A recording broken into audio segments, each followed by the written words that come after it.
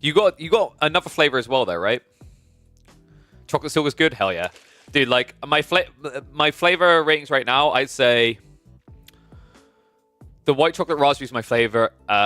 Blueberry cheesecake riot secondary. Then shortbread, and then I would say the speculoos biscuit heaven. Like, I get where you're coming from. Like, I just tested this because this one is half millionaire shortbread and half speculoos. And I can tell you the speculoos just bleeds through really strong. I think it has quite a powerful kick to it, right? Talking about performance enhancing drugs, is Crackety beating Marine Lord? Whoa. He is if he drinks enough protein works. I think that's how it works. Wait, what's the legal loophole there? Not saying that it will definitely like win you games, but it won't hurt. With milk, it tastes like an amazing milkshake. Yeah, I think like some flavors I could see that benefiting from. Some probably don't need it, but I could see that maybe with the banana. Losing the love handles already. What's the missus gonna grab onto? You know. Actually, the speculoos didn't taste like the speculoos I'm used to. I don't know if I've had speculoos, so I didn't really so I can't give. I don't have that as a comparison. But like even just smelling it, like it's almost a cinnamony thing. Oh yeah, I'm right. Yeah, I just looked it up. It is usually made using candy syrup, fat, and sometimes cinnamon. Yeah, I mean I don't mind it. Like it's okay. I agree. Like I wouldn't say it wouldn't be my go-to because I literally just rated it the lowest of the 4 I got. But you at least have the silk chocolate to work with. I definitely recommend white chocolate raspberry. I don't know if Germany has that though. Let's open up Age of Empires 4 though. What's up, Cool? How's it going, buddy?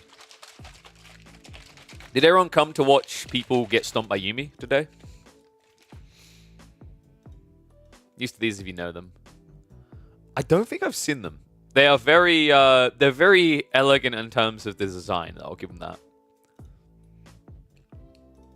But yeah, I don't know. Maybe I have like had speculoos before. I can't. Not from what I can recall though. But yeah, it's like I said, it's the way I describe it is like the fact that I'm able to consume it and be okay with it. It's not my favorite, but like if this is what I'll say is if like the speculoos for me ends up being like the worst one, then actually it's like not all bad, if you know what I mean. Where it's like okay, it's like decently consumable. The other ones pop though for sure. So we are gonna quickly have a look first before we hop into our recorded games to see if there's anyone rocking it live, because I always like to check on this first. But yeah, like the tastes like these. Okay, it says bad request. So like the thing I'll like say, you know, like because you know I always look to be honest in my endorsements. So far I've only had that once, and I'm kind of reluctant to have it again. I haven't been able to get on with the greens because the one I had, the apple and lemon, I think I maybe just need to add more water than what they recommend because I felt like that was very lumpy. That might just be on me in the way I mixed it. So I need to try that again at some point. But that's the super greens, which is basically like all your nutrients for the day.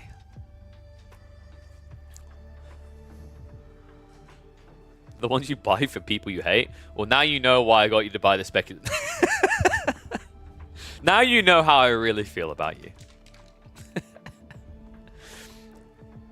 Why would you buy cookies for people you hate? I don't know. Lace them with laxatives, I guess. I guess that actually that makes perfect sense. Wait, is that the Blige? Ook.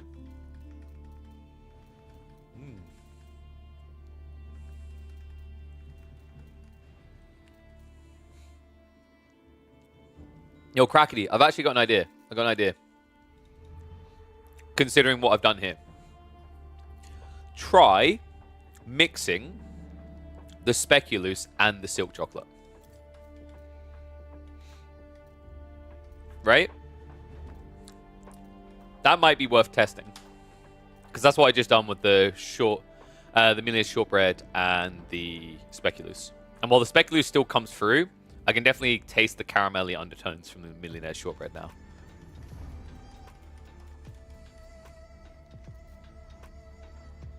hate Krakeny. This guy sucks. Oh, I forgot to ask answer about that earlier. Someone asked, am I going to be casting EGC? I am indeed. I will be casting EGC on Saturday. So actually, I'll put that on the top for people that don't know. Yeah, I'll be opening up the show with good old Winston, the waffler. God, does not shut up. Yeah, so it should be a fun one. Just let me look. Look, is there no one that we know queuing on 1v1 right now? I guess not. But that's fine, because that means we can get into what I want to get into. Recon may have experienced the Puppypaw Yumi. So we have to check it out. It's like an unwritten rule. In fact, I even got like confirmation. Chuck Norrisaurus Rex is most definitely Puppypaw. I already knew it was. Dude, like I was talking to someone like who should know who it is quite well, and I bluntly said it is him, and he's like, I don't know if it's him. I was like, it is him, and he thought about it for a second. He's like, oh yeah, it is. I was like, I know the boys. Come on. So we're gonna have Byzantines up against Japanese. How long is the EGC tournament going to be? So the EGC tournament is going to be, I believe it's a month long, if I'm not mistaken. Should be qualifiers into 4 weekends. Sorry, so like a month and a week. In fact, we can just double check those details. Master of Realms. Let's have a look. Oh, wait. Oh, a sec. So we quickly do this. And we go like this. No, that's not what I want to do. Boink. Yeah, you can literally check it for yourself here. Master of Realms. All the current details available publicly are here. Yeah, so GSL groups from June 1st to 15th, and then playoffs will be 16th to 23rd. So yeah, it's what, 4 weekends? Is that right? Wait, is my brain right on that? No, it's 5 weekends. Yeah. This weekend, next. Yeah. So qualifiers this weekend, and then don't know why it says. Yeah, so you'll have open qualifier 1 and open qualifier 2.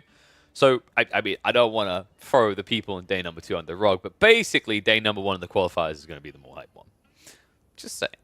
And then we are going to have the group stage and whatnot. Like, basically the whole concept, for those who don't know, with Master of Realms, the way it works is that players have to choose maps that are categorized. So as you go through a series in these BO5s, you'll do an open, then a closed, then a water, then a hybrid, then a chaos or whatever. And there's different ones in here. So we actually have got Socotra coming through. Biddlin has been working on that map, by the way, for anyone who's not aware. So hopefully not too meme a map. Hopefully a pretty good map, actually. 1 second. I need to... There we go.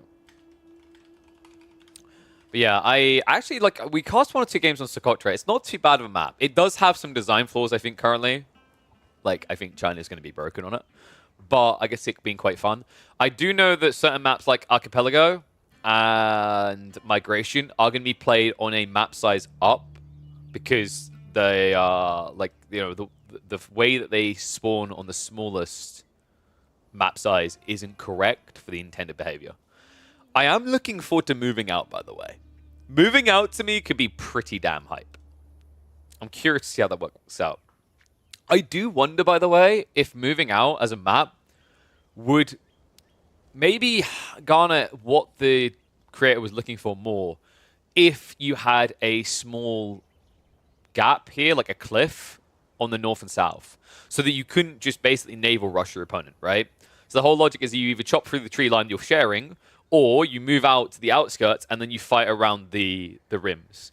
I actually think that could make Moving Out a very, very intriguing map. I don't know if Kevayu is here right now. In fact, I want to quickly send that across to him, because I think that's a very interesting idea.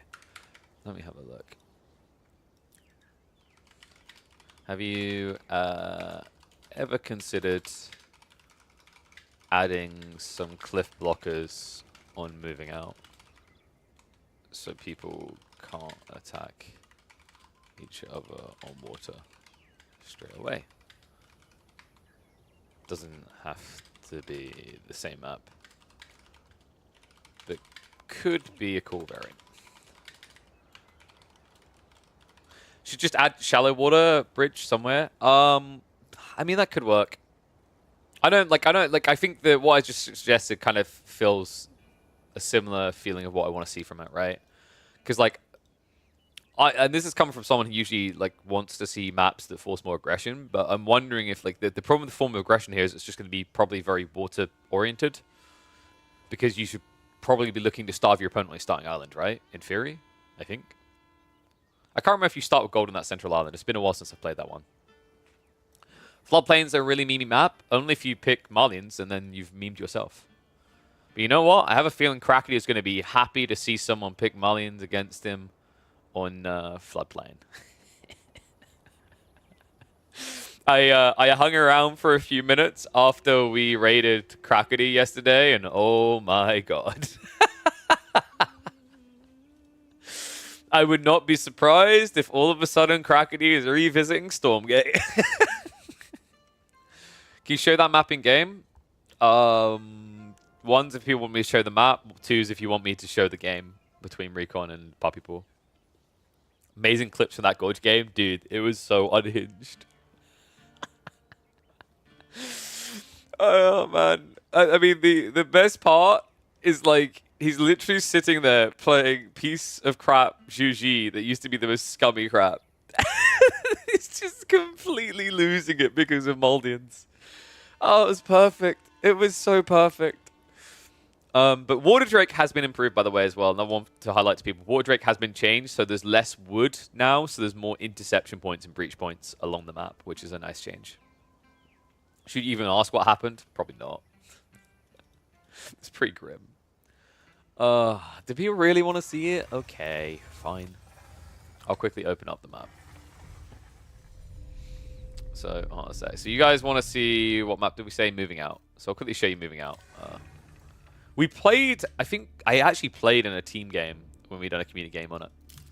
And I random China, which made me cringe. So, here you go. I'll quickly show you this map.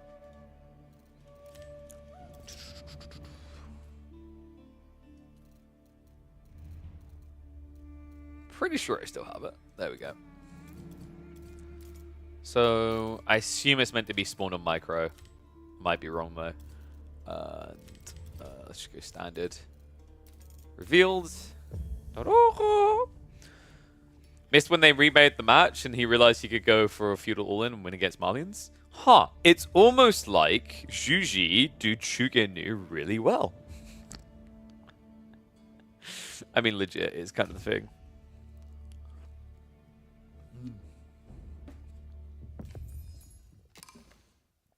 Okay, so this is moving out. Another thing I don't like, inconsistency in the spawn. It won't always spawn like this. So from what I recall, sometimes the south side or the north side has like a run through. Okay, maybe it does then. Okay, you can always. But it's a little bit funky. I think the design, if I'm not mistaken, I do think Kavayu's original conception was that you couldn't reach the enemy side without chopping through. But the way it spawns, it doesn't work. But if you put cliffs here, that would change it. So you could have the cliffs dent slightly into the land, and then you'd have a huge mass of wood separating the two sides, right? And then what I'm saying with my design idea is that basically you'd have to come out your boats, you'd expand onto these areas, and then you push out on the flanks, right?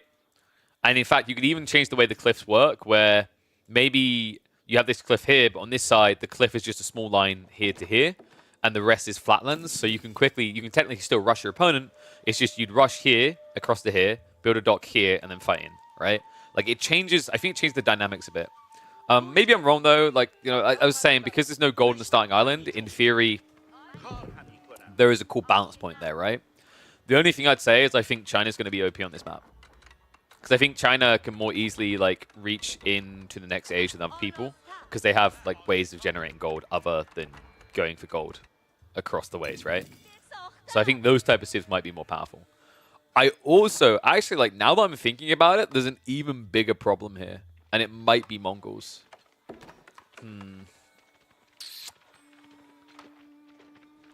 I'm wondering if you could creep an outpost there and not get seen. Oh, no, I can't check now. But, like, right here, if you could stand here tapping, you probably couldn't. But, like, the other side, you could definitely block out. I don't know if it'd be good enough to kill them entirely. Roost Bounty, I mean, like, who cares? It has the standard amount, right? It's like Roost could be strong for like walking out, but like Roost still have to go out, right? Is the difference, right? They have to go all the way across with a transport ship, which remember Roost boats cost more, right? So they have to build a transport, go across, and then build a hunting cabin. That's a lot of wood. I actually don't think Roost is going to be that strong here, and the reason is that I think in most cases what a player will end up doing is they will simply build a transport straight away, take their scout over, and start sniping the deer. Now, you can do kind of similar, but you can't add in additional scouts until you're heavily delayed, right? Because you're not, if you build a dock and you build a transport ship, where are you getting the wood to then build a 100 wood hunting cabin? You're not going to do that, right? So, like, I don't think Roost is going to be a problem here. China will definitely be the big problem. China and Mongols, I think, are going to be, like, very strong picks on this map. Because, like, the other thought I'm having with Mongols... Actually, Order of Dented, maybe? I'm just thinking you send your villagers to the enemy side and then you mirror them, right? And you stab them down when they go for gold. Because you can just follow them around. Zhone might be good for that as well, by the way. I actually think Zhone could work because if you get Zhone and then you just transport ship and follow the enemy to their gold, you just attack them. Because like villagers, no other villager can beat Zhone. Facts. Malians might work for an intriguing strategy, by the way.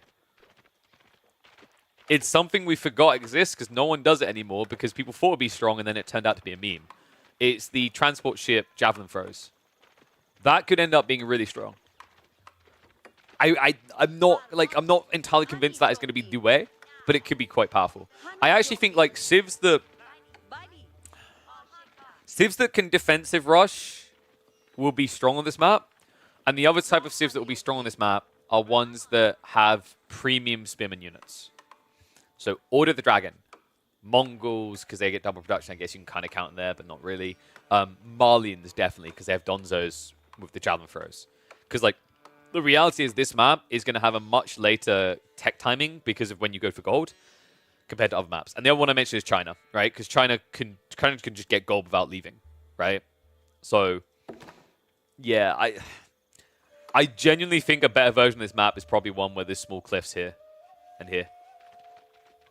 Because then, you know, that whole idea of Zhone mirroring you or me sending a Gilded Spearman, I can't just grab him, drag him across, and over to you here. I would instead have to go all the way out here and then all the way around across, right? It's like over double the time. It's such a big difference. And what up, Handicapping? Thank you very much for the resub, buddy. We back. We back, boogers. Tournament players back soon too, folks. New maps. Whoop, whoop.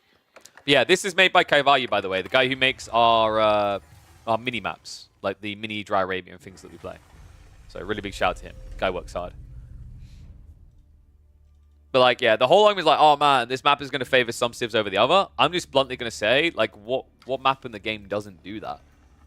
Right? Like, I feel like every map does that. Even when people try to say, like, Dry Arabian, like, Dry Arabian in a way does that. It just does it in a more balanced way, if that makes sense, right? It still technically has the issues in hold a sec. Now that's popping up.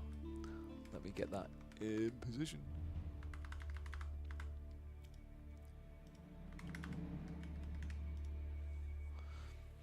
I think Roost will be good for the passive gold. I don't think it's going to be that good.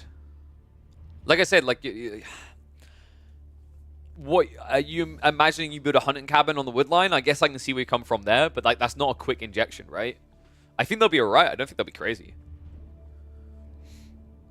Like, I can kind of see where you come from with the hunting cabin, but it's still expensive. And if you're building hunting cabins, multiple hunting cabins, then you're not building fishing boats, right? So then I can, like, potentially just rush you with food-based units. Like, I think China's going to be a much bigger threat than Rus. Ottomans, no hope. Actually, I think Ottomans can work. Because Ottomans build a dock for 100 wood instead of 150. And then I would legit just, like, I would just take my scout and a villager and find your gold and build a racks. Right? And then just spearman you. Because, like, it's wild when you think about it that way. Is, like, the cheaper dock plus the cheaper racks means that to make that play, I've only spent 50 more wood than what you've done to get a dock. Right? And, okay, do you want me to really blow your mind? This is where it's going to get dirty. This is where you're going to want to shower. You've then spent 50 wood on the binding camp. So my play to block you hasn't cost me more wood than it's cost you. Right? But you now don't have a counterplay, because an outpost is going to be 100 wood. A Rax of its own is going to be 150 wood for you, right? Like, you see how this becomes a problem, right? That's just rude. I mean, you should stay off my lawn then, dude. Learn your place.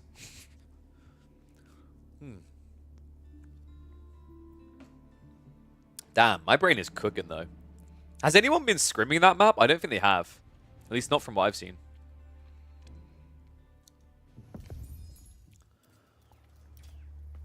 Alright, guys. I think it's time, though. We've given people enough time to hop in. Let me quickly check I didn't miss anything in YouTube chat. I think we are all good and ready to go. It's about to get spicy. Y'all ready for this?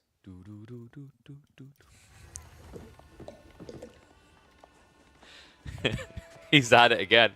He's back at it. Puppypaw is getting ready for Yumi War.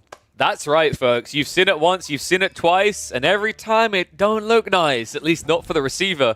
The receiver today is going to be none other than Recon on the Broken Teens. That's right, the Byzantines coming out to play. Surely if there's any Civ that can survive the Yumi onslaught, it is this one. But any other player, I might agree. But if there's one player right now that I actually think is the bane of everyone's existence when he has Yumi in his hands, it's Puppypaw. We've seen him dismantle Louis MT. We've seen him do some ridiculous things to Donardi, and that is just the cream of the crop. There is plenty of other people that have fallen victim to it alongside. I still remember in tournament play, the 2TC Yumi build that annihilated even deli pickers of the highest order. So let's see what we have in store today. Because one interesting thought here is that we are actually talking about a map that's very short. And that can be even more beneficial to these Yumi rushes because it doesn't require very long to get in position. The negative can be if Recon reads this and walls himself off appropriately. One thing I will say is straight away people are probably thinking, I mean, Yumi, really? Like, if he gets Lombos, he's going to be fine? No, Lombos actually get destroyed by Yumi. Facts. I've seen it time and time again. What I'm curious about is whether this is going to be maybe a Javelin contract, and whether Javelins can be good enough. Because in theory, with their very high base armor, Yumi is merely tickle. But, you know, if it seems like I'm Yumi fetishizing a little bit too much, it's because I've seen Puppypaw just do this non-stop. Right? Like, you know, you got to keep in mind, Puppypaw, there's an S-tier tournament coming up from EGC. He's prepping, he's practicing. I don't think he really wants to practice the same old Castle Age build that everyone knows the Japanese. We've seen it time and time again. Every player knows how to execute that build at this point. Right now, what players are really looking for to get an edge is a way that they can play with the Japanese in Feudal. I say that, but maybe it is about the castle just different. Because like the other thing is, it's either Feudal or it's a new build in castle. Because one thing we have to be conscious of is we did see that fast castle build in the Chinese versus Japanese game. The difference here is I think it's a bit easier to dent a Byzantine base than it is to dent a Chinese base, right? Especially considering one side has a ridiculously strong defensive landmark and the other has this. Grand wiring down the way. Kuro Storehouse being built up with one. Oh, this is fast castle. After all that hype up I said about why would you even bother it? Like, you know, just don't even bother to hang in with the idea that, you know, you need to go Castle Age here, come up with new builds. He's going for Castle. I do genuinely think he's going to do Yumi, though. And there's a few things that leads me to believe this. The first is that Recon made a comment to me last night without giving away the result of the outcome of the game. He simply said, Puppypaw is doing some really weird Yumi builds. In conjunction with the fact that the last few Yumi games, Japanese games we've seen from Puppypaw, they've all been Yumi. I think we are going to be finding our way to a fast castle Yumi build, which, by the way, I think is like really underrated right now. A lot of people fixated on how bad Feudal is and how bad Yumi and Feudal is.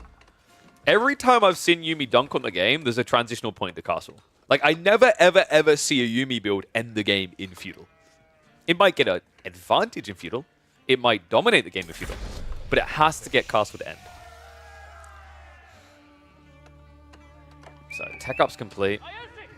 Farmhouse now coming out. I mean, he has got Tawara, right? This is a very interesting build. So notice what happened there. That's really cool detail to keep in mind if you want to improve your optimization around Japan. What Puppypaw done there is he dropped the farmhouse in a weird location, admittedly. And then he waited for Tawara to research before he moved out for a second farmhouse. This is contradictory to what most players are doing with the Japanese at high level right now. A lot of players instead always move out for the farmhouse straight away because it's optimal, and then leave a single villager out on the berries and gradually get into Tawara. This is a cool optimization because it means that you don't actually lose any extra idle time from walking extra distances. And you're going to need a second farmhouse eventually anyway, right? So he doesn't really lose out in any meaningful way. He actually instead ends up being a bit more optimal. So Recon, other side of this, has got his Grand Winery in line. And he is going to the stables. Now so this is going to be comical, because if this is the Yumi build and Recon loses to this, I mean, dude might just retire and go wait for, like, the next Age of game, right? Because, like, here's the thing. Recon is probably the sole biggest believer in Horsemen for the Byzantines. I don't know any other player that plays Horsemen as much as him. Like, sure, you know, there's some people that go for it when they build Hippodrome, but this guy ignores Hippodrome and still builds My Little Pony fantasies all day long, right? So I'm curious to see, like, how this hits up against what's happening for the Japanese. I'm not sure I'm a crazy fan about it, because the reality is you're not going to have the ability to breach the Japanese base. Like, anytime you're thinking of all-in in Japan early on, you need to think, okay, they're going to have outposts. How do I break those outposts?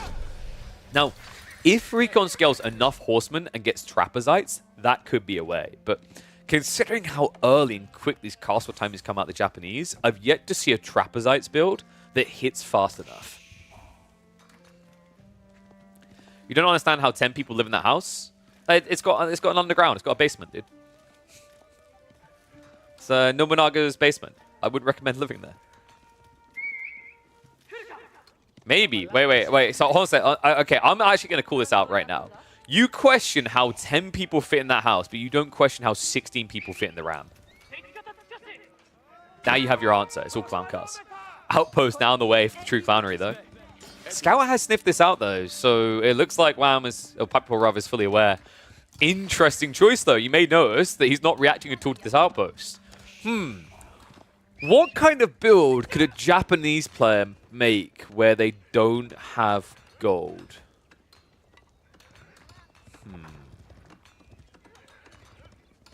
I'm stumped. I can't, you know. I am a simple Japanese main. I see Onobagisha, I see Mat Samurai, I see Samurai. They all cost gold. I'm pretty sure there's no other units that exist in the Japanese arsenal. I mean, they could build villages, I guess, but that's not going to win you the game. Wait a second. Could it be Yumi and Spearman? You know what? I think that's exactly where we're going with this. It's going to be pulled back of villages. Interesting choice to keep some out here. Love that detail. Notice what happens there. Puppypaw leaves the scout in the way, so the villagers take 0 damage whatsoever. So outpost is up with Arisets coming in. That is going to idle them out fully. But you know, the question now is, did Puppypaw get enough? And the answer should be yes, right? He's got Steel Arrow already on the way in. This gold drop-off should get him enough for the Yumi veterancy. And to be honest, you might think, okay, surely you want to have Castle Spearmen instead because you're up against Horsemen. I'm not entirely convinced you need it, right? Like, here's a funny little thought for you. The Spearmen get enough bonus damage against Horsemen to beat them. It's not like they're against Knights. It's another funny thought for you. Yumi's stats become decent enough to a point where Horsemen will feel the pain.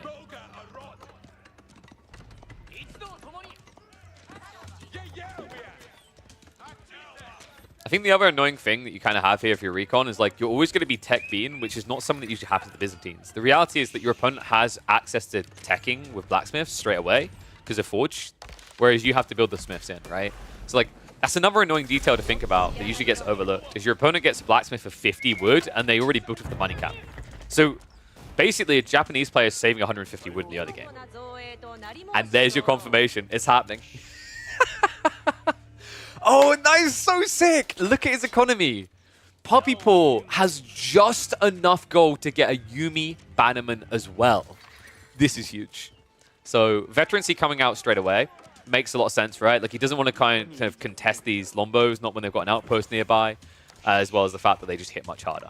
You need to wait. Undermesh, in the meantime, is coming for Recon. And Recon is kind of in for a penny, in for a pound, right? He can't just blind tech up now. He has to punish this. Because if he backs off now, then all of a sudden you're going to have Puppypaw moving out for the relics, and you're also going to have mass Yumi running you down. Now, I believe this was the first time Recon saw this strategy. I don't think he's been running into Puppypaw too much recently. So you have to imagine from his perspective how weird this feels, right? Like, you know, Recon had a bit of a break, comes back, and all of a sudden someone's doing the weirdest build you could not even try to imagine, because why would you do this? He probably expected Samurai spam or the Bagisha spam. It's why he was so focused on this outpost rush into a blocker. Now he's going to have a bigger problem. He can, of course, see all those Yumi being produced, but unfortunately no way of reaching in. And look at the damage diff, the stat diff. 7 damage to 6. Steel Arrow isn't in yet. On top of that, remember, these Yumi now have 70 health. They're basically, and this is the weird thing you have to process about being Japan, by going Castle Age, you are able to make Feudal Age archers. That's the weirdest way to think about it. But it's a positive as well, because you're paying less for these archers, right? You're able to spam the count much quicker because it takes 13 seconds instead of the typical 15. With a Yorishiro drop, you actually produce Yumi every 4 seconds. And then you have a true run and gunner due to the extra movement speed they get compared to almost any other archer in the game.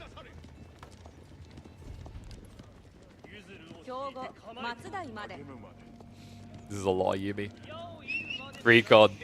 He's still not looking for a tech up either. He feels like he needs to build more units to defend. He has done the right thing and starting to wall himself off in the center, but he needs to wall the north side ASAP. You just saw the damage that Yumi mass done to the Horsemen on one flurry of arrows.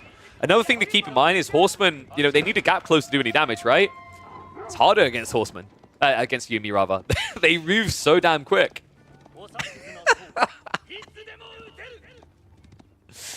Oh, man. You know, it's times like this we always like to reference Faye, because she is probably one of the most vocal people about her hate for Yumi. She's not alone. A lot of players have been reckoning that they are complete trash. But honestly, I mean, I'm on the other side of it. I think I've said for quite a while, wholeheartedly, that I think Yumi have a role. It's just misunderstood.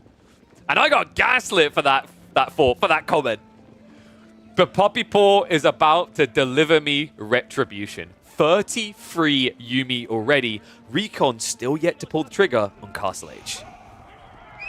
Relics already on the way home. One's the now Recon can't really contest here.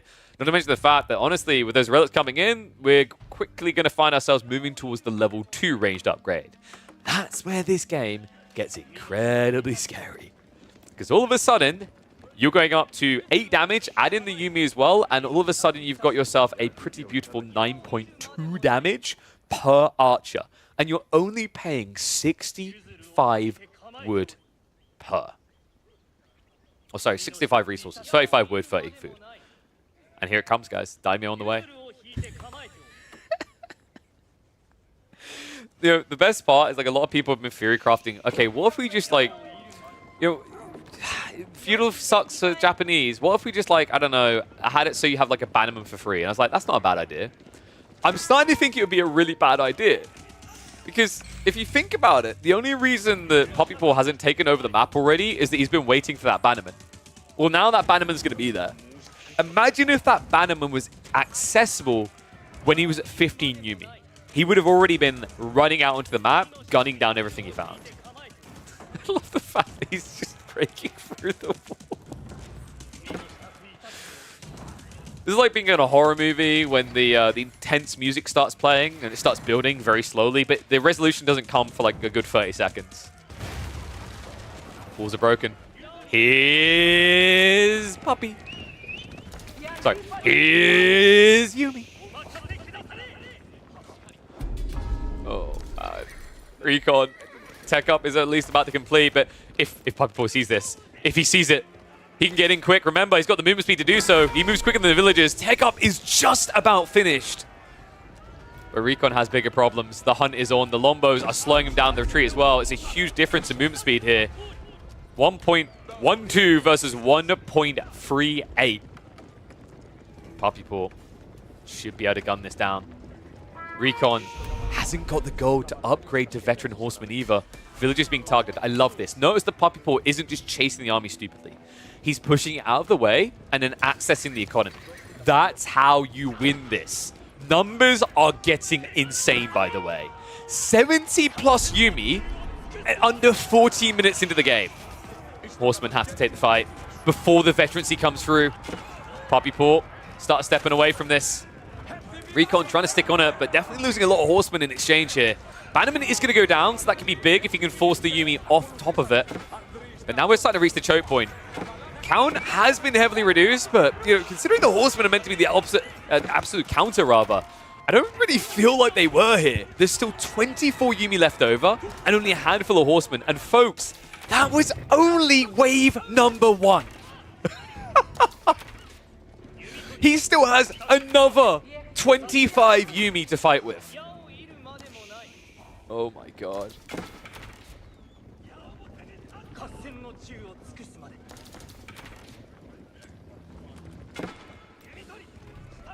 Well, Crackney's whole comment there, have wall, throw wood at wall, wall doesn't become bigger but breaks. I can explain that. You know, like when you've got wood and then someone shows you more wood, you would probably like shrivel up and collapse as well. So, yeah. Just a thought. It's a race. It's a contest. You've been outwooded more than one way in this game. Oh, dude, this is already over. I actually don't know how Recon's meant to get back into it. Like, he's prepped a Siege Workshop. You need mangoes and a front line. Lombo's getting mocked up as well. Sacred Sight's also getting locked in. What a sick strategy. You know, I think Puppypaw may have made an error here, though. He should have kept this secret. Because now everyone's going to be prepping it for the EGC tournament. This crap is strong, man. I feel so vindicated right now. It's incredible. Wave after wave of Yumi coming in. I mean, Recon at this point, I think he's just processing the loss. Yeah, I know the type of player Recon is. Like, he doesn't just want to wave the white flag straight away. But I know he's just sitting there. He's probably molding right now going, what am I meant to do against this? This is so stupid. So we've seen Puppypaw pretty much win the game with Yumi against Chinese. Now we've seen him do it against Byzantines. There is going to be a conversion, and it's coming through now. It's into the Mountain Samurai. Last time it was Samurai, but basically the logic here is Yumi can kind of put you in a winning position, but they can't win the game, right? They can't burn down the buildings, and they can't stay underneath the TC forever. But Samurai, either in horseback form or foot form, can. Oh, fantastic. Finally, the savior of Recon is on the way. All worship the manga now, the guys know. Just don't believe in the manga, it's a bait. Literally, all he has to do with the Yumi is walk on top of it. Mount Samurai now on the way, but I think, yeah, it's no Yorishiro, which is why it's a little bit slow on the pacing. Oh, bless little Recon. You know what? This is a solid strategy, guys. How do you find somewhere to gather where the Yumi won't see you? Just see everywhere. Recon. Recon's like, what? It's not like they have ranged attacks or anything. Oh my god. This is the strategies of a desperate man right now. Are you kidding me? No, do not lose the mango to a single samurai. I can't believe that almost happened. Oh my god. Okay, so mango has been revealed, as has the mounted samurai. The problem now is like Recon is so heavy into horsemen and lombos, he doesn't have any spinman production coming through. He doesn't even have the full upgrades yet, right? The veterancy isn't there for the lombos. Oh my gosh.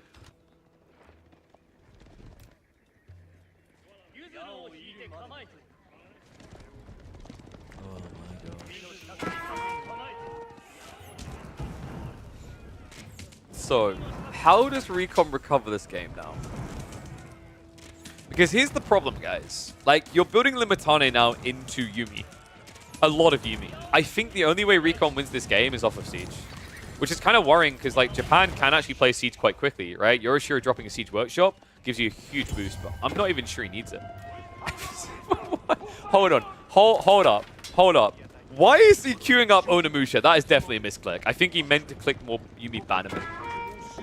I've noticed a few players have that binding issue. There is literally no reason to build into Onimusha at all. But the Mountain Samurai, oh man, that's gonna be the winner.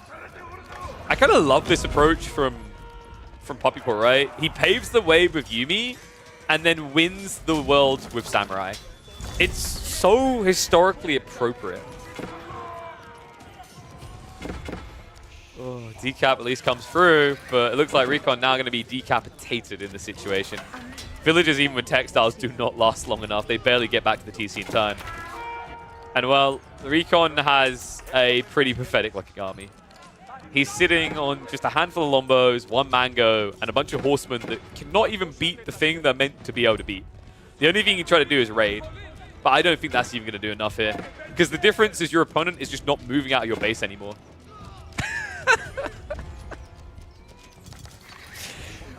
What I absolutely adore is, like, there should be a patch on the horizon soon, theoretically, right? I'm not sure exactly when the season ends. I'm not sure when the ranked season ends, but, like, we're fairly deep now, right? I think we're, like, a month and a half, maybe 2 months. So there's going to be a patch. Like, theoretically, I expect that patch to drop just before the Red Bull qualifying tournament, right? Now, considering how big of a studio Microsoft is and how much time it can probably take to process these patches, my question is, what's the likelihood they've already put a Yumi buff through and won't be able to roll it back in time?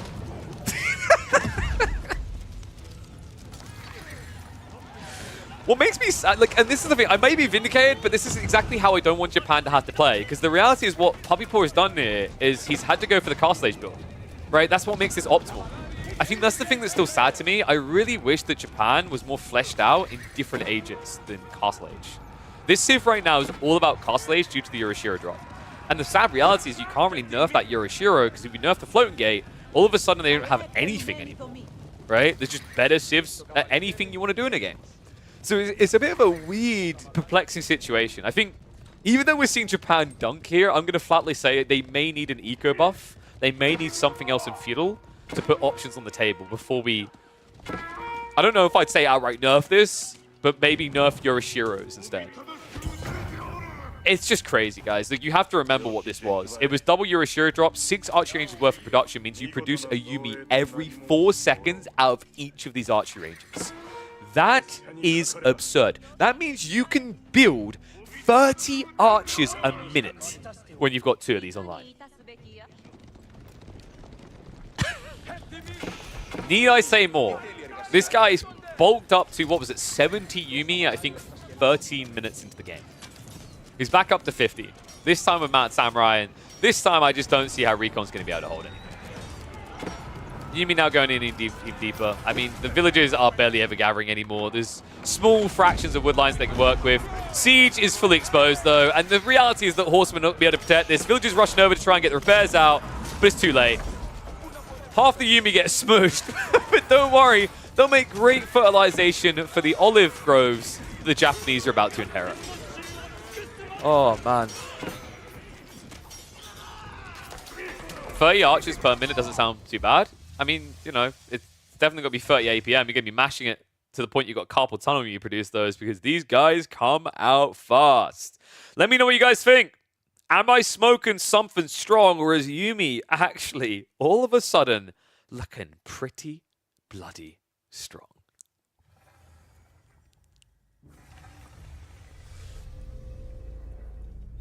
Oh, man. That was...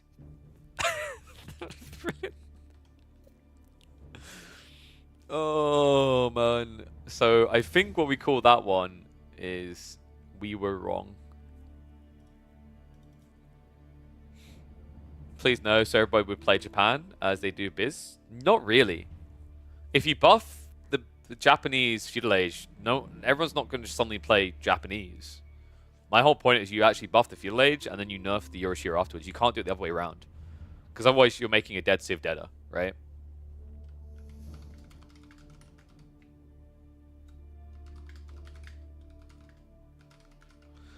Do we call it we were all wrong or the pros were wrong?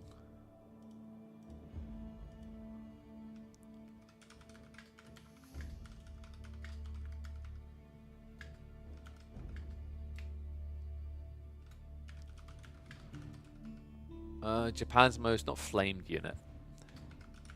Maybe flamed?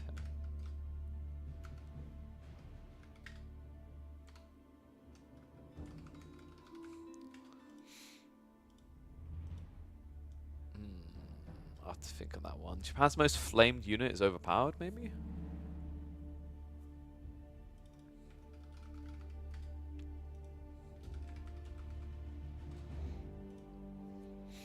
Alright, there we go. Mass Yumi actually beats anything. I did the strat. Could kill mangoes, could kill buildings. Yeah, I mean, that's the thing, right? Like, mangoes, you just get on top of straight away.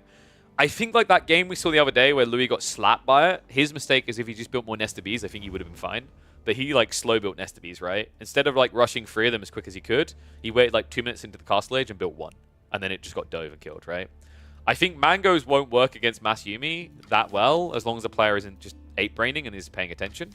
But I think Nesta Bees does work against Mass Yumi. Wait, whoopsie, not customs. Alright. Let's see if we've got any pros live. If not, we've got more opportunities to watch Recon cry.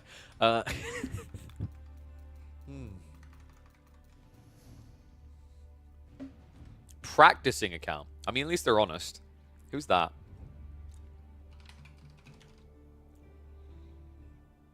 Rank 380th. Wait, do we cast Crackady's games? Against Louis? How many games did you have against him in a row? What? Dude, like, not in a row, but on that day. Crackady, holy crap, dude. We gotta get you outside. Well, like, half your games that day were against Louis.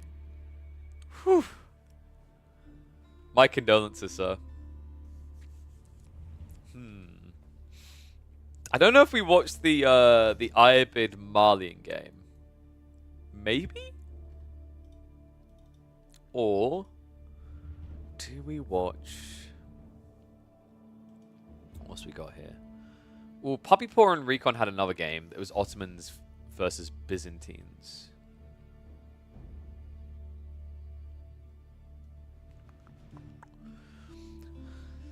Do you want more of that, or do you guys want more of the Yumi builds if I can find them? I don't know if we've got any right now. Oh, we've got another Louis MT versus... wait, no. Actually, that's perfect. That is actually perfect. You know what we have, guys? We've got Puppypaw versus Louis MT. The exact same matchup. Same map, everything. So we get to see if Recon's just a noob. Very important to us. It's the question we need to answer, right? So I think, let's see. Cliffside? There we go. Now, Crackety, be honest. Are you just praying Louis loses? I imagine you always will be now after that that Malian game. Oh, man. I think you need to edit those down to montages, my friend. Good content. You should just call the series Moldedy. The Moldedy recap. Like every week, you should have a nice little, podcast where you mold about the broken civs. I'll tune in.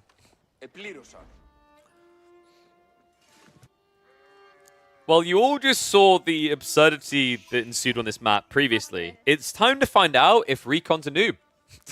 Because we're back with more Puppypaw, likely Yumi antics. The exact same matchup we just watched up against Recon. Louis MT, this time, is going to be the one on the Byzantines. And we are once again on Cliffside. So, just to recap, what we saw in the last game was basically Mass Yumi after rushing Castle Age. I'm wondering if we can get the same thing here. In fact, I'm almost certain we're going to. There's already signs of this happening again. And the clearest sign to me is when I keep seeing this. The farmhouse getting dropped straight away like this next to the TC. Most players right now are like walking out and placing it on the berries. I actually think in general this is probably better. But the thing about this particular placement is if you want to drop a Kura storehouse nearby, you're now blocking an extra farm slab, which seems like a bad idea until you remember that if it's a Yumi build, you don't actually want the farms for food. You want to fill out the farm area quicker, so you start passively generating wood. So I think in this game, actually, like, he's going to drop the Kura here, and that would mean that he's blocking one of the spawn spots on the farmhouse location there. right? Which gets him into wood generation faster. Pretty cool detail. I think the first player to spot this was B, if I'm not mistaken. 3DB spotted it several months ago. That was when he was doing some very interesting builds. I still remember the game against Voldemar where he went 2TC Yumi spam up against Mas Keshix and annihilated his opponent. Next level play would be to block the rest with walls. Now, it's funny you mentioned that because one of the devs actually had a strategy theory crafted that involved that. But his feelings is that it was very underwhelming. And I can kind of see where it's come from, right? Like, you actually have to spend wood to place them. You then have to spend idle time building the walls. And yes, the reality is you can actually easily just end up canceling the walls later, but it's still you investing resources, locking them into something, and you're essentially locking in wood to get wood. So it's kind of a weird strategy if you think about it. Was it me, guys? Or is that... No, that's enough. I was about to say, that should be... Wait, is that enough space? Why is my brain acting like that's not enough space? I can't figure out for the life of me. No, that definitely is. It's interesting because if he really just wanted the wood, he could have pulled the Kuristor house intentionally half a tile nearer, and then you would have blocked all these farm locations, right? So yeah, kind of intriguing there. Maybe we've got a different build coming in mind. I mean, in fairness, like permanently blocking the farm placements is bad because Yumi can do a lot for you, but if the game goes too late, you're going to have to move away from Yumi, right? Like we've seen, when Puppypaw gets like 20-25 minutes into the game, he goes off of Yumi and onto Samurai instead. Other side of this, Louis is just going to be going for the atypical Grand Winery, nothing too funky here. Has actually just taken the leaf out of Puppypaw's book here, right? Puppypaw, the one who innovated this 1-2 Olive Grove opener, and Louis has already got the first one of those down. Pretty valuable as well, considering the stone generation you get, right? Like, you plop down these farms, and all of a sudden you can definitely afford to go level 2 Sistan in a rush. The question is, what is Louis going to do? Does he know exactly what he's up against? Because this is definitely the fast castle now. Once again, it's the one villager on the Kuristor house. Rest have now moved out onto the farmhouse on the berries, courtesy of the fact Tawara is there. An outpost coming up in a very beneficial location here, actually. It's going to block any sort of short raid point. So Louis' only way of hitting this with Lombos is going to be going all the way around the back. And guys, if he goes Lombos, I'm going to be shaking my head. Like, that was, I think, the critical blunder out of Recon in the last game. Lombos just will not play well up against Yumi. I'm not entirely convinced that jabs can do 10 times better, but at least you might have an opportunity to skirmish it a bit more favorably in the early game. The reason why Javelin's going to struggle as well is you have to remember, like, jabs do get a lot of bonus damage. They do have good ranged armor, but they're still going to have a similar issue to Lombos, which is as you master them up, they're going to overkill. The difference with Lombos, at least, is they reset for an additional shot quicker. And I think that was the thought process for Recon in the last game. The problem is, unless you've got a good front line, you have to then focus on the fact that Yumi will just run you down and kill you, right? That's why, in theory, Javelins are better, because of that extra ranged armor they have. We'll find out in a sec. Kuristor house is about to complete. I don't think Horseman works. I'm becoming more and more convinced of that. And Louis hasn't gone for a stables yet, so that's good news. What I'm not sure of is if Varangian works. Because if you start building the Varangian, the issue you have is the Yumi can just kite you, right? And then eventually your opponent will transition into the Samurai Vodachi, and you just die. It's like, it's a bit of a tricky one, really, in my brain. I'm trying to rack my brain for how you actually solve mass Yumiing. Maybe you just play... Do you play Lombos, and then you go for Mangoes as quickly as possible? Because the full process there, right, why that could actually be good, is if you go Lombo contract, you do get Lance Nectar in H2. In H3, rather.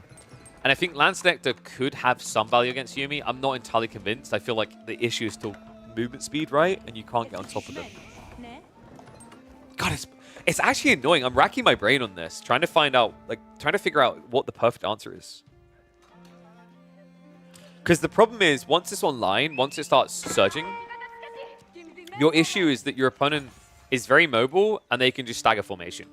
And all of the solutions you potentially have get countered by stagger formation, right? Like Lance Neck suck against staggered. Mangoes suck against staggered. Right? That's the other thing that kind of makes Yumi gross up against Mangoes is, yes, Mangoes do smush them quicker, but per shot, you're getting less value. right? Like, compared to hitting a Lombo mass, those mangoes hit a site, you're doing a lot of damage to the overall value of the enemy army. When you smush a group of Yumi, it feels like a drop in a bucket, right? Like, it's a tiny quantity of the overwhelming force there. Well, maybe Louis' solution is to get in before it becomes a problem, but if that's the case, I think he may be a little bit too late, folks. He has already got Steel Dagger on the way. I'm not sure if that's actually something that should be taking precedent over Undermesh here. And he has gone for Limitane. I think Louis has fallen for this hook, line, sinker, guys. This is brutal. You're building Spearman into Yumi. And although you do have the damage reduction, and you can easily go into Undermesh to help as well, like, the reality is the Yumi is still going to slap pretty hard here. Louis straight into Kyro Siphon.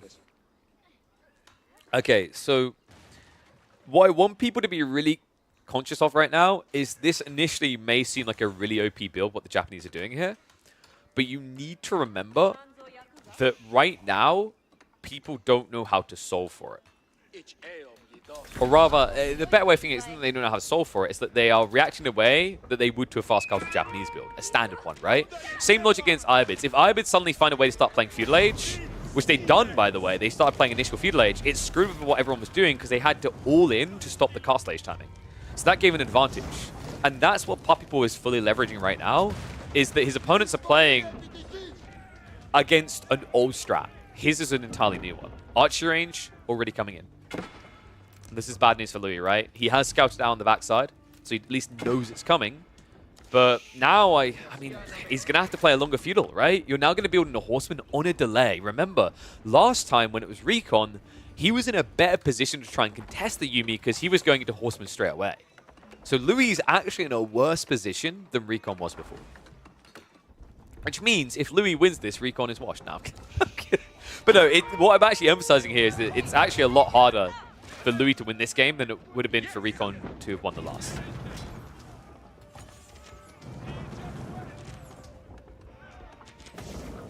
Karasaf at least moving in. This is smart, actually. Though this is actually kind of disgusting. So it's going to be normally archery range coming. Louis actually may have just helped himself a lot here. This is huge. Like, I'm not exaggerating at all. Taking out the Euroshiro racks is big. It's like you're basically... You have to think about the investment cost, right? It's like you spend 200 wood, 60 gold. But, like, it's the equivalent of 150 times 3, right? Like, yes, he didn't pay 450 wood, but he lost 450 wood worth of production, right? So now, all of a sudden, he has to make up for it. He has to drop additional archery ranges, and then he's going to have to drop the other Euroshiro to start this again. So Louis has bought himself some critical time. The question now is what he's going to do with it.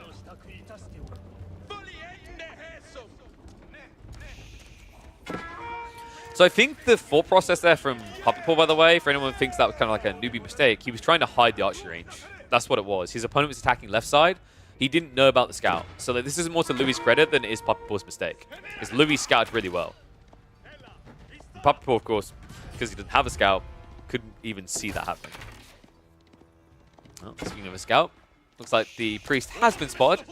Good news, actually, is he might be able to get the Shinto priest back in time to heal him up with the other lad. In fact, I'm almost certain he'll be able to here. Might even get the scout for his troubles. Okay, that's actually really good. He gets rid of the scout, so all of a sudden Louis is playing quite blind on the map as well. Karasai, in the meantime, is burning the farms. This is big. This is a Yumi build, right? So every farm taken out is bad for this build because all of a sudden, instead of getting passive wood, you're having to replace what was lost. However, there is something that is bad the other way. Did you guys just clock it? Kyro Siphons cost more than Rams and they have less health. Yumi's damage can only be reduced down to 1, which means that Yumi are actually quite good at killing Kyro Siphons. Louis immediately just tries to break away. Unfortunately, going to wrap around the back. Villagers are getting sniped out. It looks like it's going to be a fail on the outpost going up. And good timing there. He was getting ready to jump on top of that Kyro Siphon, so all of a sudden, Puppypaw has to come home to defend his economy. Villagers are being pulled. Now, it's interesting to me because I think he could actually just target down this Kyro Siphon. Oh, this is sick! He pinches it! Oh, that's incredible. And now you're screwed, right? Like, all these units inside can't escape either. They're pinched as well. What a sick read. Villagers even partying as well. What is happening in this game? What's that? Yumi sucks so bad they need villagers to carry the fights for them. Wow. Alright, Louis does at least make a drive-by on the wood line. I think he found 1 or 2 villagers, but not enough here. So far, only 2 worker kills in total. And now this is a hard fight to retreat from. Like, this is the problem of going lombos, right? This is what we highlighted in the previous game. It's why it feels a bit rough in this matchup. Jabs don't feel much better because you still get chased down, but the movement difference is huge here. This is why HRE dunks on lombos from English, by the way. You just run it into the lombos so quickly. There's no advantage to be had. Definitely not in this situation, as Louis looks like he's trying to save up, but this is, I think, actually worse than Recon's situation, because the difference in Recon's game, I think he had a decently sized army to try and take a fight in his own base with. Louis has nothing. And should Puppypaw realize it, this could be a very quick GG. Louis, wait, Puppypaw, that doesn't go in there. He's like, what? I just want gold. Yoroshiros, relics, what's the difference? Okay, now the harassment gone though, this is where wood is going to surge. And because of how long that took as well, look what's happened here. The farms have come back in again, right? So at this point, I think he only has 1, 2, 3 farms left to fill. He even dropped a lumber camp to block 2 slots here. Oh, sorry, no, 2 farms. Okay, yeah, so this will be even quicker than the wood generation. Yumi in the meantime moving in. Golden Horn Tower is going to be complete in time, so no blocker there. Yumi Mass isn't completely out of control here. Like, in a way, Puppypaw's had to move a bit quicker than he'd like because he got slowed down. He didn't get the 40-plus Yumi before he came in. But in fairness, I mean, Louis doesn't really have a standing army to upgrade here. He immediately queues up the veterancies, but doesn't really have anything to party with. Another thing that really makes Yumi quite frustrating is the fact that you can't play Varangian like you normally would. And you know what? I'm fine with that. I like the fact that they can't do the same one build every game. But the reason they can't do Varangian is because of the movement speed, right? And thus, it's very hard to do a lot of things here. You don't want to do Limitane against Yumi anyway. You basically have to do Horsemen. If you go into Knights, they'll just get sniped down. They come out too slow, and they cost too much, right? And remember, these aren't any normal Knights. They're Cataphracts. So they cost a lot more. And they also move slower. Not only are they produced slower. So yeah, a lot of negatives there. Good 2 Mango Outpost work. That's actually a really cool idea, 0-0-T. I think that might be one of the better solutions because the Mango spread is quite nice. And Yumi can't assault that and kill it straight away, right? Like, it's very expensive to do so. So that would actually buy you time. The other kind of brain-dead solution is wall. Like, I actually think that's the #1 solution to mass Yumiing. Yes, they can break through walls, but, like, you know, for the amount of time that a massive Yumi would waste breaking a wall, you have time to build up another wall behind it, right? And that buys you time to start getting a counter together. Also, if your opponent's attacking a wall, you catch them not looking, and you've got a Mango behind it, boom, you wall them down, right? So, like, I think walls, static defenses, and Mangoes over time is the way you deal with this. But right now, what a lot of players seem to be doing is panicking in reaction.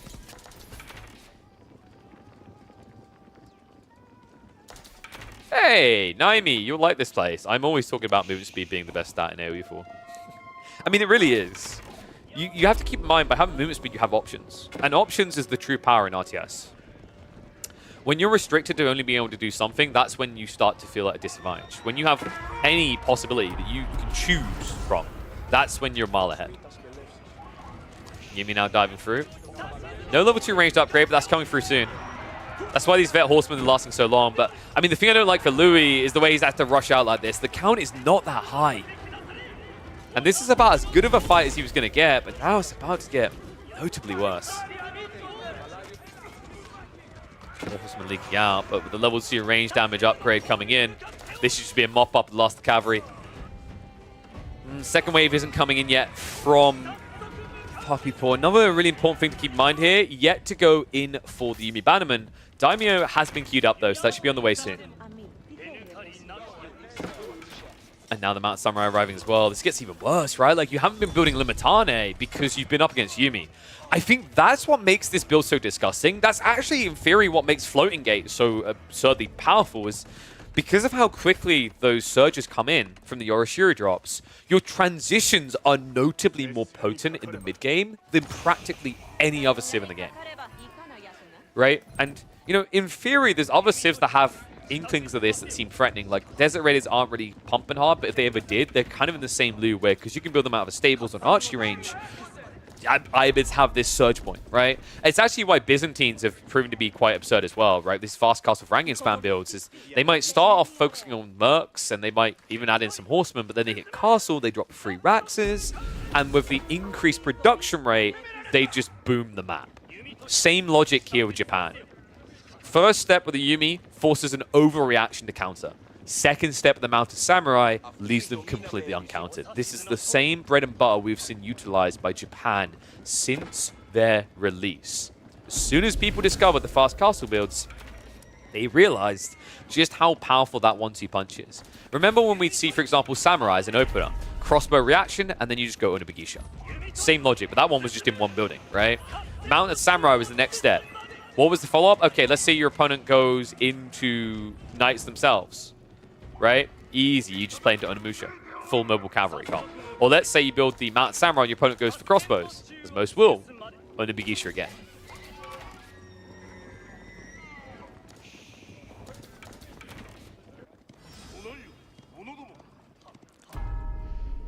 Louis MT has got a little bit of time to breathe here, but it's cost him dearly. 4 relics now gathered up by the Japanese. Now, the Byzantines do have an inflated economy, remember, with the systems, but it's only a level 2 system because of the outposts. He had to invest all that stone into getting the Maganellan placements. Do I like the Archer's decision? Well, yeah, dude, I'm a huge Yumi fanboy. I've been saying they're a strong damn unit, and this is getting proven. I think it's like, it's a little bit too strong, but as I've highlighted, I don't think it's the Yumi that's the problem. It's the production pacing. But until you give the Japanese more options than fast castle Yorishiro drops, you can't nerf the floating gate.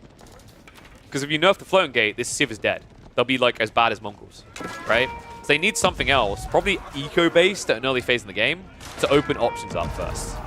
Your goal when designing a good Civ should be to not hinder the one strong strategy. It should be to give them diverse options. And that's what I love about the Yumi, the Japanese in general on paper, is they have a lot of cool, unique units with different arcing strategies. It's just a lot of the time, they aren't enabled correctly. Villager raid coming in. I mean, the Yumi are going to hunt this down, guys. The staggered formation, this is what I was talking about. Like, the Mango Tower helped out a bit, but against this many Yumis, there's no stopping this. It's out of control now. Louis, I mean, he won't even be able to break away quick enough from this due to the movement speed. He deletes the wall instead. And there's no way you can actually rebuild it. This game's over. A moment of silence into permanent silence in the Byzantine base here. You know, this is the type of moment that makes you so uncomfortable with your Louis. You're like, he hasn't attacked me for like a minute or two. What's he doing? And you knew what the real answer was. Massing unlimited Yumi. With a Bannerman aura there as well, it's just not even close anymore. GG gets called. Time will tell whether the Yumi build is actually counterable, but for now, all of a sudden, Japan's most underrated unit, most flamed and hated unit, is looking OP. Whoo-wee. Powerful, powerful stuff. I think maybe we upload both.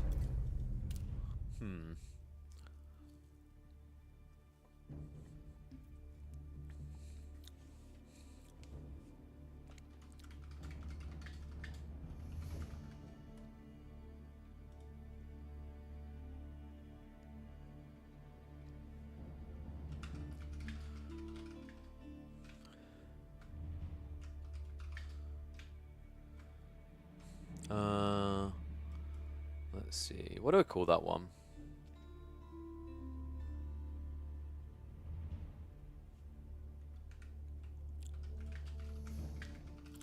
Use this strat for easy elo. I mean, it's not necessarily wrong, that's for sure.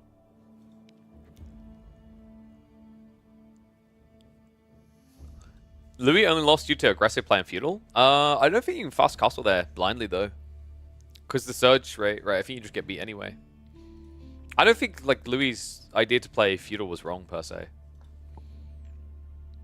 In fact, he like you're saying like the feudal aggression was wrong, but like if he didn't do that feudal aggression, the Yumi spam would have been much bigger. He took out the initial archery range, like that went really, really well. So yeah, it's a tough strat. Really cool to see that on the table though. So let's see who we've got next. Let me check the 1v1s and see if we've got anyone queuing. Criminally underrated unit is destroying top players. That could work, Jiff. That's not a bad idea. And then on the thumbnail, I think it just says Yumi might be broken.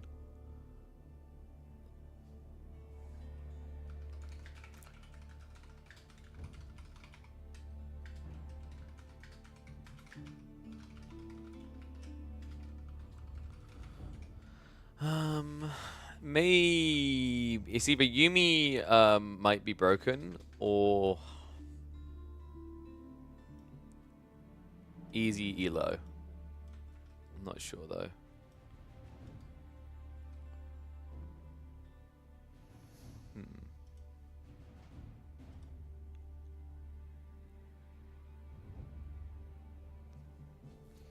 Click to the blacked out Yumi icon with a question mark. Yeah, I think we've done something like that before. And weirdly enough, I don't think it performed that well though. I'm not sure why.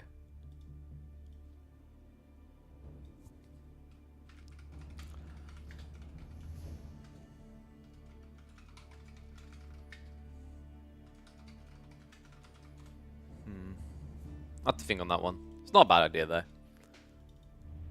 I do remember we done something like that before though, and I don't think it done well, but I don't know. It might have been like a bad timing or something else. Okay, so let's have a ganders and see who we've got here.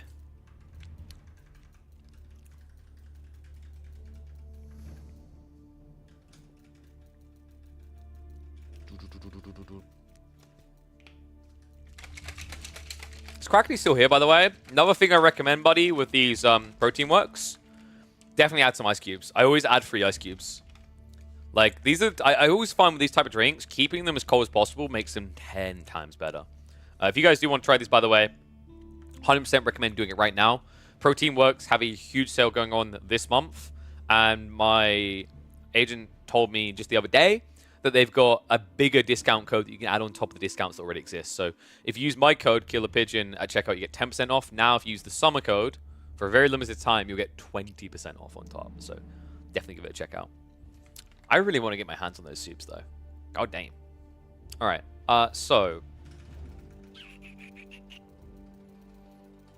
mash our way down while getting carpet tunnel. No names that I notice. It's really sad that they haven't added in a rank yet on this observe tab.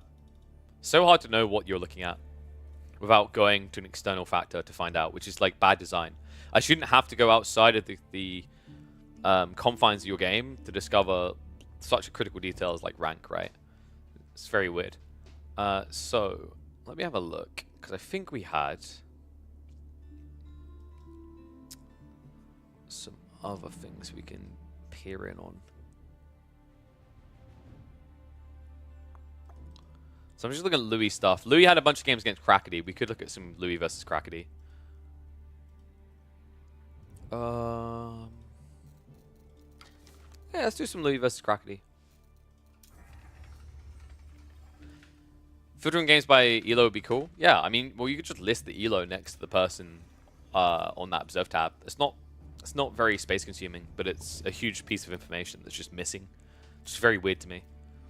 There's other things that are just kind of obvious as well, like spoiler blockers when I'm looking at finished games as well. It's something I've been begging for. So I think we're going to do some Juji versus... yeah, let's do some Juji versus Zhone. That's an interesting one. So let me update. We've got Louis MT versus Crackety.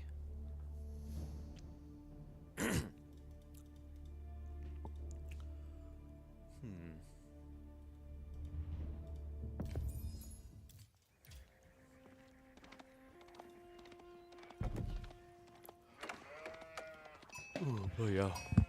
I keep waking up early at the moment. I don't like it. I like snoozing in.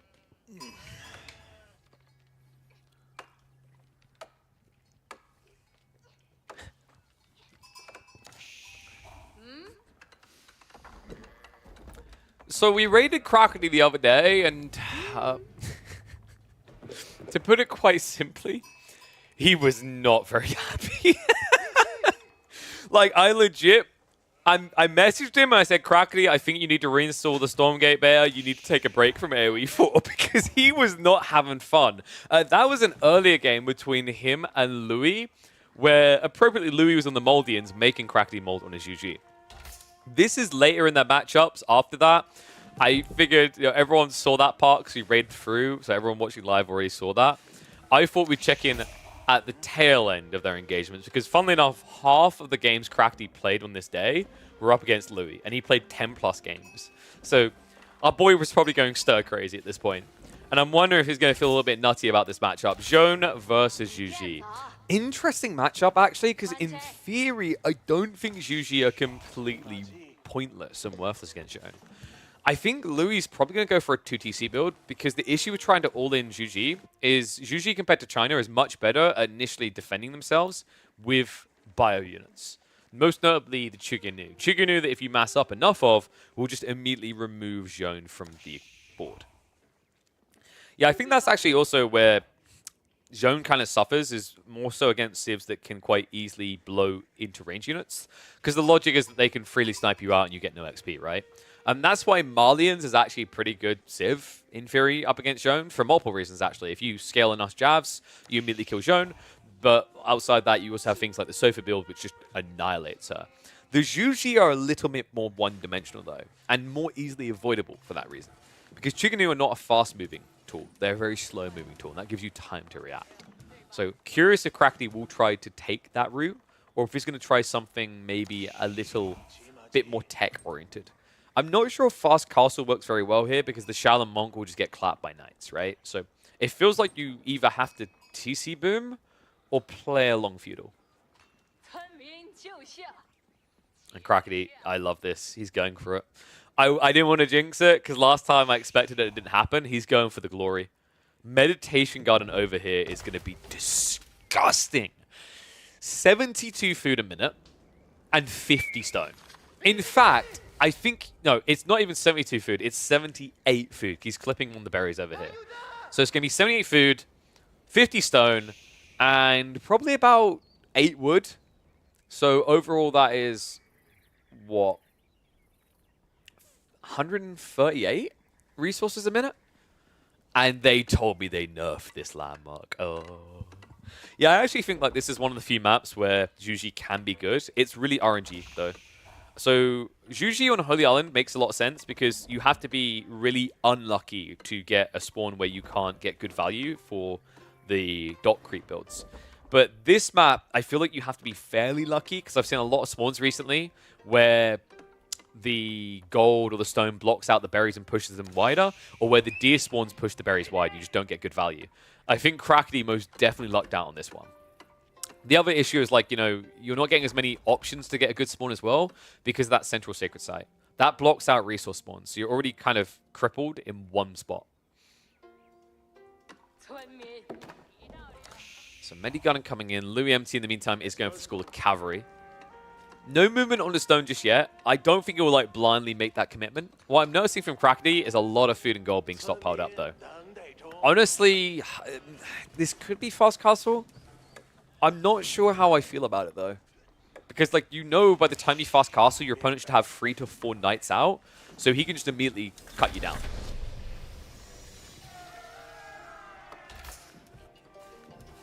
And it won't be a cheap cut down, by the way. Like, not only is it going to cost you 200 food for every Shaolin Monk lost, but that's also going to be 20 XP for Zhone. Pretty quick way to feed her. If you guys want to get feed, by the way, for yourself, be sure to check out what you just saw up on screen. Protein Works. Go on, quick. They've got an insane discount going on right now. You can use Killer Pigeon or Summer at checkout. I mean, I just saw some of the prices. Like, I think it goes down to like £1.20 a meal, which is pretty banging. Anyway, let's focus on the food in this game, because a lot of it is being stockpiled up by Crackety. We're definitely looking at Castle Age. Wolves are coming in, so he's respecting the fact he's up against Knights. He doesn't want to have to build spears, because that's just going to slow you down on your timing, right? And here's the issue. If you have to build spears, how do you afford Shaolin Monks? They're very expensive units. He has at least got enough sheep to last him some time. He's got 11 sheep still to work with, as well as the berry patch. But at that point, once those resources run out, once they dry up, you're just stuck. You've got no safe resources nearby. The deer are parked in the corner. The others are out on the mid-map. And although you are at least getting a trickle of food as time goes on, it's not exactly full-on breaking the bank. And oh, well, okay, I was wrong. It looks like and that's a bit weird, actually, the berries aren't in range. It's odd because you can see by the icon that the UI is saying that like they are overlapping with the area.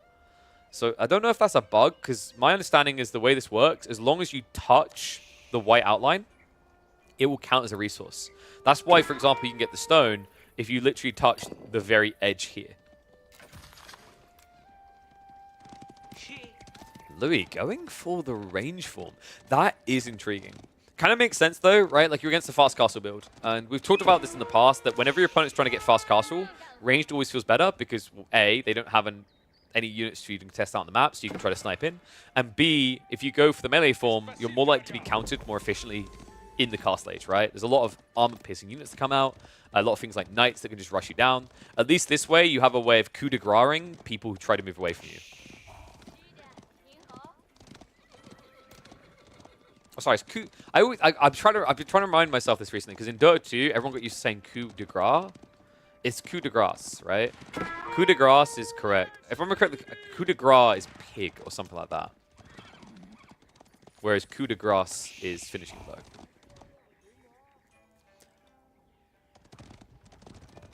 Should you get food from fish? God, no. Please stop. No, I think anything... I get where you're coming from, but I don't think it needs that type of buff. I think Eugene needs a rethink elsewhere. I think inflating their eco is like the worst way to buff them. They just need more unique characteristics. Or more options, actually, not even unique characteristics. Things like archers need to come in, hand cannons need to be there. Meantime, Louis just trying to snipe down here. Has got a second shot coming in, but Crackly has pulled away the injured one. So tech up complete. We have got Lancers being queued up. The first Shaolin Monk is also now on his way out. Louis, meanwhile, he's going for a second TC.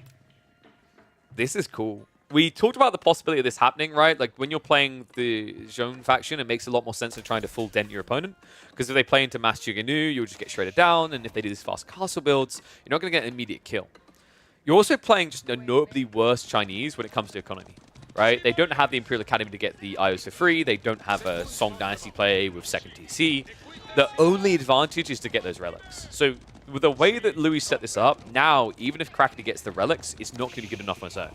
In fact, if I'm not mistaken, Crackety might just end up going for a TC inherently off of the passive stone. It's tough. I actually don't think you can afford it, right? You've got barely 6 sheep left over, and then the berries, and that's it.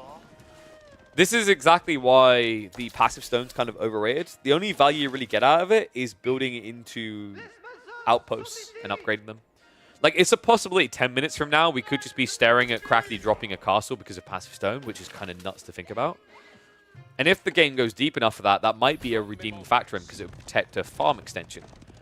My question is, how do you get there? Especially with details like this. Monk does get back in time. Quick reactions there at Crackety. Needs to be careful with that because these are going to get camped now. Night count has at least swelled up as well for Crackety, though. And Louis, because he went for that second TC, he has slowed down.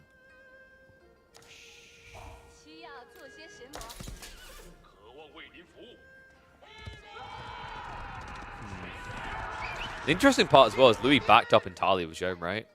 Like, didn't hang around whatsoever.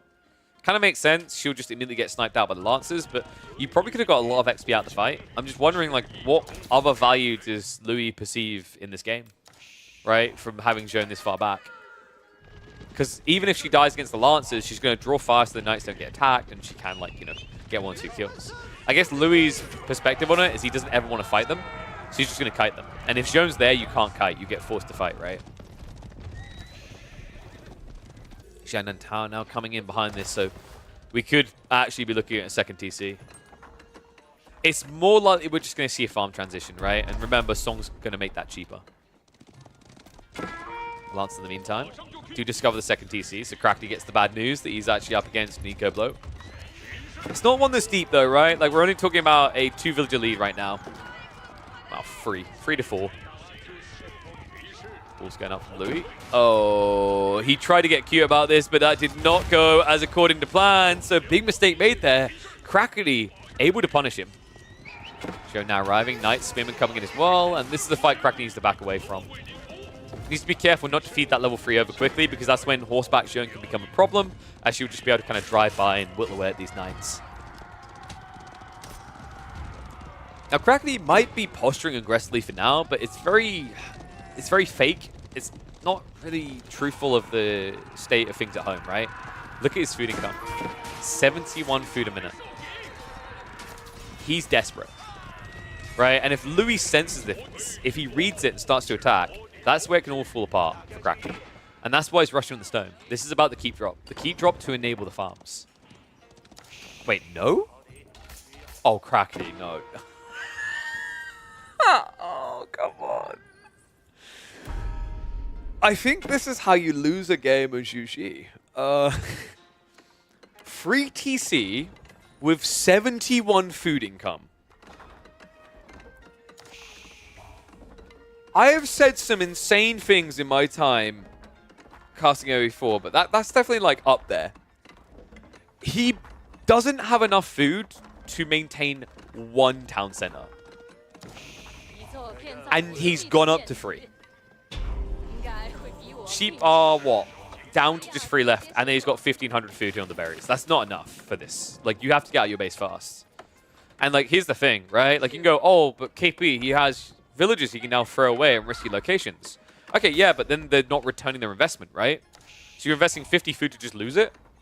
That's not how you want to play the game, right? The game's about to get a lot harder. Louis, now on his way up to Guildhall. Wolves also coming in on his side to make sure he can't be raided. That means he's going to focus on aggression. I believe this is what we call quite the pickle. Crackety, I mean, maybe 2 TCs I can kind of forgive, but this level of greed is going to hurt.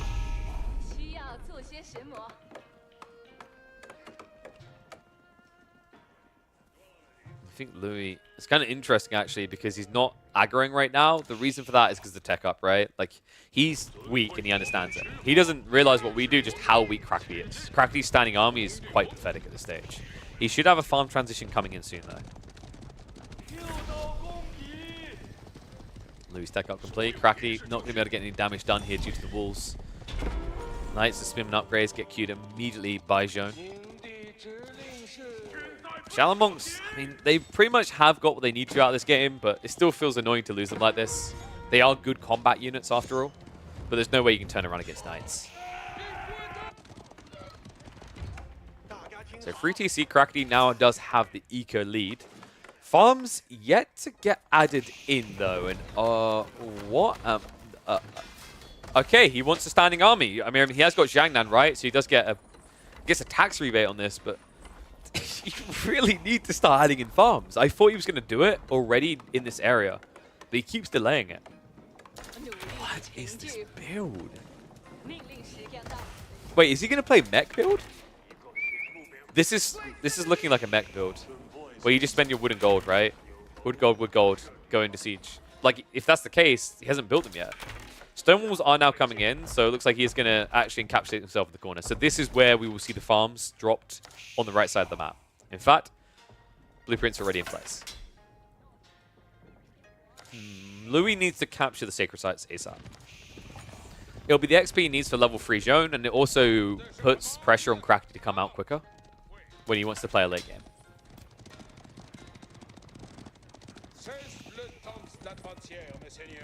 One thing that does worry me a bit is, although Crackety has secured the right side corner, he hasn't secured his main.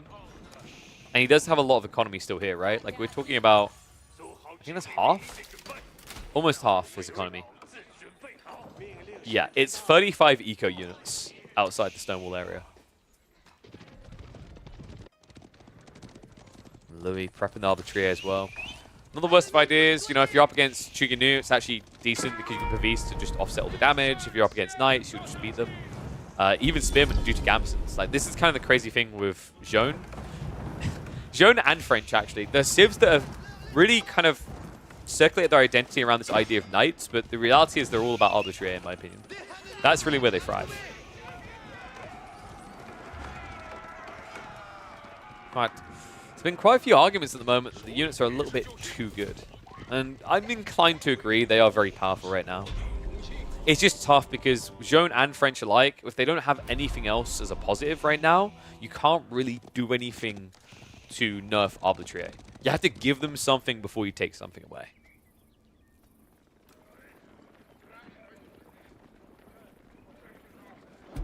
So Crackly has got the first layer of farm set up. Second layer is coming in. So we should be up to about 35 farms soon. It's not bad. He has got Ecotech level 2 coming in. Hasn't got any IOs out here supervising, which is kind of unfortunate because I think at this point you can start considering going for Yuan. And then as a result, you can focus on more taxation because you can get an additional 2 IOs. And that's going to be very important actually because I feel like anytime someone gets their hands on the Shaolin monks like this, the idea of pagodas and then Shaolin spam seems kind of good. And Shaolin monks are actually pretty decent against Arbitrary. Like, I actually think that's one of your golden solutions. Yes, there's a lot of melee armor from the Gambesons, but the reality is it doesn't really count for much against how hard the Shaolin monks hit. And also, because you're up against a ranged unit, the Body of Iron does God's work. Louis, in the meantime, dodging the raids. Yeah, I mean, just look at this, right? 15 damage, and Gambeson's going to give you 5+ armor, right?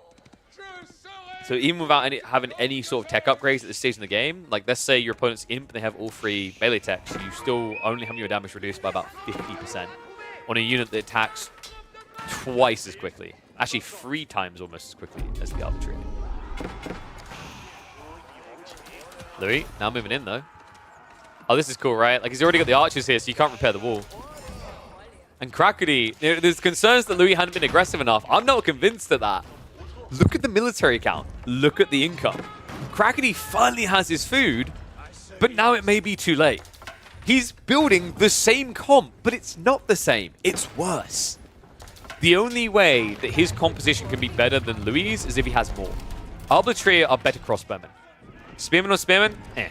Right? And Joan is just going to be farming up amidst all this, which means that Crackety can't go into siege, because once Joan hits level 3, level 4, you've got the perfect sniper, the perfect mobile Springle to deal with siege.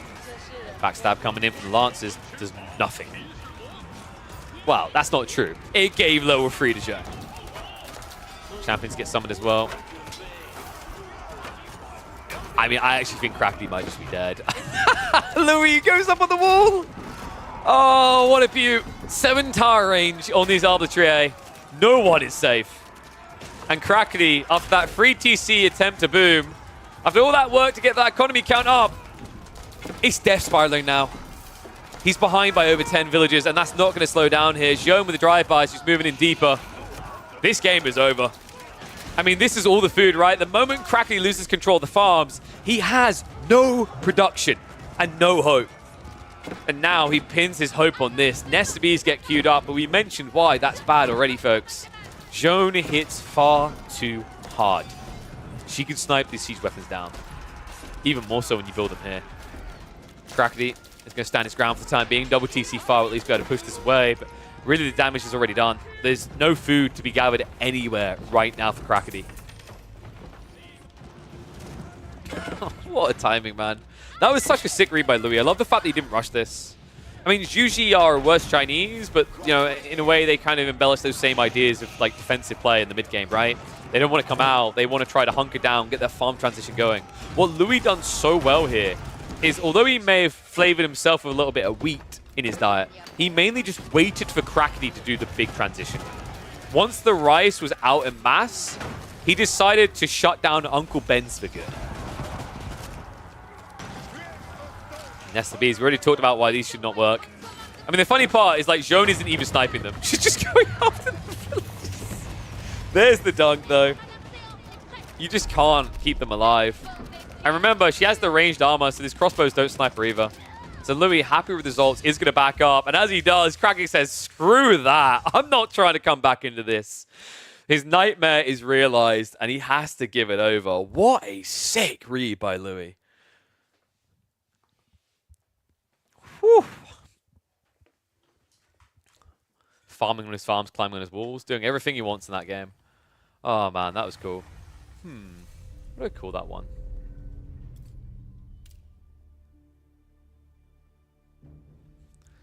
Juji players.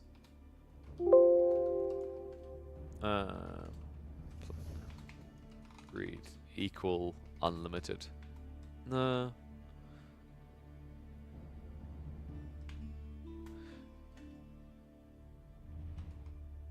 Ju extreme greed, maybe.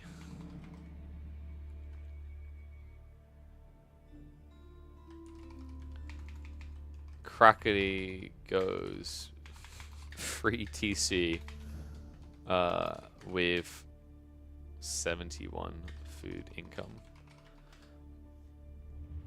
Something like that.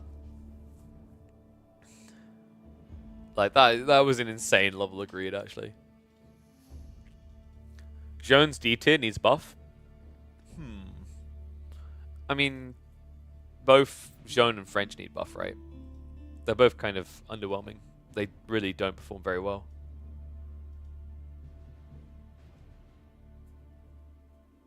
I'm wondering.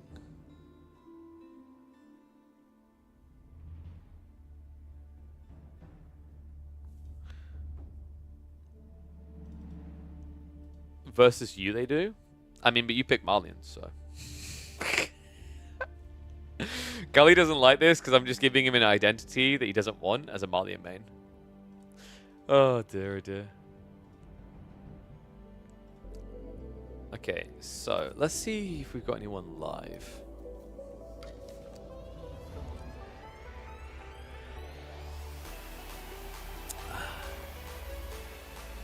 Damn, I love this song. You an H3 spammer? No, I always said you were H3 and Malians. Dude, you make it sound like someone can't change what they spam. Hold on a sec. Should we do this?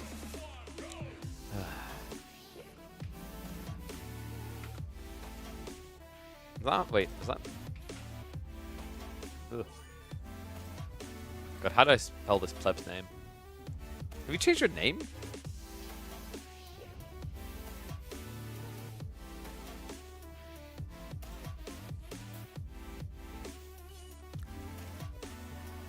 Oh, that's right. Yeah. It's the Y, isn't it? Yeah.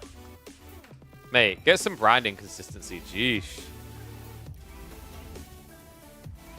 Let's have a look.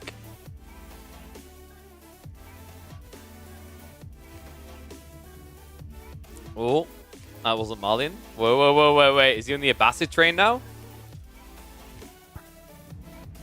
Look at you trying to be a diverse player. Still remember, like, a few weeks ago, you were like hard on the Malian train. I remember I kept checking your games and every single one was Mali. Look at that, guys. Civ diversity. Woo wow. And a lot of defeats. Oh, that was mean. I mean...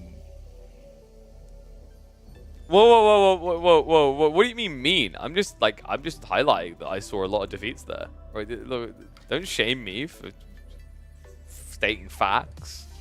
Okay. Play like crap on ladder? Stop playing like crap on ladder. Wait, okay, no. I'm okay. I'm sorry, but I've got to dig into that though. You play like crap on ladder. When someone says that, it makes it sound like they dominate in tournaments.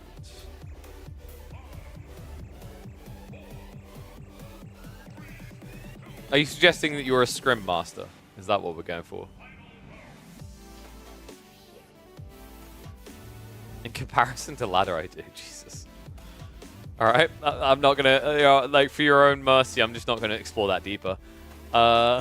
You don't scrim? Or hold on a sec. What are these? These look like scrims to me. With Dragavan, which I don't know why you're doing that. Like, practically nobody else clown cars in competitive. Just saying. It's Ezra? This is Dragavan. What are you on about? Most of your games here against Dragavan, not Ezra.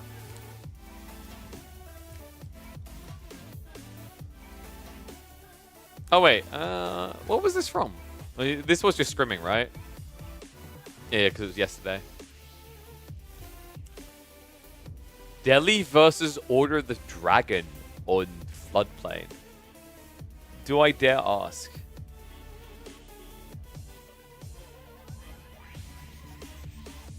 I still think that is like a decent matchup for Order of the Dragon, by the way. Don't watch that. Don't you dare.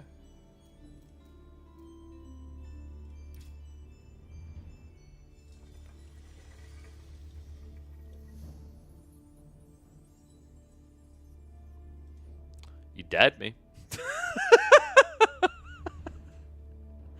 Chat. He dared me. He did dare me. It's a cooperative. How's it better for OOTD? So I think for Order of the Dragon, like the Gilded Archers in theory work quite well.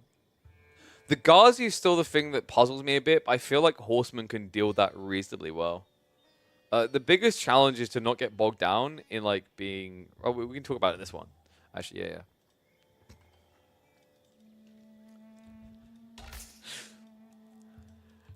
I literally had Gully saying, don't click on this game. So we had to click on it. Let's go. Yeah, baby. We're on Floodplains. It is back. We have got the kids playing in the playground. Gully Deckle, 16-year-old prodigy, going up against Dragavan, also of the same age. Delhi versus Order of the Dragon. Now, I actually think that this can be a good matchup for Order of the Dragon. Maybe I'm just smoking some. Maybe I'm just delusional. Like, you know, it's one that... It's hard to see a world in which Delhi lose to March, and especially, of all things, it being Order of the Dragon. But I do think that this is a Civ that has some quirky strategies, even in Feudal Age, where most Civs don't, right? And I think it probably revolves around the idea of just playing maybe into Gilded Archers. Not straight away. I think you open Horsemen. But like the idea is like the biggest challenge I think to overcome with Delhi is Ghazi Raiders. But the problem I've been seeing whenever I watch all the Dragon players try to beat Delhi, they basically end up just getting baited into defending. And I think that's actually a lot of Civ's biggest difficulty is if you're reacting to Ghazi raids, you're not raiding yourself, right? Which is kind of criminal when you consider just how good some of your units can be in the early phase of the game. Let's see if Gully can maybe show us the power of the Dented in the early game. We are on Floodplains, by the way. This is a map with no fishing, just a lot of water to play with. And you know what? There's actually a thought. You could just make Order of the Dragon HRE on water.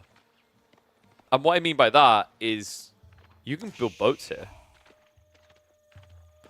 I haven't seen a player do it yet, but there's honestly nothing to stop you from building archer ships or springald ships, right? Like, in theory, the idea of something like...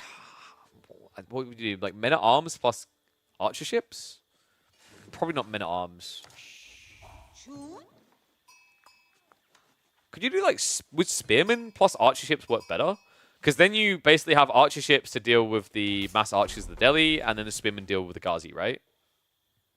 It's kind of a tricky one, because like the more I think about it, like compared to HRE, HRE would be better at this build because, you know, you're replacing archers with archery, like archer ships, right? But like Gilded Archers to me is one of the most underrated, powerful components of the early game for the dragons that we just don't see enough of. Are ships faster than horsemen? No, they are not. I'm trying to remember the exact movement speeds. I think it's something like 1.38. Yeah, I think it's about 1.38 on archer ships. So Ghazi will run them down, which is why I was suggesting spearmen.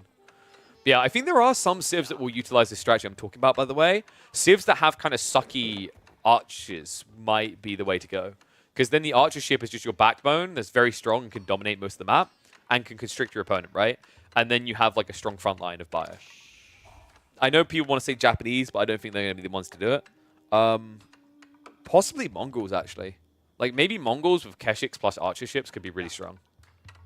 Because then you have the mobility to check flanks with Keshiks. And when raids aren't happening and you aren't reacting to them, you can just send it and have a really strong front line. But basically, I don't think we're going to see this kind of strategy with fear crafting in this game. We have got Dome of Faith coming, though, which is intriguing. For those that haven't noticed yet, Floodplain doesn't have 3 sacred sites. It only has 2. So it kind of makes this build a lot more intriguing. Where the 3rd sacred site should be, you actually end up having the coastal trade post. So Dome of Faith, Dragavan. You'd think this is maybe him going for Fast Castle, but I'm not entirely convinced. I actually think what this is more likely to be is Dragavan just looking to sustain against Order of the Dragon strong feudal units, right? The logic being is like you go and attack him with Ghazi, you trade with him, you almost kill his units, you come back, you heal, then you go do it again. Gully. I do like this at least. He's gone onto the deer. This is really smart. You should always look to do this with Order of the Dragon. The villages aren't easily raidable. They already have the garring rate built into them, so it's worth the walk time. And even though Delhi will eventually push you back, the delay should be long enough that you get value out of this play to begin with. It also means in the interim, you were able to keep your scout out longer to gather more sheep. Which, as we can see, has worked out perfectly well for Gully with his 2 sheep.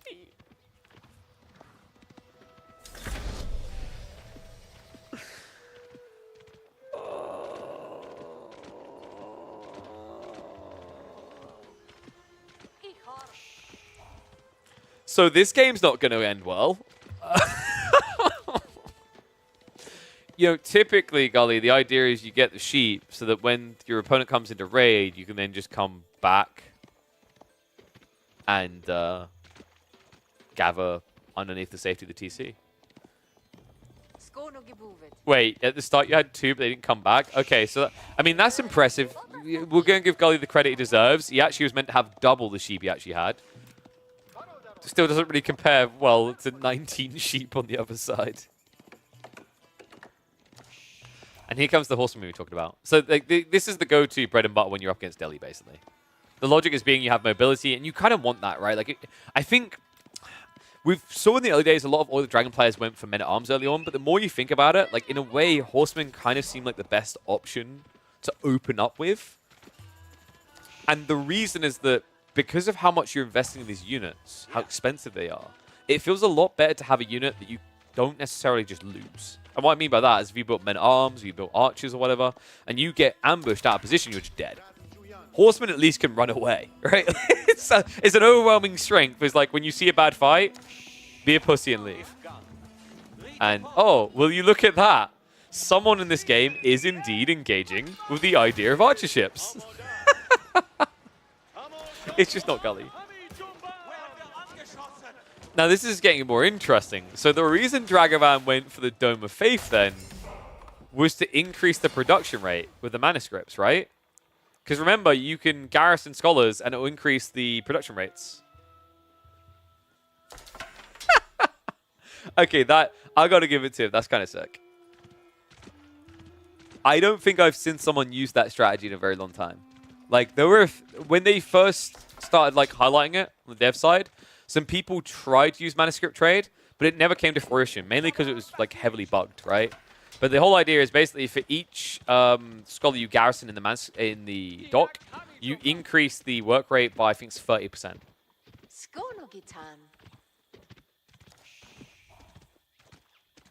Oh, and by the way, before I was like, man, I can't believe you have to use scholars wastefully like that. The scholars still buff your research rates globally. So you're not actually losing out on anything.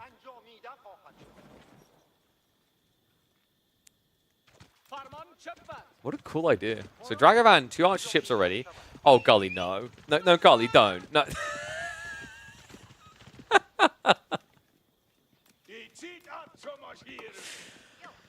Oh, no. So I've been playing some Fallout recently, and anyone who's played Fallout 3 might recall there was like this, the dart gun. And you could, like, the dart gun was like OP at shooting limbs, so you'd like use it against rad scorpions. And the rad scorpions would move like an old man with a Zimmer frame. They could never get you, you just kited them, right? Meet the rad scorpion. Meet the dart gun. He's never going to be able to touch them. Oh, sorry, it wasn't 1.3. I was 1.38 movement speed with Springles, right? Yeah, archer ships are 1.75. Still slower than the horsemen, though. Oh, no. Gully, please tell me you're not just going to commit to this for the next 10 minutes. So we've got wall-ins coming in, which is actually pretty smart. Remember, you can actually wall on shallow waters. So Delhi could actually be a pretty effective sieve on this type of map.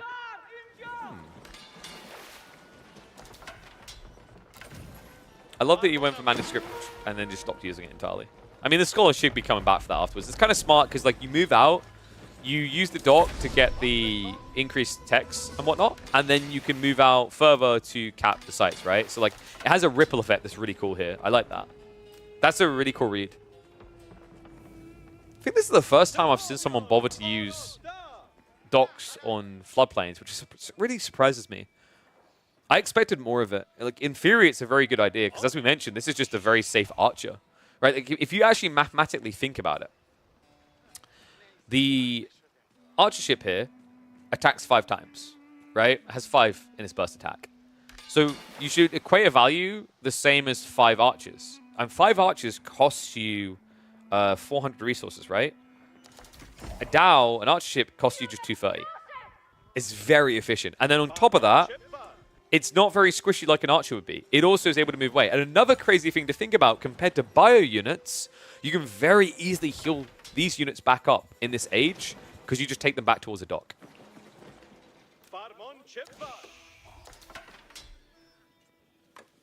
Can Sprung shoot while moving? Sprung ships, yes.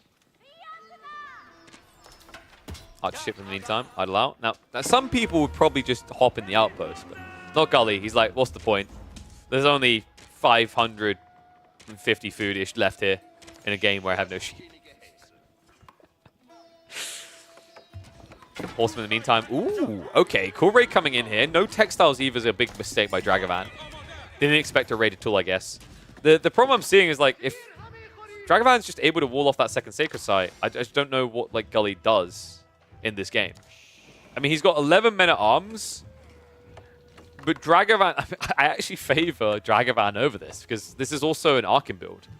There's no Golden Cuirass, no extra defense. And you're also now going to be up against a comp you can't reach.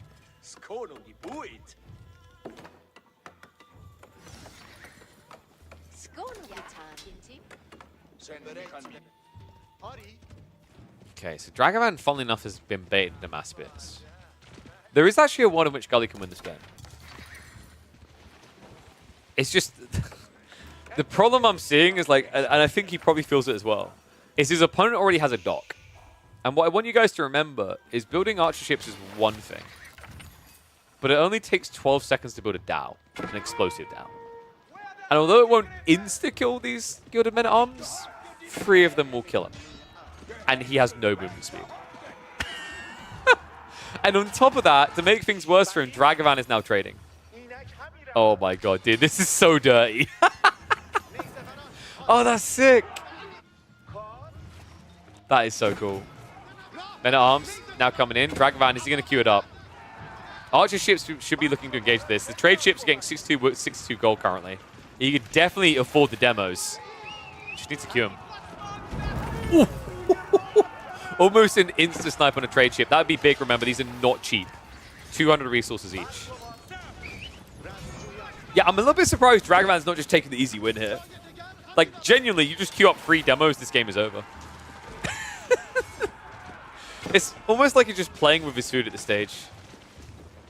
So Gully does start to split up the men-at-arms. I'm not sure if that's going to benefit him here. Looks like we've got Skrill ships coming out instead of the galleys. Not the worst of ideas, right? Like, percentage-wise, a high percentage of damage goes through the armor. And also, they are notably more tanky than the Dows. Gully, having none of it, will just march straight into the main base. So a few men-at-arms are going to leak in here. Dragavan still has that timer going, though, guys. Like, this is pure comedy, because Gully's like, I've got him! He's dead! Death to the villagers! And he can't fish on this map. But like, yeah, but Gully, like, the sacred sites, like, they really need to be decapped, buddy. Villagers are going to make their way out the other side of the base. They've got a wall to protect them. There's 1 or 2 men-at-arms coming around there, though. So, in fairness to him, Gully's doing some decent damage here. But I think this is going to start slowing down, right? Like, the deer ran out. The berries aren't accessible. He's sneaking berries on the south side out of desperation here. So, like, if these men-at-arms ever get cleared up, this is basically over. And they're starting to get cleared up in the most embarrassing ways. Gully, please. Gully, please. He doesn't even have textiles. Like, that's like, that's pretty much like throwing a bunch of anemic peasants that haven't been fed in like 4 weeks into a pit with a lion and then giving them knives and forks. It works though, apparently. Men-at-Arms flopping dead. The other ones who dive in the main base, just not doing enough. And you're starting to see the pain of not actually having golden cuirass here. Yeah, this is the problem, I think, with Gully's build, is like, I don't know if this would have worked even with it, but it would have had a better chance of success with golden cuirass. If you want to mass Men-at-Arms and Fulage, I actually genuinely think you cannot do it without golden cuirass. You're just so cost inefficient at that point. And what makes this even worse is it's so hard to even beat Spearmen here, right? Like, these Spearmen, they just raw outnumber you. Like, that's the big problem here. Like, you know, for every 1 Men-at-Arms you have, your opponent has 3 spears. So it's just a raw number game that is just always a losing affair for the Dragon. It's an issue we've seen them struggle with time and time again. It's like we've got a Guild of Horsemen moving out. So, decap, Gully has finally remembered he's about to lose the game. And that's why you go castle? I think you could have gone castle a bit sooner than this. I mean, you did keep Dragavan back from going castle, but in fairness, I don't think he suffered too much for it. He did get some trade chips out. Trade chips have definitely been paying for themselves, right? 62 wood, 62 gold. They've made a few trips at this point, so they've definitely paid back their investment. And no! Get me out. The timer paused, but not stopped. 4 minutes away from a Delhi victory for Dragavan. Tech up is at least about to complete for Gully. He has got a lot of farms. He just doesn't have an army right now due to the Anotand building that regnants up. So pretty weak on the map, right? In a game where maybe you can get 1 relic, the rest just don't feel like this should really be achievable here. It's about to get worse. Now on the way down to the south side to check out for the food and the gold. In fact, I believe this is just to camp on the relic and snipe the first prelate. Or not. Is he just patrolling? That's a little bit of a mistake, actually, from Dragavan. He knows where the relic is. He should be camping this. There's no way this is a Burgrave build. Like, Gully playing Burgrave here is the quickest way to lose a game. His only hope here is to Regnix up.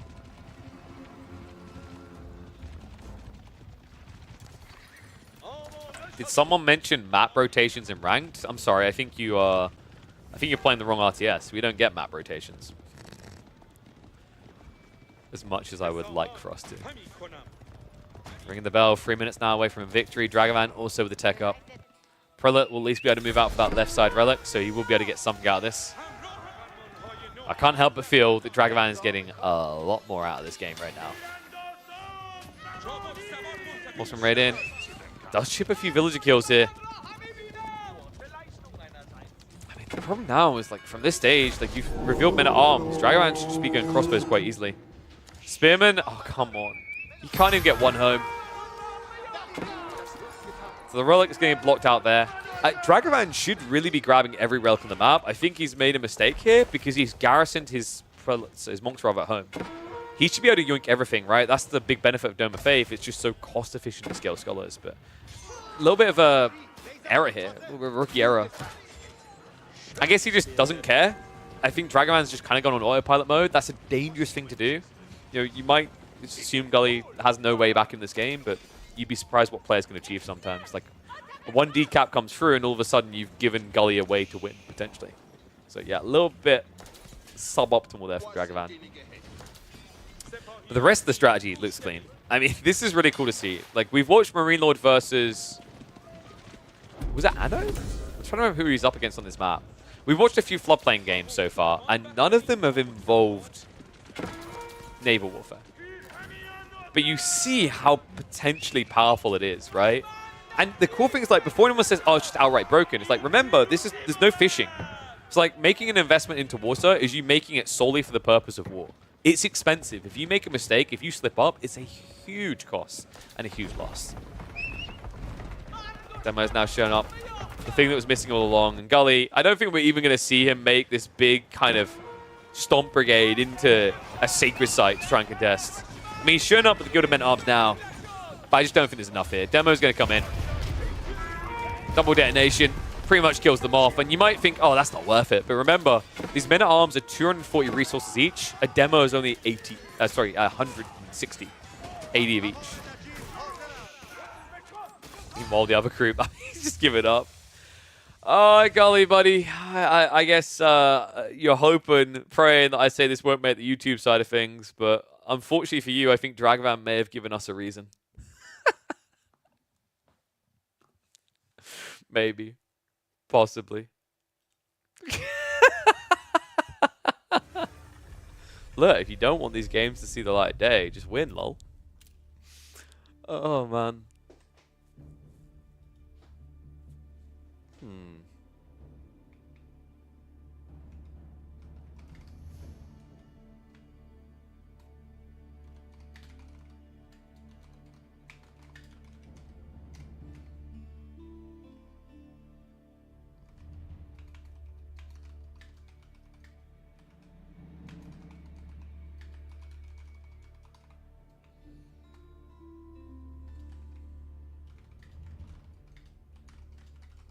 The way Relic was meant to make water play. Maybe. I'll think about that. Do you play games on stream? Nope. Never. I've contemplated it, but the thing that's really holding me back from even like considering doing some meme games now is the PC's dying. So unless I can lock in a PC sponsor, like I had one that seemed very receptive, but has basically gone dark on me for like the last 3 weeks. So now I'm struggling to find an additional PC sponsor. Dude, this year, legit, from like a sponsorship standpoint and getting brands invested in like in gaming in general, not just my channel in general, has been hard. Everyone is so tight-belted right now. Like, they just don't want to spend anything. And, like, you know, I have got... You know, the reality is I have got some money in reserve, but I don't want to spend it on a brand spanking new PC when, honestly, I think the future for a lot of people in gaming right now, from a content esports perspective, is, like, a giant question mark. A lot of people are in kind of survival mode right now.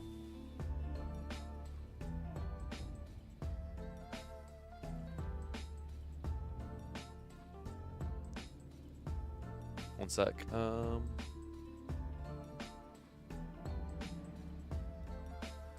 we go. Just put a goal on your stream, we can help you get there. I guess. I've considered it. Like, I discovered, what's it called? There's a site called Throne, which I think the idea is, like, you can basically, it's a wish list for creators where you can put things up and then people can, like, buy them or whatever. I probably like that way more, because then it's just like people can just see what they're like buying into and whatnot. You know what I mean?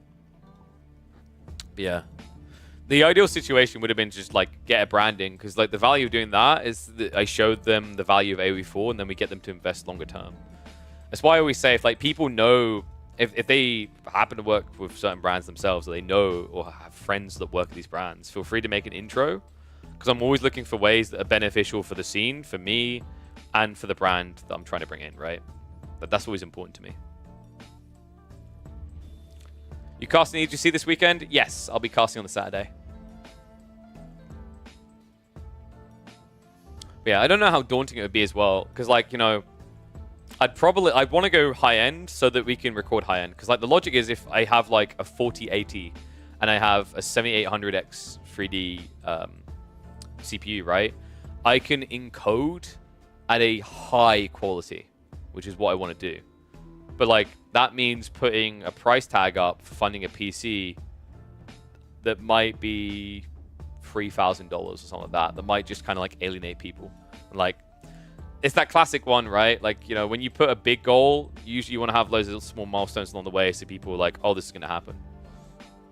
That's exactly why like Kickstarters do that way, where like, they give you the price, the initial price, where they can get the money for like the bare bones, and then like, if you want it to be a real game, you need to fund this 4 times extra. And I'll be casting with the wonderful Winston Waffles. Actually, Hymenator, I didn't cast any of the Slay the Beast games. I thought they were already casted. I could have sworn they were already casted. KP plus Tim would be a fun combination. Yeah, quite possibly. I mean, I'm always open to casting with people. I'm not really fussy like that. I really want to have some casting pairs in different scenes that I can just, like, develop hardcore with to, like, basically get up to, like, you know, sponge plus machine levels of synergy. But, like, I think one of my big edges has always been that... Okay, double-edged sword. One of my big edges has always been the way that I can just slide in with anyone on the cast very easily. Like, I'd say I can do it... I can do that better than anyone else. Because I understand how to gel with different people. Like, it's what makes me a good host. I look at the situation like, what is this person about, right? The negative of that as a caster is, like, you don't necessarily get to the power level that is apparent in a lot of ways, if that makes sense, right? That's what I mean. Like, you know, it's polarizing. In Dota 2, you didn't really have dedicated casting pairs. Some would eventually become it, but, like, not inherently. Whereas, like, CSGO, by comparison, you know, people have their dedicated casting pair. It's a rough one. It was a rough one for me for years in Dota 2, because I always wanted that to be Lizard, but, you know, he was always getting high for different events, so it was very difficult. And then more recently, the one that I just cast with the other day, and I'd love to line up more work with now, is Pycat. I absolutely adore Pycat, man. That guy is incredible. He's so fun to work with. If you guys think I'm good at doing voices, like me and him together, like, it's incredible. We can literally just make it sound like there's 15 people in the mic. So it's like, you know, having those type of pairings is very important. Winston KP's legendary combo. You guys are hilarious and very good, insightful together. Dude, it's just like, it's the teasing that just makes it so good. The dude is so innocently brained that it's like sometimes the way you can trip him up is too fun. I still think one of my favorite moments on our cast, it's either the cock thing, or it's like the time where, like, he completely clocked out. It's like, sorry, I wasn't listening to what you were saying. What did you say? And I just went, just chant USA. It's like, USA, USA. That kind of stuff is priceless.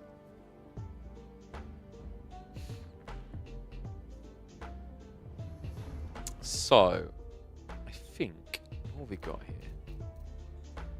Ooh, Mr. Ghoulie Deckle. Who's he found? Who's Sandman? Oh, wait. Isn't this Dimmu?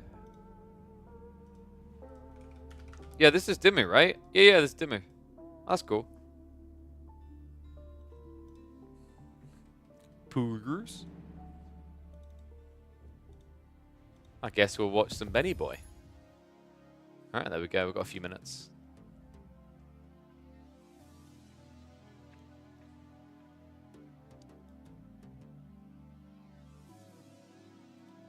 Okay, there we go. Sorry, just double checking something. So we've got HRE versus Abbasid. Look at that, dude. He's like, you used to call me the HRE spammer, and then you stopped, and then he goes back to spamming HRE. Keck W. Yo, what is up, Marv? Good to see you, buddy. Thank you very much for the 5 gifted. Look at that. Giving people the power of the emotes. I need to check in with my emote artists. They have made some progress on all those animated emotes I talked about before. I promise they are coming. They had some real-life issues, but they're gradually working on it. So we should hopefully have them all done soon. Fingers crossed. My favorite sportscaster pair, Michael Kay and Paul O'Neill for the Yankees. Same type of awesome energy. Okay, that's cool. I'm not familiar with them, but I'll take your word for it. Yeah, it's I don't know, if you love that kind of energy, I don't know if you can even find them anymore, but like me and Pycat from Dota 2 had, like, probably had something kind of comparative to that. I'll never forget there was this incredible moment in the game where, like, the discussion took a really weird turn, as it often does with me. And it was something along the lines of, like, you know, how do you know something is bad until you try it? Because he was talking about, like, something, like, he doesn't want to find out just how bad that can be. It's like, how will you know if something's bad until you try it, Pycat? And Pycat was just like, well, you know, like, you don't have to eat shit to know it's bad. And then in that very moment, like, one of the players gets ganked by the enemy team, and he just hear Pycat go, speaking of eating shit. And it's just, we both break down in laughter. It's like, those type of moments are just beautiful, man. Like, some people just want you to fully focus on literally narrating the most mundane things happening in the game. Like, wow, he pulled 50 into the woodline now. And it's like, there's a time and place. The best casters know how to dance between full attention on the game and freedom to essentially almost like podcast, more banter, right? Like, and sometimes it can even just relate to the game in beautiful ways. Like, I still remember like some of the rants that Tastosters have gone on. I think one of my favorite ones I've like listened to in a while was the it was the game where a Protoss player went for a proxy base and his pylon gets denied. It gets blown up. And as a result, the ship he was trying to build gets denied at 99%. Because like when you lose power, the buildings stop producing, right? And it went on this long monologue about like how it was just like on the verge of being born but couldn't come out, sort of thing, right? And it was pure gold. Like I still can remember like loosely in my head. The narration was absolutely stellar on that.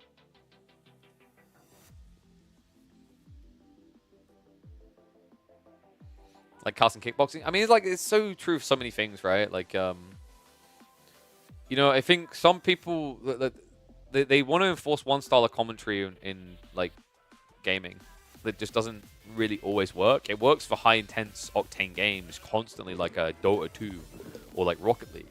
But games where there's a lot more downtime, you need to mix up the commentary, and that's where you get something more reminiscent of like poker commentary, for example, where like. Actually, those guys literally just don't talk sometimes. Right? I don't think you have to go that extreme. You can find things to talk about, but you have to mix it up.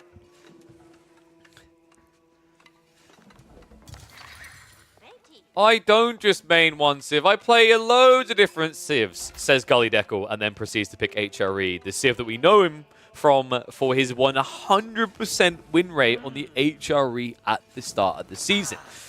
Now, that win rate has been tattered and battered a bit, but Gully is still fighting the good fight. In fact, time of recording, let's check what his ranking is sitting at. Gully Dickle's down to 251st in the world. Let's hope he doesn't get sandbagged by this person, because Sandman is none other than Team Liquid's Dumu.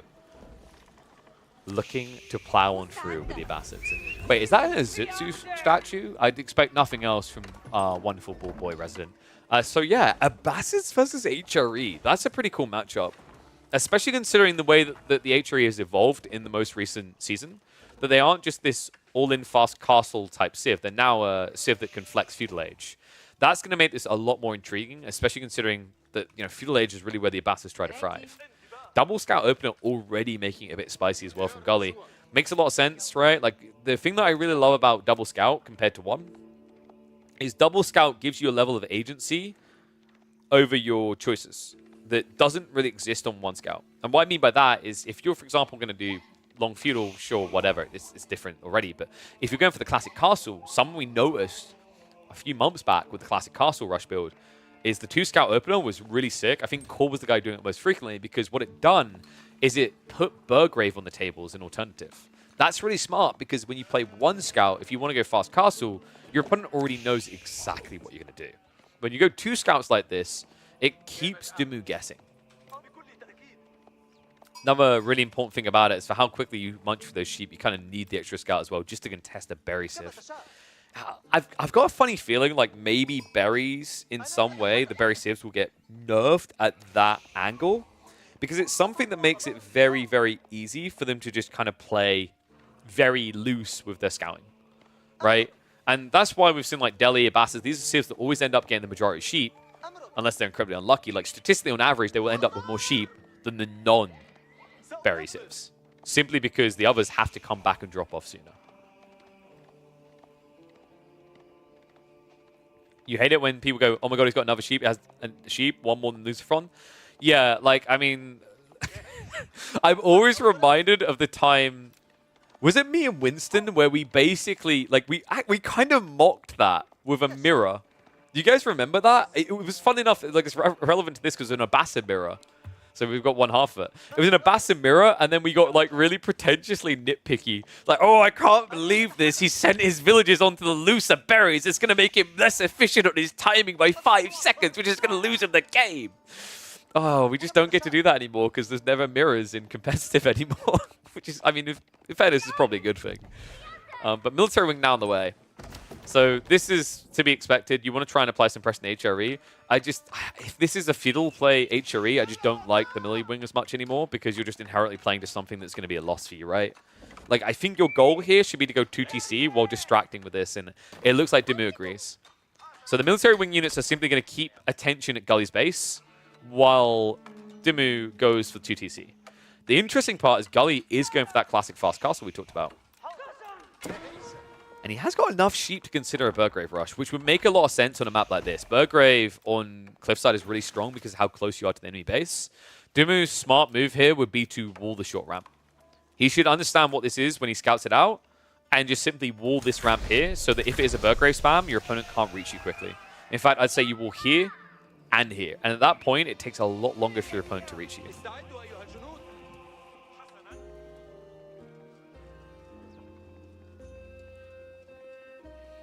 Sheep and Civ drafts seem like they decide 70% of the match in for hand of who will win. I don't feel that's entirely like true in its full encompassing factor. Like what I mean by that is like, you know, it still requires perfect execution. It's why I'm very careful when I call a game. Like I'm fairly convinced that the outcome is already there, right? Because we can see the full picture. And you have to be conscious like a player won't just register it's over because they can't see everything. But on top of that, you know, oh my god, he got like 2 extra sheep. That's not a GG, right? It's not even close.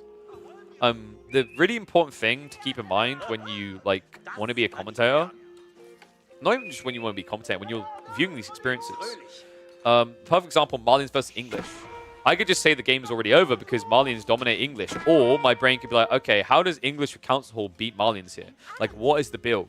You go down the rabbit hole, because to be honest, if you don't do that, like, what are you going to talk about for 20 minutes? Right? The reality is, like, you know, when I hear people go, oh, GG, he got outdrafted, it's like, okay, yeah, but he still has to execute. Because, like, if all that mattered is that you outdrafted, then players, it would be like playing rock, paper, scissors, right? Like, imagine if Dimu and Gully entered this game, they saw HRE versus Abbasids, right? And then just, like, Dimu goes, GG, and leaves, right? It's just not how RTSs work. It's one thing to get an advantage, just another to close the game. That's why people can adhere to and worship and follow Beastie's perfect like build order on what to do for 10 minutes. But the moment the 10 minutes are up and like, okay, I'm in an advantageous position, but now how do I actually win the game? Is like the big puzzle, right? And no, we don't look at the sacred sites. I've talked with Biddlin about this. Like, it's actually sad because Cliffside, in my opinion, is borderline an S tier map. The only thing holding it back is legit this. That this can happen. I think, like, outside that, it's almost perfect. It's a fantastic map. It's not too defensive. You can actually play very aggressive. The distance between bases makes a lot of sense. There's a lot of good things here. Most civs can actually play Cliffside. It's very rare you see a civ that just feels completely worthless here. But the triple sacred site inconsistency, because those that don't know, this one shouldn't be here. This one should be down here. And there's no real reason it's not. Like, I think that change is the only thing holding it back from being almost on the level of Dry Arabia. Burgrave now coming from Gully. So we called it, right? Like, I mean, it kind of makes a lot of sense here, especially when you go the double scout, you have the option. It's a short ramp. A ramp that Dimu has not walled off, by the way. And in a game where he's gone 2TC, he's going Archer Rangers. If you're wondering, why is Dimu building Archers against Men-at-Arms? He's not. It's Camel Archers.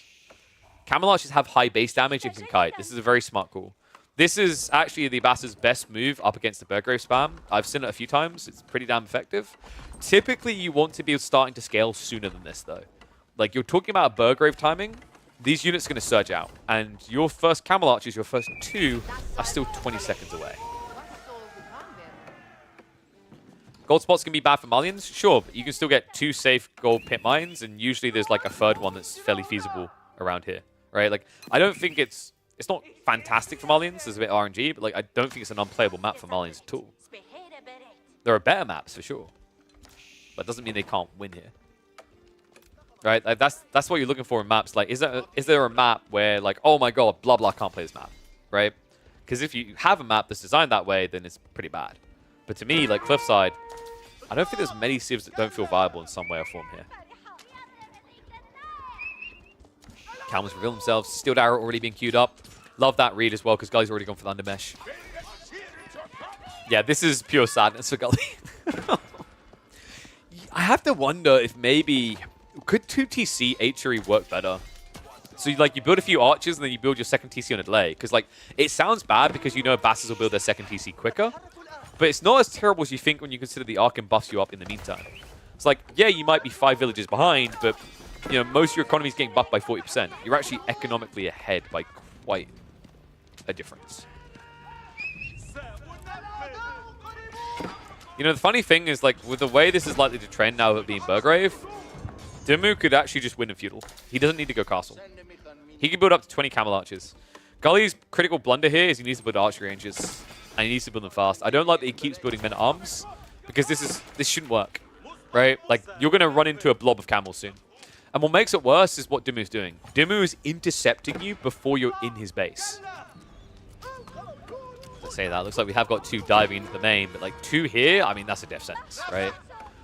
You think, okay, he idles out the enemy, but it's actually worse this way because he's not reaching critical mass. The only way Gully can win this game is if he gets to 25 Men-at-Arms, but like I don't see how that happens, right? By the time you get 25 Men-at-Arms, the way that Dimmu is pulling you back like this, he's going to be at, what, 22 to 28 Camel Archers, roughly, I reckon? It's a really smart read. Like, the worst thing Ben could have done is just sat at home. Because if you sit at home, yes, you can kite the Men-at-Arms, but your villagers can't. Oh, this is starting to hurt. 13 damage each. And these Men-at-Arms, it's not just a tickling, right? They only have 5 ranged armor, so majority of damage is breaching through. And these are units that attack reasonably fast, right? 1.38 seconds per attack, and they can easily gap close you. I think Gully might be a bit dead here. You can see he's lost as well, right? Like, he's not making any sort of conversion. We're not seeing him move for relics, so there's no monastery drop. We're not seeing him switch to archers. He's finally going for the monks now, but, I mean, at this point, it actually does feel too late. Like, Dimmu could just stop producing camel archers now and go for a tech up. He actually has clean options here.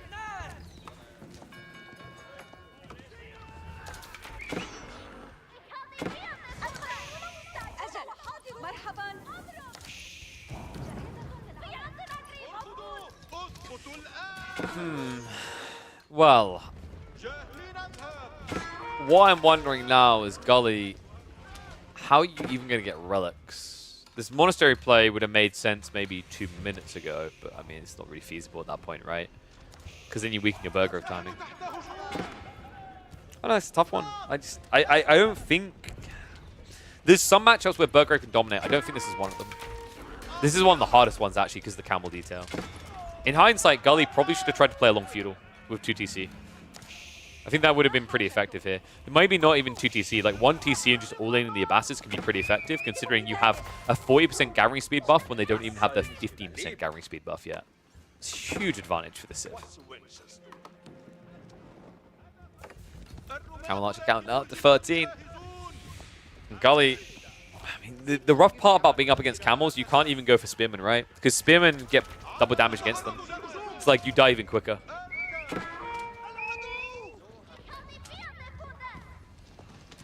Gully, funnily enough, now going to horsemen. I'm not a big fan of that. The problem is, like, what? You're now going to build into, presumably, horsemen with the stables, not knights. But your food income isn't crazy, especially when you're trying to still spam Men-at-Arms. So, like, you're either dropping 4 stables, or you're sprinkling horsemen in while needing a lot of Men-at-Arms. It just feels like a losing comp. And the spearman detail makes this worse, folks. We already highlighted the bonus damage that comes out against you. If Dimmu micros like a goldfish, you win this game. But Dimmu is Dimmu. And Benny Boy is not a pushover when it comes to micro. One thing that might be able to help Gully is static defenses. Right? Get some outposts with some springles in placements. It might stop dives, but the bigger problem's on the way, right? Dimmu teching up with Culture Wing, 55 seconds out now. And it's kind of disgusting considering what's coming down the line, right? Like, he's only got the level 1 blacksmith upgrades in now. Culture Wing into Preservation of Knowledge will make the upgrades past this much more cost efficient. And what that means is even more Camel Archers. Or just an easy switch to Golems. I mean, I am starting to depressed for Gully because this is pretty done. You remember what I said where, like, I don't call games before they're over? This game is basically, like, done. Like, there are limitations to legit what you can actually do in a game. And Gully is past the point of return. The Horseman switch is too expensive. It needed to be Archers right as soon as he saw Camel Archers. If he went Burgrave, opens Men at Arms, then follows up with double archery range, I think he stands a chance here. But, like, this build just doesn't make sense. Dimu had his number from the get-go. Quite a thing to lose to. Camel Archers only. Hawk now on the way. You might be like, well, does he not want to rush the veterancy? No, there's no rush here. You think you could just afford it. I mean, he's sitting on 1,200 gold, but why waste? Crossbow transition also now coming in. It's kind of funny, right? Because, like, crossbows is a terrible unit when you see horsemen coming. Like, actually, what he should be building is either spearmen or golems. But at this point, the lead is so substantial, it simply doesn't matter.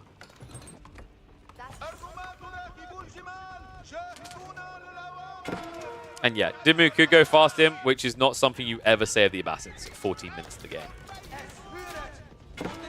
But it truly is that big of a difference. Relics are at least being returned home. I want to give credit where credit due to Gully. He has at least found a way of sneaking out for a few of those. I just don't think it really makes up for the eco difference. You know, even with the power of Arkin on his side. The issue also then comes down to one of production, right? Like, transitioning to a new unit type is very slow now. You're stuck on stables, your opponent has got camels. He even built a camel rider to guarantee the aura. He's got knights coming in, which are going to be better than your horsemen. Knights that can easily deal with the men at arms, and knights that afterwards can say good night to your eco. Cool build, though.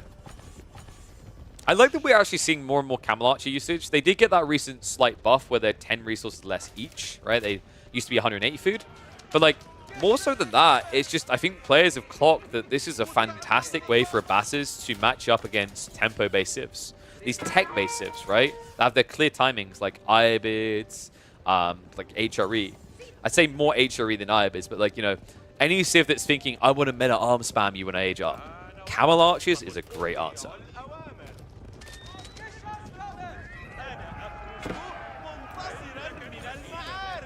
Can't believe this 22 vet Camel Archers now dive into the base. Gully, barely any troops to stand and defend with. Just a few lances to hold back the horsemen. I mean, even if you are targeting down these correct targets, and he's not, he's actually attacking the Camel Rider. No. I guarantee you he thought it was a Camel Archer.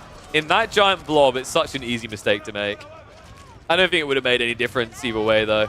Game is done. Gully having a rough time, down to rank 250. A guy that was formidably in the top 20 at the start of the season is quickly falling down in despair. We'll just have to hope he can recover it soon, but it will not be up against the fabled Benny Boy himself.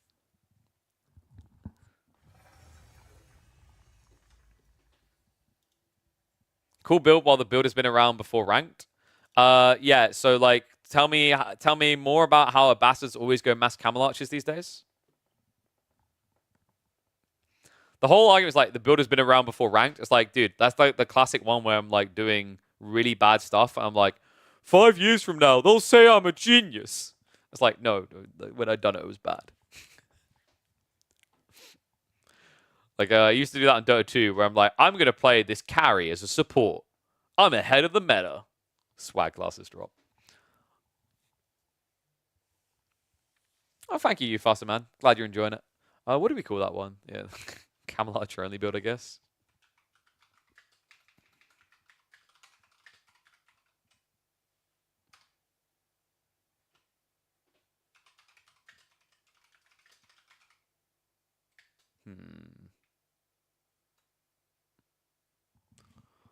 What do we call that?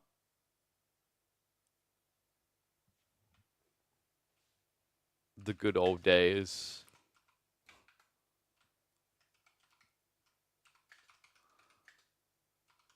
Of Abbassids. One sec.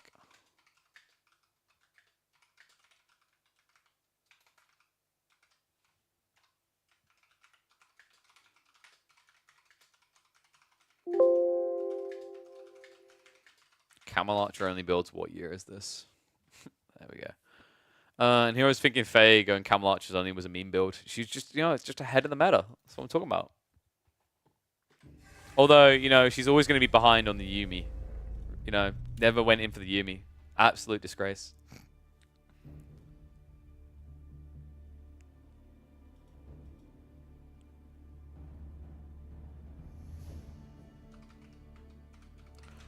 Ooh. Okay, dude, I'm going to be eating late today then. Let me update title.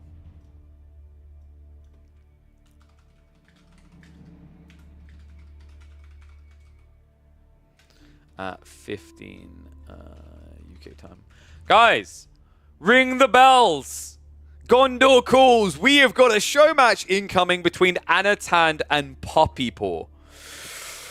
It's a play all 16 civs show match. Starts in 20 minutes.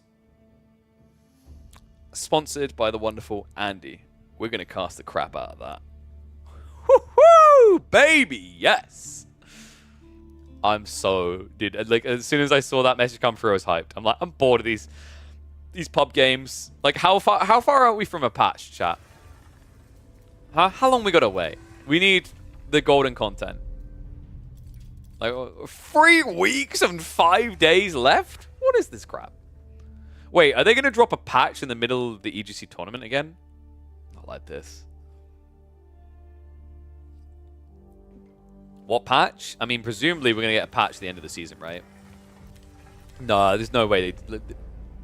I told them so much it's bad. They need to wait until the patch finishes, until the tournament finishes. I think, if I'm not mistaken, finals weekend is 23rd, right? Yeah. Okay, so I'm certain that they wouldn't be so stupid as to drop a patch before grand finals weekend. Because and I'm sure I'm not alone, this already gave him a bunch of crap for doing that last time.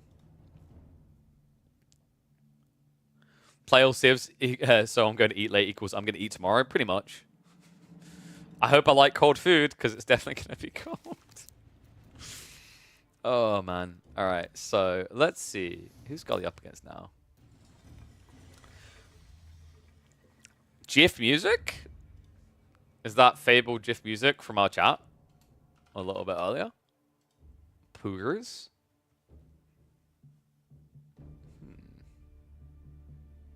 Oh, but it's going to be English versus Abbassids. That game could be long. Right? I mean, if it is, we duck out and we do the show match between Puppypaw. Oh, I need to update the Nightbot then, don't I?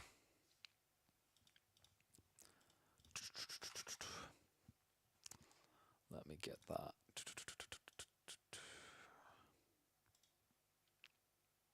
Where's my music as well? Show match. Play all 16 show match.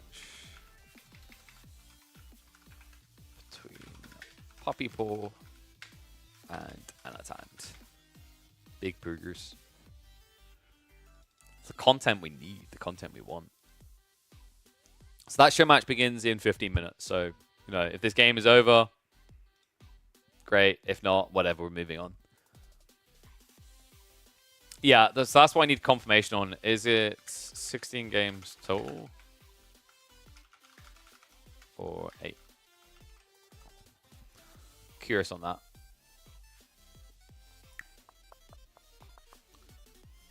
Whoa. I really need to find some time in the tournament schedule to host some tournaments, actually. It's been kind of chaotic with planning around everything with the baby.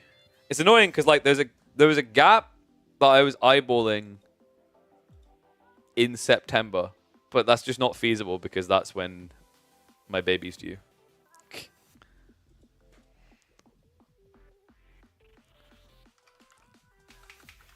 Oof. Dry Arabia only, though, is intriguing. So Anotand and Puppypaw, it's going to be 16 games, by the way, guys. What civ is the most broken relative to its time? Would it be Malians, I think? Probably Malians, right? I feel like Malians had a long period of absurdity. Frimba build, Pro Scouts.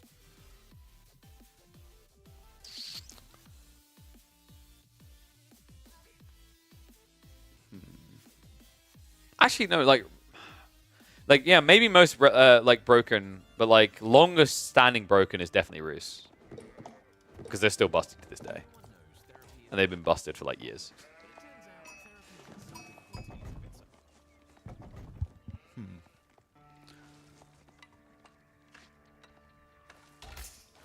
All right, so what we'll do, guys, we're gonna watch this one up until the show match begins. So, because I would be very shocked if this game ends in 15 minutes.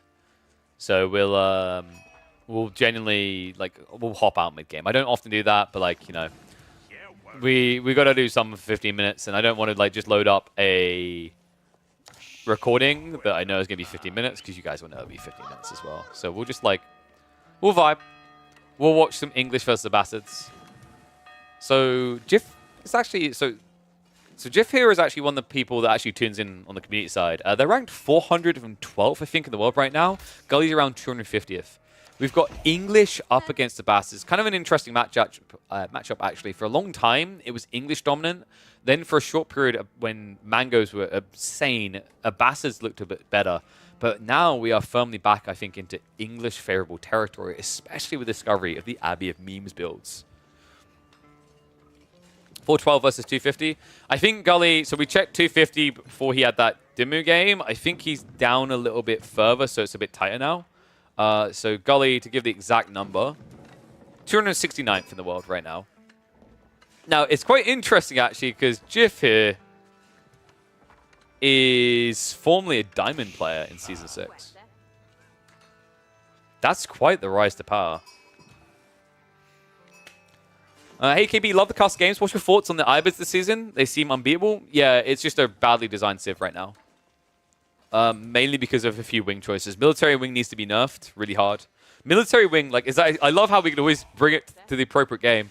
Military wing for Ibids needs to be nerfed to be like English Abbey of Memes with the delayed arrival timing, right? Because the king takes 35 seconds to come out. If you changed it so the Desert Raider takes time to come out, all of a sudden Ibids can actually be held hostage a bit more to feudal age. Whereas currently there's no way of stopping them from just going castle, right? Because you're too busy reacting to the initial Desert Raider, you're not actually attacking the gold at all. So Culture Wing on the way. What? Oh, okay, so that's kind of cool. We've probably got 2 TC versus 2 TC, and it's going to be fast castle from Gully. It's kind of a cool idea. I've seen this approach used against the Ibids in Abbasid Ibid matchups. I'm hoping that's what it's going for. I do not like the idea of 1 TC fast castle. Okay, now I actually just hate the entire strategy as council. No. Okay, one's if you think that Gully's about to find himself going from rank 200 to rank 300. Two's if you think English about to get slapped back across the channel. Because I'm sensing a one and done here coming. Like, this is... I'm not really sure what Gully's going to be able to do against this. Wait, does he just GG? Why is Jiff in my chat right now? He's meant to be in the game. By the way, before anyone just calls Jiff a newbie one trick who only plays English, I want you guys to be aware that he's from the Isle of Man. Okay, so this is just national pride. It's different, right? When I eventually rise to power as a conch playing Japanese only, that's when I'll get called a one trick. But if I just chosen English, I'm just being nationalistic, right?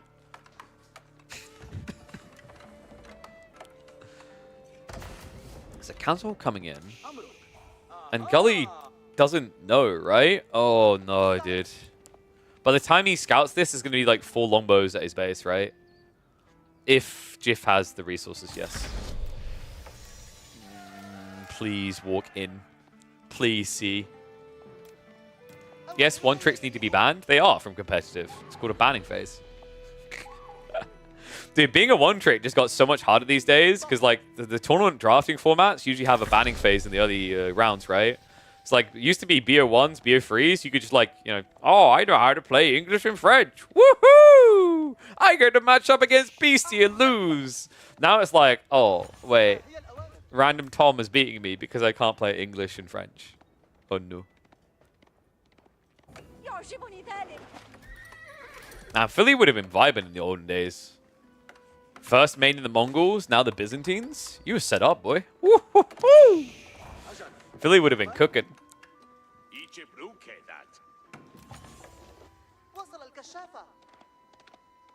So Gully now going into the Horseman is at least the correct call. Jiff, where's the Rax? Does he even suspect this? I mean, Gully legit might have him.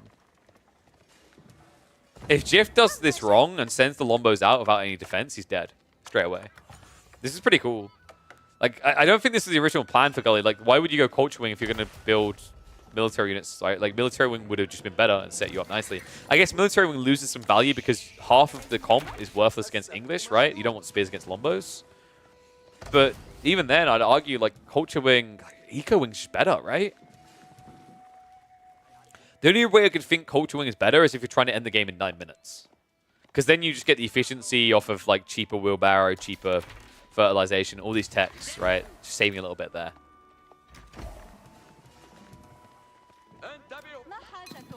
I actually like the way that Gully's approaching this. He's kind of hiding his comp. It's smart because now... Oh, that's sick. The timing on that. Jiff's going to lose the scout. He might just get away with this. Like, on a standard Dry Arabian map, I think you just get ran down and pinched. But because it's cliffside, it's not that far to run. He should be able to get home. That was a quick reaction. If Jiff had been just a second slower, I think he dies there because the archers would have hit as well. So get some vital info. That's really important. Jiff, that was a smart choice. If they sent the Lombos out ahead of time, he'd be dead. The game would already be over, right? Because, like, losing this many Lombos on a map like this when you're both all in with no, like, back pivot to plan, it's just a death sentence. Sheep count is at least really good for Jiff in this one, by the way. They're sitting on 14 sheep. 12 on the other side, so did get the lion's shares, the English, which is impressive here, considering the Abbasids should be the ones hanging out longer. But that's where, like, the early farms help a lot for the English. And we have now got stables being added in. One thing that Jiff needs to be careful of is not to neglect the Lombo count. When you start building into this composition against the Abbasids, the big edge is their ability to add in one Camel Archer to win a fight, right? Because then you've got Horseman Lombo, but your opponent has Horseman Archers.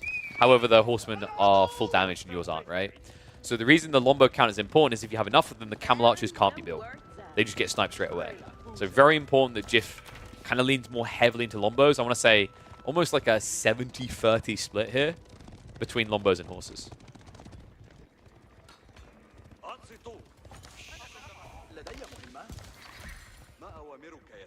I kind of like the way that this is actually turning into a game of cat and mouse, really. Neither player wants to make the move first, but what we're doing is we're kind of snowballing to a point where someone's going to have to make a move inevitably. But what's really cool about it is, like, usually in these type of games, when that's the case, someone's trying to make an eco grab or a tech grab, right? Something dishonest.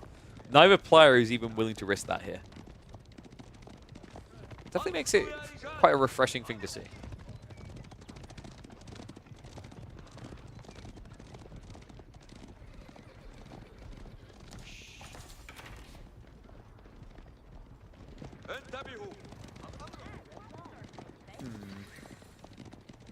Undermesh is coming in. Wait, Jiff. Why does Jiff not have a blacksmith yet?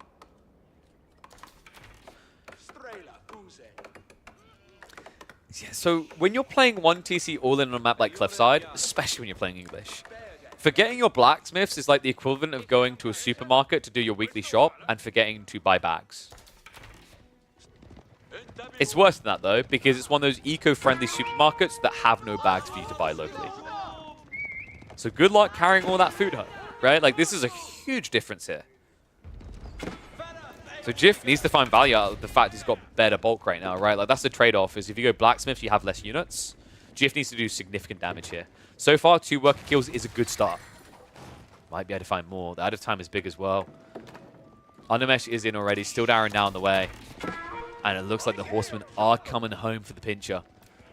And Jiff needs to be careful. He only has 4 Horsemen. And they are not bringing the Apocalypse. They're about to face one down. Gully. Surprised that he's not actually just trying to engage with this fight right now. This is a golden opportunity for him. Lombo's starting to back away, and I can't help but feel Gully let him get away with that. Comes in, gets 2 worker kills, and Jiff gets to walk away completely unscathed, despite the fact he's up against so many Horsemen. Yeah, I'm starting to wonder if Gully Decker was expecting a Blacksmiths on the other side. Like, this reeks of paranoia that your opponent's about to get a tech upgrade, right?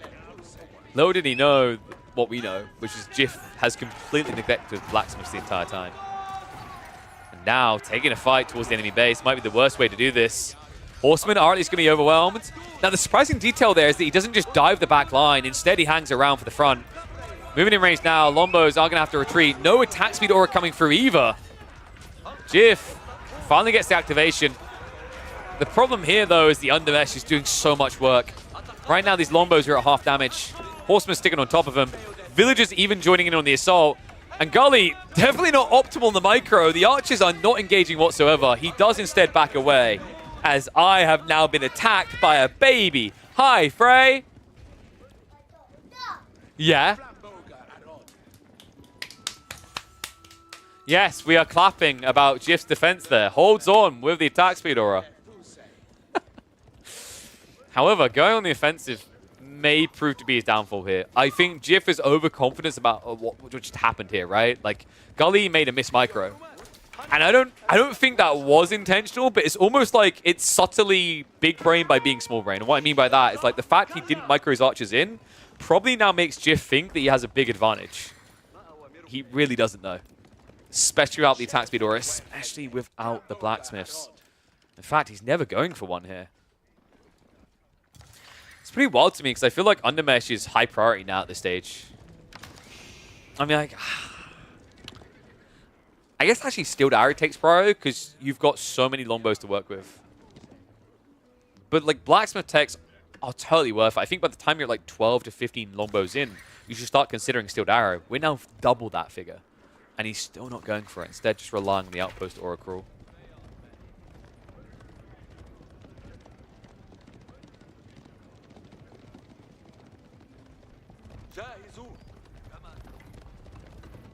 So what's Gully's strategy here? It looks like he's prepping for castle. It's kind of impressive when you consider the military numbers on each side, right? And it's not like you can just argue, oh yeah, but England spent a lot more on its army. No, there's a lot of horsemen coming out from Gully. Freya, go to mummy. Yeah, sorry, I keep getting invaded by a baby. I have to be careful because I have a 220-pound green screen behind me that she tries to beat the crap out of. Speaking of green things getting the crap kicked out of him, Jiff tries to ride in with the horseman, gets nothing for it. Does he even realize there's a tech up going on? So the problem I'm taking with Jiff's approach to this is like, he's not doing anything greedy behind this. But he's acting very defensive for someone who's not actually doing anything risky, should we say, right? Like, he's not going for a second TC. He's not going for Castle Age. He's just kind of camping in the middle of the map. I've got a feeling that pacing is going to kick Jiff in the teeth here.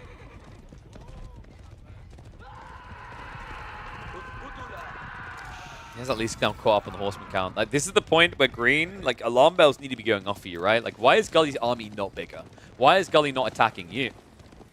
Right? And if you're sitting here investing all your army into this and you're not being attacked, like, at some point you got to go, okay, I should be being more aggressive in my position here. Yeah, if I had to give, like, a big criticism to Jiff here, like, the number one is the Blacksmith still to me.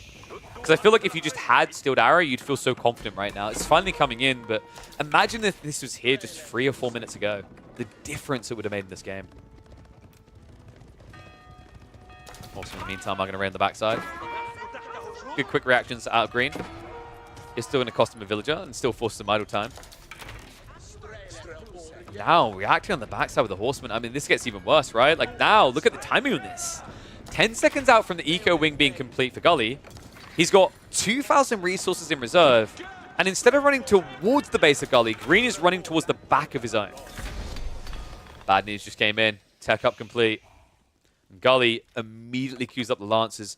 Should be looking to get the veterancy in. And remember, he could actually have went for the military wing, but that isn't on the table here. So don't expect a priority into archers. We should be looking at, I'd say, probably Lancers and Golems here to win this game.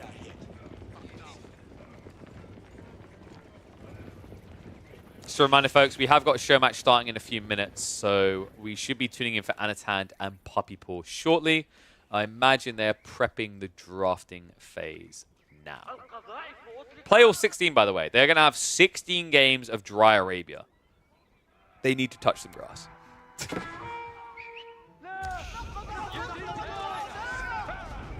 Awesome raid blocked out entirely. If you can't take a good fight now as GF, you're not ever going to take a good fight. You're not fast castling behind this, right? Like, you're still about a minute away, at least, which means you're going to be up against vets. That military advantage isn't there now. Green's in trouble. Gully. Vets the horseman up. Archers as well and reveals it all. And GF's in trouble now. No spin to defend with either. Those aren't just horsemen. There's lancers in the mixer as well. And he's A-clicking onto the cavalry instead of the archers that are cleaning him up. Yeah, this is over. Ah, GF, buddy, man. I think hesitance was the issue here. You had some clear timings ahead of you, but like you never seem to know that they were there from what I'm seeing.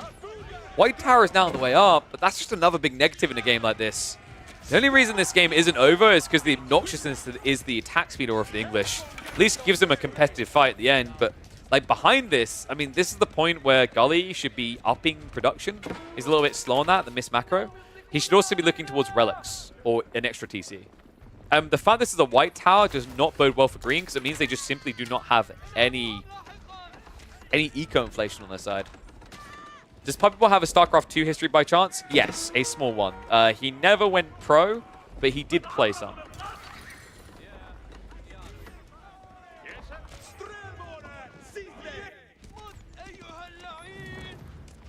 Weird crossbow switch coming from Gully. I think he's overthinking what this really is. It's quite funny, actually, because another thought in this game, why no mangoes? You're playing a Bastards, you can build siege in the field, right? Like, build one mango, and this would have been a wipe of the entire Lombo army. Instead, Green has been given a stay of execution here. One that really shouldn't have been there. The question is, what can he do with it now, especially when he's just one TC like this? And he's definitely behind on eco efficiency, right? Like, remember, the gathering around the farms does increase to 25%, but you're against the Bastards with Golden Age, which means their entire economy, not just their food, is buffed by 15%. A Bastard eco definitely stronger at this point. And it looks like the Bastards might be shifting into a multi-TC build now. So, I hope you guys haven't got somewhere to be. We might be here a while. We might have to skip out halfway through on this one because I'm pretty sure. I'm keeping an eye on it. For anyone who's like, oh my god, where's the Puppypaw Anotand show match? We're watching for it. They haven't started drafting yet.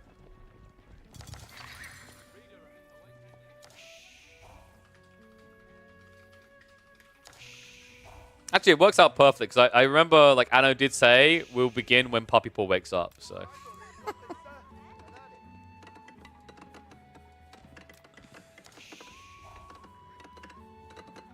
You're from the future and this game is an imp already? Dude, like, I mean, I'm as live as can be, so you can only be 5 minutes in the future. If you're an imp already, something weird has happened in this game. With a 1 TC 55 eco English boy.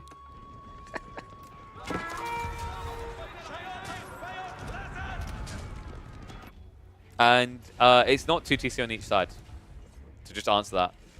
English is still just 1 TC. Remember, they went White Tower. Gully, he should be going 3 TC here, right? I mean, he gathered 360 stones, so unless he's planning to go for like a keep drop eventually, which I just don't think makes sense here. Love the fact he's getting scouts out. This is so underrated at this stage in the game. Like, look at Gully's vision. He doesn't know what his opponent's doing. He doesn't know if there's an extra TC. He doesn't know if he's playing loose gold. He needs to get that info so he knows where to raid.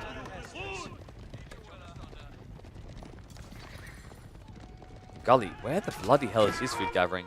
He opts for farms instead of moving a lot of people out onto the flank foods, which is very shocking here. I mean, he is up against horsemen. I kind of understand it. It's an interesting build from Jif as well. Like, going mass horseman here. Gully's reaction should be to go into the golems, but until he solves that food issue, that's impossible.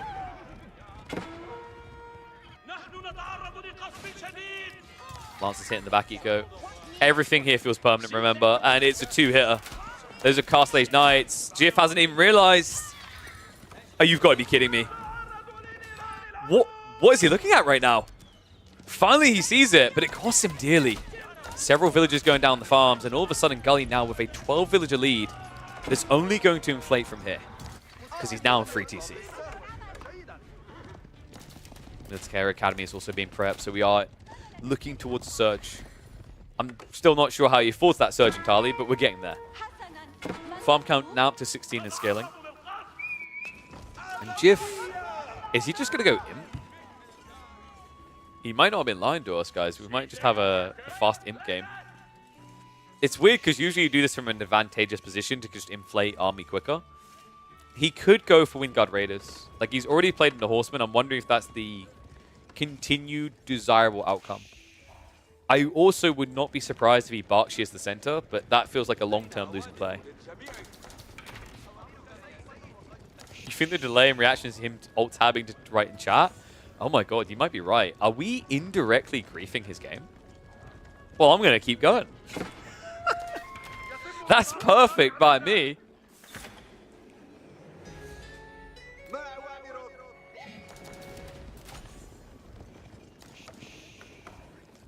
All about to be gathered. Moment truth coming in. Guys, if it's Wingguard, Jif's chances of winning go down by 80%.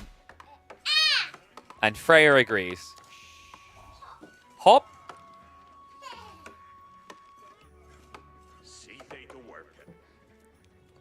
Freya, bye. Oh, no. No. Oh. Please stop building defensive landmarks. Oh, God. This hurts me deeply. In the meantime, Gully, Eco League continues to increase in more than one way. Not just the free TC build, but now about to go up to 4 relics. I mean, the problem with Berkshire as well, I get why he's doing it to protect the farms, but it doesn't protect anything else. Like, you need to be securing gold with this thing. Sure, enclosures is a wonderful drug in the late game, but it has its limitations.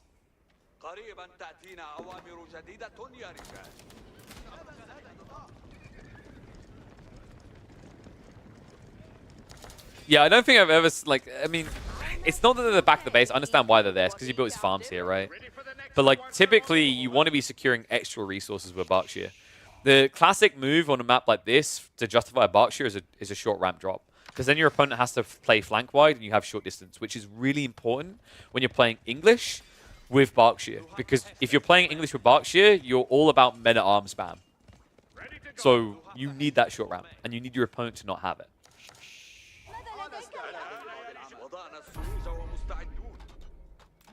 Gully in the meantime. More tech upgrades on the way. Agriculture coming in for those mass farms. And military wing has also been queued behind this. If Jif doesn't make a move soon, which is ironic because Jifs are like animated, then he's going to die.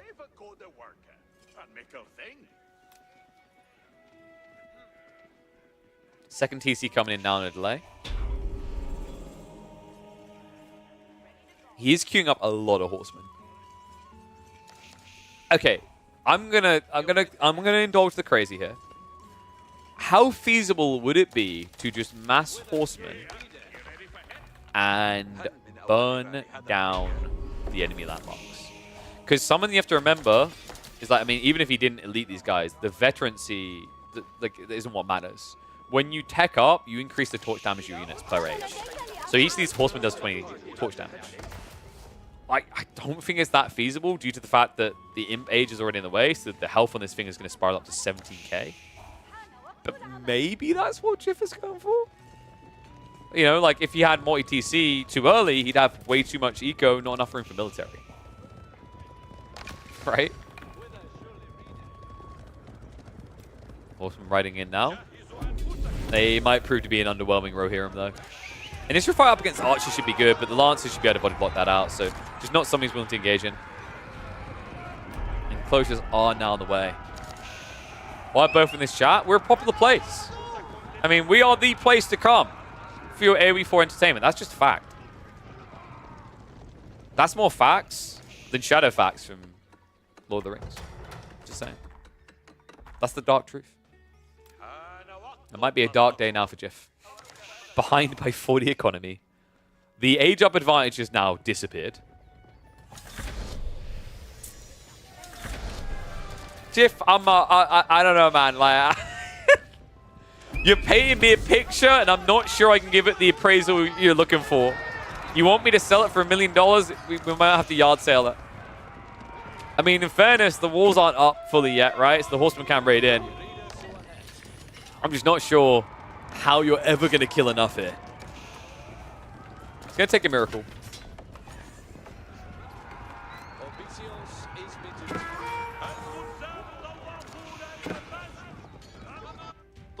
Relax. Last of them is coming home. 3 sacred sites were locked in as well.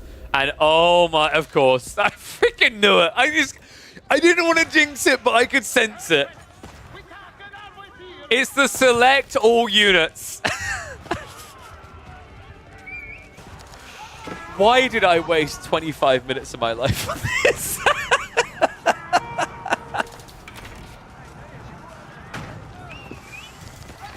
Moment of truth, folks.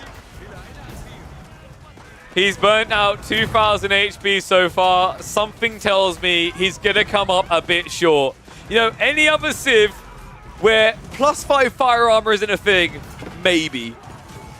This, a hard near, and another word that rhymes with it, get me out of this game.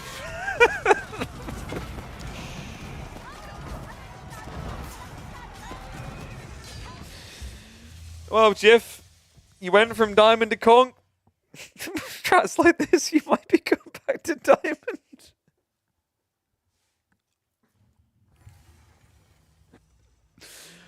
Oh my god. I mean, I respect him for not just GGing. Oh. Going back to gold.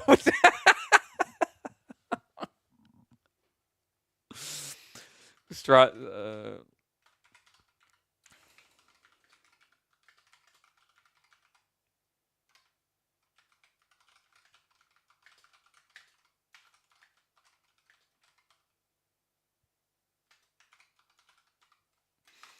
I don't know if that'll get uploaded. The communal value might get it there. Dude, what? Like, how? Like, oh, good. Okay, Puppypaw just like he's sleeping in. We aren't ready to go yet, so we can watch some other live games. Let's have a look. Did Gully just queue into Dragavan? Oh wait, are they playing? Dog, what? I told you to message me the freak when the draft's going on.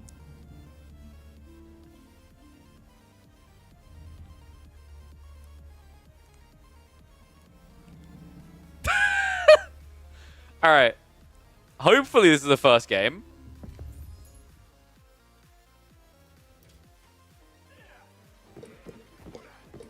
Nice heads up. I don't think they even drafted with the drafting tool. All right, so one sec. Let me just double check, Deets.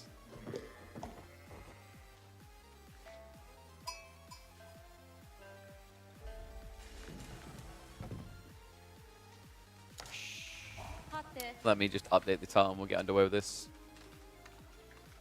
This is game 1 though, right? Alright, so we go. That's good. I need to quickly set up the UI.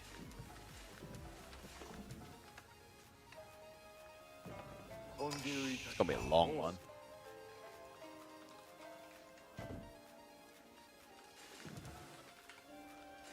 Alright, here we go. So if I switch over, I don't know if that is a good way of showing that. A two-part announcement. Whoopsie. Don't know how to open beastie stuff. But... Okay. Let me turn the music off. We'll get underway with this.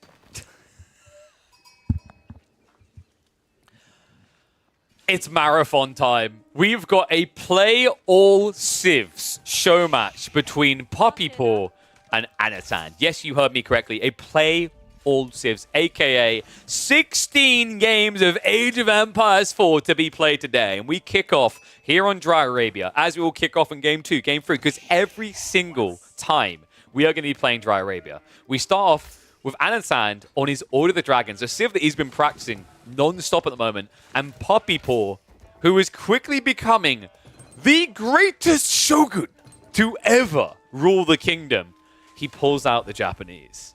Now this is going to be spicy because Puppypaw has been cooking. He has been brewing. He has been making himself some Yumi soup. A lot of lads were needed to make that soup up, and I'm wondering, is that soup good enough to even cook a dragon? We might get to find out here. This is really cool, though. Really big shout out, by the way, to the person who organized this show match. This wouldn't be happening if it wasn't for Andy S., who I believe provided the funding. I'm going to ask, like, what the prize pool is. I'm imagining, knowing Andy, I think he usually does, like, $100 prize pools. But I wouldn't be surprised the number's different. Like, I don't know if it's going to be, for example, $10 per game. What the hell is that? Okay, that's kind of disgusting, actually. What a cool idea. So Croker Township, the reason this is kind of nutty is Order of the Dragon, right now, a lot of players don't really do Yumi. They tend to do melee units. So if it's Men-at-Arms, Shinobi can just kite you and kill you over time. And you have to remember, Shinobi can heal, but Men-at-Arms can't. Why is this a really big deal? Well, Order of the Dragon have no way of healing their units early on, but the piece that puts it over the top is the fact that anything they invest in is double the investment in any other civ. So getting a healthy comp together, like if you open Men-at-Arms or Horsemen and then you have to transition Archers, you're going to be heavily delayed here.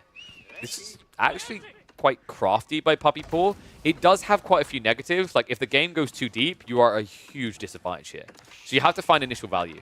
And one problem you are going to run into is an area you will not get value in is the whole idea of sabotaging production. I think it's very difficult to do here. Unless you think your opponent is playing out to flank resources, which we can see Anotand is not doing. The reason it's hard is, like, you know, if this TC isn't having gathering underneath it because of the sheep, right? Let's say your opponent went onto the deer. There's no one to garrison to kill a shinobi diving, so you can walk in, sabotage, walk out.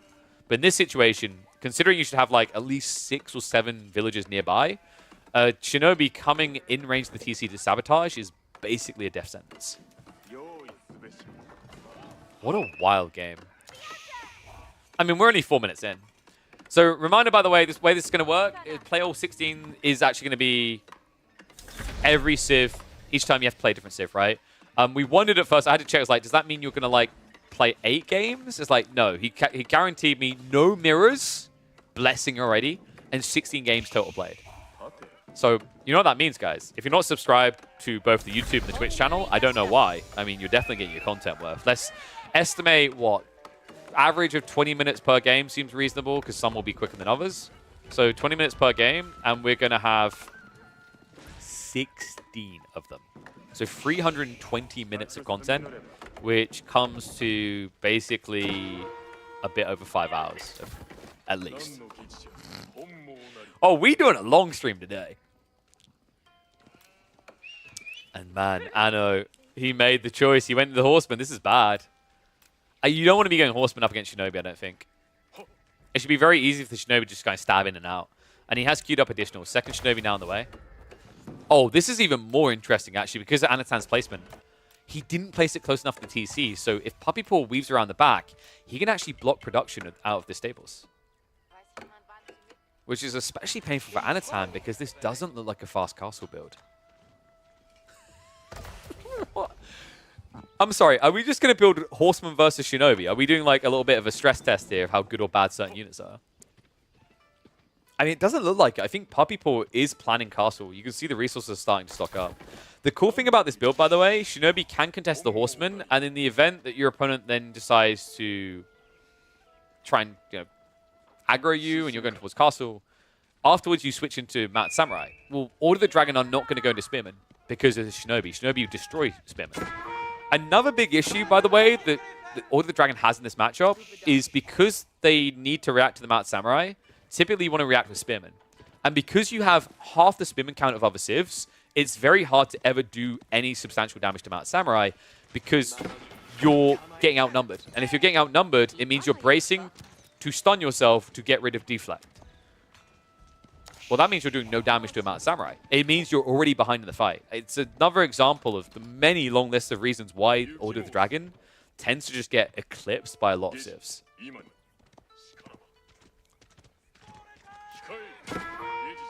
Horsemen, in the meantime, are not having a fun time. This is exactly what I do not want to see. Like, you just see how one-sided this is.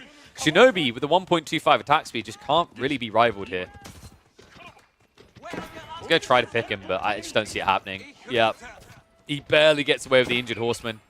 He goes back in. I mean, Puppypaw should be able to just turn around. Gets the kill. And folks, that trade right there, he almost kills 2 horsemen that cost 240 resources. He spends 240 resources to do that. So that's actually a really good trade for Puppypaw. And Anotand, he got baited hard, man. He went into archers. Yeah. Guys, I actually think this is the Yumi build still. So here's why I really think it's the Yumi build. If you want to do anything food-based, it kind of feels really bad here because you don't have the Kura storehouse now. So you don't have the free farms to occupy permanently. So you want to try to minimize the long-term food investment. Yumi's the way you do that. Now, in the event that Anotand rushes Castle Age and builds mass gilded archers, you're in trouble. But if you just build Yumi, it's actually a very effective strategy here. Okay, I'm wrong. It is going to be the stables we originally talked about. I wonder if he actually saw the Gilded Archers detail. That might be why. I think if, like, you didn't see the Gilded Archers, Yumi could, like, kind of weirdly work here. I guess it's kind of difficult because Horsemen are insanely tanky for the Order of the Dragon. And in fairness, we already mentioned why Stables is a safe bet, right? I think I'm just a little bit too hard on the Yumi train right now because of what I've been seeing Puppypaw do. But this is still a really cool build. I love that he's finding these innovative approaches to this Civ still.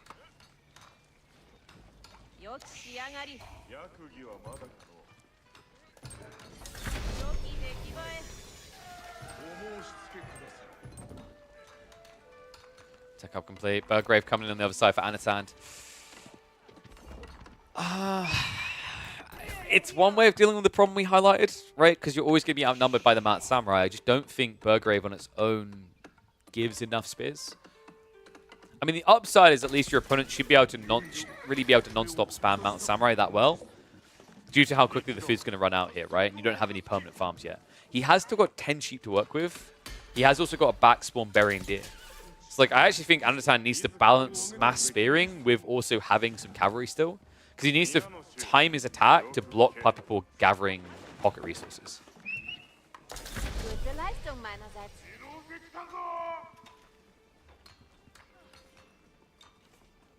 So deck out complete. Outpost is securing the 4 gold, so Anotand won't be starved out there.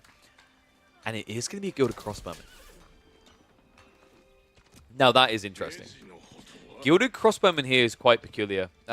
I get why he doesn't just want to go straight Spearman. He wants someone that can definitely guarantee the kills, but without a front line to defend with, and that's why I'm glad he's queued them up now, you just lose the crossbows to the initial Mount Samurai. So one thing to keep in mind is ever since they buffed TCs with their garrisoning behavior, you can actually now kind of hold on your own base better with limited crossbows. You just garrison, ungarrison.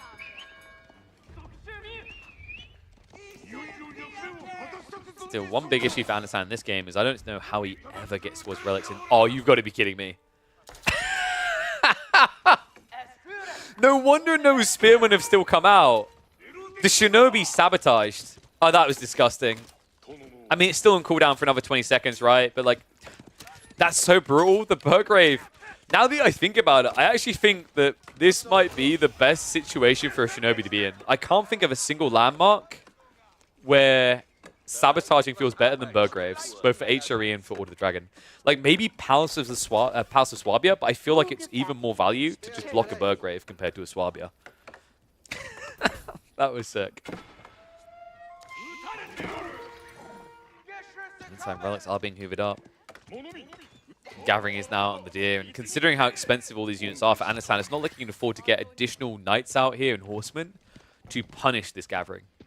He has to focus on his defense. And that is a wild choice. Puppypaw going into the Onimusha. I guess he's worried about the men-at-arms, like it is a Burgrave, right? But this doesn't really make much sense. You can kite and kill Spearman, sure, but I'd argue it's just better to get Yumi. Looks like the Gilded Crossbowman, the TC, was able to finally kill that Shinobi, but not before he sabotaged again. Well, the good news is because Anotand isn't getting enough Spearman now, he can just put his resources into crossbows instead. That's actually probably better for him because Gilded Crossbowmen do destroy Onimusha. Yeah, I think Puppypaw's thought process here is just stay mobile. He wants an army that can just move very fast, right?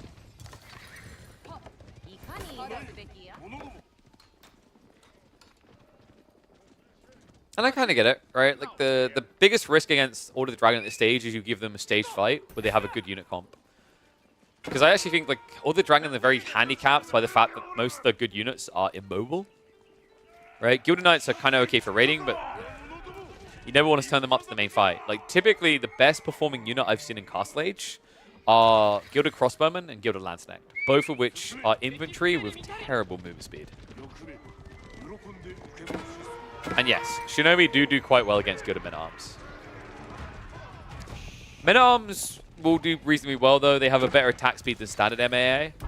But like cost efficiency wise, Shinobi are pretty effective there. Onimusha moving in now, just cut off the reinforcements.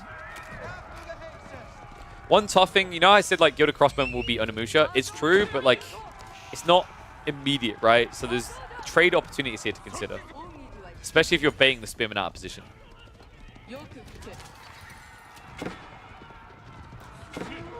Also, consider these guys, with their base damage being buffed like this by the Yumi Bannerman. It's a pretty effective comp. Not only do you keep the mobility, you're also making sure your entire army gets buffed by the Bannerman. You're not making yourself inefficient here, right? That's the beautiful thing about this 1-2 comp.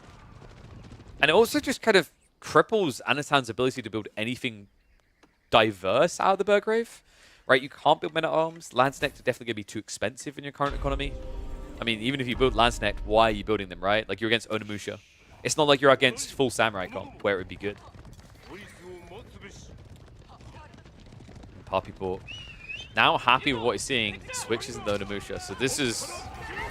I think we're approaching GG point, actually, if Anotand doesn't read this. But he seems to suspect something. Check this. This is why I love Anno. I mean, he just doesn't get enough credit as a player, right? Like, we're always talking about how Puppypaw is at the best form he's ever been in. I think Anotand is as well. You know, we saw some of his recent performances where he's making, like, quarterfinals. I think he made semifinals as well. He's a very talented player. And, like, his read, his game sense here, just to get 1 or 2 of these Landsnecks is huge.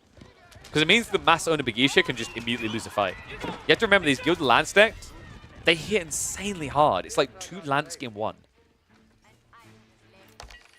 And they definitely don't die quick either, considering the amount of health they're working with. Army now marching forward. Looks like final relic on the flank is at least being guarded, so Puppypaw won't be able to grab that one for free. But notice the reaction, from, the hesitation rather, from Anotand, right? Like, he doesn't want to just go in blind here. And this is kind of another issue I've clocked with Order of the Dragon, is their armies can be very powerful in the right situation, but also very risky to expose, right? Like an infantry army like this, if you overplay your position and lose it, that is GG. Rebulking this army is very expensive.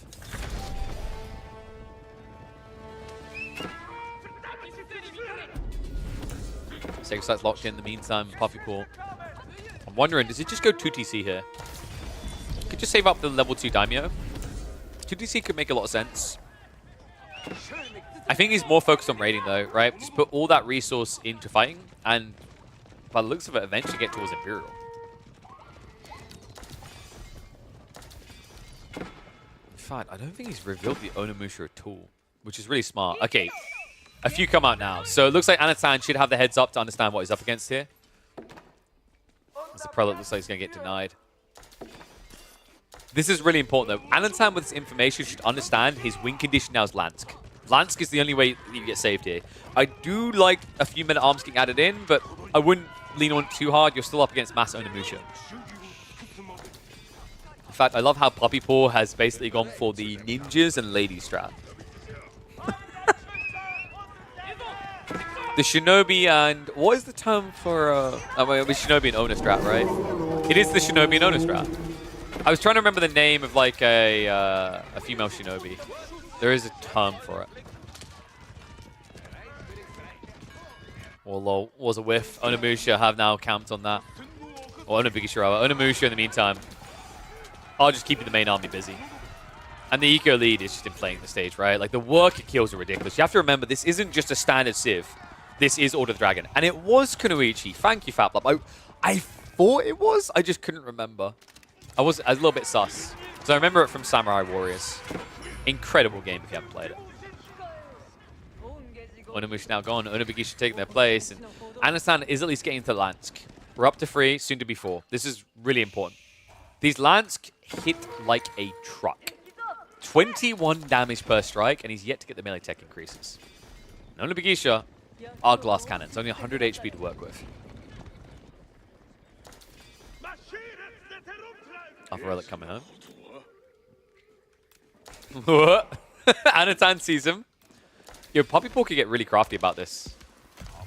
If he keeps an eye on the army, he can wall off from the other side of the trees. Spimmin is going to be sent around. And Puppypaw should just activate wall to waste time. It looks like instead, though, he's just going to walk it closer to home. Yeah, I guess he's thinking, there's no value in a wall. The crossbows will just take me out straight away. I'd rather have the relic closer home, so it's harder for the prelate to pull it back. Finally, we are getting that Inspired Warriors detail. I was actually about to criticize that. I didn't like that Anotand took that long to get into it, considering the amount of units he's got. Inspired Warriors is huge here, considering the base damage on so many units is so high. Like we said, the Lance Neck to 21 damage. 15% increase there, they're up to 24 damage. And that's before we add in the melee text. Like at that point, you're basically with full Lance Neck able to clear out Onabigisha. So Puppypaw's front line is quite fragile. It's a big issue right now. Dive now coming in. What you need to be targeting right now is the Lanks. The Lanks are the one thing stopping you from fighting. Mango has been queued up as well. It's camping underneath the TC. Has split the army, which is a little bit dangerous here. I mean, this is the stage where Puppypaw could just divide and conquer, right? And oh my god, does he do that indeed. Not to the army, but to the economy. Puppypaw says, fine, you want to trade? I'm much quicker. These ladies wear no armor. They don't get bulked down. They do not get slowed down. He goes into the main. Anotand, in the meantime, just diving through, looking for the economy, yet to find it. Finally gets over on the flank and should start mopping this up. Lance also moving into the villages. This could be big. Puppypaw, he has got textiles, but he's not reacting to it right now. Anotand getting his licks in as much as he's getting licked here. Puppypaw needs more damage. What he's done is not enough. Bigisha are now going to target down the outposts. Puppypaw is looking to just shift the eco away. The weakness of Anotand here, of course, the fact that he cannot chase. That's the difference, right? That's the dicey part here. I think that's why this game is going to be over. Puppypaw chose mobility. Anotand chose static. Time and time again, this is the issue of All the Dragon. It's starting to make me wonder how this Civ ever plays on open maps. I think they're one that is simply doomed to a mountain pass existence because when you play wide, you play to die. Game 1 of this play all 16. We'll go for the Canuck. Whoo-wee. So that's only the first of 16 games. We still have 15 more. Let's see. Are they already into game number 2? I'm going to have a look quickly. It might already be underway.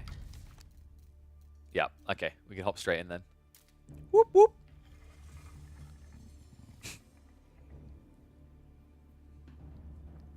All right, Puppypaw's here to educate.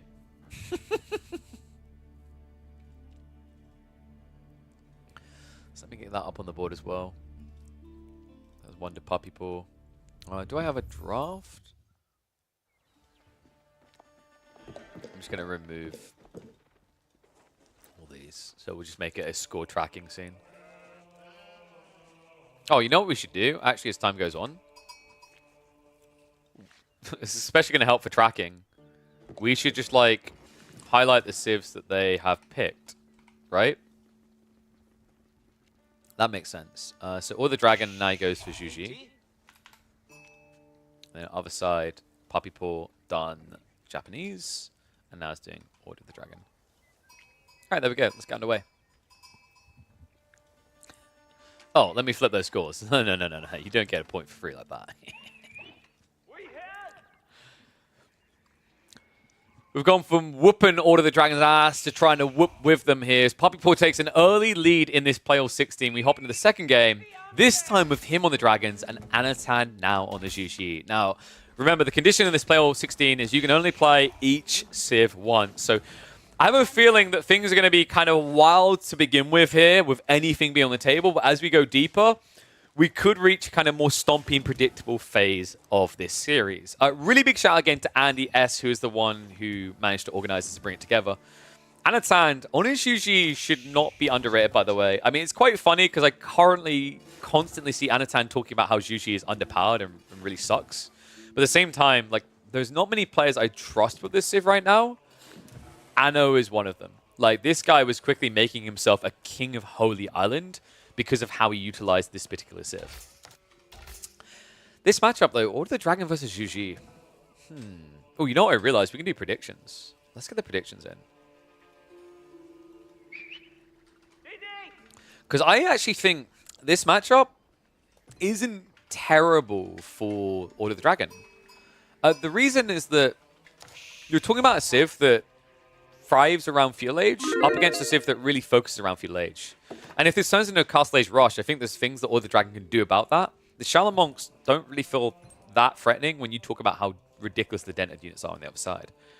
What I'm expecting here is Anno to probably try and play Chicken Numas, and Puppypaw needs to just try and survive.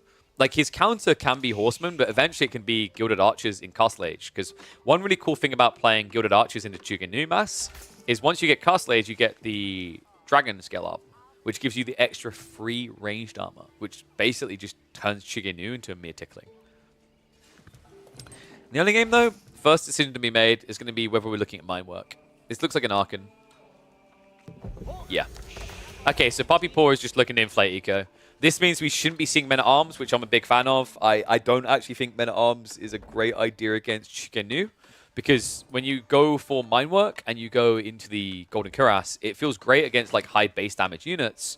But because the damage instances can only be reduced down to 1, Chigenu is like one of the worst things to build Golden Cuirass against, because you get no extra damage reduction against those units.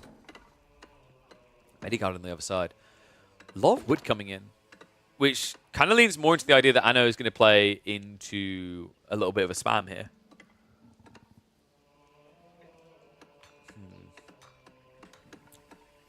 This is what I like to see when we get into series like this.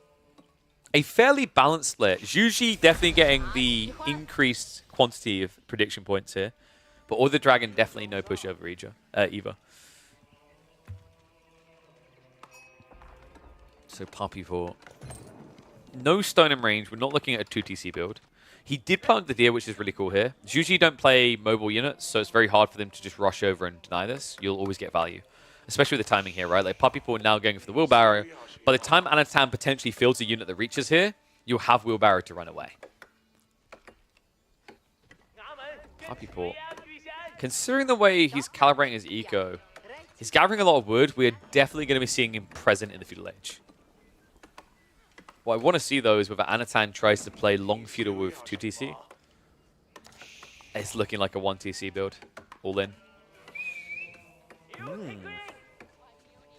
Now, if this was Order of the Dragon rushing Castle Age, I'd back Anno's play 100%. But this type of match, I'm not convinced. I think Puppypaw should already predict this, right? Like, this is one of the issues I think Zhuxi has. It's not just, like, obviously they need their eco weakened because it's too strong. Their biggest issue is they're predictable, right? Like, they have two options. You either fast castle and go for relics, and you basically end up playing a mech army because you can't afford bio, or you go all in Chiganu spam. And that means it's very simple for Puppypaw. Build horsemen, have counter. Now, one difficulty for him is Anotand is at least being crafty about this. He's doing the right thing.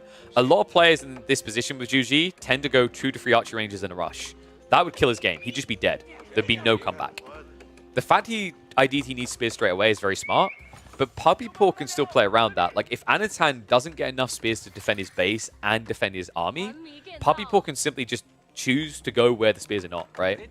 And Chiganu plus spears are not really going to dive and kill all the dragon villages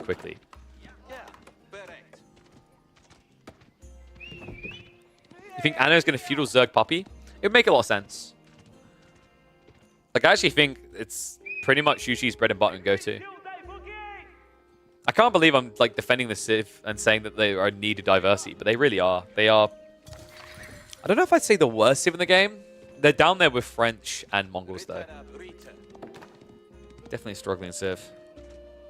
I think the toughest part is like they have very one-dimensional players early on, and late game they just don't really feel like a powerful Civ, right? They're missing critical units such as hand cannoneers in the late game. They're worse China in the late game, practically every way perceivable. You know, the only upside is when you get your final dynasty, Ming dynasty, and you get the damage increase. Puppypaw. We talked about those gilded archers. He's going for it. This is like having a mini longbow. Remember, these have 5.5 tile range, so you have a whole extra 1 tile, and you move quicker than Chiganu. This is the perfect counter we talked about. I really like this approach from Puppypaw, though. Like, you might be wondering, okay, if this is the perfect counter KP, why would you not just go gilded archers first? Because when you go horsemen, you have options. You can pick reinforcements they run across. You can also go after the enemy eco. That's a really cool detail, right? Like, it distracts, it buys extra time. Looks like that's exactly where Puppypaw is off to. Really scanning around the backside. I think he's waiting for that moment where Anotand breaks out from the safety of his base. He's down to 7 sheep, so it could be coming soon. An outpost coming up from Anno. Pretty smart choice considering that you can see it's gilded archers. That's going to be a lot of wood being burnt. So you need to try and block that out. The issue right now is you need to get double outposts for that to work. Looks like Anno has hidden himself really well here. Puppypaw doesn't know about it yet. Horseman probe in the meantime. So he's about to discover the outpost is here. So, okay, that I can't believe he got that info for free. No damage done on Puppypaw's troopers at all. That's huge, the info he just got out of that. So the reason this is important is Puppypaw probably like prioritizes the blacksmith now. He's going to go for an outpost initially, which is going to stop the crawl. But I could actually see him logically going towards like a blacksmith here. I don't think you rush like a ram. Maybe you just go under mesh first so you can begin diving. And then you play into a ram afterwards.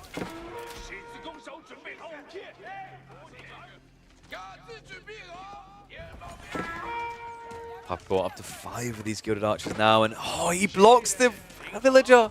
No outpost going up. Okay, Anotand's plan is starting to fall apart very quickly here. Militarily, you just don't want to take this fight now. Like, gilded archers are the MVP. It's almost like Anotand needs to go back for horsemen. If that's the case, though, at this point, you might as well just drop a Jiangnan Tower, right? Because the tax rebates. I think it's very difficult to go horseman from Anotand's position. Because he's already up against horsemen, so he's kind of outmatched there. And the other issue is, like, you know, with a lack of safe food, you're going to have to take risks. Knowing your opponent has what feels like these light, heavy cav, in a way, right? They're almost like knights, in a way, with their stats. You don't want to be running villages out into the blind.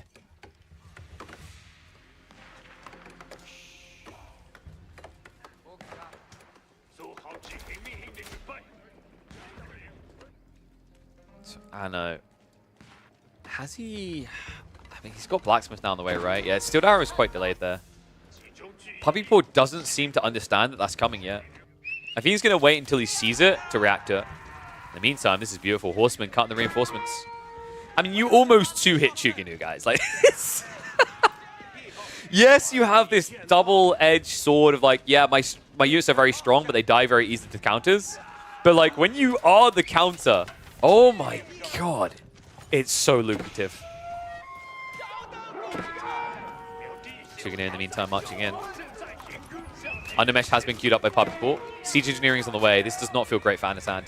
You know, usually in this type of game, especially against like an H-Area or the Dragon, you want to be at like 30 Chuginu when you're going Rams. He's at 14.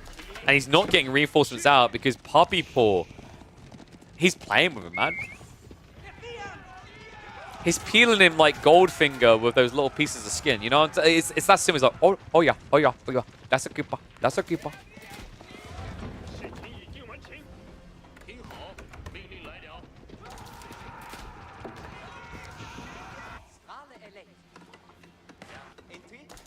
If Anotand fails to break the base now, I would not be surprised that he calls it.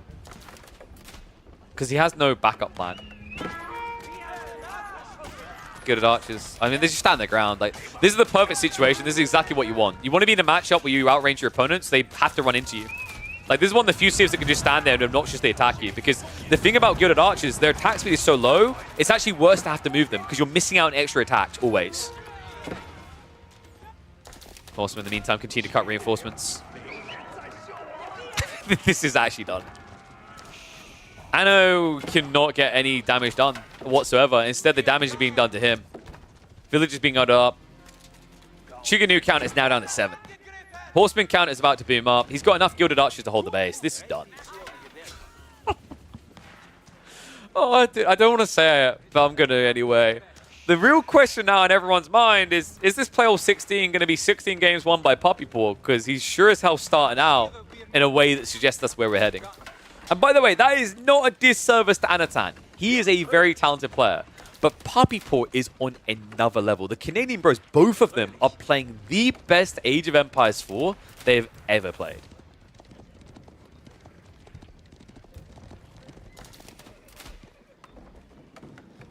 In fact, I'm going to just go ahead and flat out say it.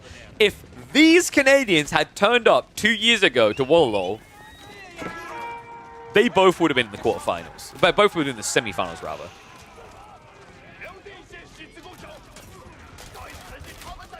Horseman just ignoring it. Like, that's the another obnoxious thing, right? Like, the health bars are so big, you can just walk past Spearmen. That's something that Horsemen normally can't do.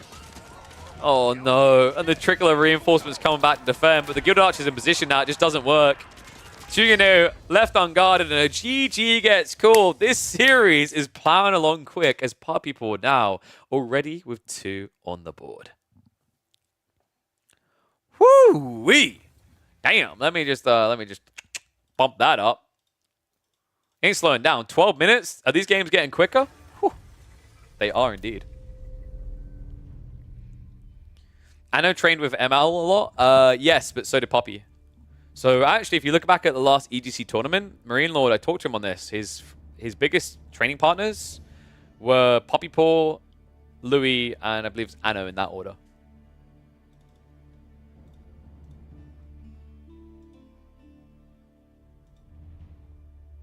Okay, so next game is already up.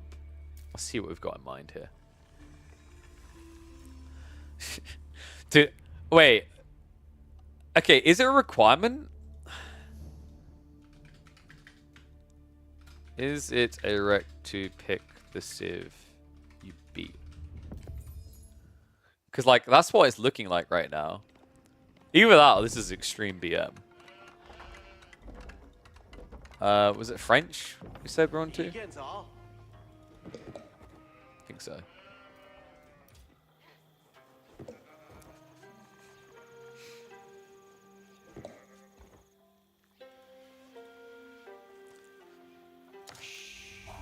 Yeah, so I'm double checking now with Anotand on this because I'm not sure if Puppypaw is just full BM mode or if it's a requirement of the format. But this playoff 16, remember, they can only play each civ once. It seems like Puppypaw is just picking whatever he beats. I'm wondering if that's the format. Like, that has to be the format. Otherwise, this is just rude. So it would make sense as well to kind of keep things a bit more balanced that, like, after you beat a civ, you have to pick it next. Because we just watched Anotand pick the Juji, and now Puppypaw is playing as them. On the other side, Anno's reaction is going to be a Francais-based one. French versus Juji. Do I like this matchup for France? I think you can maybe try to snake 2TC, but it's going to be very dangerous because I'm expecting Puppypaw to go all in on Chuganu. And you have to here, by the way. Like, we talked about the 2 options previously with Juji, is you either go for Chuganu Mass or you go Fast Castle with Shaolin. You do not want to be Fast Castle Shaolining. Shaolining? Yep, that's the word we're going for. You do not want to be Fast Castle Shaolining against French Knights. Like, you'll just lose the Shaolin Monks on the exit. So Chuganu Mass makes a lot more sense with Spears to Assist. Kind of similar to the last game where all the Dented like had their mini form of like Knights and Horsemen. We're going to see something similar here where I'm expecting Archer Knights to be the way. The big question mark from me is whether Anno is going to look for that 2TC.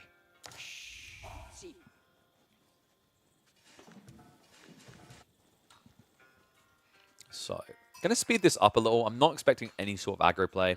Looking at the spawn, I know it has safe gold, which is really important here. The Chiganu won't be able to block him out early. The stone is on the 4, but if he's going to go for a 2C, it's going to be early. And no crazy Medigarden here. Puppypaw is going to get the berries near home. Honestly, since the nerfs, people just aren't willing to go looking for the fat berry stack in the bot.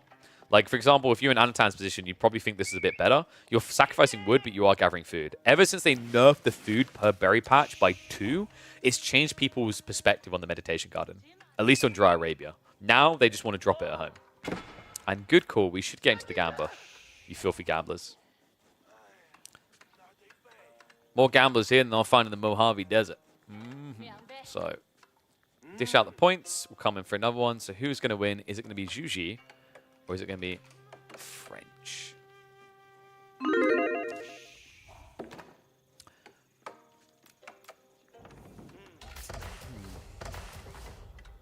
And the interesting thing now in my brain is, like, as we get deeper, like, right now there's a lot of options. But I'm thinking, like, for example, if, let's say Puppypaw wins this again, right? If it's 2 up to 3 up, right? And it's French, what would be the best counter? Because, like, this is the tough part, right? Like, do you then just pick Roos?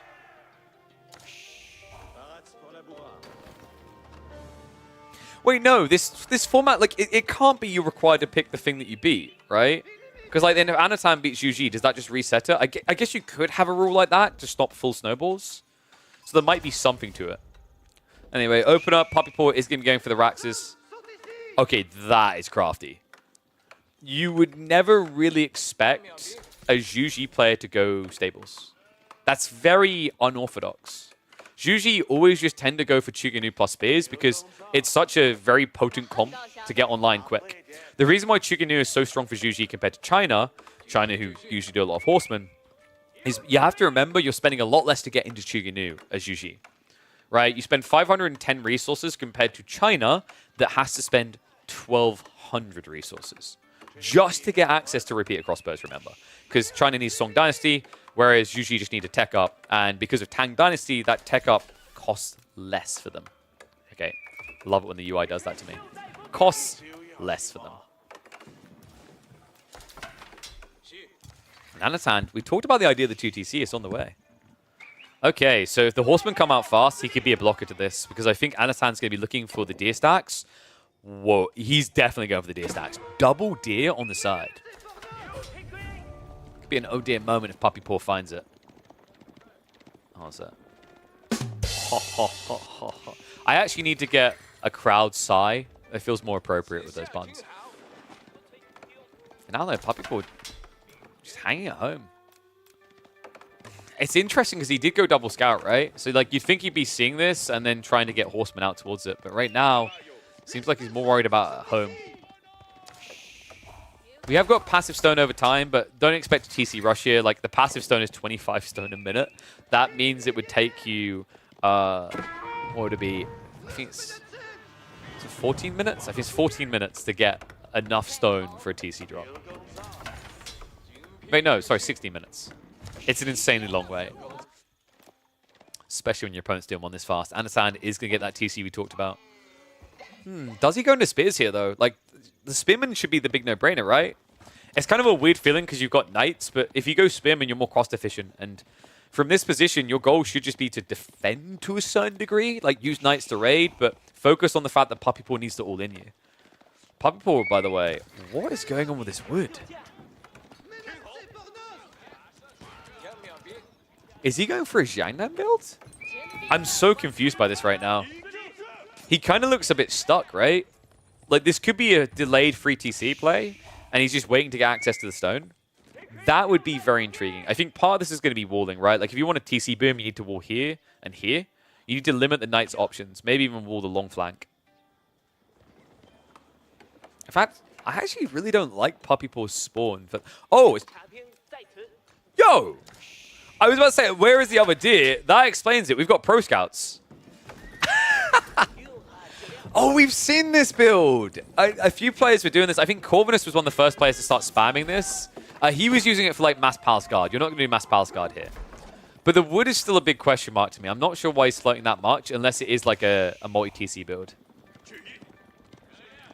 It could be that he's just going to eventually set up granaries, but like if you're going to just say I need granaries, there's no point going for pro scouts, right? So it almost feels like, I don't want to say miss macro as much as he can't access anything else. Looks like we've got to play out into Boar as well.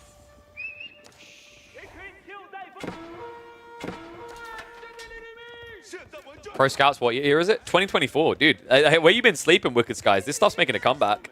Malian Pro Scouts, Yuji Pro Scouts. We've been seeing a decent amount of it, actually. Not every Civ looks towards it, but those are the two that I've noticed doing it quite a bit.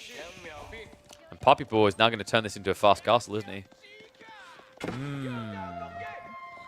Now, this is quite interesting because he does have the spears out to guard the relics, and the shallow monks should be able to pick it up quite freely.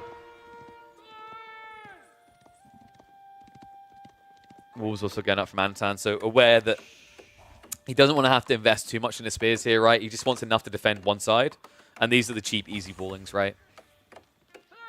Who do I favor in this position?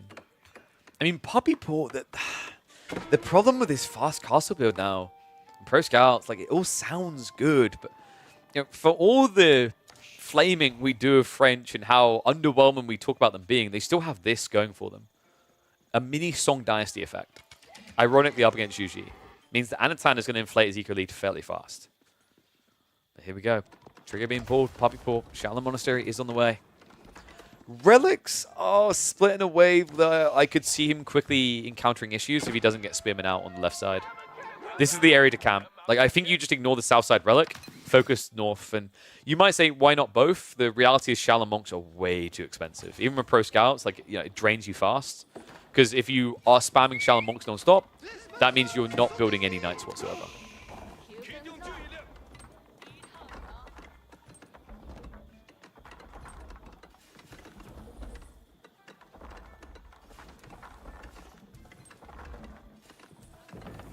I'd love to know the best way to gather deer. Pick them up and then shift flick the rest to CC. Yeah, well, like, technically, if you want to be fast about it, you can select a bunch of scouts and send them out to do each of these guys, right? And then walk them back. But if they're not already dead on the ground, like, it's going to be weird anyway. It's more micro-intensive, no doubt. While they're two separate scouts, I think this is a UI bug still left over for certain civs. It's the difference between producing out of TC and producing out of stables. Double outpost guard here. Anotand is going to retreat away from that. Does do a little bit of chip damage here. Up to a 13 eco lead now. Anno, I'm wondering, does he just go all in here? Instead of just trying to tech up, right? Because like teching up is going to make you very slow on controlling the map. You're going to essentially forfeit over way too much ground to a guy who's playing Shallow Monks, which means relics are the target. So I think Anno is going to try to be a little bit present and dangerous here in the earlier age. Lances count is escalating. I mean, the good news there is Puppypaw building Lances means that you can counter him an age behind. Like, I'd actually say Palace Guard would have been a lot better for Puppypaw right now. I guess his fault is, like, I don't need to attack him directly. I can just attack his economy. And that would make more sense for the Lances, right?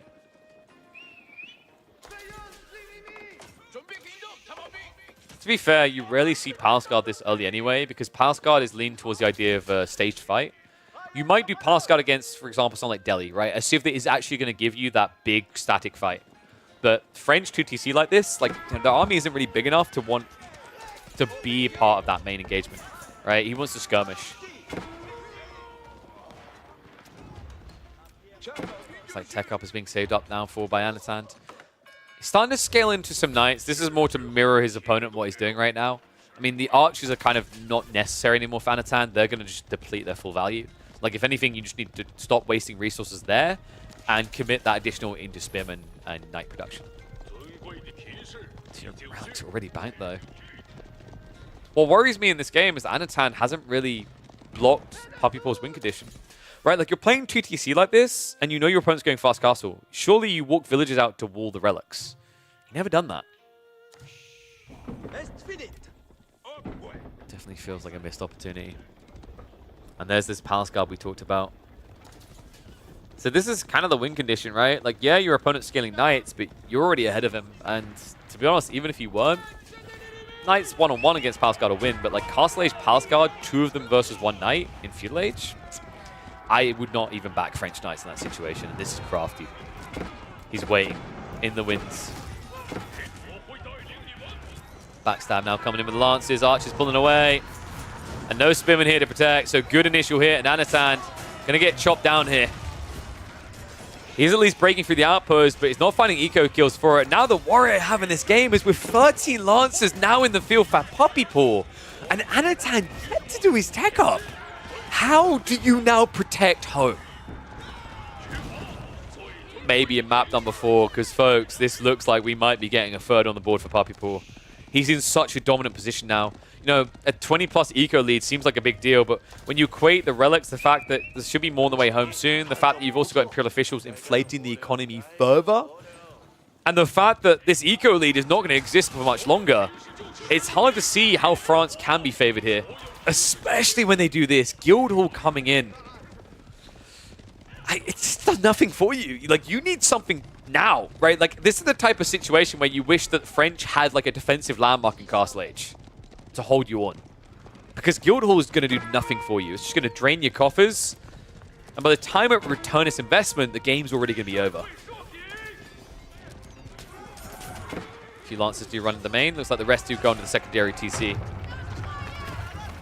Food being blocked out down here, but looks like most of it has already been exhausted. But that does lean into a bigger issue now for Anotand, is like, where is he getting food now? He's got basically 2 berry patches. He's playing onto the pocket resource with the ball, but this in itself is already very risky.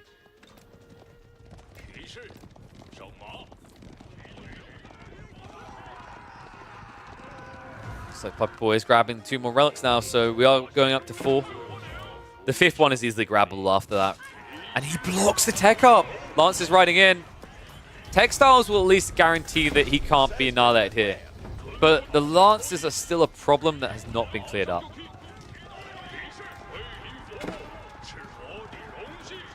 Behind this, remember, Puppypaw did go for Song, which means he has started to scale otherwise. Second TC now coming in. And the Granary transition afterwards shouldn't be too difficult either. Interesting game.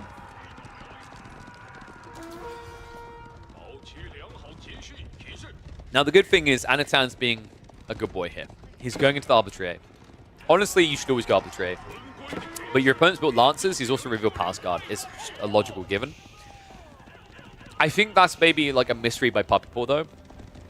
The fact that he chose Palace Guard over Siege, I'm not a big fan of here. I feel like Siege just makes a lot more sense. If you want to go Palace Guard, you just stop producing Lancers, right? And then you get 2 or 3 Nesta Bees out. All of a sudden, Arbitrary cannot do anything. Like, you're kind of giving Anotand a way of recovering this game. Because now he's able to kind of fight your army when he shouldn't be able to, right? That's the danger, by the way, of playing Knights into Men-at-Arms. Like, you're basically giving your opponent the same counter.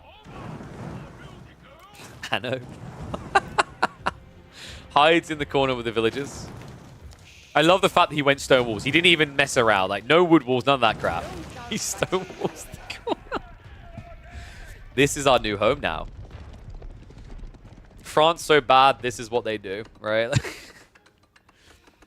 like he's going to be able to break out now. Lancers are starting to move away. Is Puppypaw going fast in? Dude, he's gone free TC. There's no way you just imp. That would be so insanely greedy here. I mean, in theory, it can work very well, right? Like, you get Palace Guard with Divine Haste. All of a sudden, you can just neglect Lancers and go full Palace Guard. And the Arbitrary detail doesn't matter because, like, Anotand is at the phase of the game where he's spreading his eco out. He's not condensing it on farms. And that means the Arbitrary cannot defend him. Okay, just got confirmation. It is not a requirement that you pick the Civ you beat. Lancers should know about the berry patch. They're moving over there now. In fact, the gold gathering worries me as well. The wall, which protects the base. But he's got so many workers here. A bunch of them are exposed. Okay, this is wild. Puppypaw's waiting for the gold vein. He's not even checking the food. What? I mean, in a way, that's kind of like insanely smart. Yeah, you are not using your units to kill right now. But the logic here can be that by the time Anotand moves out, when he comes this far out, you're going to kill a lot of villagers. If you just walked in now, you kill like 2 or 3 villagers, Anotand reacts. If you wait for him to come out for this gold, you're going to kill 7, 8, 9 villagers. Looks like One Knight has actually scouted out the granary transition. So if Anotand's going to strike, like, now should theoretically be his best point. I can't believe the way Puppypaw turned this around. Right? Like, that 2TC build looked like it was going to be super effective, but now that eco lead that Anotand worked so hard for is shriveling up fast. Anna's army should at least get a really good fight here, considering the arbitrary numbers. Puppypaw is still missing that critical detail. He needs to get the Nesta Bees. Looks like they are now on the way. They're even being supervised to get out quicker. Keep going up. Lancers can stop that, though. More villages are being pulled, but with only one knight here, it's going to prove costly. Anno? Oh my god. I mean, the castle's going to go up. But at what cost here? So many villagers dying for it. So many still going down. It needs to be a trade, but the Nesta Bees! Just one here. But it's getting us bang for buck. I actually think this might just be over. Anotand, I mean, he's getting some eco kills, right? So he's at least trading out there. But the Nesta Bees should mop this up. Arbitrary mass not big enough to really contest against the pass guard here. And after that, I think we're at the beginnings of a flood. Pass guard is still hitting the secondary TC. Anotand, he may be giving as much as he's getting. But at the tail end, I'm just thinking about the reboom. How quick it can be for one side and how slow it's going to be for the other. Lancers have also broken through the tree line, so they can hit into the eco here. The issue I'm seeing in this game is like, Anotand, great, you got this big punch in, this one big hit. Where's the follow-up? That's the difference. Puppypaw still has 20 Palace Guard to play with. And although this breakthrough has done damage, it's not permanent damage. It's not going to be permanent raids. And that is it. He knows it as well. Anotand calls GG, quickly turning into quite the stomp here, as Puppypaw now turns it up to a 3-game lead. Oh, this is turning into a bleeder. Puppypaw already 3 up. Good God. Like, let the man win something, please. Okay, so let's have a look and see where we're going next. Wait, did they remember? Hopefully.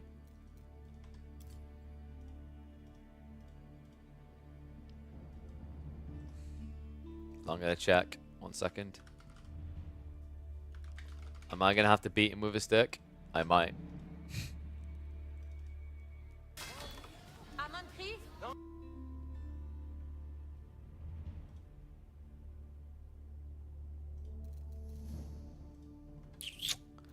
Alright, that's annoying.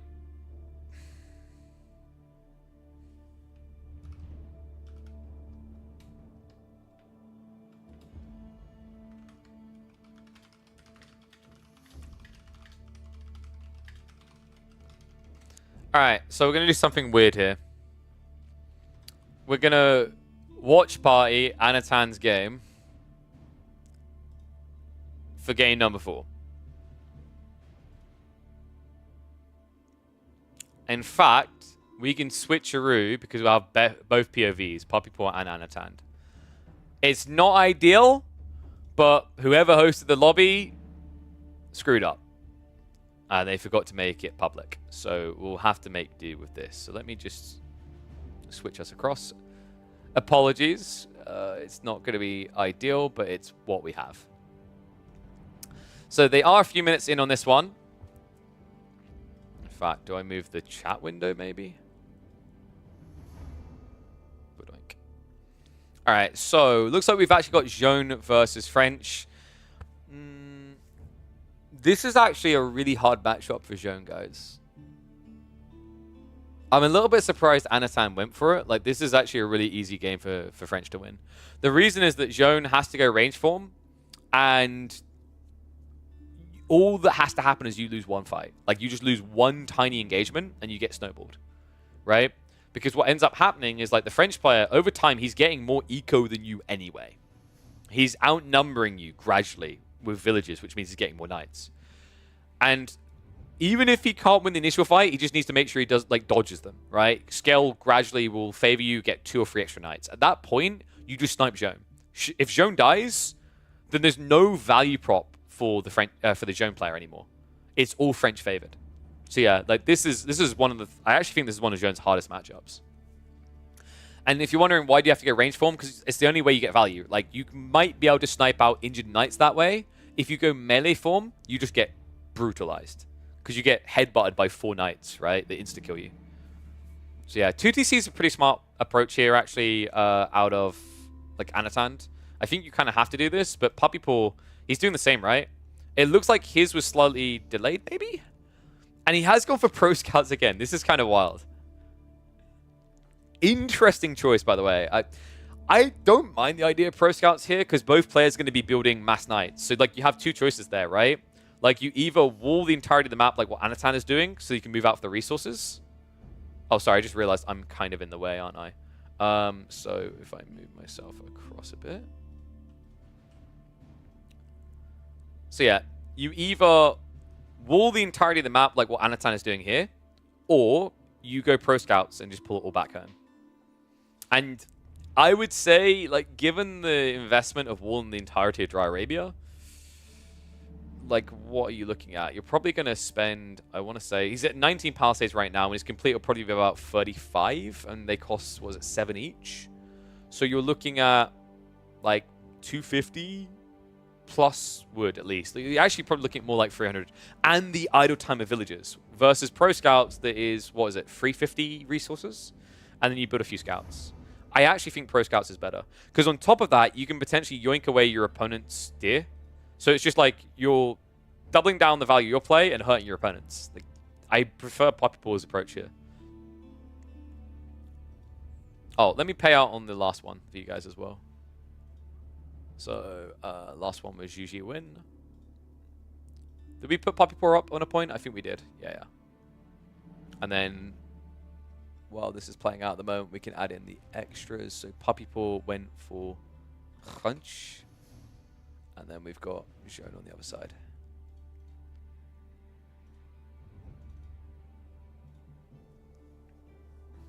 They both picked Juji. I can't believe it. I mean, dude, you got to pick it at some point, right? So you might as well pick it now.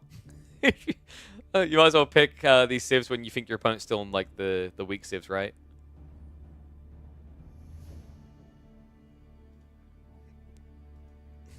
One sec. Okay. But yeah. If for those just tuning in, by the way, the reason we're watching from their POVs is because someone forgot to public the match. So instead of us just literally being an entire game behind, I figured we'd do it this way. Puppypaw, what's the knight count looking like here? He's sitting on only 3 knights. Other side is 2. And I am a bit confused by this. He went for Woman at Arms. Not entirely sure what the thought process is there from Anotand. I actually don't think there's really any point going Woman at Arms here. That's cool, though. Now he has more value out of this wall. This wall makes a bit more sense now. Trade. I'm wondering if Puppypaw is suspicious of it at all. I mean, Puppypaw's in the middle of a tech up, though. So, like, Anotand, he's trying to mirror this. But, like, going trade and going tech is very expensive. You're spreading yourself way too thin here. Puppypaw, in the meantime, tech up does complete. Looks like we've got a discrepancy of, like, 2 seconds. Puppypaw's Canadian internet is proving to be his downfall. So, just keep that in mind when we're switching perspectives. I'll try not to switch as often. That way, it doesn't get too disorienting for you guys. So Anno, we're what? Going to be switching into probably mass spears. Puppypaw on the other side of this. I guess you're just going to go arbitrary mass, right? I wonder if there's a world in which you sneak free TC. Like, he is actually gathering quite a bit of stone right now. That could just be a keep drop. Because you have to remember, like, one tough part. Hide the UI? Oh, yeah, fair shout. One tough part here, by the way.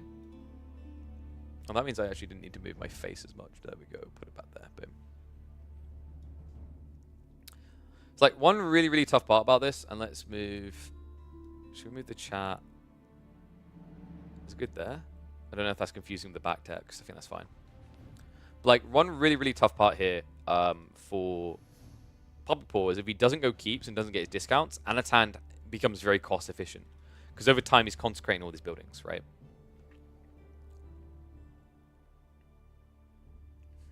Puppypaw Doesn't seem to be moving with urgency, though, so I don't think he knows about the trade. He has also now, remember, got the Pro Scouts. That's going to be another 2,450 food coming back for him. That's kind of awkward for Anotand, because it means he's going to have to transition to farms quicker. He's already starting to add them in now, right? But like that's going to turn into an amassment quite quickly. That's a huge difference if you think about it, right? Like just taking one deer stack away from your opponent, you have to think about it for what it really is. It's not just almost 2.5k extra food for you.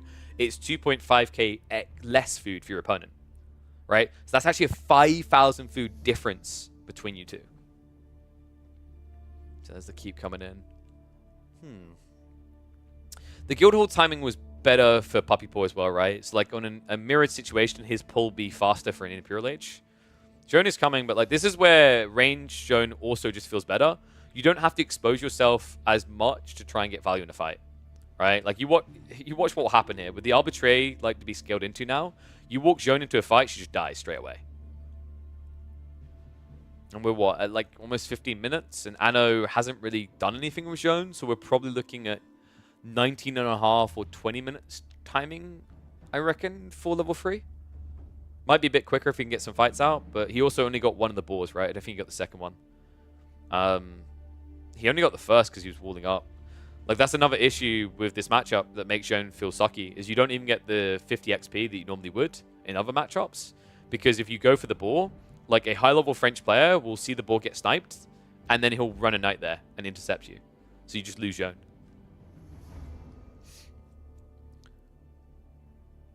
Arbitrary mass clashing here. Joan just trying to skirt it.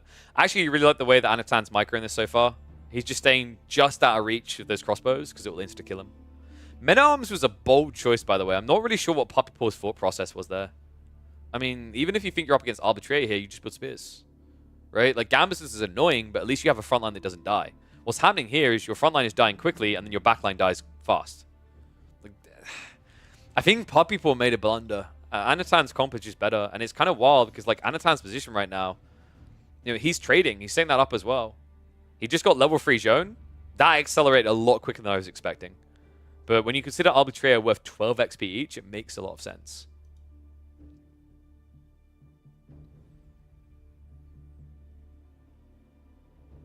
Is it possible to have? Wait, is there a tab with that? Oh yeah, it is. Oh yeah, dude, I don't use bookmarks anymore at all. These are like old SharePoint crap. I really need to just completely purge my bookmark listings. That's all from when I was a developer. Current series score, Puppypaw is up 3-0. But we might be about to see Anotand get a point on the board. This is actually sick as well. He went Riders. I love that. If you're already age 3, you should be going Riders by default, but it's perfect in this game because you're playing against Arbitrary. So remember what I said where this is French favored? Not so much now. Now that you're in Castle Beyond, I actually think Joan starts to take an edge here. Puppypaw kind of missed the trick. Oh, dude, that's sick. I'm happy for him, man. I don't like just blah O stomps, right? I don't want to see 5-0, 6-0, 7-0. And like I said, this is a matchup that I do think is really French favored. So it's impressive that he's done this.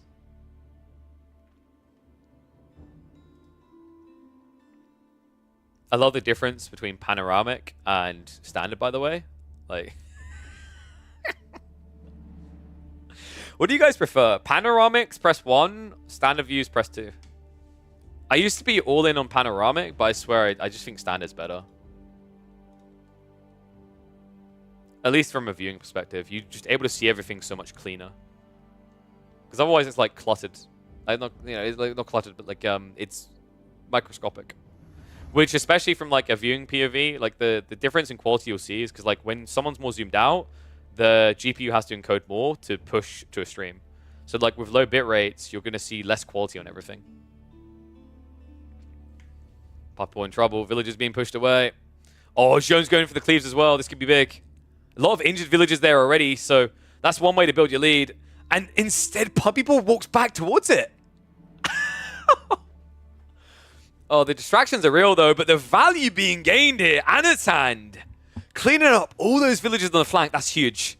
Puppypaw now just trying to get an extra keep drop here to try and stabilize. Arbitrary should get cleared up. Divine Restoration is going to slow that down. And you could try to run in with Zhone. It's just going to take a lot of damage, but with the damage reduction against range attack, she could sustain. Anotand instead says, not worth it. Backs off, and now the keep drop gets intercepted. All right, Puppypaw's on the ropes right now. He can't afford to forfeit this type of territory. Like, he needs access to gold ASAP. This is an arbitrary race. One where you're losing access to gold fast on the map. And Guildhall, you'd think it'd be your saving grace, but you need that Guildhall for the food pull to get you into Imperial Age.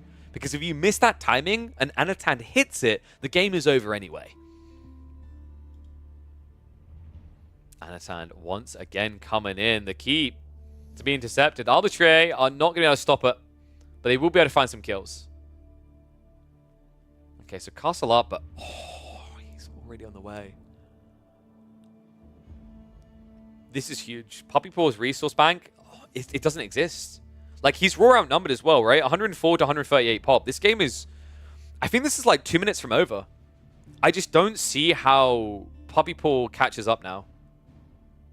Relic's also being grabbed. Like, this is a bonkers game from Anotand. I'm really impressed. I feel like, to a certain degree, like, Puppypaw opened the door when he played willingly into 2TC static.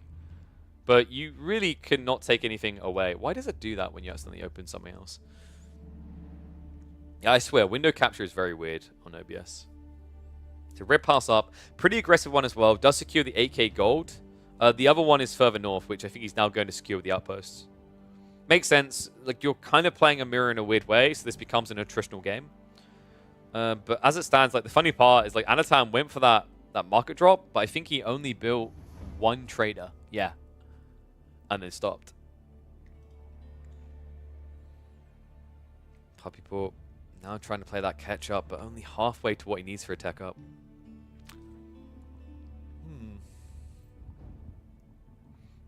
The problem now is if this just goes deep into Imperial Age, there's no way you favor French. Like, I want you guys to really think deep. What advantage does France have over Zhone? They produce villagers quicker. Okay, that's great. I don't think that matters, though, when we're at max pop. So then you have to explore the other details. Well, Zhone can get discounts on not just archery ranges and stables, she can get it on anything. And as the game goes deeper, you scale more buildings. Zhone can spam keeps and build unique units out of them. Zhone herself provides an attack speed aura that turns her arbitrary into Gatling guns. There's just so many good things. What's up, Age of Noob?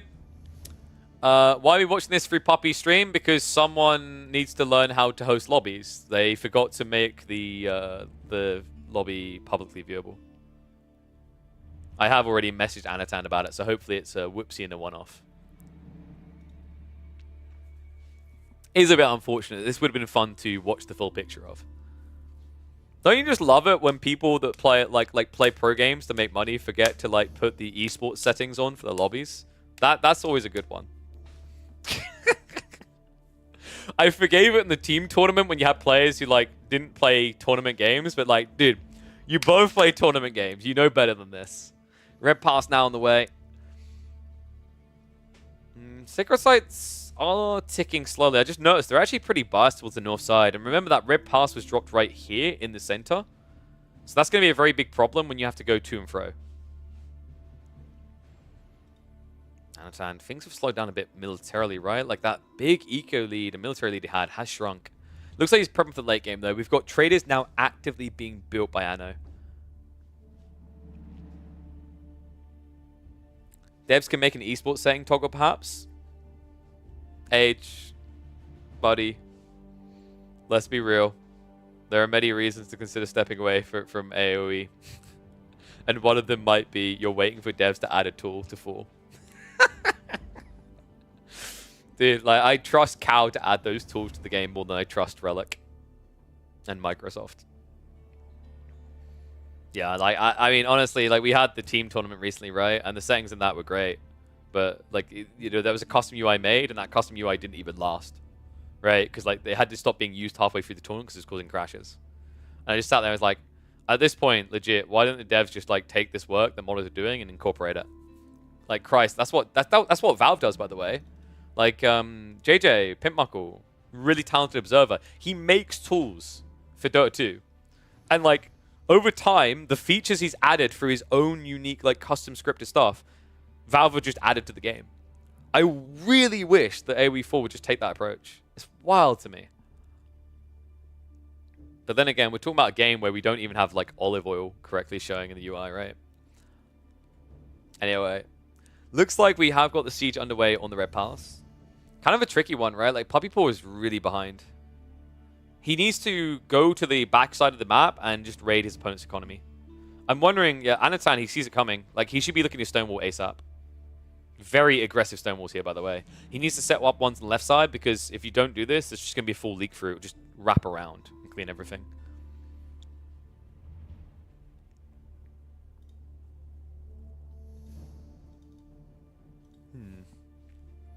So Puppypaw, oh god, that doesn't feel great. Keep drops on the south side. I mean, you can turn these into proxy bases, right? Because you get the discount that way with the French. Another thing that we do have to remember, by the way, is French did get a discount on their keep cost compared to any other civ. So they pay 810 stone instead of the full 900. So he can keep spam a bit more. Another interesting thing about that particular buff, by the way, it's a lot bigger than people realize, because it means your initial outcropping can allow you to build a TC and a castle. No other civ can boast that, bar, what, Juji, when they get Song Dynasty. But, like, most civs, like, well, Anabas right, with Eco Wing. But, like, by default, without adding anything else in flavor-wise, like, you're just getting a 90 stone rebate, which is the difference. Joan just farming up on the flanks in the meantime. How close are we to level 4? Oh, we still got some way to go. I mean, we're going to be heading to one big fight, and that's all we really need here. Right? Like, these fights can actually just escalate really easily. And oh my god. How? How the hell is he this deep? Dude, I can't believe, like we mentioned it, Anotand, these wolves were so unnecessarily greedy. I don't know if he was thinking sacred sites, but like, you've got trade to worry about. You need to protect your investment. His greed is now proving to be his undoing. I mean, this is what is making Puppypaw such a phenomenally talented player right now. He's so good at exploiting single mistakes. This is one mistake that could have just cost Anotand the entire game. In one where I would have had him heavily parked and favored. That is wild. I can't believe this. Trey still being hit down and the keep drop now coming in. Honestly, Anotand might just go GG in a few minutes. I mean, he's not getting through the red pass, right? Like, he's idling up eco, but still, he's also... You know, the thing that usually doesn't get talked about when you talk about idling eco to repair a landmark, the flip side is you're idling population to attack the landmark. He's stuck here for a long time. That's less population to go and clean up what's happening in his base. And Anotand, I don't think he has anything coming in. Okay, please, can you just stick to 1080? Thank you. And trade count is down to what? Probably 4 or 5? I think he got pretty hard by that, hit pretty hard rather by that raid. The biggest issue I see in this game is like, you're noticing the difference in what the two players done, right? Someone got highlighted earlier on the series, which is that Puppypaw has been playing speed, and Anotand hasn't. And that is the exact same thing here in game number 4. Puppypaw is playing speed, Anotand is playing chill, right? Even the early phase of the game, one walled, one went pro scouts. One went spears, the other just went fast castle, right? Now, one is going horseman and attacking economy, the other is building an army to try and break the strongest defense in the game. What is a better approach? I don't think there's any argument anymore. It's very clear. Flank raiding, so much better when you can do it. You get immediate results. Trying to take a trebuchet approach to this landmark, which you have to admittedly, doesn't get you immediate results. Gets you results 5-10 minutes down the line. Like, when you have to do this type of strategy, you wish you just picked English and that shattering projectiles was good again. This is incredible, though. I mean, like, the fact that Joan should just be such a big advantage, but is achieving nothing here, is baffling. Anotand, what are we down to? He's still max pop, but, like, eco-wise, he must have been crippled by this. I like that he's now moving to the south side. This is what I wanted to see sooner. Like, he's learning, right? What his opponent done to him, he's now doing in return. And I need you guys to do something for me in return. That link over there. It's going to pop up in chat. Click through that link. Take advantage of it right now. Very limited time. Not just 10%. There's going to be a 20% code if you use code SUMMER at checkout. Definitely take advantage of that. We've actually today, we mixed the biscuit flavor with millionaire shortbread. And I'm impressed. I wouldn't say I'm a crazy cinnamon person, but I'm all right with this. Recommend the blueberry cheesecake, though. Definitely check that one out. Protein works, baby.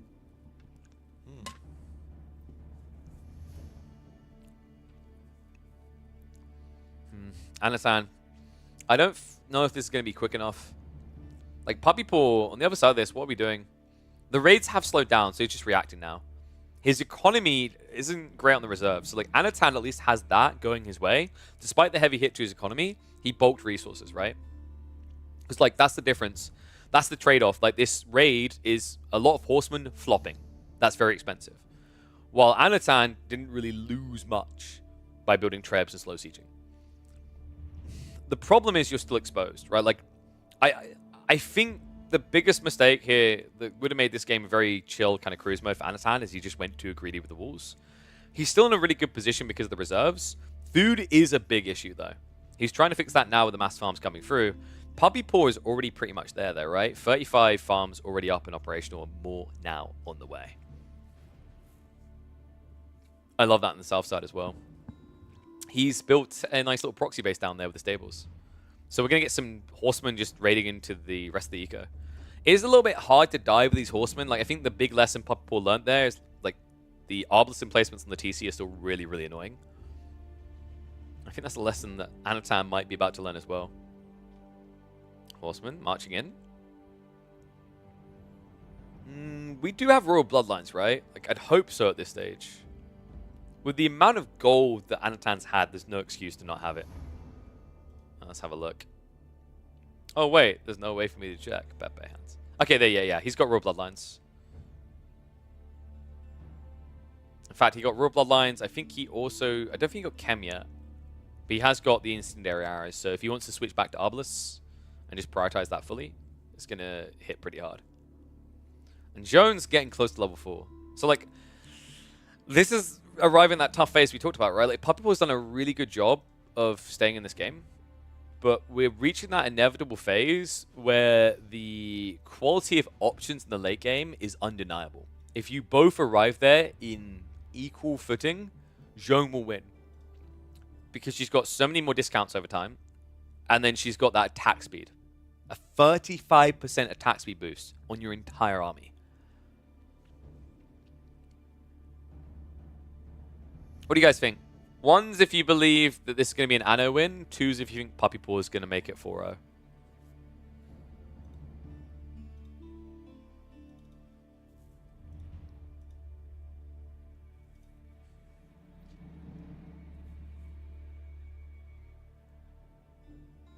Yeah. I feel like Anno has to do something really bad to lose this game. Yo, wait, what? He's got 5 cannons? Dude, 6? Is he about to blitzkrieg the Red Palace? I think he is. That's crazy. I think if the Red Palace goes down, like, Puppypaw will just call GG. It's such an oppressive defense to lose, right? Like, you won't be able to push your opponent back because he'll just retreat back to the Red Palace safety every time. He's going for it. This is big. Look at the health on it right now. Moving in with the cannons. Big blast! Oh my god. Springles were not able to react quick enough to that. Red Palace down. The one hope of Puppypaw holding has crumbled before his eyes. I think this is over. Oh my god. Oh, that's 10-pin cannoning right there. Our boy is on the board, Anno. Took a few games to wake up, but he is here. And level 4's online now, guys. Like, I think you just see Join the Blast and you just call it. Here we go. Commander comes in. Wait, he did take inspiration. For a second there, I thought he took the option to just buff 1 unit huge. Which would be so terrible here. Because, like, you're playing Arbitrary, right? You're not even playing Knights. So why would you Giga buff a unit with 300% more HP? If only you could do that to Siege. Then me and the devs will be having a talk about why I'm going to be going to AoE 5 instead. Yeah, dude, could you imagine if you give it 300% more HP on a siege weapon? Whew. Not to mention the damage increase. Royal Cannon Shot with the AoE blast just wipes out an entire army. Oh, talking about blasts, looks like we got hand cannoneers now. GG, there it is. Boom, we got it. Anotand on the board. It only took 4. Whew, that feels good to be able to actually put in. It's turned into a bit of a beatdown. I don't like that. So, finally, we get something of a competition appearing. Alright, now hopefully, Anno is going, or Puppypaw, I don't know who was making the lobby. Whoever's making the lobby is going to remember there's a very important spectate option you need to turn on. But I just realized we are now a quarter of the way through the show match. Dude, there's still so many games. I wonder, like, I mean, I don't know. I think it will be fine. Like, if there's any map you can do this with, it's probably this. But, like, my brain's like, I wonder if people get a little bit bored of just seeing Dry Arabia this many times. I don't blame them for choosing Dry Arabia. I imagine if I'd done these type of show matches, I'd probably, like, choose a different map, like a new one to show off. Because, like, Dry Arabia is already the map you see the most of in AoE 4 by far, right? So, it looks like... Nice. They have got Observer on. Poogers. What we got coming through? Malians versus Ottomans. So Malians for Puppypaw.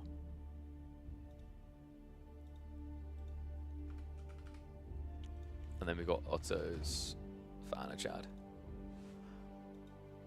Isn't this just like very, very Malian favored?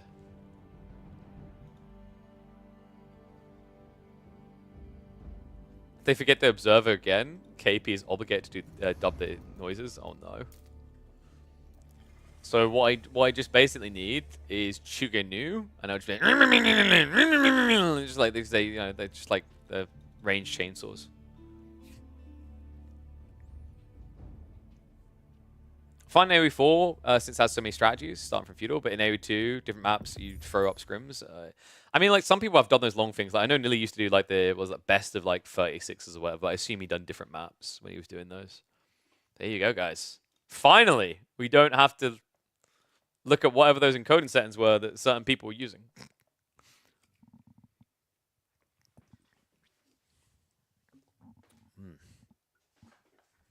Oh, predictions. So let's put it up. Ottoman, Malian. I'm about to call them Malian, which is great English. I'm very English.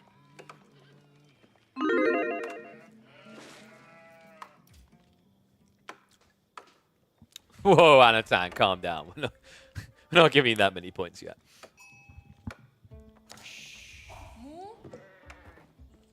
Best of 21s? Jesus Christ. Does no one want to see sunlight in the life? What was that? Best of 21. Like, does no one want to go touch some grass, drink some protein works, live life? Like, what? That's wild. All right, we're not quite at that extreme. It's a playoff 16 here between Puppypaw and Anotand. And finally, Anotand is on the board. It just happened to be the one game where they didn't turn spectating on, so we literally just had a very scuffed stream watching from their POVs on Twitch. Ottomans versus Malians up in game number 5, though. The classic from the first expansion, right? When the new 2 civs got added. I feel like this one has to favor Malians, though, right? Ottomans don't really have many great matchups at the moment. I'm actually looking at the stats because I'm curious. We just literally never see this one. So Ottos versus Malians, it's a 50-50 with 10 games played. If we check the previous patch, the January patch, I would expect Ottomans to be favored there. Yeah, 64.7%. It's like one of the least played matchups in AoE 4 right now, high-level cont play. The reason why it's Malian favored, by the way, now, in my opinion, is, for a start, Ottomans got hard crippled in Feudal Age. Malians are still a premium feudal-based civ, right? They have better spearmen, better range units, better cavalry than most civs, at least the ones that don't have heavy cav. And then on top of that, the castle age unlock is so quick, whereas Ottoman's castle age boom, like, it doesn't immediately come online. They don't get insane value. The one upside, actually, for the Ottomans is if Anotand can survive the initial onslaught of castle, where things do get good for the Ottomans is the Janissaries. Janissaries are incredible. right? They're able to just eviscerate most things Malian's going to pump out. At least at the start of the age. Because typically Malians are going to be going into mass sofas. Now, as we go deeper, we then have to talk about Great Bombards, but I just don't see that getting this deep, right? Like, I'd be surprised this game reaches Imperial Age. Puppypaw's win condition should be Feudal, Early Castle. I actually think the biggest threat to Anotand here is that I've noticed that a lot of Malian players at the moment have been experimenting with more aggressive Feudal Ages, where they attack the enemy base instead of just defending. And I think that could lead to a very quick GG here. Anna is going to be in with the military school opening. Pretty standard. I feel like practically every single game we ever watch, this is how it begins. The reason is that you are able to aggro your opponent, but then afterwards you can deer shove at home, right? Like, it's a very powerful play right now. There are some matchups where I actually hate seeing someone walk the spearman over the enemy base. This one I'm okay with because there's houses to attack that are easily burnt down, right? The pit mine value just gets decreased by that. But I've seen matchups where like the gold isn't being gathered and there's no reason to burn a mining camp. And instead of pushing deer in, a player just comes and burns a mining camp. Don't be that guy. Trust me, you'll be much better off with a deer shove. The most legendary best of 21 was between Jordan and the Viper, back when Jordan was the best. It went to 21 games. Oh, damn. You know what one of the most epic things is? Like, you know, I think in terms of format, the best format in any esports, like, it might actually be Apex Legends. The match point system, where, like, you can basically, you could have over 20 matches in a grand finals. Because everyone has to get enough points to qualify for a victory of the tournament, and then they have to win the match, right?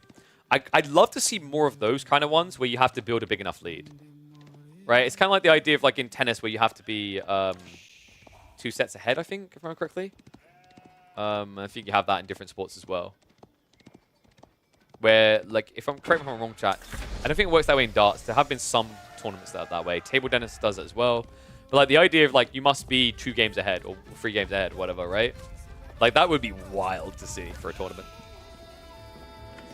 We're like 50 hours in the broadcast. This is never ending. Tech up's now complete. Puppypaw.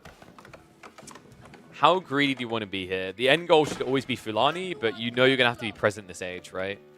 Because like it's not really just about the fact that the Ottomans should be forcing you to be present. It's that you should be looking to do damage because Ottomans are weaker in feudal than they are at any stage of the game. It looks like we're getting a lot of stone gathering. I'm really hoping this is a 2TC build. I'm a very big fan of 2TC builds. I don't like this 1TC approach in feudal age. Ottoman players keep trying at the moment. It's literally the weakest way to play the Civ. Considering the amount of stone gathering going on, rather, it looks like my Anno boy is on point. We are heading into a 2TC build. This is really cool because it's now going to force Puppypaw to react. Puppypaw could try to just go mass mills and spam it up, but I actually don't think that build likes being thrown out up against 2TC. Like, the thing I've noticed is Malians have been struggling against civs that are able to rush 2TC. Because even when you try to fast castle, like, your opponent has a pretty substantial eco inflation by the time you get there. So it kind of offsets the value of the Fulani.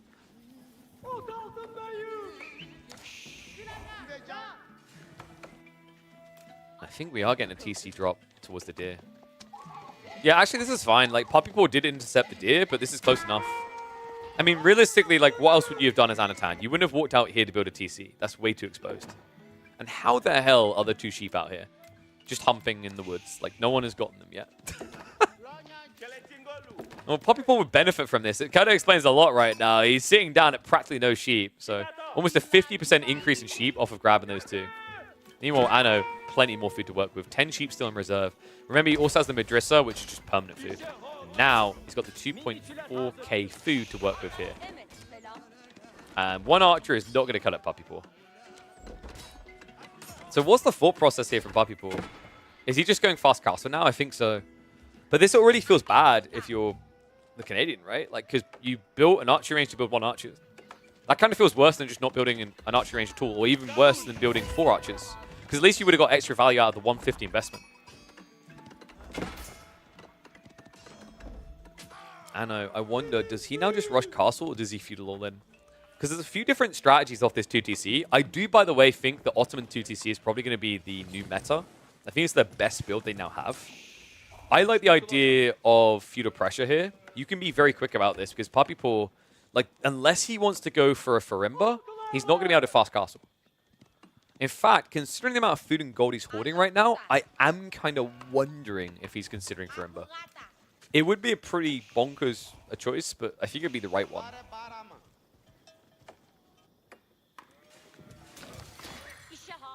I know what, we've got 6 on gold? This could just be for the eco upgrades. I wouldn't read into this as an immediate, oh my god, he's fast castling as well. Typically, when you put this many people on gold at this stage, it's not full telling. But considering the deer gathering rate, like, it would be pretty reasonable to assume that he's just going to go for it. Remember, he's getting an insane amount of food, and it's deceptive when he gets it, right? Like, when you watch these numbers, like, when you see it not going up, that's because, compared to sheep, like, it takes twice as long to go for your drop-off.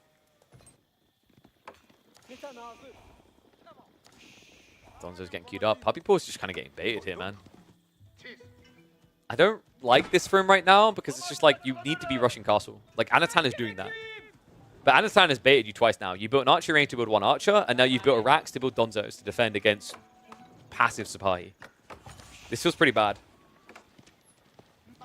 And the problem for Puppypaw is because he's only, what, 3 ranches in, he's going to get eclipsed. Like, Anotand's tech timing should be a lot quicker here. And remember, once the Ottomans reach castle, that's when production, passive production, really starts to ramp up. And if you remember what we said about early castle, Malians want to bully the field with sofas. You can't build sofas here.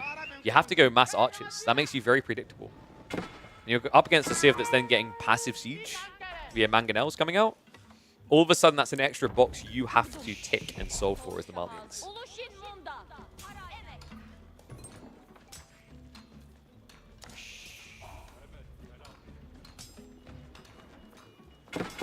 Wait, what's this? There's still the old Polish review on the internet that fantasizes over how realistic AoE 1 villages with chopping wood. What? Whoa, whoa, whoa. Are you telling me these guys don't look realistic? Like, look at that emotion. They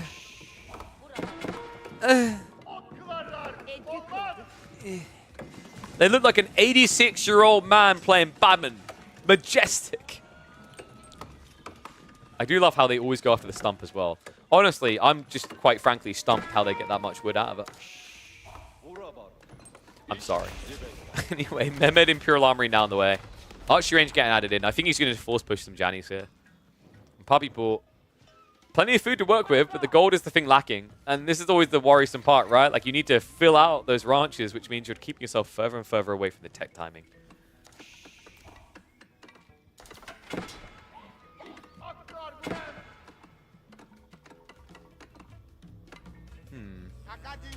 That's pretty cool, actually. Not many Malian players move out for the deer like this, but it's kind of free in this game, right? And it's going to make you a bit more optimal, because now you're not investing extra gold getting into additional cattle to eat. That's really important, considering like the state of the game. You need to get all your upgrades, right? So if you have to just keep spending gold to eat food, you're going to be a little bit slower in getting your tech upgrades, blacksmith upgrades. You know. And to be honest, I do see a world in which Puppypaw needs 3 units in his comp. He's going to need the archers. He's going to need probably to go into Musafadi warriors here. And then I wouldn't be surprised if we need to get the siege out as well. I don't think you can try to rush in with sofas, considering how easily accessible Janissary should be.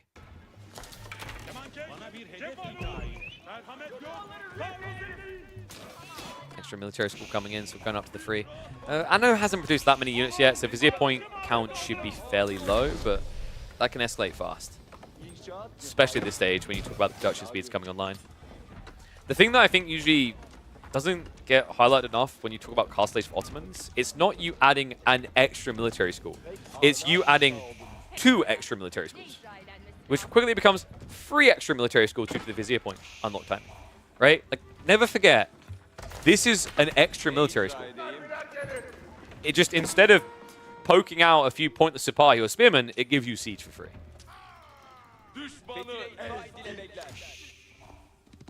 Sipahi raid on the backside to be annoying for Puppypaw.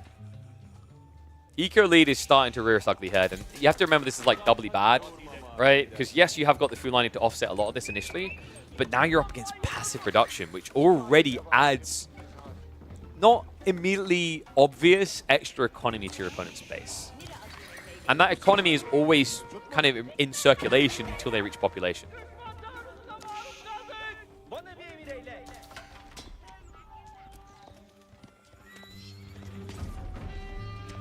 How much food are we getting per? So these are worth about 2 villages each, right? And then you got the extra from the Fulani, which is giving you like an extra 1.5 villages. So like these ranches, I think it's fair to like let's round up to 4. Let's be generous here, right? So you're sitting here with basically 24 extra villages. It's closer to like 20 at this stage. But like you have to equate that, but then you have to add in the fact that I'm trying to remember the raw numbers on military schools. I think military schools generate like, is it 120 resources a minute for free at this point? And he's got 4 of them. Poison arrows now coming. And there's the Mustafadi switch we were waiting for. Like, this is smart. Like, this is basically probably your cleanest answer to Jannies. You don't really want to play Donzos. I mean, they're slower. They're not really more cost efficient. And they don't have the unique quirk of stealth to try and ambush with. This is basically how you destroy the entire enemy army, right? Send the Mustafadi in, clean the siege, distract the Janissaries, have archers clear up. Puppypaw needs to get the spending on right now. He's holding a lot of food. You don't want to rush Imp here. It doesn't really do anything for you. There's a few players that have some cool Imp builds. The most notable one would be Louis. He has this really cool Malian Imp build where he spams into Mustafadi gunners. I haven't seen Puppypaw ever commit to that, and I feel like that would be a bit of a death sentence here. Hello? Yoink. Don't mind if I do.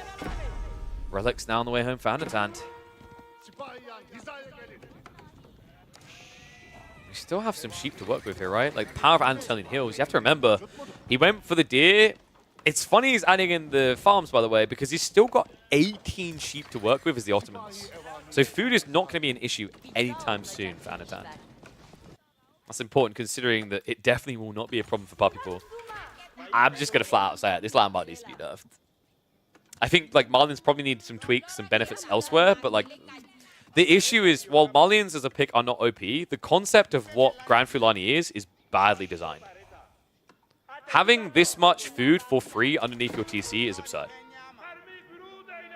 Right? At least when it's farms near a TC, you're investing villages to do it, right? Once these are up, it's not villages, it's extra villages, essentially, that don't take population.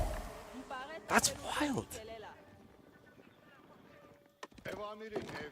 I do wonder if a lot of passive incomes just need to be nerfed across the board. Like, gold as well. I think I've highlighted this before, like, I don't like the state of relics, because relics are literally just designed to get taken back home and sit at home. And it's a shame because the devs are working very hard to create unique mechanics that make you use relics actively. One of the most notable ones to me is the Buddhist monks, right? For those who don't know, because they probably never used it, because who does it? If you build the Temple of Equality, Buddhist monks, the Wololo buffs the stats of your units in range temporarily. That's designed to try and get you to use these relics on the go. I think one kind of recommendation I gave is the idea that, you know, relic generation is based on how close you are to a sacred site or to the enemy base or to the center of the map. And then all of a sudden, like, relics aren't ever just pocketed at the back of the base safely forever, right? All of a sudden, relics exist as a dynamic element of the game that gets pulled back and forth. Now, the alternative way is you just nerf the crap out of passive gold. Which would kind of be a shame, because I think at that point, relics, instead of being a key objective, they just become a pitiful footnote, right? Anyway, Puppypaw army is getting big. He needs to fight. He just wants to fight ASAP. Anotand needs time. Wolves are going to buy a little bit, but considering the amount of Mustafadi you're up against, they're not going to buy much.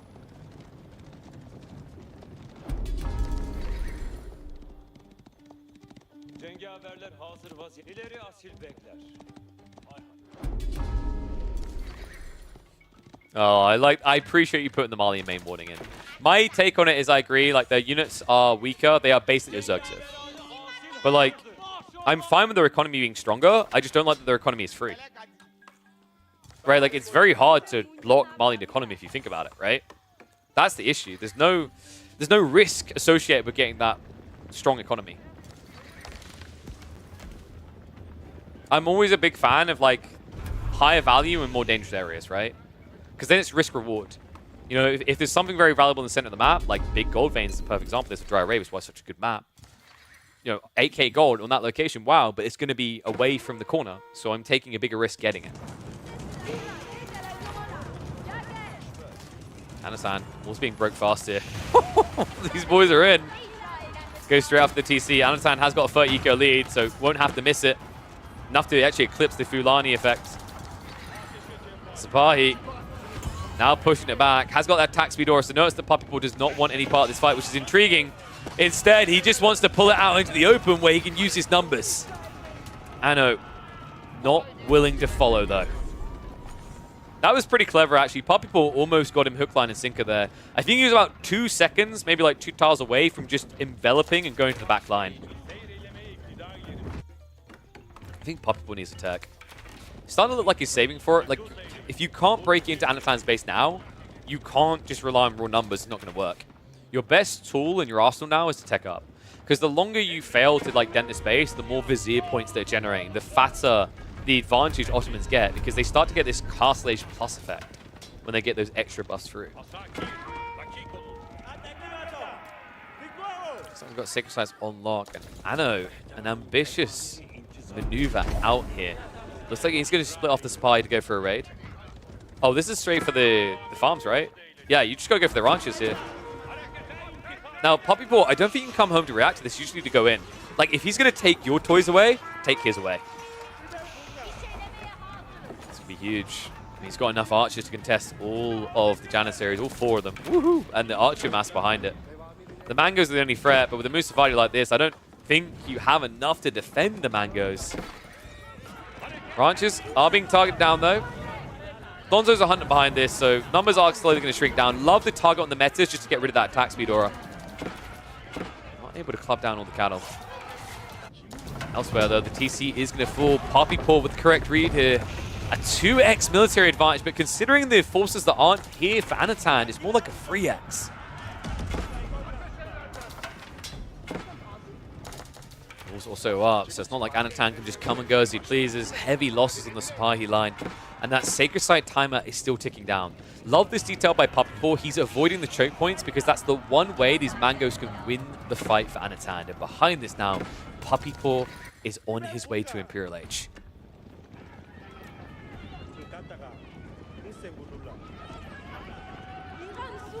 Yeah, pretty much what Puppypaw is doing is just leaning into the new meta. Like, the new meta really is just crap tier units to the extreme.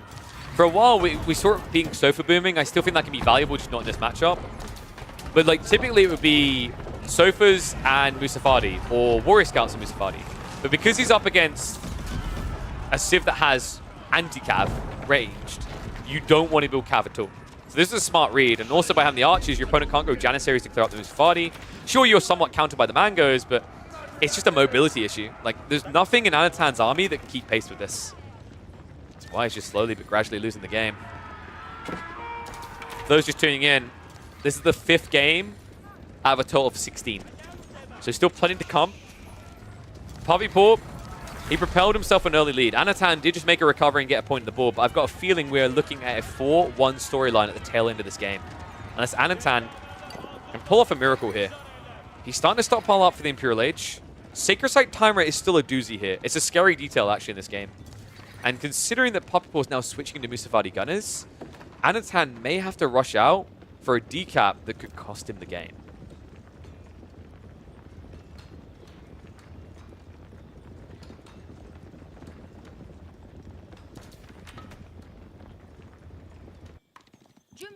I know also, he's going to need more gold. He's got, what, 4k left in the corner?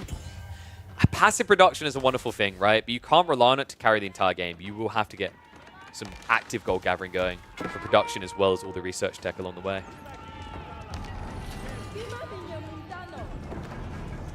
Puppypaw now looking to break through the walls. I don't know why. Like, the clownery of this. The upgrades are in. Musafadi are going to leave more than just a red mark. They're going to leave a bruise. Blockers on the north side as well. Looks like decaps are at least coming in. A little raid coming in from the remaining Sapahi here. And that does at least reveal the Gunners. Anotand running out of space to play with. I mean, the bigger issue here now isn't going to be the Sacred Site condition. It's going to be the gold. He's getting blocked out. Yeah, that Mehmet of Imperial Armor is still not up. So it means you're not getting any passive Great Bombards coming through. Those things are expensive. Unlike the food from our sponsor. Click that link right now. Why are you not clicking that link? Code Killer Pigeon at checkout. But I am nowhere near as killer as Puppypaw in this game. Musafati immediately erase the progress made there. That meme is never going back up.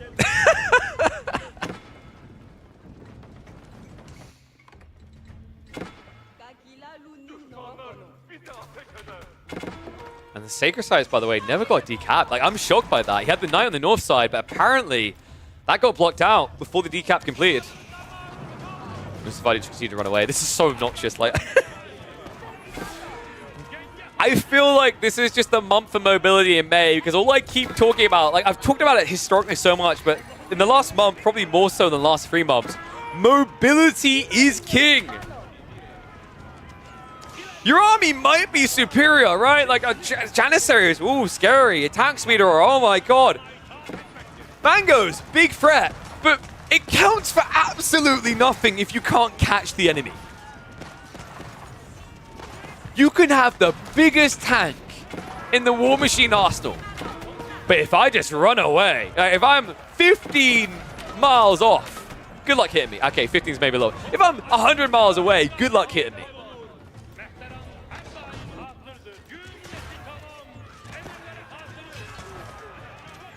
Anno all of a sudden has taken the military lead. That's at least the one positive. Puppypaw, though, is focusing on that timer. Stonewalls are going up now. I mean, this is going to turn into a panic rush.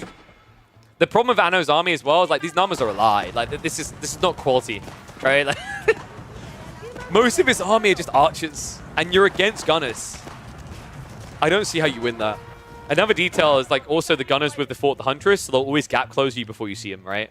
Like, this isn't a game where you're running scouts. It isn't a game where you're creeping outposts. It does feel like death is creeping in for Anno here. Army's going to start marching out. Puppypaw is going to reset and back off here. We are heading towards the fight over that central sacred site, and Puppypaw is already astutely aware of it. Castle drop now coming in. And no great bombards on the way. The Mehmed Imperial Armory, come on. He gave up. He actually gave up on repairing. He's like, what's the point? He'll just run in with a million Musafati again. Castle drop. Anotand. Oh, he sees it. Puppypaw is going to be forced to commit to the fight. Villagers need to pull away from this. They're in range right now. Looks like the castle should be going up. And Anotand, with only archers, cannot stay here. Oh, the mangoes.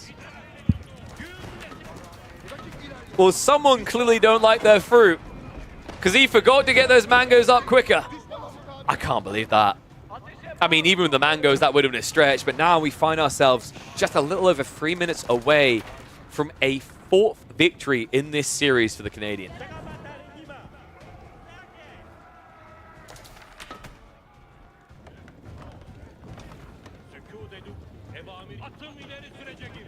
He's going to try for the north. I think he's for a very sad expression here on the north. Like, considering that your opponent can just run by with the Fort of Huntress, get the buff, and go on the way. I mean, in fairness, Puppypaw did kind of blunder there, right? Like, there's actually no keep up here. So, in theory, there's a way. I also think Puppypaw is completely mismacroing. Like, there's way too much food and gold. He needs more production here. Full production would have been sick. Oh my god, I think Puppypaw, he just made a critical blunder here. He needs to go into the enemy base. Like, you can't stop the decap now, right? You just need to kill his economy. And I think he's aware of it. So Anotand will get to live a little bit longer, but now, having moved the entire army out of position, Puppypaw is going to get back to his old game of raiding.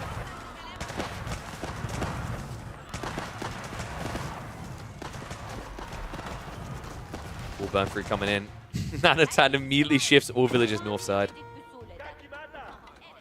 We have finally got elite Janissary upgrades on the way. Yes, you heard that correctly. We've waited that long.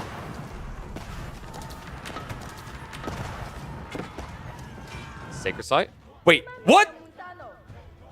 Anotand! Alright, wrap it up. Send it home in a coffin. He's done. I can't believe that. He moved away. The one hope. The one way. And now there is none. Anotand stuck on 1, and Puppypaw about to find his way up to 4. There's no doubt about it anymore. The Sacred Site south side's way too defended. The center one, not an option. And that north side, just too far away. Army now hitting into the economy. And Anotand just stuck playing a game of Benny Hills he wants no part of. GG called. Ooh. Ugh. That looked completely discombobulated. I mean, he just looked lost in that game. It's a real credit actually to Puppypaw. He just played that extra aggressive, right? Like, he never really gave the breathing room that the Ottomans would have needed to truly reach their Imperial Age. Love that detail into the Musafadi. I actually think the Musafadi are quickly becoming the S tier unit for this Civ.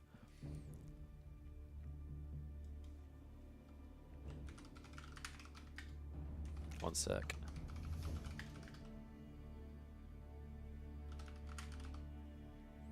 Alright, there we go. I might have to go make myself another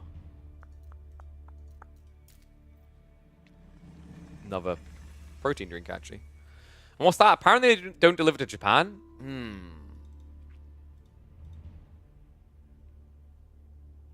I don't know if I can help with that right now.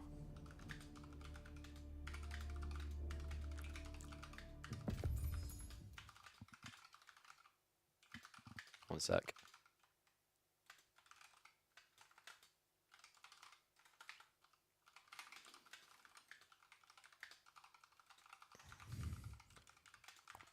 You're not the first person to mention that.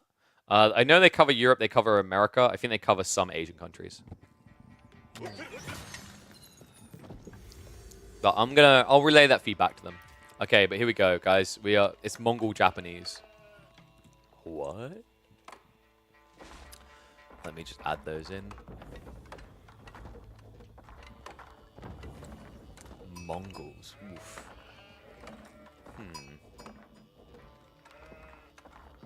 Right, there we go. Updated.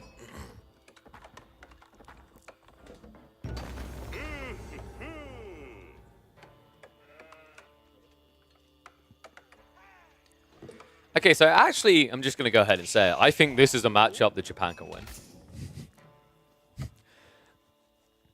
If the stone is loose. That doesn't look very loose to me. Okay, so funnily enough, like, there was a really cool build for the Japanese that could beat the Mongols if they had loose Uvu spawns. Because what you do is you would go Koka Township and block all their production. But this ain't it, dog. This is going to be a rough one. Japan versus Mongols. Maybe one of the few matchups where Mongols can kind of do some damage. But I'm looking at the spawn. Like, Anno might have a shot here. Back spawn gold. He's got forward spawn wood lines, which he can wall between to kind of like delay the rotation. He's even got a gradual play to wall up and secure berries long term. So this could be a very interesting game. But curious to see what Puppypaw's opening is going to be. I like that he's not doing Raxes. This is the first important detail. I actually think going Raxes against Japanese is a critical error. The problem with trying to do it against this particular Civ is they will always build an outpost before you arrive. And then they will upgrade into arrow slits the moment they reach Fuel Age. There's just no play to be had there. So pretty smart choice by Puppypaw to just play it into eco. And guys, I think we've got a Mongol win on our way. Are you kidding me? So we've had several Dry Arabias here, because I don't know if you guys knew this, but this is a play of 16 where they only play Dry Arabia and can only play each Civ once. And this game where Puppypaw pulls out the Mongols is the one where he gets the good trade post spawn. That's wild. So we're probably looking at a Silver Tree game. Silver Tree can be a little bit of a double-edged sword up against the Japanese, because if they fast castle and they go into the Mounted Samurai, they can hunt your trade down really well. But the whole logic is you scale Keshiks and you kind of outnumber here, right?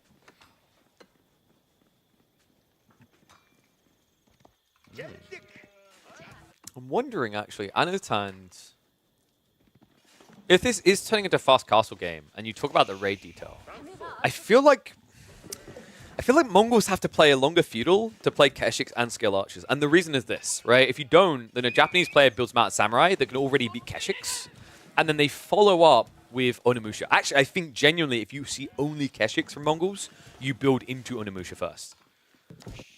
I actually think that's probably one of the big details in Castle Age is still being slept on. Archery range for multiple reasons. We've seen Yumi rise to power, but the other one for me is genuinely Onimusha spam is so critically underrated. If it sounds like I'm being one-dimensional in my Castle Age talk, it's because it's definitely a Castle Age build. You can see that so clearly already, right? Like, no one who's playing Long Feudal sets up double outposts on gold. And Kura Storehouse is going to be coming in as tightly compacted as possible. If you're wondering, why would you do this? Anotand, why do you hate free farms? Because free farms are a liability against the Mongols. We actually have a fantastic game on our YouTube side between Lucifron and Dimmu back when Canal was in rotation. And it was one of the most painful Japanese games I've ever watched. He built the Kura Storehouse on the loose side of his base spawn, and the Mongol player literally just sat there farming the first farm to spawn and getting paid bounty every time. So that's why whenever you play against Japanese, big tip for you, build your Kura Storehouse as tight as possible. You do not want any farms loose, because if they are, Mongols are just going to get payday from it. And the sad reality is that there's no toggle off option, right? You can't say stop producing farms, please. So then the Mongol player can just, for example, if there's one exposed point, keep burning it and burning it and burning it. That particular game I was referencing between Lucifron and Dimmu, I'm pretty sure Lucifron farmed 300 or 400 resources worth of bounty off of one farm location. Like, his full feudal was basically paid for by his opponent's feudal. Silver Tree now on the way for this feudal age.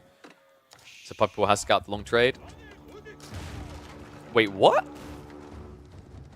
Anno. I'm not sure what the thought process was there. Is it because of the trade? Yeah, I think he scouted the Silver Tree and then cancelled the outpost, but that's doubly bad, right? Because your opponent got paid 50 resources as well.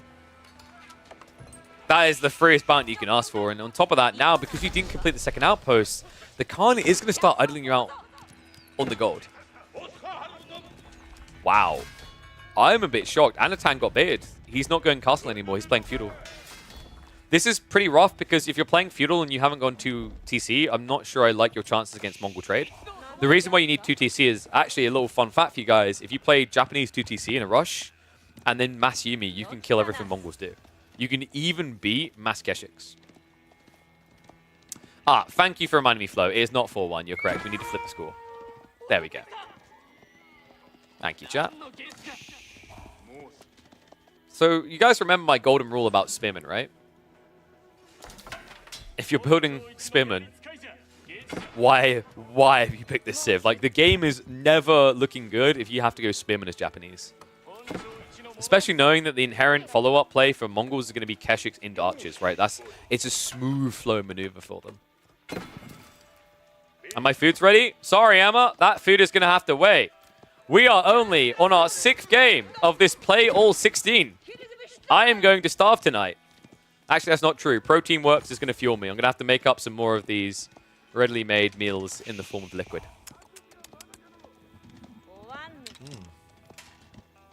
They're actually going to keep me alive. Okay, so Anotand is going castle?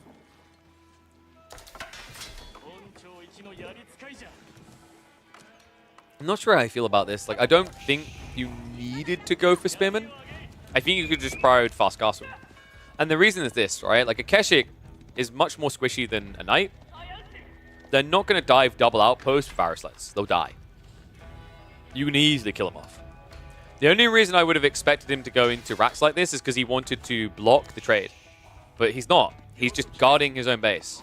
I guess maybe did Anotand... Oh, that might explain it. I think Anotand had a food issue. He's down to just 5 sheep. That makes sense of it then. So I don't blame Anotand for this. The reason he had to go for Spearman is because I think he realized he just didn't have enough sheep. So if he wants to try and get a good castle age, he needs to make sure he's able to access the berries. So your option is you build a racks and build spears to defend both resources, or you build another outpost over here as well. In fact, you need 2. That's expensive.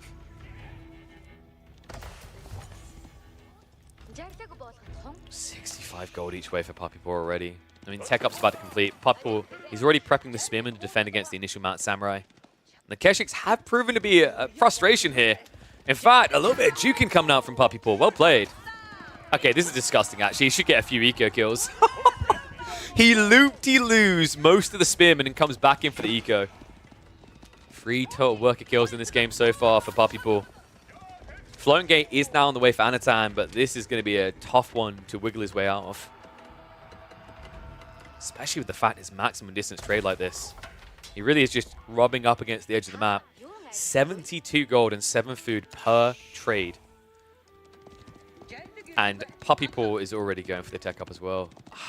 So the problem now is like Puppypaw. This should be Kurotai, right? Into an aggressive stance outside the enemy base. The reason that's really important is like, if you were talking... What? It's step redoubt. Okay, so hear me out. I thought we were going to be seeing the Kurotai, because if you pop the Kurotai outside the enemy base and they spam into Keshiks versus Mount Samurai, like, Keshiks will win. Because Mount Samurai, like, they just can't match up against the damage buff, right? However, Puppypaw instead is just going to look to outnumber.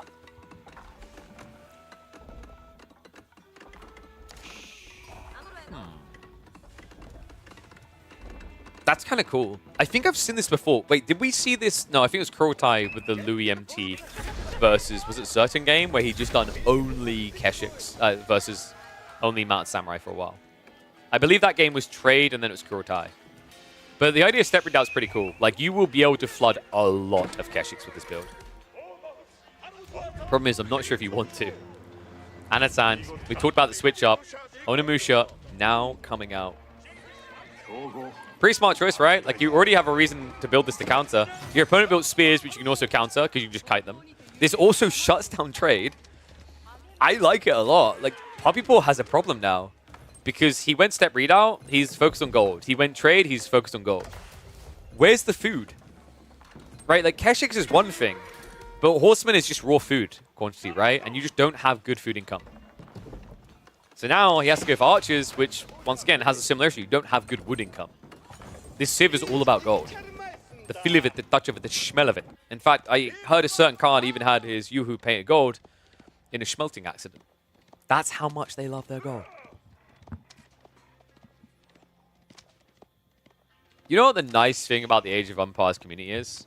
The average age is high enough that I know most of you got that reference. And thus I don't have to feel old. Magadai work well against Musha? True. Kaburaya can make it hard, which is why I love that Anotand's going for it. But Magadai can do reasonably well. They may be a gold dump, but they're also a food dump. Like, you've got the same issue, right? There's 120 food. And if you build Magadai, like, your opponent's just going to follow up with Mount Samurai, right? And you're dead. It's so brutal. Also, you can just go Horseman. And you can do it easier than you because, you know, the thing about Kura Storehouse is it gives you that nice transition into food-based units, right? Trade getting shut down now. Only 6 in the field and shrinking. Onimusha numbers are inflating pretty fast here, and the relics are being dragged home. Khan is going to try to actually block the walls from going up. We'll be able to do so, but I love that Anotand's aiming for this, right? Like, get these walls up, and then you can focus all attention on aggro, nothing on defense. Which is the worst case scenario for a Mongol player. I don't like that Puppypaw is still sending these traders up, by the way. He doesn't have enough archers to defend yet. Like, actually, funnily enough, like, if Anno just takes this fight, Archer versus the Onimusha, Onimusha will win this. Instead, he's going to dodge the plague and go for the raid. Interesting wall, considering you cannot convert Kant. Okay, actually, I got to give it to him. Puppypaw has been a pain in the ass with this. Like, he's actually killed quite a few eco with the Khan. That 6 damage really does pay off. Didn't this number used to be higher? Do you guys remember when like everyone's like Khan is OP? Not even remotely balanced? Damn. The olden times. And that hurts. It's not just that he's losing the eco, it's the fact that he's still investing in it, so he's just losing out on even more, right? You could be doing something else with this resource right now. Musha are patrolling. Won't be able to find that eco yet, but we'll find another trader for free. And numbers are pretty deceptive here. Like, Puppypaw's ahead by 14 eco, but like the relic situation should be of keynote here, right? Like, we've got a relic being dragged home. We've got a second one that's definitely safe. And then we've got Yorishiro drops coming in, which should soon move into eco buildings. It's like, Anotand should be able to inflate his eco nicely. I'm a little bit shocked at the fact he hasn't got more relics, but I think that's more to the credit of Puppypaw. He's played this really well in the mid-map to at least deny that way.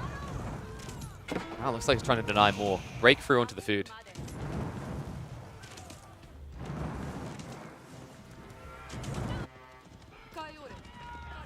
One big issue I do see for Anno is like right now his food income is great.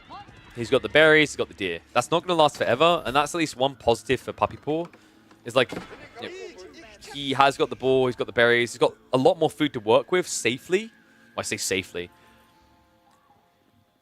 Technically it's safe, by the logic that Anotand cannot easily raid it when these outposts go up, right? Like, your type of defense is very different. And because he's now posturing aggressively, Anno is going to have to trade suboptimally at some point.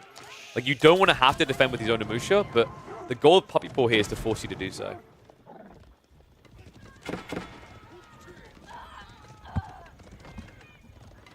The old school Khan, you could use Sprinkles to snipe him. You're a dirty, dirty boy.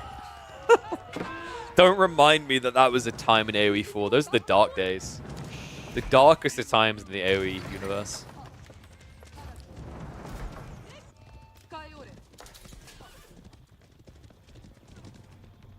Yam network down the way. Pretty smart choice, right? Like, that's Puppypaw's best defense. He's playing a full infantry comp. This is going to allow him to kind of rotate, respawn on the flanks a lot quicker. Great relic blocks as well. Puppypaw's on his way to what could easily be a free relic game. It should be a 3-2 split, right? Like, Anotand has the second relic in his base. Kuroya proving to be a bloody pain in the ass. I genuinely think, like, too many people sleep in this tech, by the way. The extra movement speed is huge for getting in and out of engagements. Oh, Puppypaw wants out of this one. Anotand now swelling up with numbers. He's brought the boys back for a fight. The funny thing right now is actually if Anotand just full-on headbutts a main engagement, he'll win.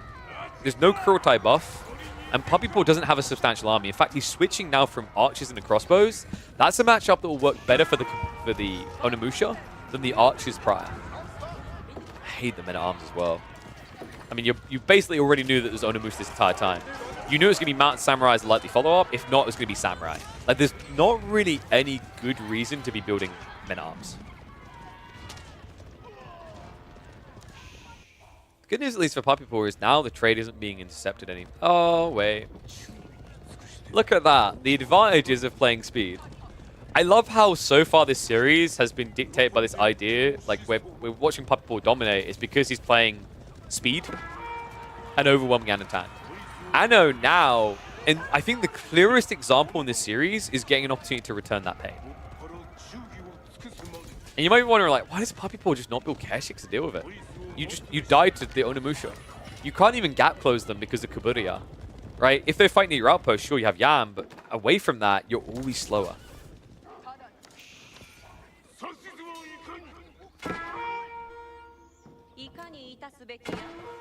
I wonder if Anno looks for a switch in 2TC soon.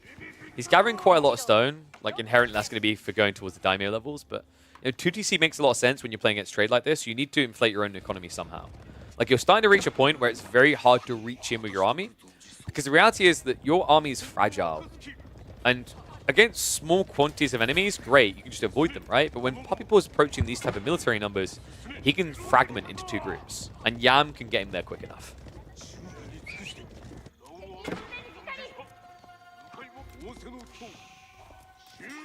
Samurai now moving in. Puppypaw a little bit slow on the reaction here. I'm wondering what he's really looking at. There's not much else going on the map, so nice little bit of chip damage being done there.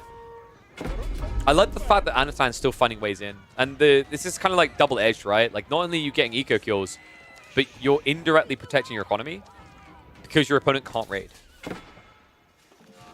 Now, if we get deep enough that we're talking 200 pop, that's when this Knight comp and this Cav comp starts to suck for the Japanese. But we're a long way away from that still.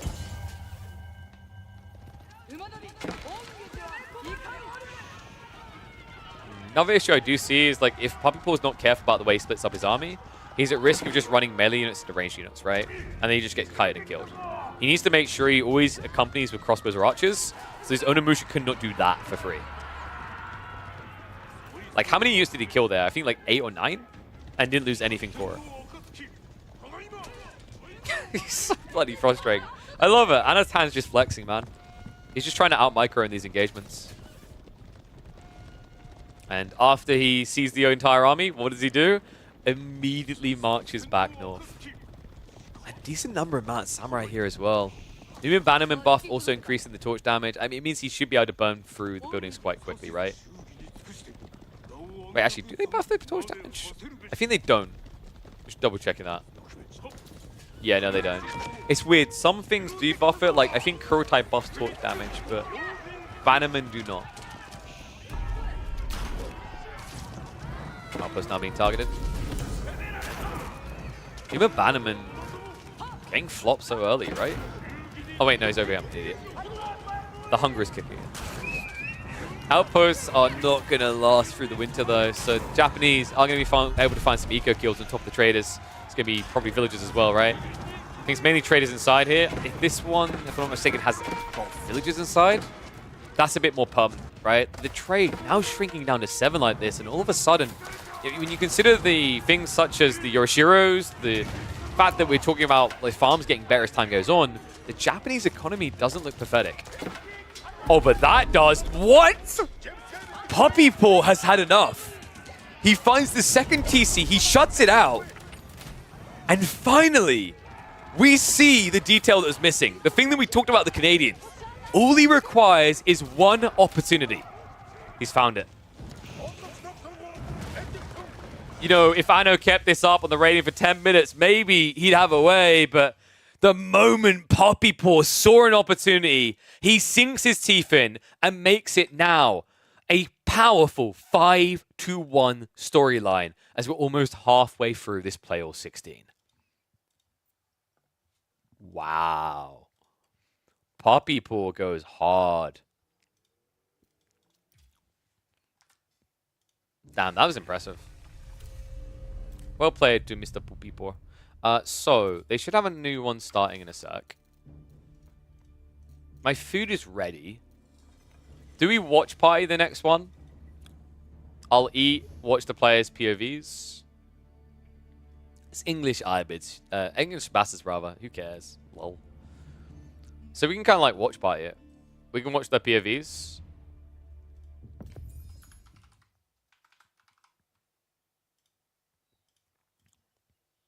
Let's do that.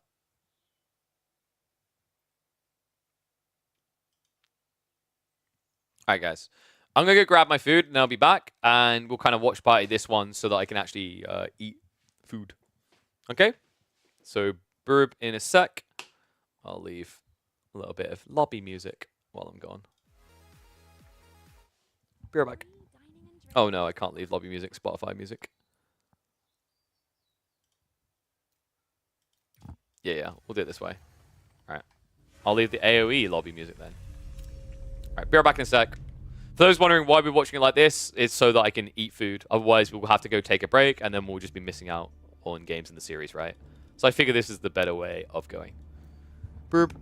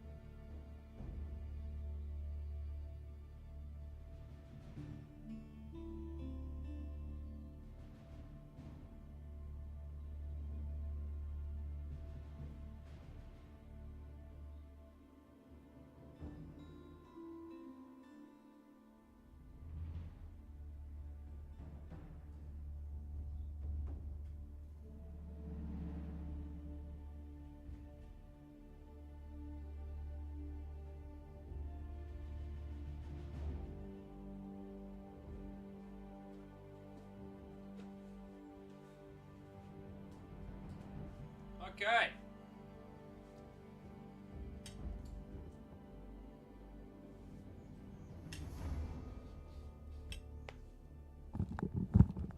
So my partner, to keep it warm, put it in the oven that was still very hot. So, trying not to burn myself. Whoop, whoop. Alright, no problem, Major Noob. Thanks for tuning in, buddy. Hopefully talk to you soon. So yeah, I've got spaghetti bolognese. So do you guys prefer like the AoE4 lobby music, or would you rather have like Spotify music playing? I'm curious on that one. So what we got here? Let me open it up. English versus Abbasids. Do I need to do the prediction on the last one? Yes. I missed an entire game, didn't I? Let me put new predictions up for you guys.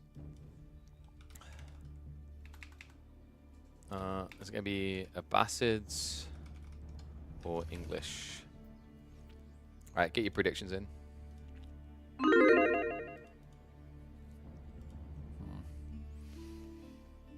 This way, the reason why I'm doing it this way is like you guys don't miss any of the games. I mean, I don't know. Do you guys prefer a video just playing and then whatever this match and then I come back and cast the rest? Or do you prefer the watch party type-esque thing?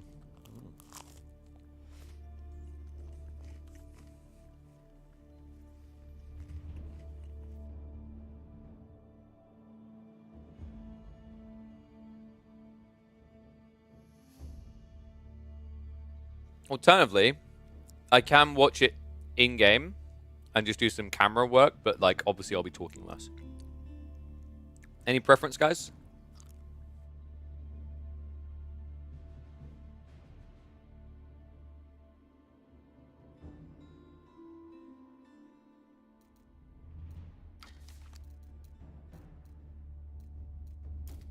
Screw it.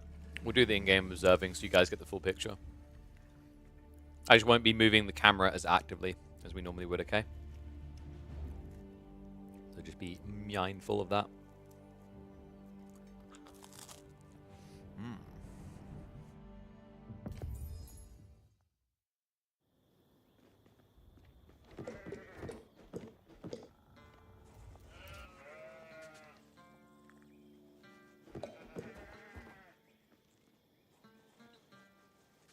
Alright, seeing as this is more of like a view party thing, I guess I'll keep my talking head in. Alright, so English versus Abbasids. This matchup still heavily favors English, I think. I wonder if there's a way you can force English to stay present in Feudal. I'm not entirely convinced, though. I just think, like, 2-2-C is pretty free. White Tower makes sure you get away with it, right? Like, everyone thinks the king is the OP part. White Tower is the thing that needs to be nerfed with English. It's broken.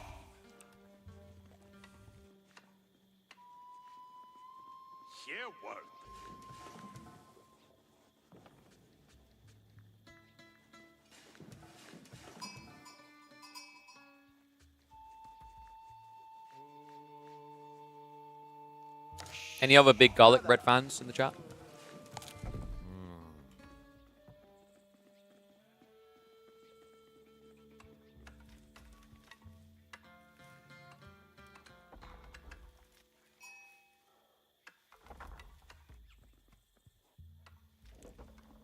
So I'm trying to think of ways that you can beat the English as Abbasids.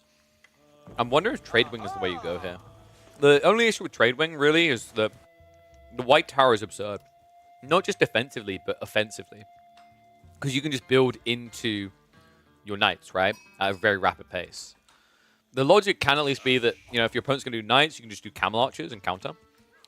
And then you eventually get camel riders to completely cripple them. But I have a feeling Puppypaw is probably going to be going, like, what? 2TC fast castle? So we might be looking at Culture Wing into Military Wing. I think Culture Wing into Military Wing is probably your best bet. If you think you're up against fast castle. Because then you at least have initial camel riders to deal with the Night Flood.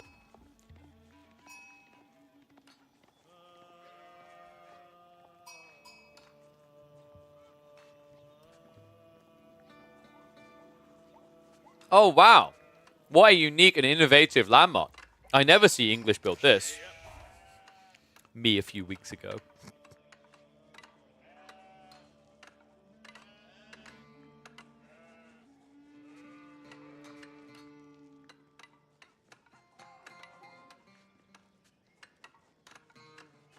Yeah, this is what I was worried about. He went melee wing. I'm just not convinced that it works that well. I get it. Like the reason why he's doing it is to block a good TC placement. But I feel like the king can easily pick this apart. Like, actually, you know what would be sick from Anno?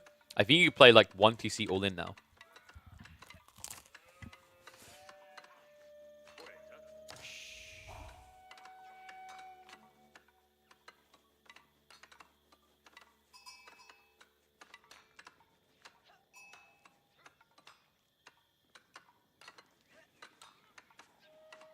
Because, like, the logic, right, is that if you go king into longbows, you basically have old school campfire where you heal. It's really, really strong. Probably just save it to go Castle Age, but I think, like, that's the annoying thing with English, is they do have these options, really. It's kind of insane. Abba military wing counters it already? I mean, it kind of does, but kind of doesn't, right? Like, your king can gradually kill the spearmen and archers. And also, like, you're building military wing against short bows. Like, I don't know, man. I just think military wing doesn't work very well against this opener.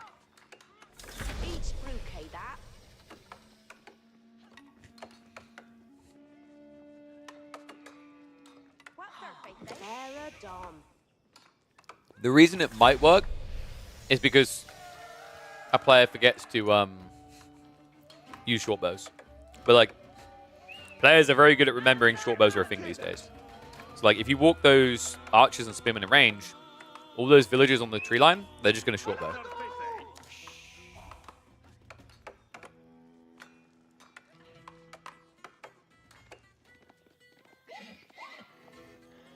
And he agrees. Like, this is the thing. If you think about it, military wing isn't really that detached from the idea of a Mongol outpost rush because of spears. A spearman opening, basically. It's better because you get archers as well, but philosophically, it's doing the same thing. Right? Early aggro, it requires reaction. Think about how well Mongol outpost rush with spearman spam goes against English. It's literally the worst sim in the game to try and do it against, right? Because of short bows. So I like this from Puppypaw. This is the right choice. Just shove the deer in and just get better eco. There's no way you're going to do damage.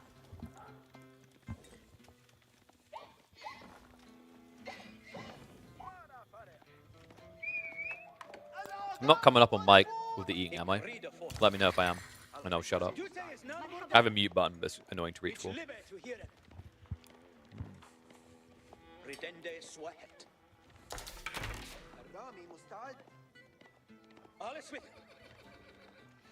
Anyone else eating food right now? Let me know what you got for dinner. I'm curious.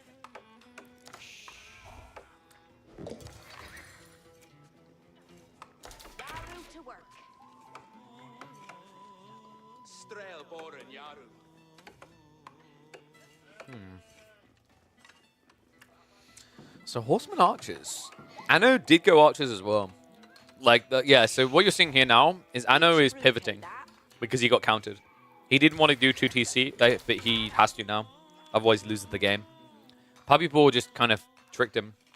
It's really smart. And, like, Puppypaw can afford these horsemen because of that deer push. He has so much food to work with.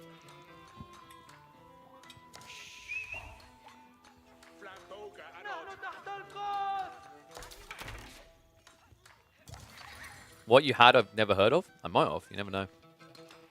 I do get around a lot, mate. Well, used to. Haven't been traveling that much at the moment. Big Zaj.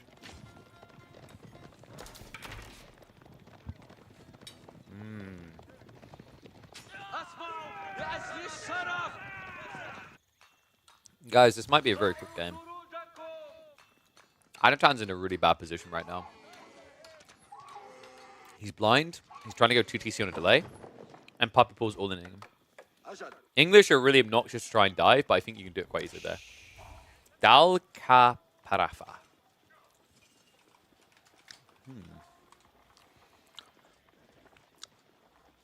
Lentil stuffed parafa? Oh no, that's just a type. So it's like, is it like an omelette-y type thing? It kind of looks like it. Or a bread. I'm guessing a bread? Well, that's kind of, that looks good. Whereas I've gone for the British version of bolognese, which if you basically held up in the face of an Italian, they'd spit in your face.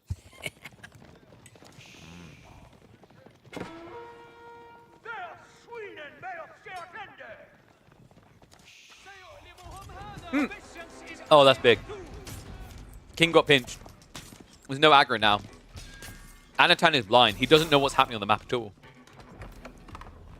And that second TC makes me cry. Like, at this point, you might as well pick China, right? This is a really good position for Puppypaw. And look at the immediate reaction. He goes for the TC. That's so smart. That's really cool, right? Like, Anotand knows he's going 2 TC, but he doesn't know anything else behind that. Like, the fact that this is 2 TC fast castle, right? That's kind of a wacky build. Bold as well, considering your opponent is now basically doing that build. And he's ahead, right? Like, his TC is up much earlier than yours.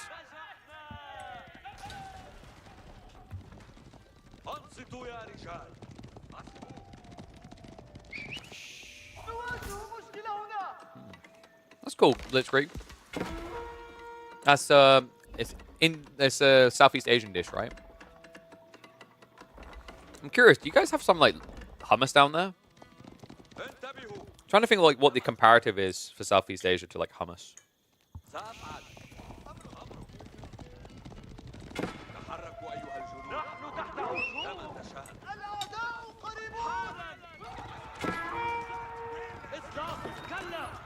I'm trying to get defenses up, but it's very hard from here. Like, Puppypaw, this should be just feigned aggression, right? Second TC is up. It's got berries now. I think you just rush the gold and go castle.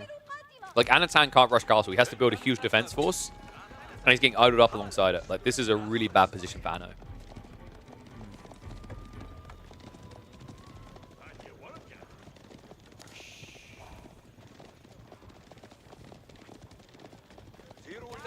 The biggest issue to keep in mind here, by the way, is if anyone's like, I can't believe Anno's fallen for this. What a noob. Oh my god. Look at his vision. He has to treat this as if it's not the only thing. Right? Like, we can see, oh, there's nothing else coming. But Anno's perspective needs to be, there is a line of Teal's units coming from his base.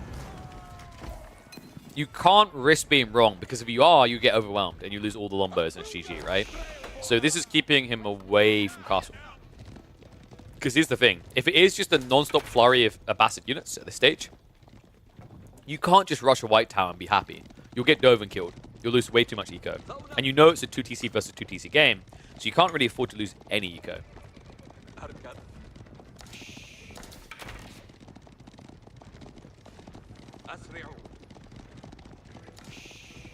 You never seen anything like have you never had hummus? You missed out, my friend. It's chickpea. Delicious. Especially when it's done properly. I.e., the way most British people have never had it.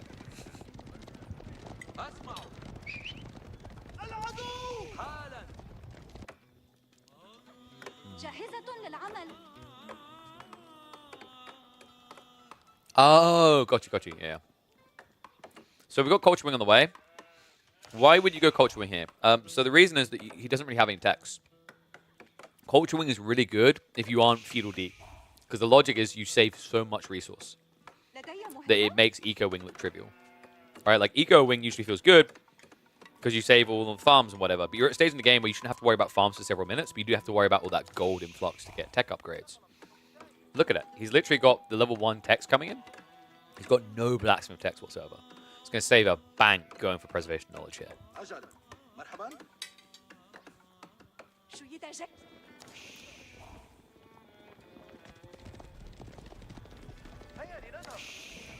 So Anno's now on his way up with the White Tower.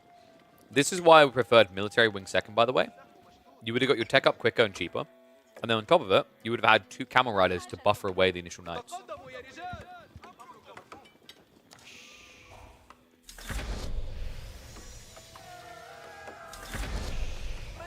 If I had to guess, I think the thought process from Puppypaw here was that if he didn't have Military Wing, the king would have bullied him.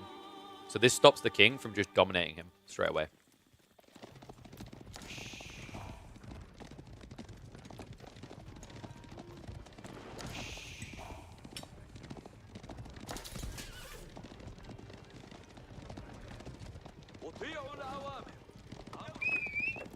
Chola? Wait, what's Chola? Describe that to me.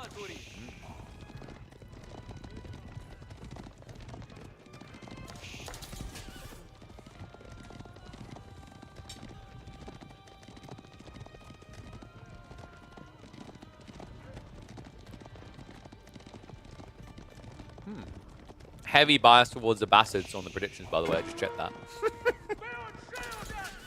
Boiled chickpeas and gravy. That's peculiar. Never would have imagined chickpeas and gravy.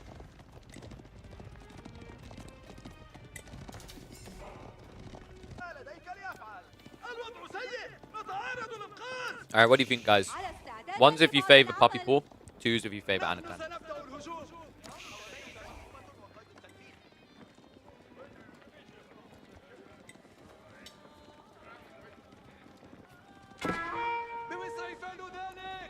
Anno just needs to play for relics.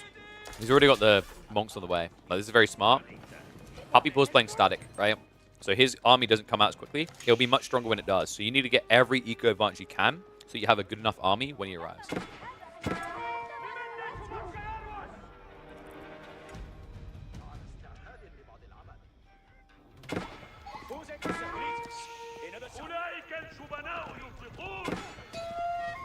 Not British gravy? I should damn well hope not.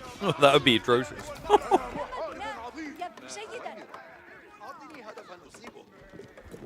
English 2TC fast castle is essentially dragging the game to imp, and Abbas is much better. No. The long imp, yes. Initial imp, no. I don't think so. Initial imp, I think English are better. Because Wingard Raiders. Wingard Raiders? And Wingard Footman.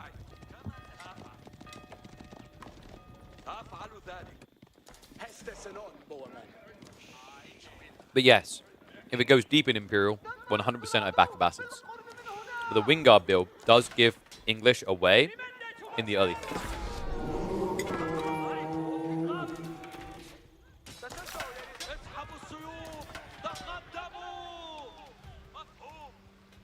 There's your score. What's up, Crackety? We're just having a mid-series lunch so we can get back to casting live for the rest of them. Figured it was the best case scenario instead of just, you know, walking off for food and come back.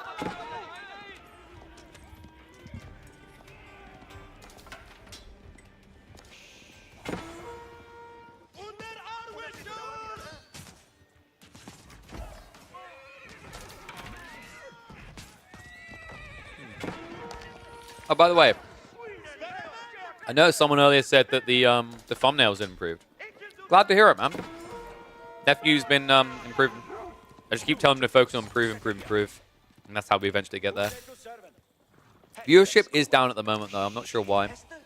I think maybe 2 videos a day is too much saturation. So people don't care.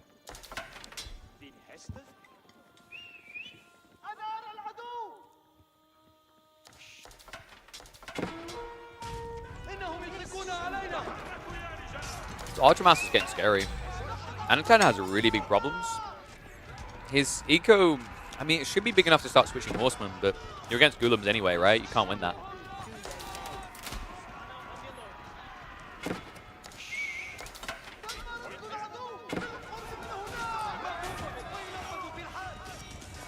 Maybe algorithm doesn't like 2 videos. I don't know. Has Drongo gone? Does anyone know? Has Drongo gone back up to 3 videos a day?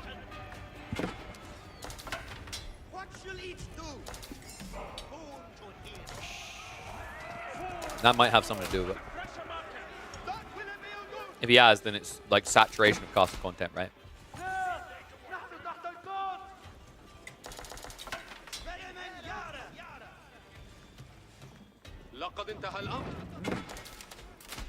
Puppypaw, the siege move. I love that he's not letting this get him. Like I said, there's a window where English beats you in him.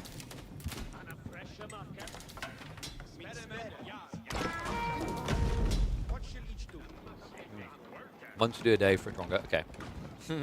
Go tell a story, actually. I still remember that. It's, oh. Sorry, I came back the wrong scene. There we go. There I am. It's, big. It was quite comical at the time. So, like, you guys remember Merlin when he was starting to, like, grow and do really well? He told me about it. I was like, well done, man. Well done. And then he told Drongo about it. And at the time, Drongo was posting 1 video a day. The next day, Drongo went back up to 3.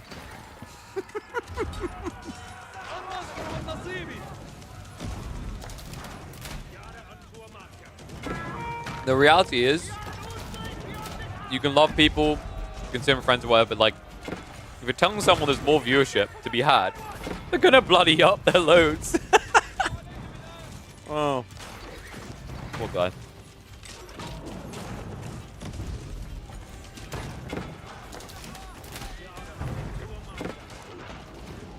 I think this game is close to over. I know, just like he needs to get so many horsemen now. Like, the big issue here, I think it's the opening play. He got baited. The moment he pivoted from 1 TC to 2, he kind of lost this game. Or at least lost control of the game. What do we say about Puppypaw in the series, chat? What have I been saying the entire time? Kid's like a dog with a bone. Once he gets a hold, he will not let go.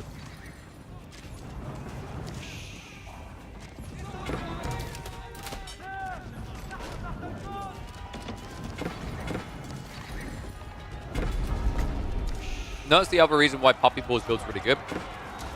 He's not mass farming, so he's playing limited resources. So by leaning to archers, another reason why it's such a good choice to have assets. You remain cost efficient on limited resources. Saves you having to go farms. He's aiming to win this game without touching him.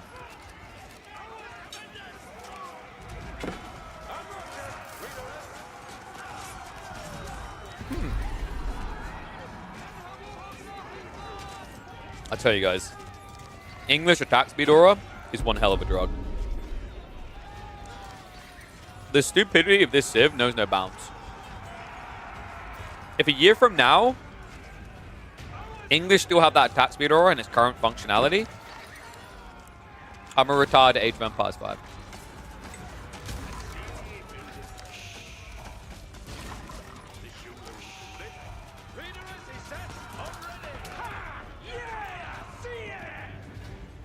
It just makes you play into the English base so different than any other base, right? Like, the attack speed wasn't there for a huge chunk of the fight, at least the second half, right? But it's the looming threat. It makes you play different. It's a beginner. Seriously, they need to be broken.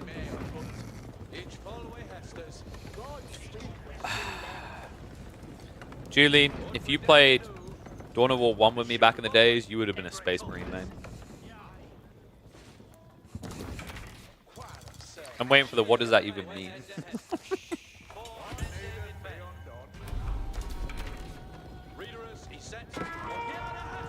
Space Marines were like dented. They could just basically easily counter anything. And that's because they were made to be simplistic.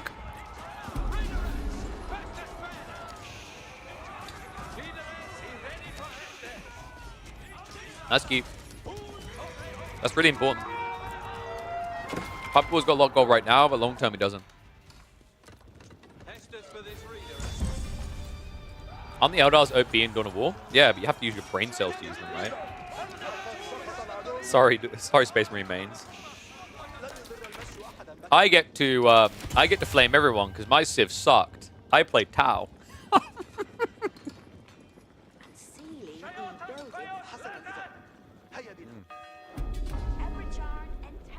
We literally had one good strat, and it was to build our tier 1 scout unit, up to 20 of them, and then just jetpack around the map, avoiding people. We were basically the equivalent of Musafadi warring. We had numbers, we sucked.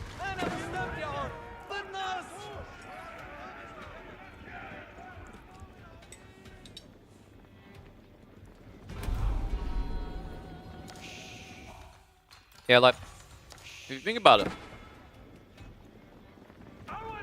English was even like, they're even comparative to Space Marines. With like, you know, orbital strikes and bombardments.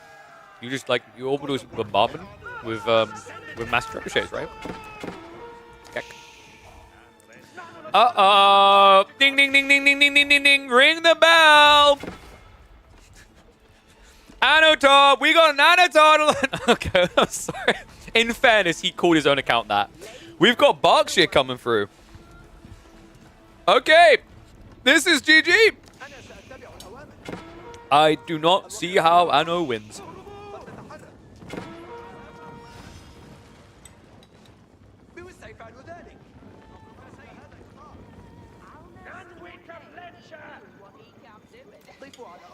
you want to know what the cardinal sin of playing English is? It's not even just picking English. It's been in Berkshire.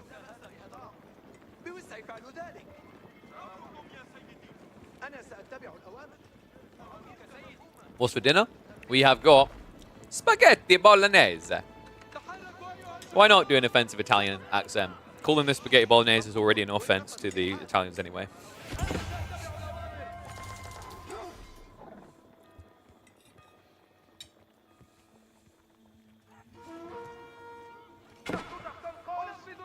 English base is now undivable? Yeah, but so's the Bassett one. Like, I don't know how you break in now. This is going to go into late imp. You're not better in late imp. You're an Englishman. You like to think you're better in late imp, but you're not.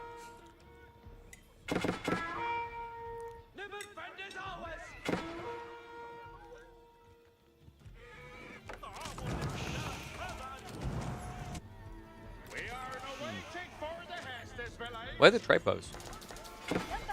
That might be a problem. Wait, no. Problem relieved. I mean, he's going to stonewall this, right? Jeez, is that... Okay. Oh, whoa. No, child-friendly. Child-friendly. No one died in the making of this movie.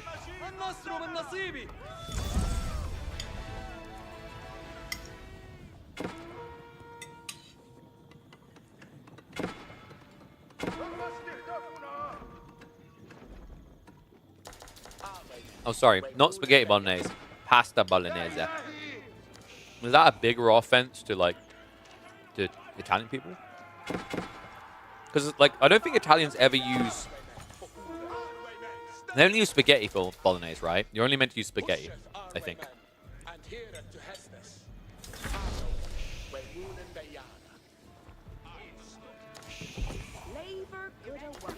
Mamma mia, we got the max men at arms on the way. Yo, why has Italy not been added to the game? Oh, that's right. You know what I'm going to say? You guys are very young. When was Italy established? Was it not like 1889, I think? No, it's younger than that, I think.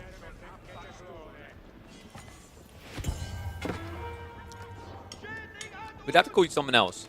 Have we got any Italians in chat? If you could have Italiano in the game, you have to choose a country you're going to be, though. What would that country to represent Italy be?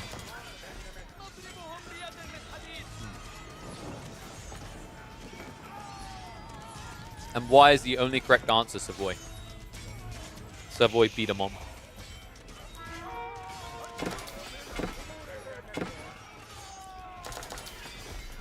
Oh, I went there.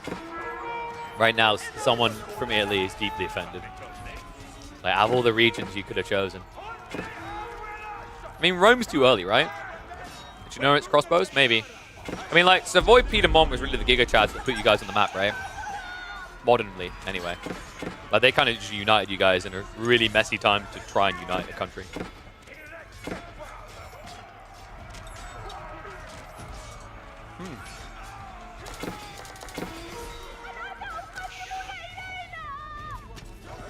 I mean, Anno's getting some raids, but it's literally just about to turn to the most dented comp. This is Men at Arms. And trade's about to begin. I don't know how you don't die. At this stage, Puppypaw is just going to boom a lot more hand cannoneers because of trade. So if you don't shut the trade down right now, it's over. Oh, I don't think I can eat the rest of this pasta bolognese. There's just so much pasta. We used 500 grams of minced beef for 2 of us. Sorry, 2.25 of us. That's a lot of meat, right? Right? I'm not mad. That is a lot of meat. What can I say? My girl likes... No, we're not finishing that statement.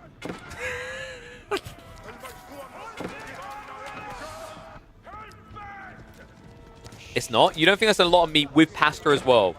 For like 2 and a bit people.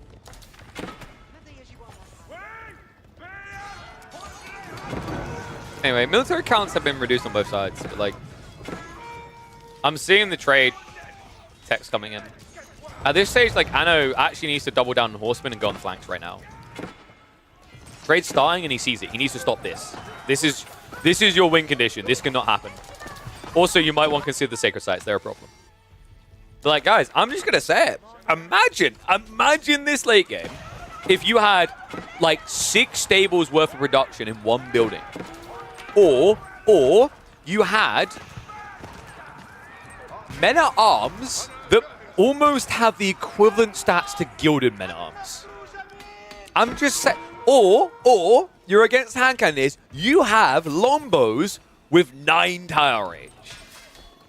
I'm just, I don't care what people, like, dude, if you have a choice, I'm never siding you going Berkshire. Unless you're Don-Arting that crap and dropping the Berkshire in the enemy base. If you built Berkshire, it better be because someone forced you to. If Anotand had a choice in this game, he would have built Wingard. He was paranoid he was going to get dove. That's why this exists.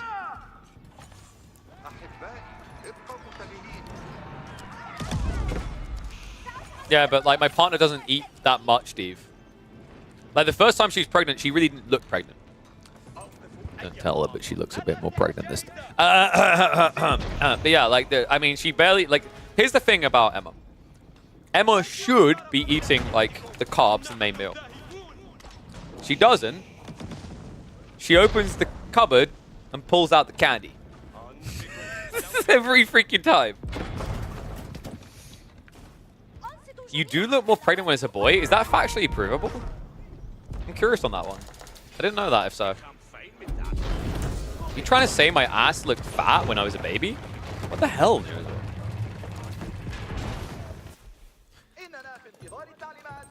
My ex-wife. Jesus. Careful. She see you typing that, she might eat you. Not in the way that once made you marry. Anotand and Puppypaw, they're both down to 110 eco. Military quality is, I'd say, a world difference here. Like, you know, he has got men-at-arms quantity, but the Guillims are more bulky, and the hand cannon near backline's better, and also has more health. Like, the thing that Anno needs, he needs to creep. And that is exactly what he's doing. Outposts on the way in. Chem upgrades are coming in. Actually, that's a big difference here. Anno, he's had it for like a minute or so, right? And I don't, wait, what? I was about to say, I don't understand what's happening in the trade, but there's so many question marks about the trade right now. No wall here with a gate, and an enemy wall here. So he's exposing his trade, and it's taking longer to get a return on it.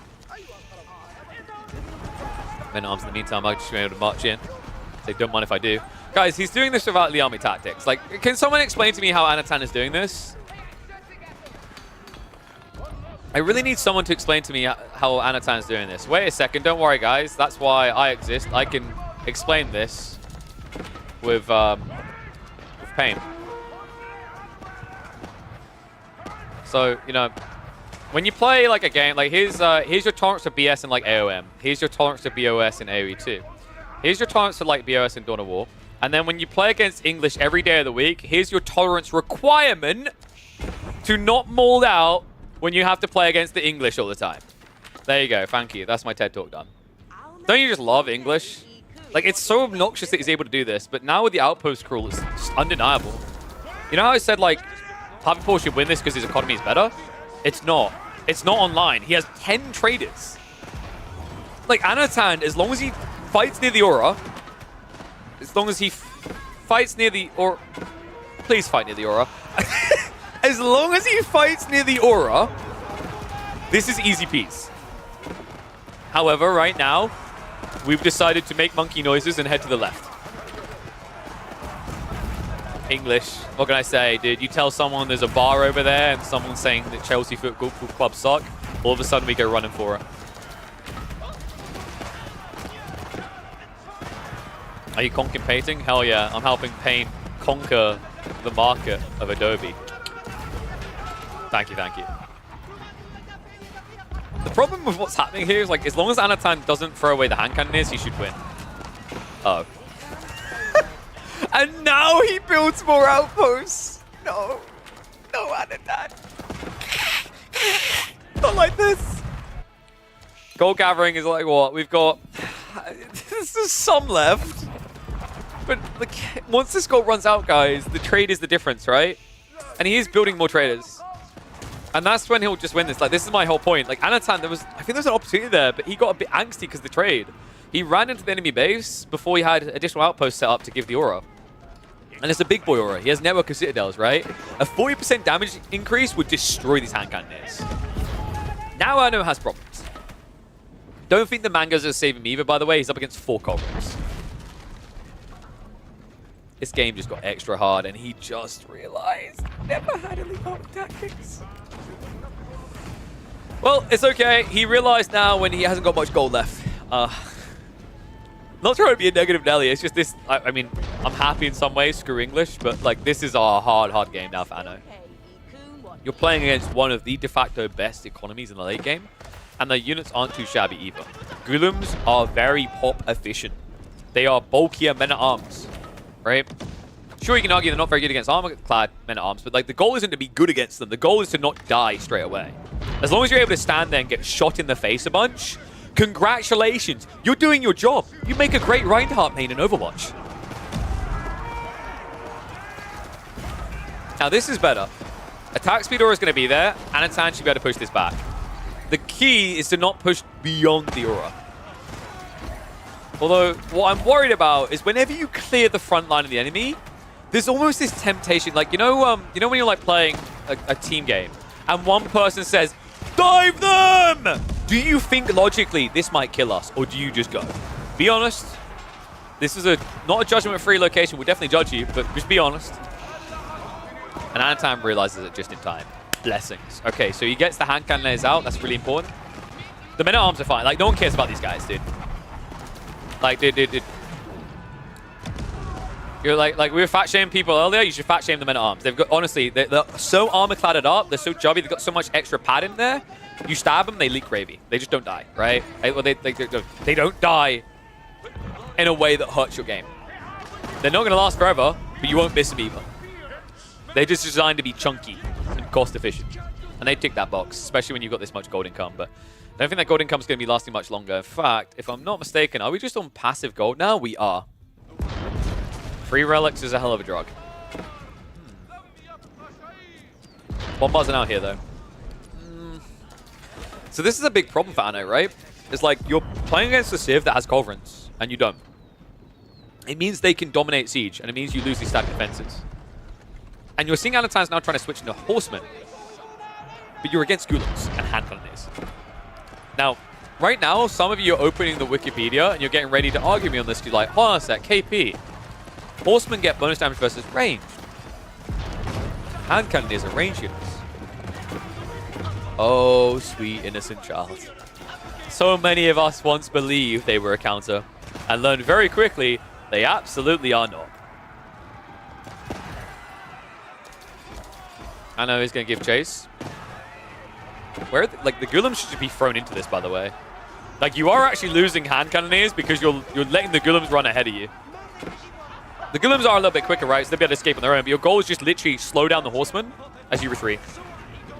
Well, you look at that, guys. Horsemen, they're not counter gunpowder units. Who would have thought it? You know what the problem with AO4 is? You know, Horsemen really need their own guns. Because the only way to make a good gun is a bigger gun. We've learned that in life. So if Horsemen had Gatling guns on the side.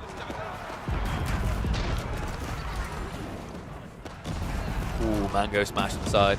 Okay, this is kind of disgusting, actually. Horsemen are going to be able to leak in, though. I mean, it's a good idea, but a wrong timing from Puppypaw. I love the idea of Mangoes to reset this. But I think you need to get your front line sorted first. Trade is at what, 13? I mean, Puppypaw's got gold in reserve. That's not the problem now. Wait, I need to check. Oh my god, I knew it! I freaking knew it! I was about to look for a blacksmith. I was like, wait, these numbers don't make sense. Guys, this is why Anotand hasn't been broken yet. Puppypaw basically has been competing with his production speed without any production buff. But now Puppypaw is 5 structures away from a 20% increase, and then he's going to get the 33% on top. I have a funny feeling these fights are about to become very one-sided.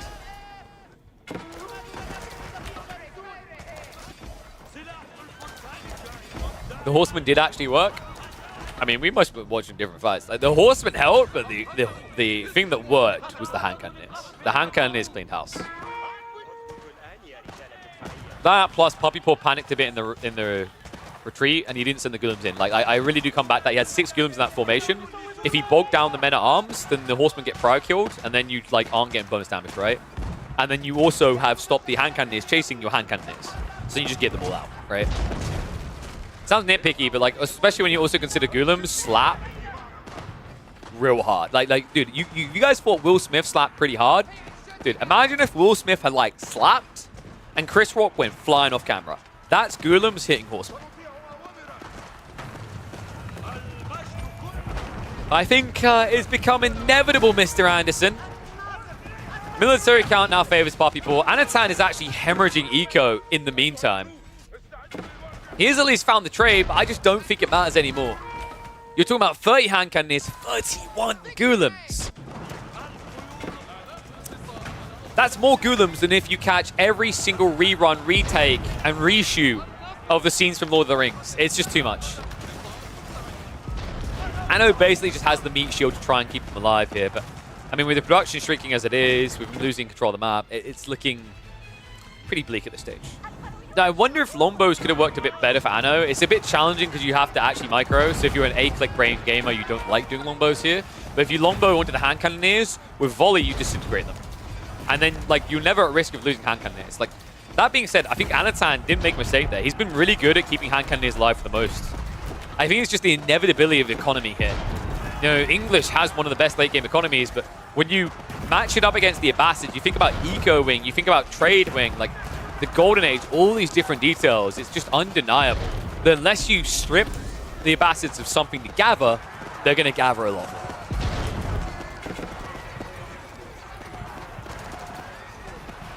Cool. Where are the... What?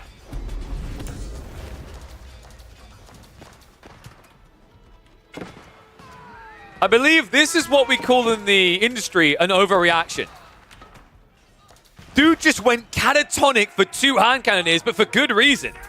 They just blitzkrieg the trade on their own, and he immediately calls GG.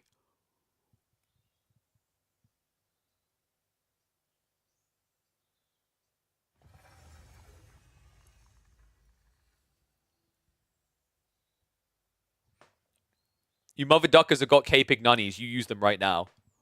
Dude, what the... How much economy did he kill at the end there with those few gunners? That was insane. Dude, I'm so annoyed this is the game we chose to eat.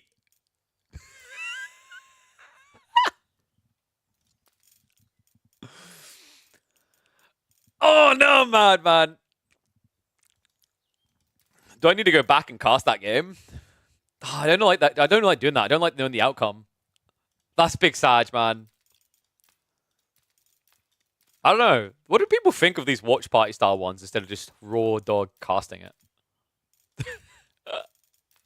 I love the way that I was instantly wrong, man. Like, I mean, in fairness, who saw that raid doing that much damage? That was like 3 gunners that went in and killed everything. Oh my god. That was dirty. And this, guys, is why no one should be allowed a gun. Very dangerous thing. Dude, that was like the equivalent of just giving a toddler a firearm, right? Like, I can't believe 3 gunners literally destroyed this. And he won this game because of 3 hand cannoneers. 3.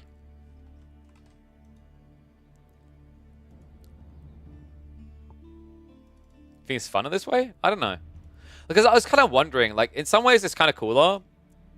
As opposed to just like, you know... What's the word for it? You know, like full-on sweat mode, proper like official casting. You know what I mean? I don't mind the idea. Like, you know, in a way, I've kind of been thinking about this. Like, you know, you got people like Kadril who like literally moved from pro casting to literally just like he's now very big in the watch buying. I'm not comparing myself to Kadril. I'm nowhere near that size. But it's like it's kind of interesting how you know people kind of hooked on that idea, right? Like you have an official cast, and then you can have the watch party-esque thing. English actually having fun at AoE4? I'm sorry, I didn't realize we played AoE4 to enjoy the game. I must not have got that memo. Oh, wow, well, look at that. And next up, We've got Anotand on the Abbasids and Puppypaw on the Ottomans. Ooh, this is a good matchup for Abbasids, actually. There's one way you can play it as Ottomans. I don't know if he's going to do it that way. Cateril is special? You trying to say I'm not special? Duck. Alright, guys. I'm quickly going to go take this plate in, and then we'll get into the casts. So I'll leave you guys staring at Puppypaw because he's the chosen one. So remember, guys, if you just copy everything he does at the start of this game, you win every single game. Don't sue me when that doesn't work.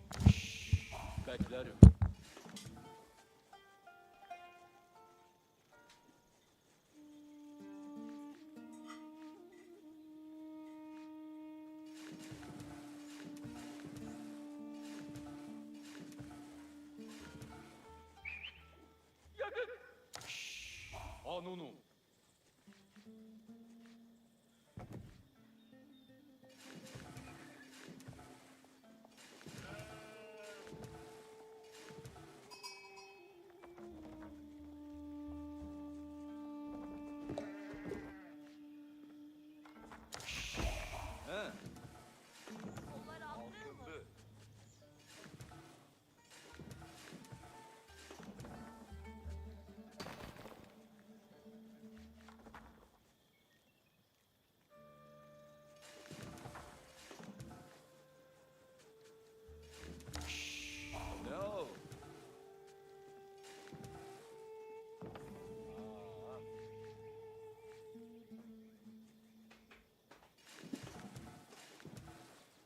Be honest. How many are now 15,000 elo? You're all 15,000 elo now, right? I knew it. Oh, I had to be careful not to finish that full play. I would have been food covered. Don't forget end predictions. Oh, fine. Wait, crap, no. Did I? Wait. Oh, no. Shit. Shh. I clicked the wrong one. Is there a way to refund? Uh-oh. Uh-oh. How do I refund? Dude, is there a refund option? There's got to be a refund option, right? Yo, Blitzkrieg. Fudge. Is there no way to fix this? There must be a way. Is there legit no way to revert predictions? Oops. Alright, message me later, I'll figure this out. I don't know if someone knows of a way, let me know. What do we do? I don't know what we do to revert, fix that. I mean, dude, it's fake points. I give you some, but I don't know how. Alright. So, Abbasids or Ottomans. Let me get predictions up. Oops. But think about it this way, you know? Now, I get to ignore 10,000 points worth of things Blitzkrieg asked for. Alright, let's get back to it. It's time for game number 8 of this playoff 16. We're only halfway through! What? That can't be. Oh, it is. And we are into an Ottoman Abbasids game. You know, there was just an Abbasids English game I might have to go back and check out. I don't know. I might just download the VOD and we'll do the watch party style cast upload. See how that one pops off. But we've got an interesting one here because I actually think this matchup historically can be quite Abbasid favored. But we've got something spicy coming. Puppypaw is doing something that I've only really seen Louis doing frequently. It's a Sultani trade network build. Now, if you guys have been watching the videos that get uploaded on YouTube and watching live on twitch.tv/killerpigeon, if not, why not? You would have seen some pretty dirty results out of this weird Sultani trade network build. A build that you wouldn't think would be that effective, but has this really delayed trigger where late game you do convert to trade, but in the interim you just benefit from the passive gold very safely at home. It surprised me because it was a lot more impactful than I would have thought. And I think a big thing that propels it, I actually think legit, out of the two landmark choices between Sultani and Madrasa, Sultani is better when you're playing Anatolian Hills. And considering that 90% plus of Ottoman games, you're playing opening Anatolian Hills, the one where you get 8 sheep for free, makes a lot of sense why you should consider going Sultani. Because food isn't usually an issue for this Civ due to all that extra food you get with the sheep pool. Think about it this way. In this game, he's already sitting at what? He got 10 sheep, and then he's going to add in another 8. That's a pretty absurd amount of food to work with. That's almost, what, 5,000 food? More than enough to work with, and I love this. Dude, the levels agreed. I'm pretty sure this is the exact same build we saw Louis doing weeks ago. It's the Sultani opening into double TC. And it is on the wood line, which is quite interesting here. Suggests that we might be seeing archers coming out from Puppypaw, which make a lot of sense. He needs to get enough archers to initially deal with the military wing opening of Anotand. And the sick thing, the disgusting thing here actually, is the timing on this. His TC is going to be notably quicker than Anotand's. Anno has yet to start building his. It's at least now going to be on the way. But I mean, we're talking like what? The build speed difference here, I'd expect it to be a 2 villager advantage. In fact, what happened here? No, mathematically that doesn't make sense. Did Anno skip production? I mean, Anno's behind by 3 right now. And the TC's only been operational enough for 1 circulation. So he skipped villager production. This is a huge lead already for Puppypaw. He's up 4 villagers at 6 minutes in the game. Dude, what a wild build. That's insane. Oh, wait, no, I'm an idiot. Ignore me, I'm an idiot. It's the traders count. I'm being a pleb. So yeah, he's got the traders to accompany that. Yeah, my brain farted for a sec there. Admittedly, someone made me take my glasses off. But yeah, trade route is also really good by default. I'd love to see him engaging with that, because I think if there's one thing I do wholly believe a lot of Ottoman players sleep on, it's the opportunity to just trade in between.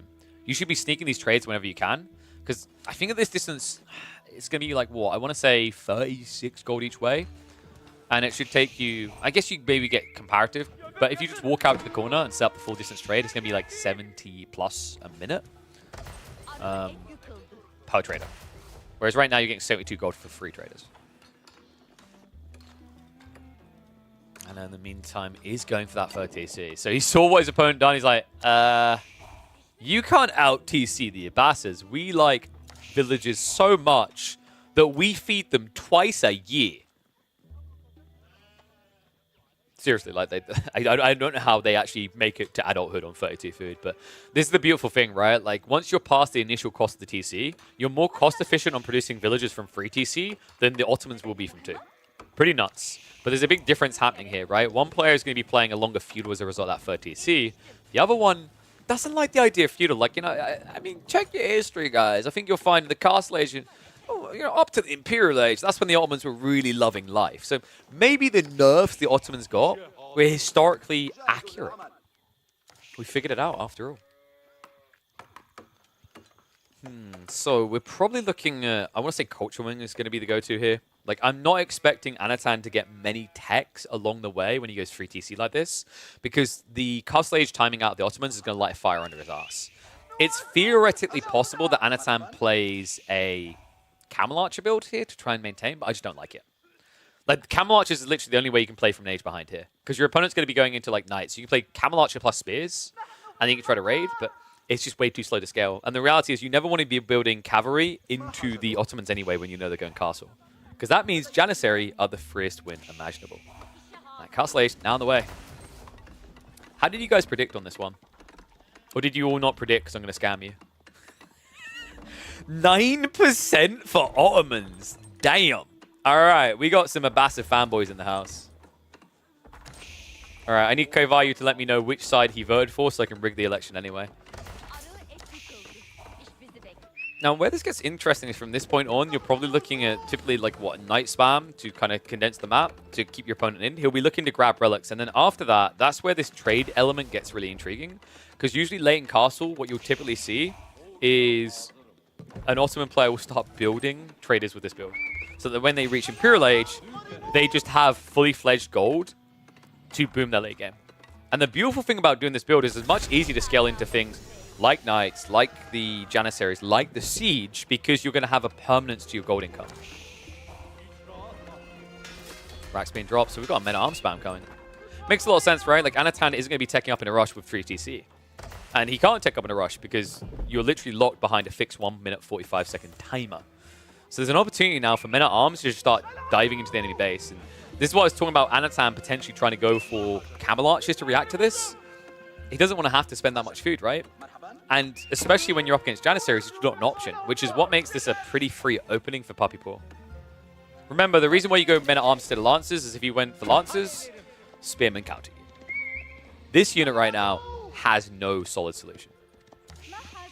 We should now also be seeing a rush of a Moss drop. Typically, that's the way you want to go with this. Crossbows getting queued up is a bit peculiar. I'm surprised he's leaning into that, considering the advantage he has. I would just recommend more men-at-arms. Wall's also going up, so he's prepping for long trade. This is going to get really annoying for Anotand because he isn't going to even know if the trade is online or not. And guys, it is camel archers. He realizes it now. The men-at-arms already coming. He has no option, but this hurts so much. Look at what just happened there. He queues up 4 camel archers, and all of a sudden he's on the edge, the fringe of having the food required for a tech up. Now he's a mile behind again.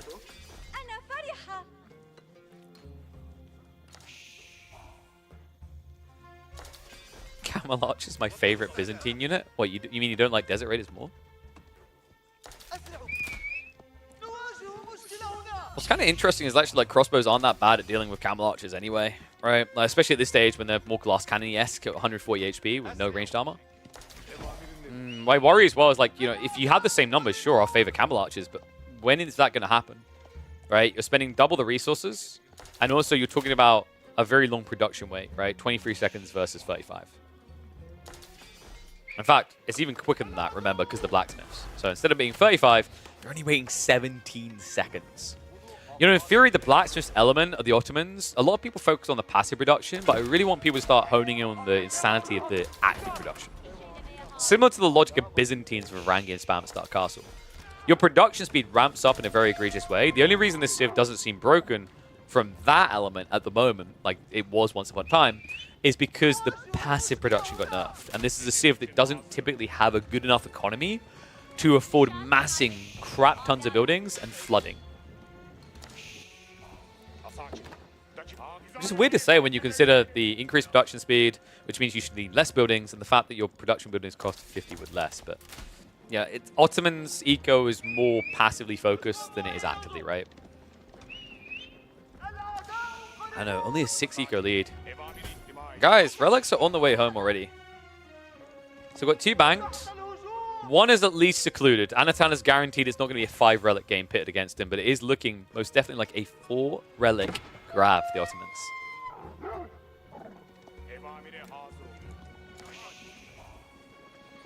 You know, I think the biggest kind of problem with like this approach is like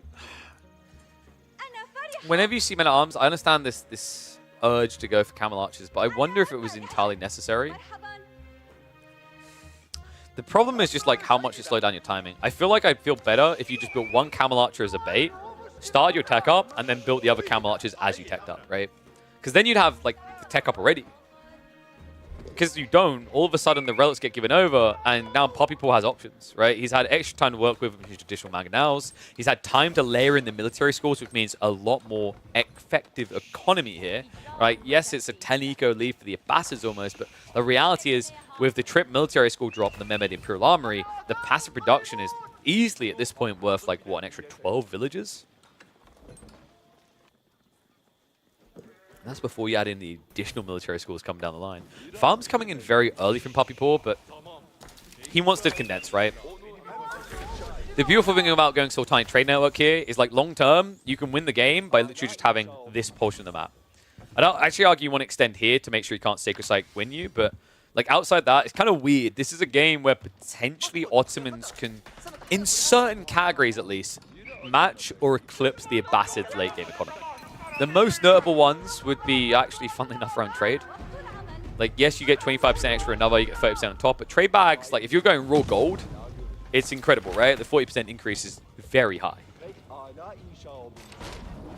Food is an area you're going to struggle in, though, which is why I always recommend checking out Protein Works. Wow, Whole Foods, nutrient dense, don't mind if I do, om nom nom. I know you guys have been buying them. Let me know when your orders arrive. I want to know what flavors you got. And for the love of God, order 2 flavors so you can mix them. How none of you have said that you've picked up banana and salted caramel yet is beyond me. Woo! I think Anna's going to get a bit salty about this, though. Blitz force coming in. Metro attack speed means the torch down is going to be even faster here. The Mangonel is kind of holding hostage in the situation. He's only got one screen to work with. Crossbow's immediately targeted out. So that's going to force the engagement.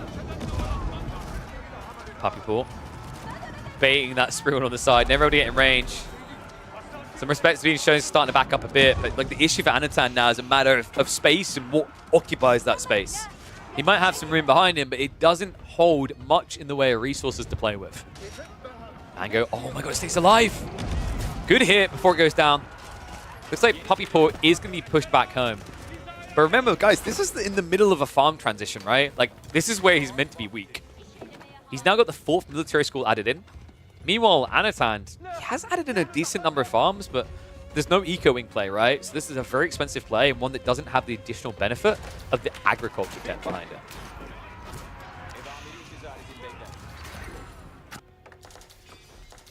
Oh my god. Well, this is like an advert for world hunger right here, isn't it? These poor people spend day and night exhausting the berries, knowing that in 3 years' time, there shall simply be no food left over for them all. You can help change this. If you just donate an arm and a leg to a meat bag, we can turn them all into cannibals and away from the gradually going extinct berries.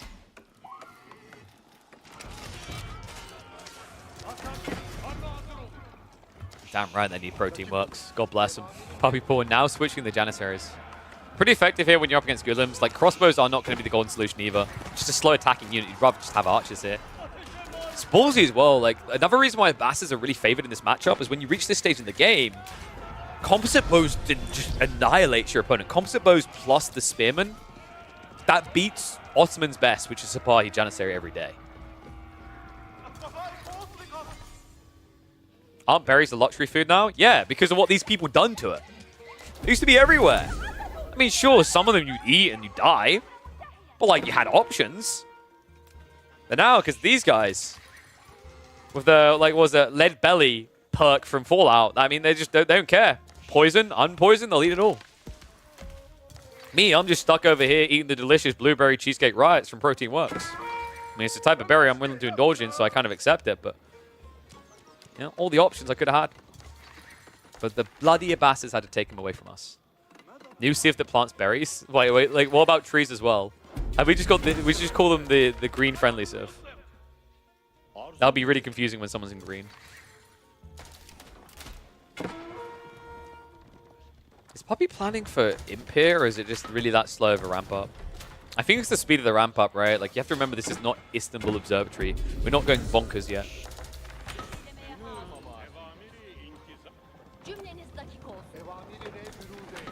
Is protein spam kind of shameless? I mean, it's only shameless if, like, you feel ashamed by it because you haven't got enough protein to get the muscles. Wait, is that what you meant? I mean, I just do it because I like fun little integrations, man. Plus the fact I actually do consume and like what I'm consuming. I think it beats someone going, speaking of segways. And it's like, dude, no one was speaking of segways. Flash coming in. Speaking of segways, moving into the fight. A good one for Anotand coming out here. Army too big. I think Puppypaw's in trouble. I mean, the eco lead has actually built up quite high here. Despite the fact we're talking relics, sacred sites, and flank control, Anotand's just going for a strong timing down the center.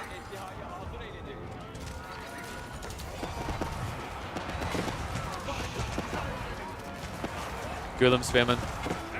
Pushing through. I mean, you just can't frontline with Sipahi, right? Like, the Spearman's bad enough, but the Golem beat you as well. And considering the Golem is so tanky, like, you're just not getting through them fast enough for these Janissaries. You know, you're meant to show up using a shotgun. These guys turned up with BB guns. I'm starting to think this game is over. Puppypaw is just not holding food in reserve. It's the type of game where you just wish you could have went Istanbul's Observatory in the end, right? Like, you at least would have had the production on your side. And the upside is, like, this isn't going to end straight away. There's potentially not. Oh, wait, no, there's more. I was about to say, this isn't going to end, right? The units have still got to arrive from the enemy base. All of a sudden, doubles the army size. And the sad reality is, like, you need mangoes to clear up. Well, congrats, you've got one completely out of position. Age of Springholds is a few years ago, Puppypaw. I think we're out of date. We're out of scope here. And we're at risk of hitting the economy now. Anno starting to move in. Villagers going down. There's nowhere really safe anymore. Sipahi are trying to draw attention elsewhere, but it's just not a big raid. All right, like Puppypaw does have a second wave of Sipahi. They're just not able to find targets. And Anotand is basically just building production buildings everywhere. I actually love it. Like, it's not a bad idea, right? His big issue now is he's at a point where he can snowball a death bush, but his weakness is he can't get troops there quick enough. It's exactly why Puppypaw's been able to stabilize. So building a base in the center is actually a really smart idea. I lose my hair thinking about how often players could win games if they just built proxy bases and they don't. It's wild to me how often it happens. It's so hard to remember in the moment, but you know, I've lost count at the games where players literally were on the verge of winning if they just built proxy bases. And I don't like losing my hair, guys. It's my one redeeming factor. When everyone else is going to go bald, ugly, and dumb, I'm at least not going to go bald. Probably. I'm pretty sure of it, actually. Like, I even checked in with a bunch of people who were going bald at Red Bull Wallow. They were like, hey, you'll be going bald soon. I was like, I think I'm safe. And then they just sat there. Like, we stood there, and for like 2 minutes, they were patting the back of my head and go, oh, wow, very thick hair.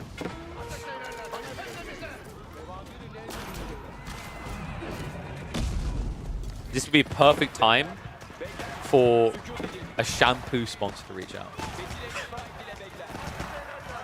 Danny should be able to hold this. Honestly, the attack speed of these units. It looks like they're just shooting off a million party poppers at once. Anno just needs to go imp, I think. But he's paranoid, right? Because like if he backs off, he thinks Puppypaw is going to do the same thing. Which, I mean, there's a risk it happens, but if it does, Puppypaw's not going to have a standing army at all. I think like now is the pristine time to do so. Your economy can't really go much further than this. You're 133 of 104 matchup, and like your 133 you can go up to what, maximum 145, maybe 150. So now is the time to just break out into the new age.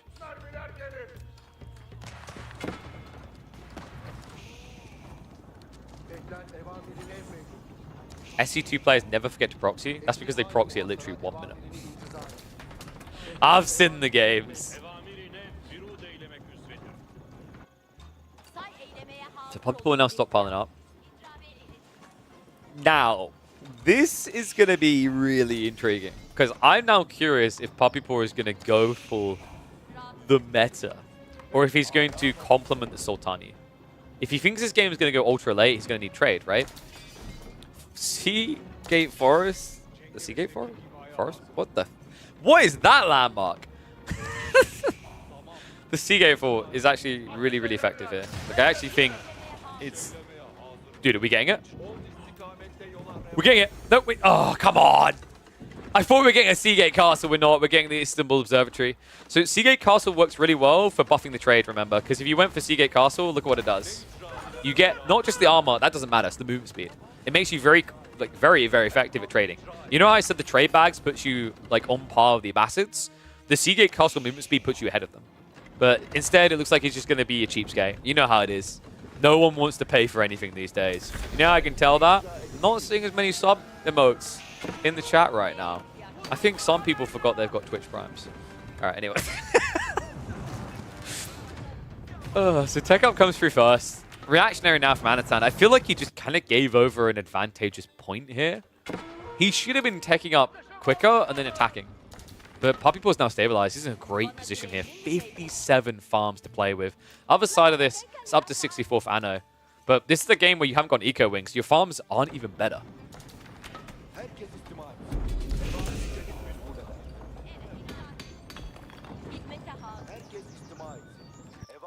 You know, guys, I was just thinking, play all 16s, I mean, this is such rookie numbers. We should just request a play all 31.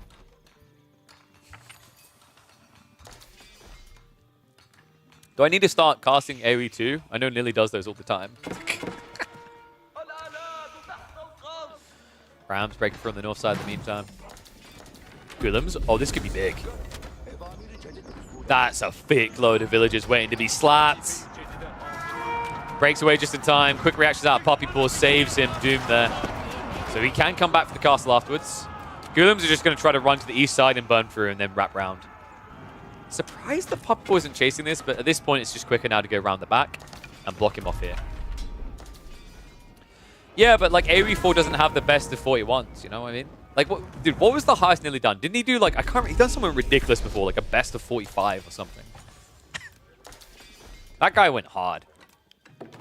Oh my dear God, can you please feed your people? Anotand, 5,000 food, 2.5k gold.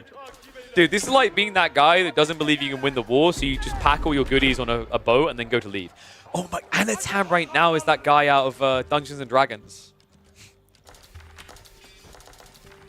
Needs to get invested, all right? We can beat the witch.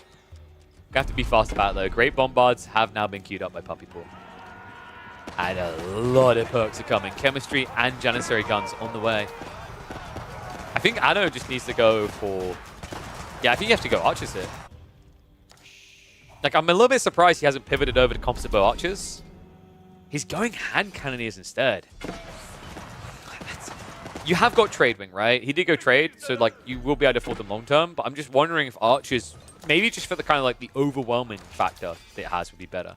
He's probably worried about the men at arms frontline though, right? So that's why hand cannoneers just seems the shoehorn pick, right? The one solution to all.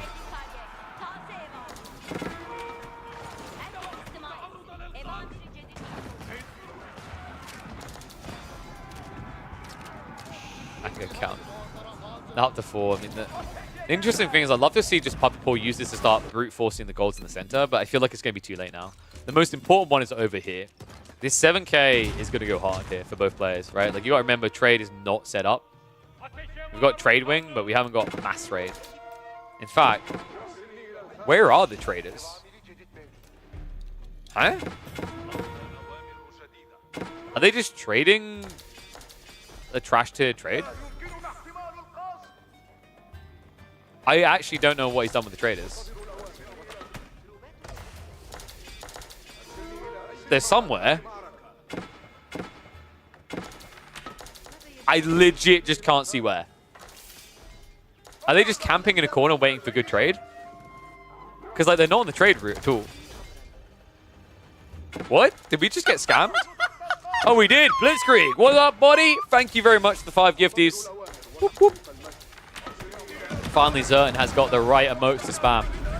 Zerton, are you paying attention? I know you like the lake. I'm sorry. Oh, I still remember that conversation. Puppypaw, second Great Bombard now on the way. Elite Army Tactics is coming through. Boys are about to get bulky. Other side of this, Elite Army Tactics already in. Chemistry now on the way, and that is what Papa wanted. That's what the doctor ordered. Camel support on the way to make sure Puppypaw is going to need some counseling. Gulem's really effective here, by the way. The moment they touch with Elite Army Tactics, look at the damage output we're talking about here. This is insanity. 43 damage with the double strike. Against a unit that only has 2 melee armor, it's going to be an overwhelm. Puppypaw down to just 12 Janissaries now and shrinking. No front line to protect any Great Bombard spam. More castles being rushed up, but Anotand has found his timing here.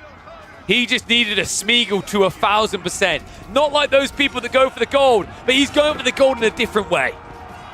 Unlimited premium men-at-arms spam on the way to the base of Puppypaw. Doesn't even care about the Great Bombard. The truest of Anachads. Breaks off a group to go around the side. I mean, that Great Bombard is going to be very hard to protect. Remember, this is a unit that has a lot of ranged armor, but no melee armor whatsoever. Once again, another premium target for the double strike Gulems. No hesitation here. Straight away goes in. Body blocks are coming through, so that should at least keep the Great Bombard alive. A Puppypaw giving over a lot of ground, and Anotand, the only thing that is missing is once again that full production. He's got more axes getting added in as well as the siege workshops. This is how he breaks the Canadian.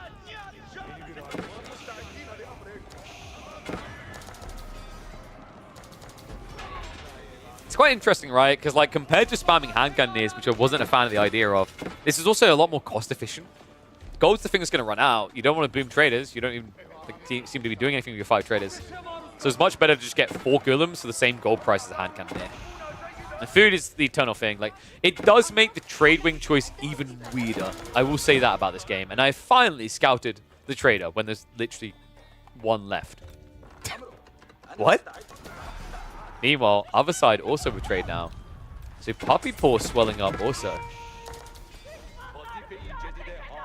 Doesn't look like he's got trade bags though. I imagine that should be coming soon. Like, we should be close to full Vizier points, if not there. I don't know now with that substantial eco lead, but I mean, I do see big issues here. The gold is drying up fast. Even if it's just golems, you're going to have your heavy limitations hit upon you here. So you need to either break your opponent soon, or you need to prep late game economy, true late game economy.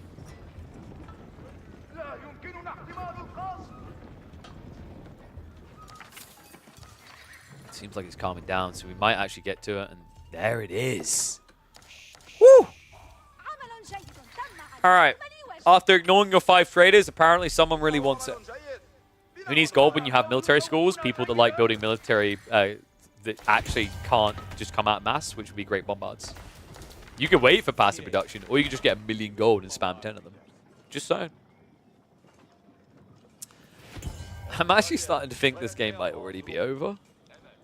The reason is, like, Anotand has slowed down a lot. And he's in the infancy of trades, which means that the Ottomans should get up to, like, 7 or 8 great bombards. Now, you do have culverins, but, like, culverins have their limitations. Great bombards are kind of absurd. They only have 1 tower range less than the culverin, and if you just micro it right, you can bait your opponent to attack with the culverins, and then the other great bombards get in range and kill, right? And then you add in the fact we got siege works on the way. Like, no, here's a thought. Why the hell does siege works work on great bombards?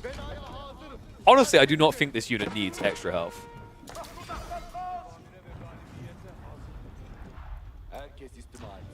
And yes, the golems did find their limits. It was indeed gold. Turns out the ring got thrown into Mount Doom. He's trying to fix it though. Spice Rose now also on the way. I don't think we have the trade bag still. I'm a little bit shocked by that. I mean, I guess Puppypaw might have used all of his points already. All of a sudden, I'm going to say it. I can't believe I say it. The alternative age-free landmark looks kind of desirable. Oh god, I want to vomit saying that. Does anyone remember the name of that thing? It's the Istanbul Imperial Palace, I think? Which is very confusing because you have the Istanbul Observatory as well. And they're both phallic structures. Yeah, I don't know. I don't know what someone's thinking of that. There's more to Ottoman lands than Istanbul. And this is Istanbul. Like, 2 shots and the wall's almost down already. What a teeth breaker. It's going to be a flood in. Anotand about to have his work cut out for him. He cannot afford golems. He's resorting to spears. What's he got here? 19 traders. And I don't know if they're going to be quick enough. They might even get caught before they make a return on their investment. Spahi already raiding deep, and no full wall in means they will be able to get through. Janissaries in the meantime just stand their ground. We'll be able to put the great bombards. A little bit surprised that we're seeing Puppypaw back up. I'm not sure what the thought process is there. I mean, he should be going in. I think it might have just been a miss rally. Because if the great bombards hit this front line, it's going to get insta-wiped. If it hits the center, that is. Sapai in the meantime, going deeper. Castle's being rushed up by Anotand to try and protect himself, but Puppypaw is finding everything and anything he wants. Janissary is left to clean up what's remaining here, and considering there's only a small sliver of hand cannoneers against this many Janissaries, I think it's starting to become more and more conclusive here. Culverins are going to move in for the snipe, but you can't even instantly kill a great bombard with 2 of these things. It's just absolutely absurd. And the Sipahi just not being reacted to anymore. 3 spearmen here to deal with all this. It's just not going to work. Village is now trying to hide. But even if they can hide, what does the trade do? They're coming straight through here. And the front line is beginning to falter. In fact, the front line has already given up. All the men who are experienced at war have died. The children have been given toothpicks and has been sent out into the wilderness. We've got mass spearmen to deal with mass Janissary and mass great bombards. And there is going to be a mass at church to pray for these people because they are definitely going down. I don't know. manages to get an initial stay of execution. Trade is starting to get chopped down a bit. Now, the big problem I see here is unless Anotand can get breathing room for like 3 or 4 minutes to get the gold necessary for a real army, this should just be a reset and a go again, where Puppypaw is going to have all the premium. Sending the child army? I thought we had to wait another month or 2 for Frostpunk 2. I guess it came early.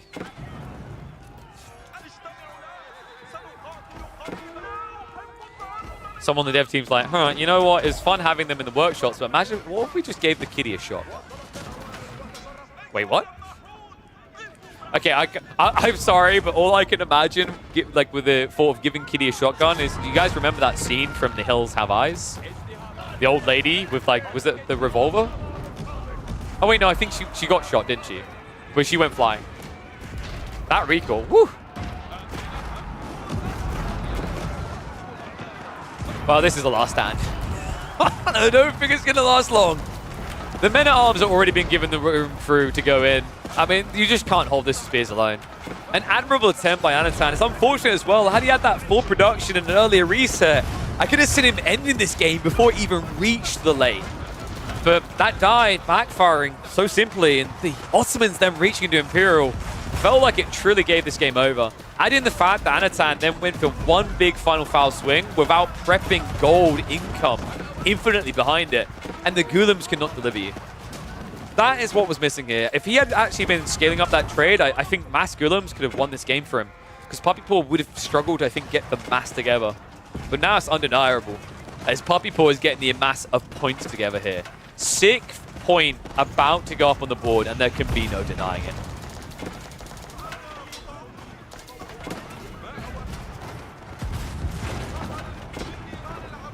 Going to Imams? Probably. I don't think it's the biggest detail here, per se. It helps, but it's not the inevitable thing that got the win. It's all the details that we know Puppypaw so well for. 6th point on the board. We are now officially past the halfway mark in this play all 16. Have mercy on my soul. Whew. All right, so let's pop up another point. Ooh. 6 on the board now. Wait, did we accidentally add... Why have we got 7 civs? Wait, no, we're on 8 now. Yeah, I'm an idiot. So that was... Did we add Ottoman Abbasids? Did we miss... Wait. What civ did we miss? There's one I haven't added. By this count. Right? Rogan?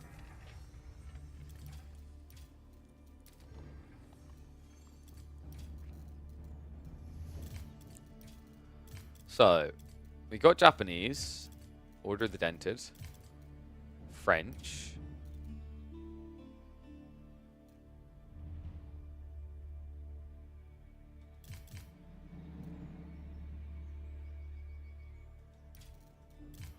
Malians, Ottomans, Mongols, Japanese. Oh, we missed the Abbasids English, that's why.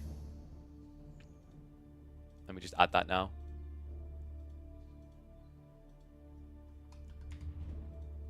There we go.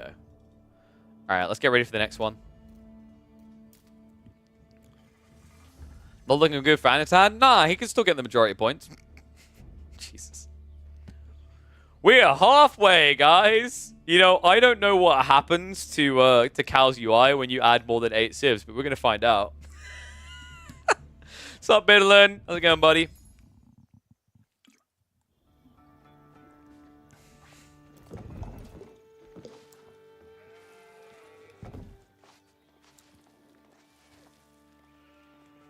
He might have been trained by the Magician, but he's starting to look like the Magician himself. Puppypaw, after that last game, now up 6 points to the 2 of Anotand. We now move into our 9th game of this play all 16 civs. Only once can you use each civ, and every time you're going to be on Dry Arabia. Anotand now starting to pull out some of the most potent civs. We've got Ibids up against Puppypaw on his English, and I weep for Anotand. Although this is a matchup that actually should be quite tough for the English, I actually think there are not many players more lethal on this Civ right now than Puppypaw.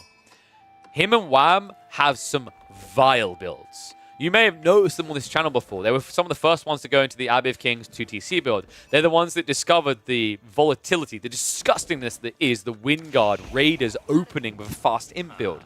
They're the ones that really were gunning this idea that Wingard was good again and brought it to the forefront. So even though on paper Ivo should be favored, I'm a little bit skeptical to how Anotand's going to execute this. Let's see what he's got in mind. I'm imagining this is going to be a pretty standard fast castle build.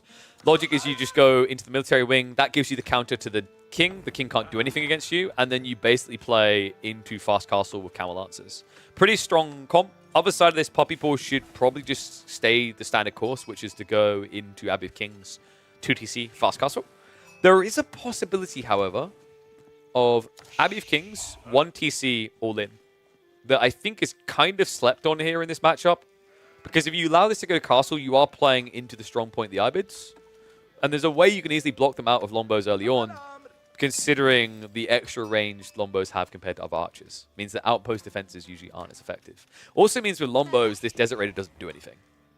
I imagine Puppypaw is just going to lean to that late game to play it safer, though. It's a bit gambly, and in fairness, this spawn is terrible for it. Unfortunately, this back spawn is about as good as it gets for Anotand.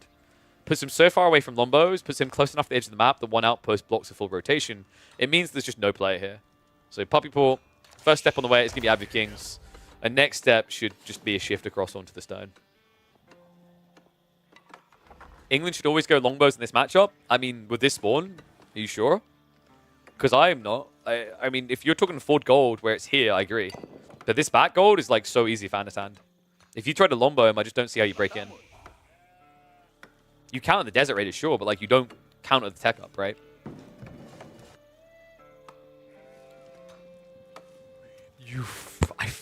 I love this guy. We saw Anotand do this several weeks ago, actually, and it looked pointless. Because like it just didn't matter. His dervish just got scouted out, and then like it was just irrelevant. He had to build new ones anyway, right? So it didn't really matter much. This time could be different, right? Like, if you go and hide in the absolute corners, the king should not really scout you. It also means if the king starts denting your economy at home, you can always heal one, but you don't want to do that. Like, if you show one dervish, your opponent knows for sure.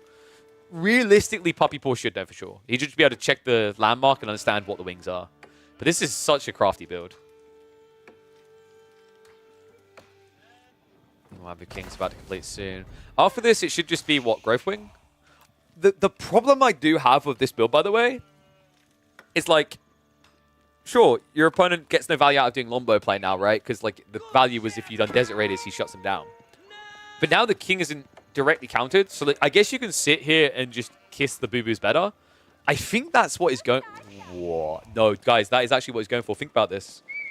If it's just the English king, and you have double dervish, you can just target heal any damage done, right? So like, you don't actually have to pull villagers off the gold. I think you could just genuinely stand there and heal any damage done. Which is actually disgusting. Looks like instead we're going to be getting active, though. Am I just seeing... Like, wait, is this like a poor man's Ottoman Imam build? Okay, so this really has no place working, but like in theory, because this English player is not building Lombos, it does work. The Imam build for Ottomans, remember, the whole idea is like if you're against a melee-only army, then Imam's OP. Because your opponent has no way of sniping you, right? So you just sustain and don't die. It's kind of a similar idea.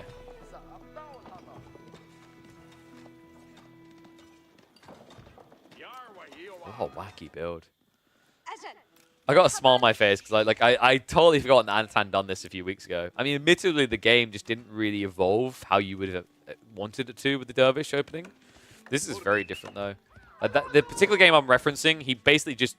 The whole logic was get the Dervishes in position, similar to an HRE player with prelates ahead of time. You just sit them here, tech up, then pull them back straight away. This idea seems to be more focused on attacking his opponent. And it looks like he is now going to go get that Desert Raider we talked about. That's the perfect counter to the king.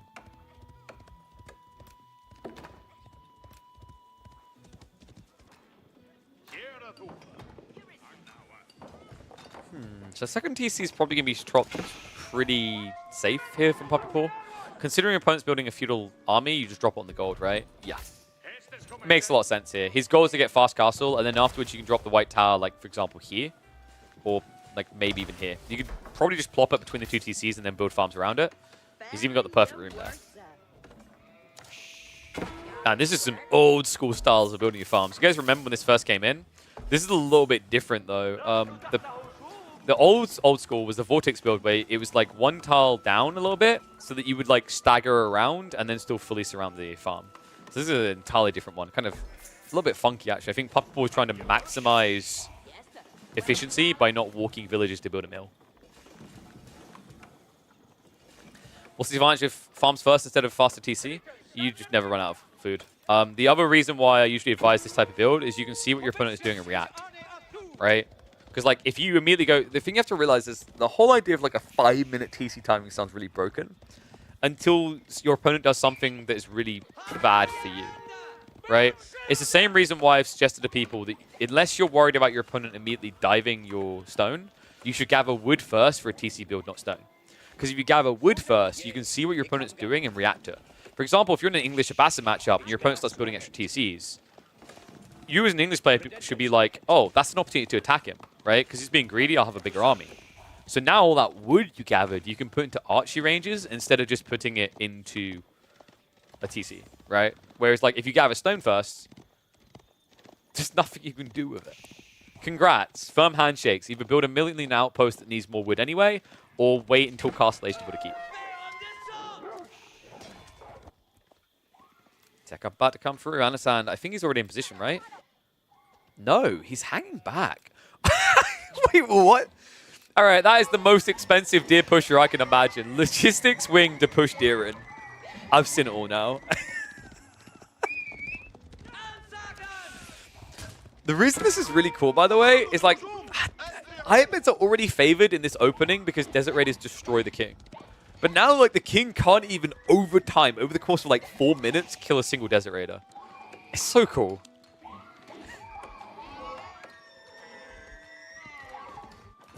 Puppypaw's second TC that immediately got him some value. I mean, by the time you have an 8 eco lead, Anotand is going to catch up, right? That's the powerful element of growth wing. It's kind of absurd.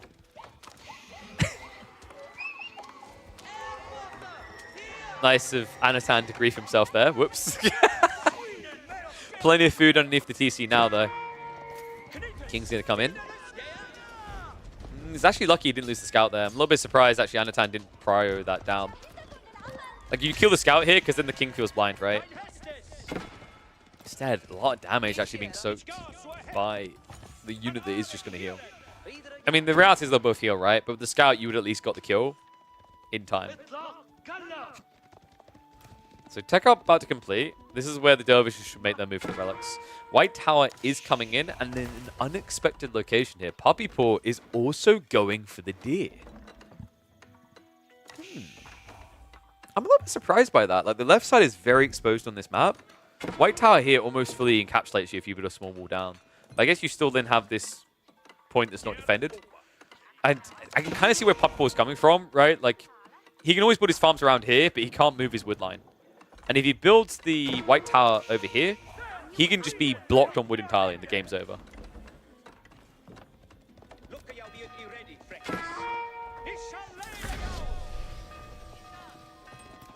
Camel Lance is now being queued up.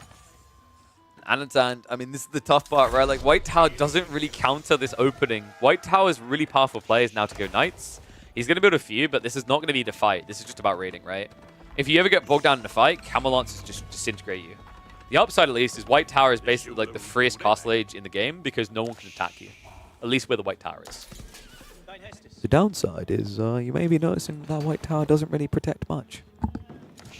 Yeah, both TCs basically being left to defend themselves. Ibis is legit the only broken civ on the ladder right now? I don't know about that.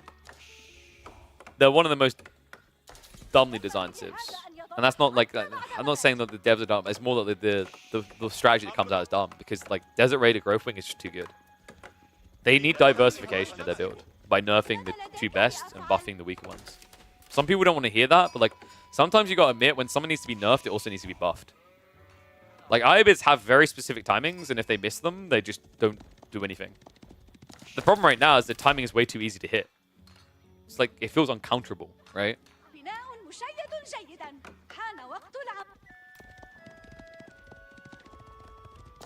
A little bit surprised the relics are taking so long to get garrisoned here, by the way. But this is looking like, what, a 4 relic game? No doubt about it. 2 more on the way home. 1 is at least protected by the wall, so it can't be a 5 relic game easily. Then again, there might be a way to sneak around, but you wouldn't be able to do so unseen. You want the casino with villagers back? I think no one agrees. Wait, no, someone's agreeing. Oh, no. Guys, I told you. This is a gamble-free stream. Because when you gamble, the house like rigs you anyway. Just ask her value. I mean, this just doesn't stop camel lances. Like, this is just painful to watch. Like, you're trying to frontline with a scout and a king. Just get the crossbows over here right now. The tough part is you've now been forced to go crossbows predictably, and your opponent's putting archers. It's like Anotand already should have known this was coming, right? This is a predictable read. Puppypaw needs to diversify again. And this is where you're just going to get his real comp, right? It should just be crossbows, men-at-arms, no more knights, for the love of God. Maximum at any given time, you should have 4 knights just for raiding. They should never be your brawlers. Anno now is prepping for that second TC. Actually, I think this might be a free TC game. 5 relics. Oh, 4 relics. I definitely can get the 5th, but 4 relics, free TC is pretty strong here. You know, I think someone that gets slept on, a lot of people just think that Ibid's Imperial Age sucks, but it actually doesn't. Mameluke's bravery is pretty impressive on the late game units, most notably hand cannoneers and ghouls, right? The logic is that Mameluke's bravery is more likely to be triggered by units with high base damage because they're more likely to get the kill in walks, golems, and hand cannoneers. On top of that, because they're high base damage units, they benefit more from a damage percentage increase of 25%, right? It's like it's an interesting mutual hand-holding between those 2 elements about those units that leads Ibids to a surprisingly effective late game. Dervish jump over the wall? No, that's silly. Don't be silly. What you do is you have the camel lancers make like a pyramid to jump over the wall. And then you keep pyramid jumping them over the wall. And then the ones on the other side make a pyramid to jump back over. Boom. Caramel pyramids, guys. I'll be totally real with you, man. I mean, like, Delhi should be able to just hop over walls for elephants. What I mean by that is, like, a scholar should be able to climb on the back and then jump over. Boom. A siege tower with extra steps and also more useful. So Puppypaw's goal now is just to kind of hunker down and look for him. He's trying to identify a weak point in Anotand's timings so that he can just move ahead in age. Anno did stop at just 2 TCs, no free TC. Looks like he's going for Sacred Sites instead. That's a really smart choice. He still needs to apply pressure, but like ideally you want to force Puppypaw out, away from the aura. If Puppypaw doesn't have the aura, he'll lose the fight.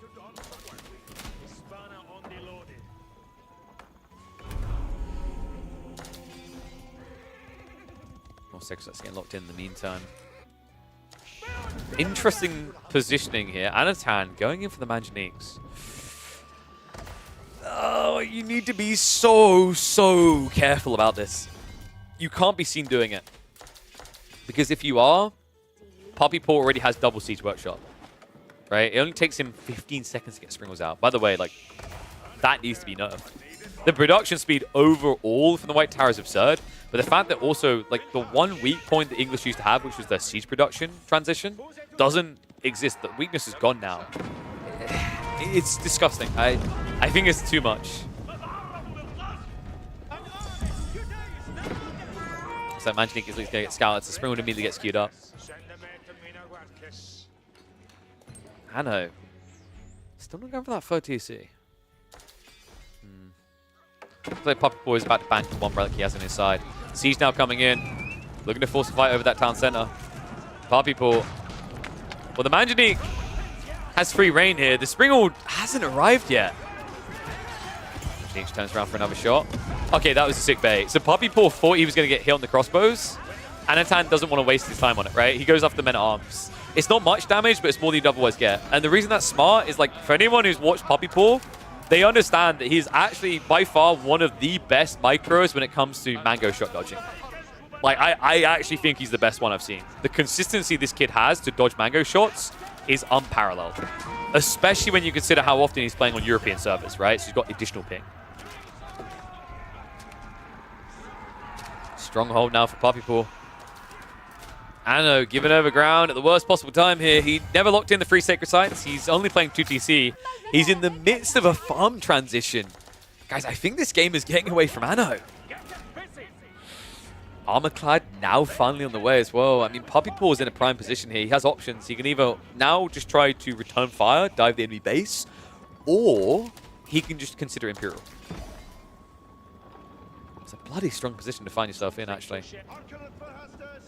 I think the nightmare of Anotand. It's kind of the weird part of what Anotand chose to do there, though, right? Like, he still had pocket resources to play on. The berries on the flanks hadn't ran out yet. I think his farm transition was too early. Instead of going for a farm transition right now, he should have put that wood and gold into Springolds and more Manganiques. If his goal was to break the enemy base, that's the only way you're going to do it. And now he's weakened his timing, right?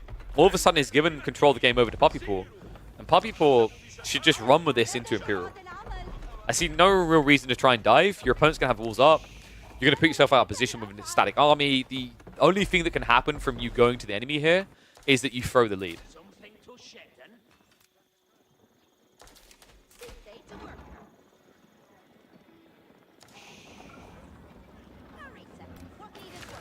So what's Anna's way out?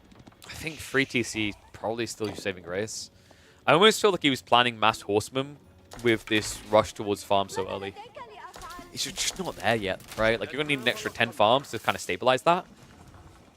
Has at least got the horticulture coming through, so that's, or fertilization rather, it's going to help.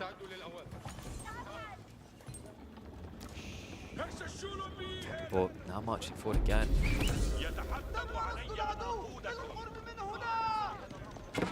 You guys ever play Ibids and reach this point and have the exact same thing happen to you? Like, not even just against English, where, like, you've played everything right, you've watched Ibids being cast a million times, and you're like, I don't get it. Why do they always get GGs out of their opponents for 15 minutes? I'm still stuck in the game at 25, right? That's kind of the feeling that you're getting watching this right now. It's like, what does Anno now do? This is what I meant by Ibids are ridiculously strong and competitive, but, like, although they need nerfs, they actually also need buffs.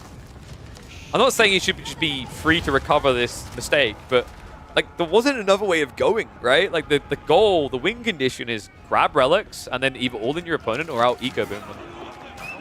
Well, he decided to go eco and then still try to all in his opponent. Because really, like, I mean, it was a mistaken choice for sure, but the other issue I see is, like, Puppypaw can predict what you're going to do from that position, right? Like, if you think about it, once Ibids gather the relics, there's no other big eco advantage they have in the game. It's not like a Bastards where it's like, oh damn, now they're going to get eco wing and get agriculture tech. Oh no, they're going to get trade wing. They literally do one thing. And even that's falling apart. Moss gets dropped. Relics on the floor. Anotand on the edge of his seat, about to be kicked onto the floor by Puppypaw. More men-at-arms now on the way. The opening is kept that way. And I mean, at this stage, I'm struggling to see how Anotand is going to get it together. It's so difficult.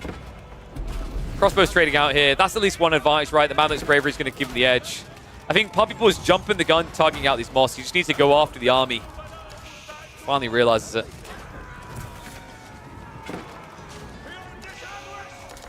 Sorry, did he just get Golden Age free and is about to lose it? Okay, he's building an extra mosque. He's going to keep it. Golden Age free is, like, not too bad, right? That's the production speed. As long as he's got the food to work with, that might be a redeeming factor. The other one that I'm keeping an eye on is tier 4. The production costs for mangoes against the person who's pumping men-at-arms like this is so valuable. I think this is where Puppypaw just techs, though. Like, he gave it a punt, it just wasn't worth the effort. The problem he has is it takes way too long to get the army across here. It's much easier to simply go Imperial and then come in with super premium units. Like, the other thing that makes Wingard absurd here, by the way, isn't just the flexibility of the options. It's the fact that you save yourself having to buy into the tech ups on most of those choices, right? Like, if you go for Wingard Rangers, congrats, they are already elite archers. You don't have to pay 1,000 resources to get the upgrade. You go for Footmen, congrats, they are elite men-at-arms. You don't have to pay 1,000 resources to get them. Look at that. If you're wondering why I so confidently said it was going to be Wingard, it's because my boy Puppypaw knows what it's all about. This is the landmark choice you should be leaning to.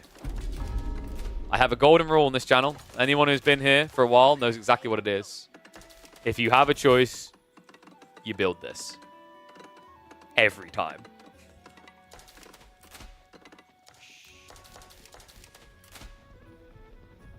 It's funny as well, because like to that whole thought of like Wingard's OP compared to Berkshire, once again, if White Tower ever gets tweaked or nerfed, not only does it fix the fast castle build, it also fixes like the fast imp and the power of Wingard. Like all of a sudden, by making it so they don't have a defensive landmark already, you make the choice between Berkshire and Wingard real again. White Tower is the entirety of the problem at its core.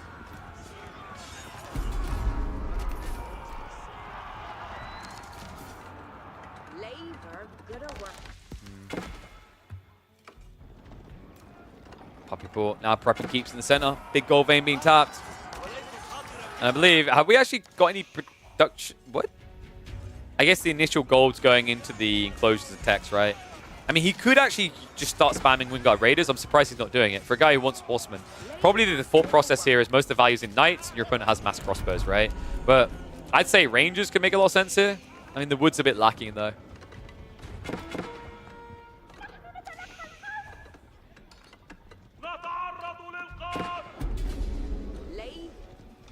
And Farmman just called himself out in chat. Now, I'm just going to quickly open the stats on Farmman. It's really important that we do this. Farmman is currently ranked 616th in the world from only playing English. Would you guys like to guess his ranks in previous seasons? 3,000th in the world in Season 6. I've got another one for you. He was Plat 2 in Season 5. There you go. That's all the proof we need, guys. English is about to get nerfed.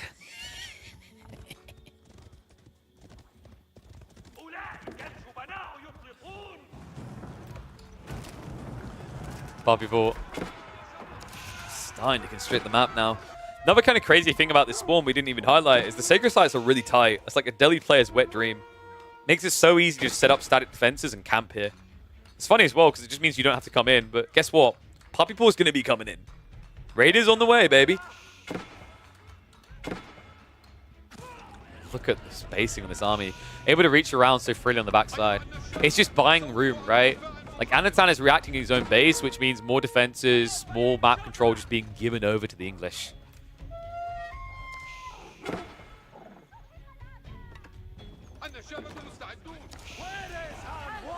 How does Hannah get back in? I mean, he still has to go imp, right? He hasn't got advancement wing anymore. That's already underway. Okay. Desert Raiders is a bold choice here, considering English are going to camp with static defenses. I don't think there's necessarily many better options. Maybe Trade Wind Bazaar is kind of unexplored at this point. I don't remember last time I saw someone do it in Imperial Age. Maybe it would give him the extra units he needs. Right now, I think the biggest thing Anotand needs is stone walls. There's mass horsemen coming, right? Like, you're not going to hold these sides without real walls. Look at that key up. Now, for anyone who's like looked at Wingard Raiders, it looks really crappy as a deal, right? Like 850 resources, and you're getting 3 horsemen at 120 a pop, and then 3 knights at 240 a pop, right? It's like you're basically getting like horsemen and a half-ish for free, but it's the production speed I want you to keep an eye on. You're producing every 25 seconds, and that's before Military Academy. That's insane. 6 units out in 25 seconds. That's out Yorishiro and Yorishiro. That's how good Wingard Raiders is. It may not be your quirky, unique units that are the best when you're pop capped, right? Like Footmen and Rangers, but it gets you to pop cap so quickly and keeps you there. And Arms tracking the army, but the rest are in. I mean, this is over. Anotand, he's struggling to just put out the fires at this stage. His tech up has at least completed. I just don't feel like Desert Raiders is the strength that he needs here. I mean, it is at least going to stop the Raiders. But now if we see a switch into Rangers, or more so into Footmen, you're dead, right? Like, footmen, remember, they not only are insanely tanky compared to even men-at-arms of the English, but they also happen to get bonus damage against cav. I'm just not sure we're even going to get to that point. Just wave after wave of knights and horsemen. Anotand has at least upgraded full for the raiders now, but the food numbers kind of speak the true volume of this, right? Like, we're talking about 2,000 food income compared to 3,500 food a minute for the English. And not just the food, that's getting him the gold as well. Not all of it, but a decent chunk of it. Sacred Site time is still ticking down. I think we are about to mark a 7th point on that scoreboard for Puppypaw. I can't believe he's basically double digits this quickly. I mean, we talked about it though, right? Like, Anotand isn't bad at the game. It's just Puppypaw is genuinely playing the single best AoE4 we've ever seen. In the last 2 months, his performance, look at the history of him, it's unparalleled. Right? Like, Puppypaw is a top 4 player right now. No doubt about it.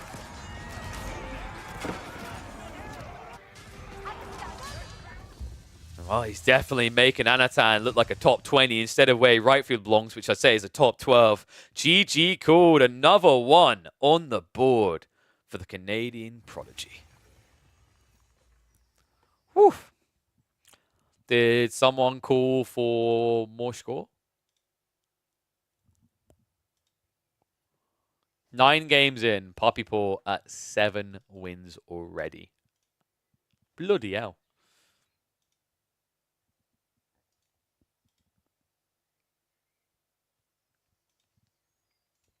Sorry, just double checking something. All right, so update that. I think they're getting ready for the next game, so let's have a look.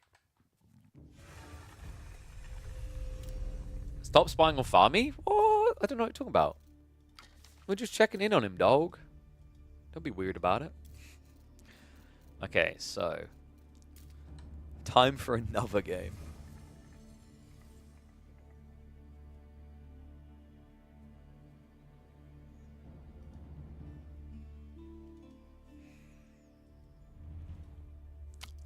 Malians versus Jaune.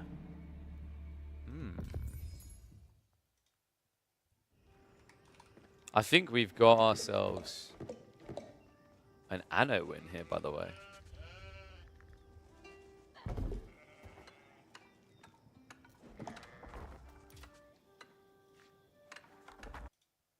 Whoopsie. Alright, there we go. Whoa, whoa, whoa. Calm down, Romeo. Let's get that score in the right place.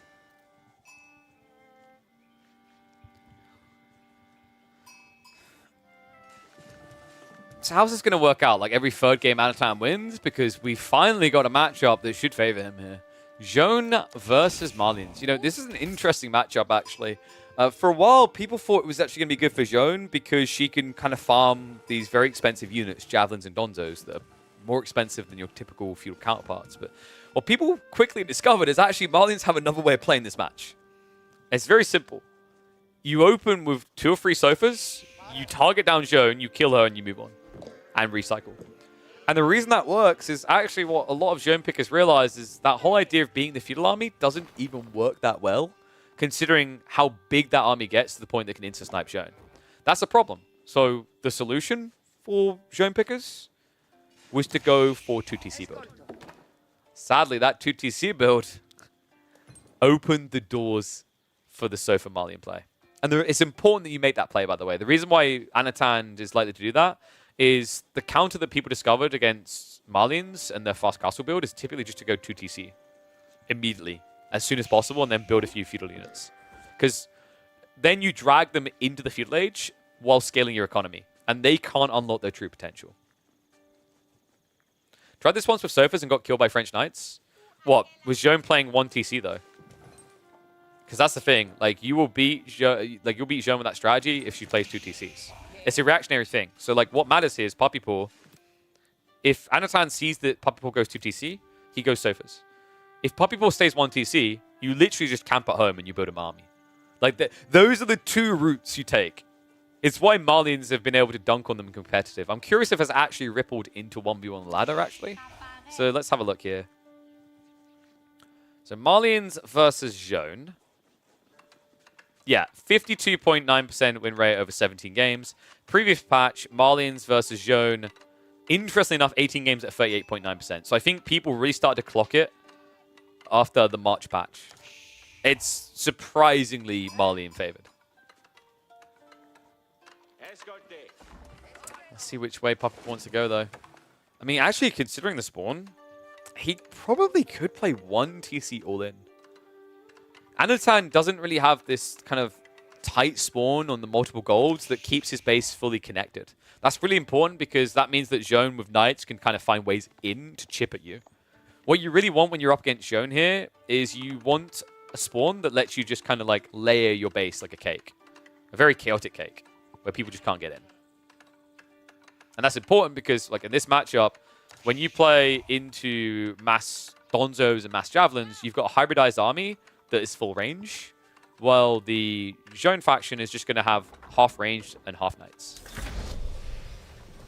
And yeah, quite an aggressive landmark timing there from Anno. What was that 7 on the Manso, I think it was originally? The only reason I could think people sometimes done this was like sometimes you would see a pro scouts build and it was optimal for that. I'm wondering if this is about the second pit mine timing though. And yeah, it is. Look what he's doing. This is really smart. So the reason he's doing this is because Puppypaw is going for the optimal Zhone conversion, which means only have her build it. So Anotand rushed the tech up, so he got access to the second pit mine immediately. So this is going to buy him enough time to build full around the pit mine before any Knights arrive. That's actually a really cool iteration by Anotand.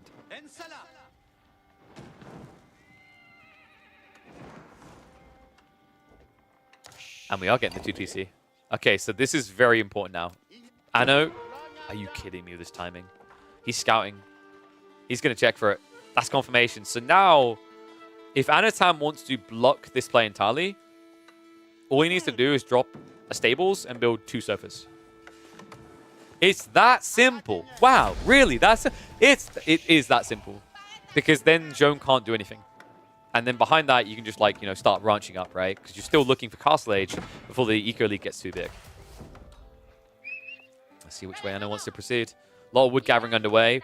That was originally intended for the pit mine full, but I'm sure he's going to hang around for production as well. Zhone level 2. Looks like she's already hunting for the boar. Now I'm wondering, is Puppypaw going to optimize this? He knows where both boar are. Timing on the TC, I actually think he could time this right to go for the enemy boar, dial back to his own boar, and then be here to inflate the production speed of a second TC. Because remember, Zhone has an aura that builds structures 33% faster when she's nearby. We'll have to see if he goes for it. But this is the risk, right? Like, I mean, Anotand, he should have scouted that. He saw the boar disappear, right? Or he can see it. So, like, realistically, you should be going for two sofa stables. Or rather, 2 sofas from a stable. And then just play into Donzos. Instead, looks like we got Donzos first. What? Just... Alright, that is the freest kill I've seen a Malian player give over in a while. That was so casual as well. Puppypaw had no vision here. He just ran a knight in and got a free kill. Wow.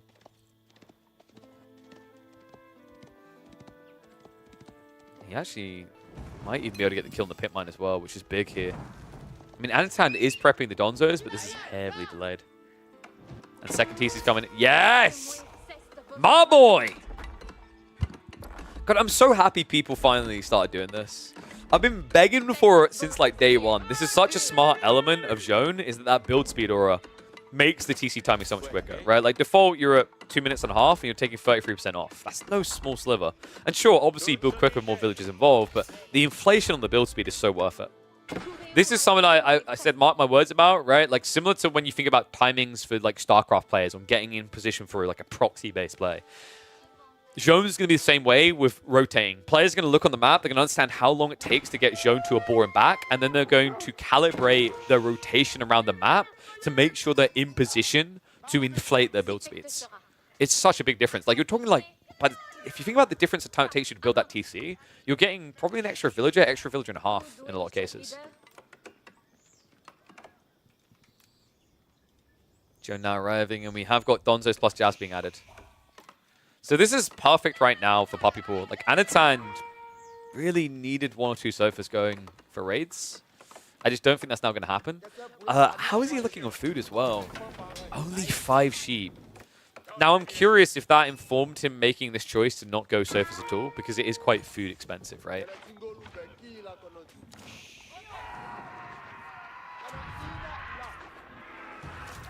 Sure, in the meantime. So one thing that can make Donzos quite good is, like, they do give more XP, but not only do they have that amazing hybrid attack to not take any damage, but they also have more health compared to normal spearmen. So it means it takes a lot longer to kill over time with cleaves, right? So it's kind of hard for Zhone, right? There's these moments in Fuel Age where you'll get a huge burst of XP, and then other moments where there's just completely starved, even when you're fighting.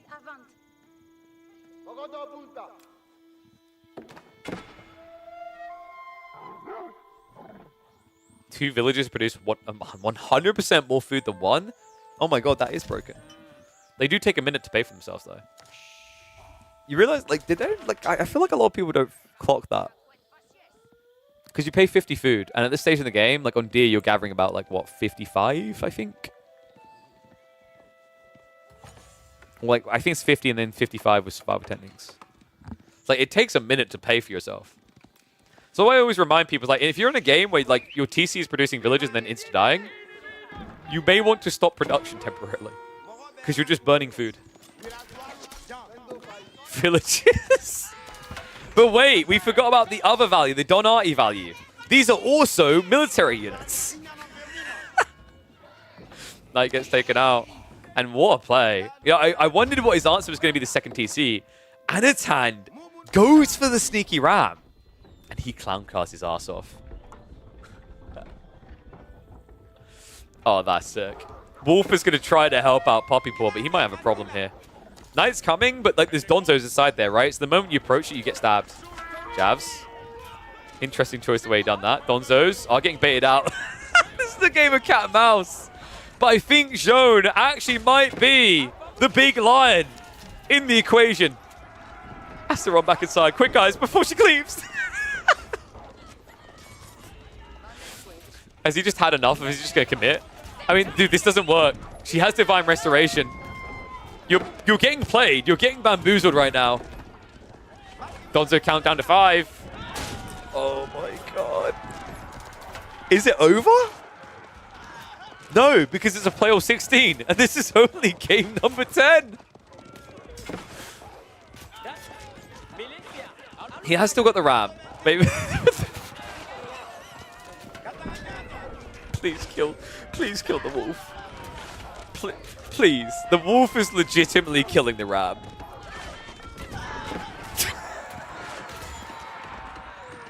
Oh my god, the XP. Zhone. That's 4 jabs going down. And she gets away! What is this, wolf? What is this, Zhone? Who's the real hound here? Puppypaw. He's a puppy himself. He called upon the powers of the wildlife, and they came to serve him. Ram couldn't even go in for an exchange, right? There's no rebolster here at all.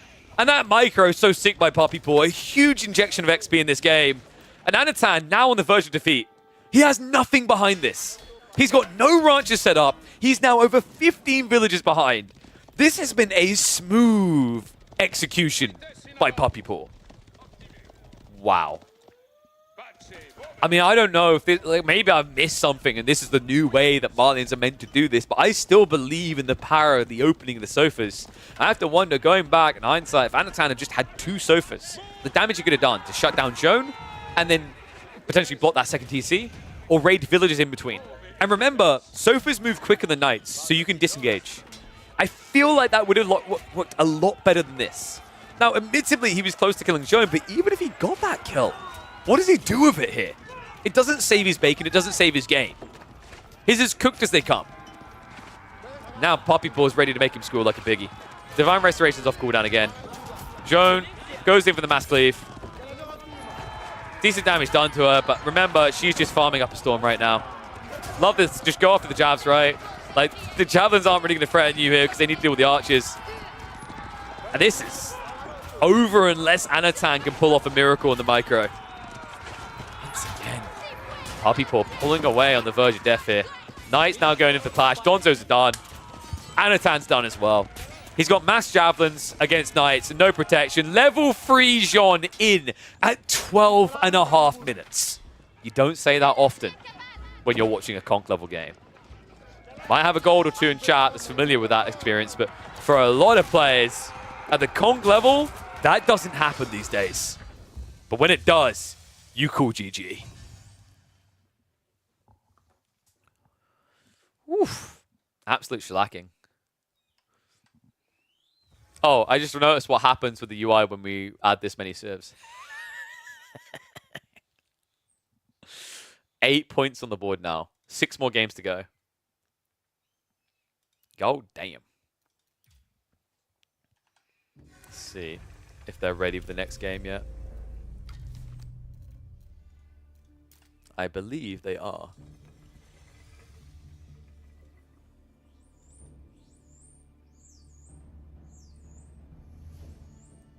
You want to stroke my beard? It's not long enough. It's not wise enough.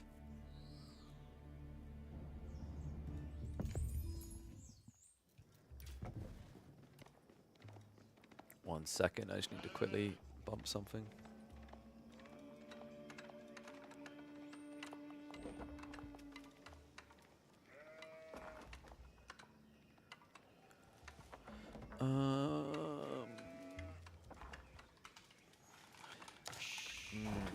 Now you're my... Yo, what's up, Crackly? Thank you very much for the raid, mate. Hope you had a good one.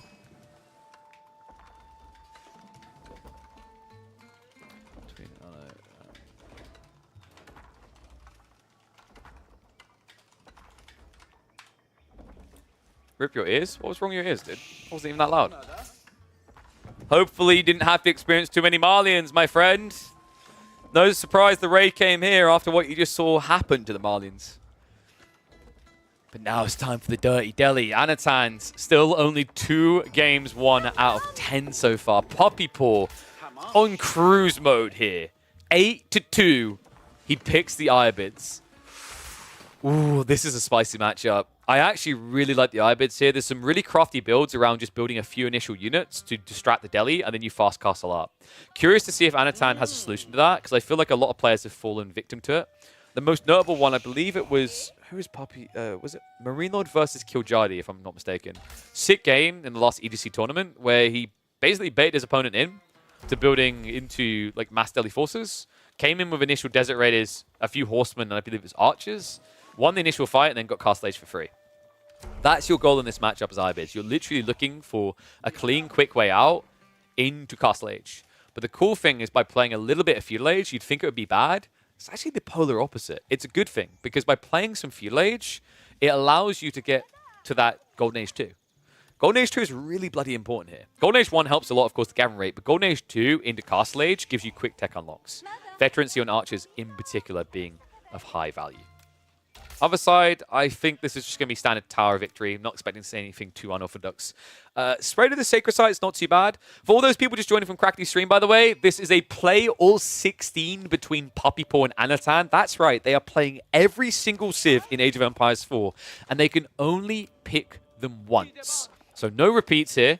Every game is going to be on Dry Arabia. By the end of this series, I am basically going to ask for Dry Arabia to be removed from tournaments, because I've seen too much of it. I do really want to see more maps, you know? Like, I was saying about Cliffside. I think Cliffside is on the verge of being Dry Arabia level of damn good. It's just got some small spawning issues. I want to see more of these type of maps coming in.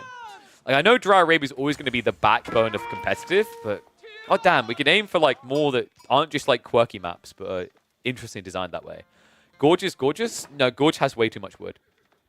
Gorge would be gorgeous if, you know, they trimmed the bush a bit. The problem of Gorge is it just, like, it has some very good games, but when it goes late game, my god, the wood never runs out. Like, I'm pretty sure Gorge might have more wood than Dry Arabia. Either that or the same. I would be curious to the idea of, like, a Dry Arabia Light. You know, like, if you removed one of the tree lines from each side. So, like, double tree spawn. Because you've got, like, Dry Arabia Heavy in a way, if you think about what Lipany is meant to be, because Lipany is 4 tree clusters. So I'd be curious to a 2 tree cluster map. We actually do have that now that I think about it. Coastal Cliffs. Coastal Cliffs is 2, right? Or is it 3? No, it might be 3. It really should be 2. Coastal Cliffs is either 2 each side or 2. Like it's. I could have sworn it's 3 each side, but it might be 2 each side with 1 neutral. Anyway, Tower Victory is coming in. Puppypaw on the other side will be going Desert Raider here. Oh, oh, that's cool. He went Mastersmiths. I mean, I guess it makes sense, right? Like the problem with going Desert Raider is Ghazi beats Desert Raider pretty convincingly. And like, although you will be able to beat the initial Ghazi, the problem is your opponent is going to build a lot more Ghazi. And it's not a negative for your opponent to have to go Horseman, right? Like if you think about it, Delhi units, what do you want to build in Feudal Age? Anyone who's played more than 5 games of Delhi knows that the #1 unit you want to build is Ghazi. Ghazi is the S-tier unit of the Delhi arsenal in early ages. So this idea by Puppypaw to go Mastersmiths is pretty cool. It's still going to be fast castle. And when he gets there, a blacksmith drop will make his lancers or his golems untouchable. I wouldn't be surprised if we're looking at like a golem build here. Golem's kind of cool. I've seen this build before, by the way, with Mastersmiths. Because the logic is like when you go for the Camelancer build, you do double stables. If you go for golems, you can do quadruple racks. Well, triple racks is more sustainable. If you want the surge point, quadruple works as well. And you just flood, right? Because you get the blacksmith drops, you already got the +1s, you've got growth wing, which gives you extra food and gold income to afford that many golem spammers, and then you just overwhelm. And golems are bloody good against Ghazi. You might think Ghazi would do well because they have bonus damage versus heavy. They actually get disintegrated by golems because they have no melee armor to speak of. And because of that +2 ranged armor that can come in quickly, the archer mass from Anotand won't do anything.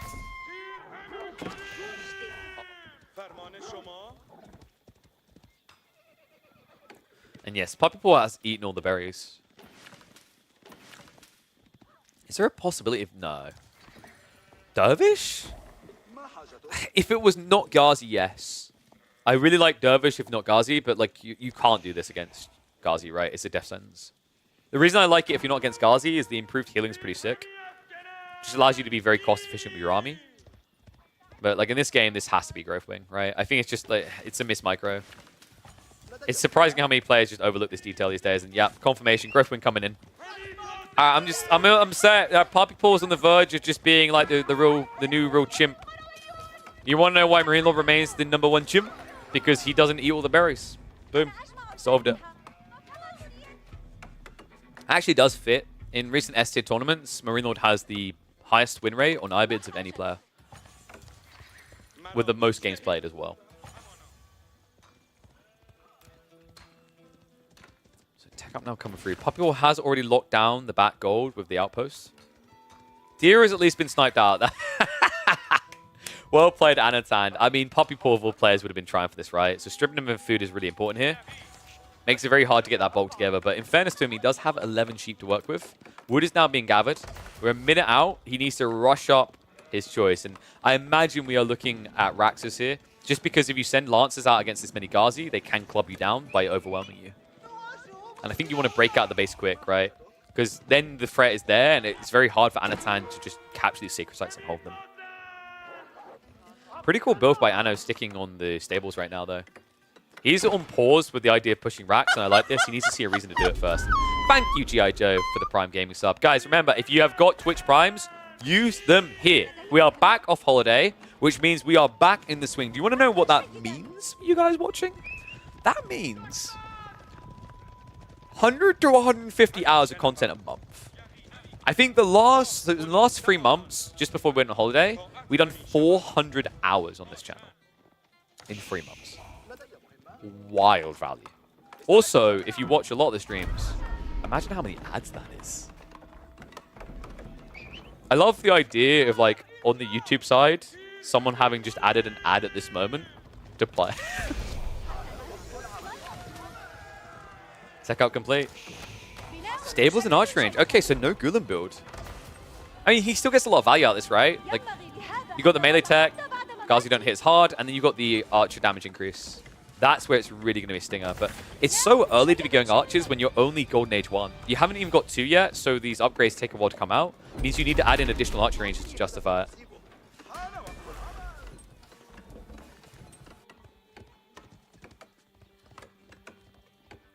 No, we can't do ads. People will get upset that there's brands that really want to support us as content creators. I don't see if archers coming through. Anotand, dude, wait, no.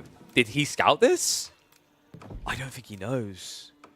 I mean, this is a very kind of weird build for Puppypaw. Typically, you go double stables opening so you can get enough camel lances to contest the Ghazi. But Puppypaw's baiting him here. By going into archers this early, Anotand is just throwing away units, right? The Spinmen are going to do nothing here. Anotand, he can at least capture the sacred site so he can start to gather up. I think he needs a tech up here, but the problem is if you slow down production now, you'll lose the game. Right? You can't just tech up for free. You need to do damage first.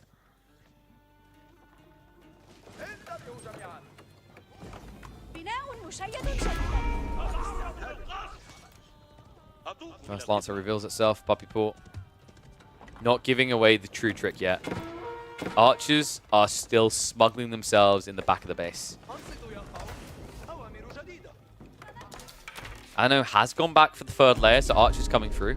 He's stopped producing more Ghazi now.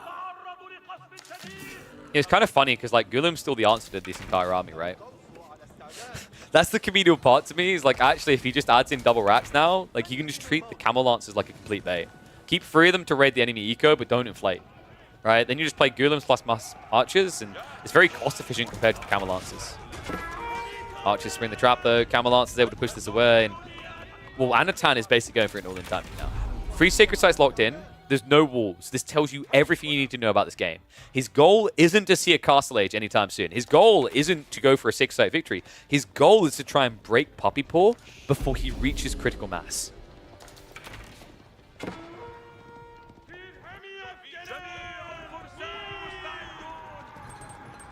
I'm not sure if he's going to be able to do that, though. It's a big ask, right? Like 38 military to 13. You've got production speed on your side, but you know, maintaining a double up, a triple up in the next 2 to 3 minutes, it doesn't sound very viable here. Especially when you're back to pumping the expensive units. Ghazi, more in queue. Makes sense, right? He's up against archers here. In fact, it might be the thing that gets in the win from the fact that, like, because Puppypaw hasn't switched to Gulems, he's much slower at getting the front line here. Right? Camel Lancers take 35 seconds to come out. Compare that to Ghazi, talking 25. But then remember, because he's got the double production, it's only a 30-second wait.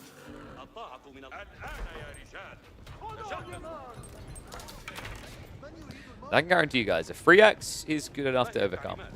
The interesting thing is, like, when you think of Camel on ease here, it hurts, but because you're getting +2, you kind of regain the damage you lose.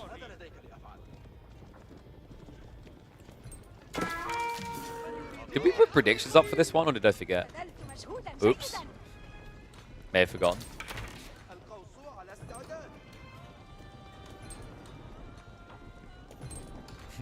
I'm trying to remember now. Abbasis versus Ottomans. Wait, that was a while ago.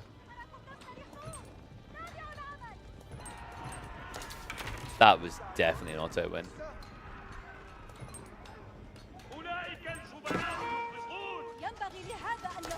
Enforce down again. Oh, that is a terrible exchange. Ghazi doing nothing here.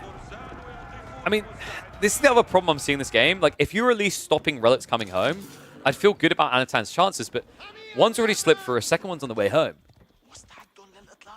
He has at least still got the sacred sites locked in, but, you know, with 7.5 minutes left and the difference in military shrinking, I'm struggling to see this being Anotand's win condition now. Especially with no walls to slow down a decap. Spinman, funnily enough, do not go after the Dervish, which is the premium target. I love the fact Puppypaw just stood there staring at him like, you want to kill, you meant to kill me? Like, wait, yeah! Someone mentioned something about a camel, not about foot villagers. Speaking of those foot villagers, 5 do get pinched. I mean, it's still an eco lead, right? Like, yes, it shrinks it a bit, but with the relics now in, it's not a terrible loss for Puppypaw, right? Ends up being half of what he had from the growth wing advantage. Anotand is getting close to that castle tech-up choice. A lot of Ghazi to work with, but at this stage in the game, they start to become a little bit of a liability. When the clump gets this big, like, it has its limitations, right? And you know, with so much damage being lost just due to Camelani's existing, the fact that these archers have the +2, I mean, it's more than just a little tickle under the armpit, right? It's a kick to the crotch. You got 3 ranged armor, 2/3 of the damage is going through.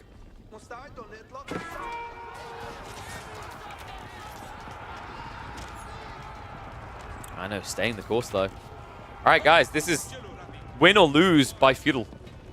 Anotand has no intent of aging up. Bold move, Cotton. Let's see if we can get the close off of Puppypaw's back, because I see a big problem coming. It's that snowball point you always look for. Sultan's Mamelukes. You know, it's kind of surprising. Like, when you think about how this tech works, it sounds really bad. In fact, a lot of players, I recall a lot of players thinking it was going to, like, underperform, which is fair. Like, you look at it, you think about how it works, like, you have to get the kill, right? And it's like, if the same unit keeps getting the kill, well, basically no one's getting buffed. But it has a very powerful snowball kind of factor in these fights. And it's kind of sick because, especially when your opponent builds multi-faceted armies, let's say you've got archers and you're meant to be countered by Ghazi, but he adds archers and spearmen in as well. Well, if you target down a few spearmen first, your archers have the buff damage now for 10 seconds. The damage is substantial on the increase, right? Like, right now in this game, you're already hitting for 9 damage. You're adding an extra 25%. So that's like an extra 2 damage. All of a sudden, these Ghazi don't feel very tanky anymore.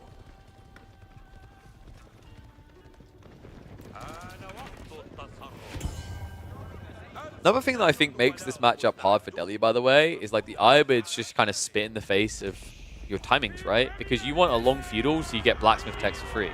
But if your opponent fast castles you, then like your techs just aren't going to be there. Like, you're seeing this already. He still doesn't have fitted lever works. It's 3 more minutes until that comes out.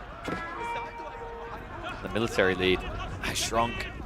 82 to 56. Not as big of a lead as it once was percentage-wise. Raw number count has at least remained big. Camel Lancers are going to try to slow us down. Ghazi just trying to surge in, though. Archers continue the retreat. The Ghazi just need to stick on top of this. It's the only way he can win. Problem is these A-clicks are turning around the Camel Lancers instead. Ghazi count just trying to put a dent in it. It might be enough for him. Anotand, remember, he doesn't need to win by going into the base. He just needs to stop Puppypaw from coming out. Villagers on the front line now as well. No textiles, just everyone needed here. Oh my god! Spearman even moving in and out to snipe down those villagers. And Anotand has done what he needs here. He's got to be careful about those flanks because Puppypaw, the way he now resets this is by sneaking out. But other than that, an overwhelming lead now. 6 villagers up for Anotand. What a strike. What a timing there. Almost 40 Ghazi to dive in. The archers, even with the veterancy, even with the +2, not able to clear it up quick enough. That right there is the difference between 125 health and 140. Anno maintains the double up in terms of military count. And now he needs to reset. A good fight, but the game not over yet. What you need to be cognitive of here is that Anotand just burnt a lot of food.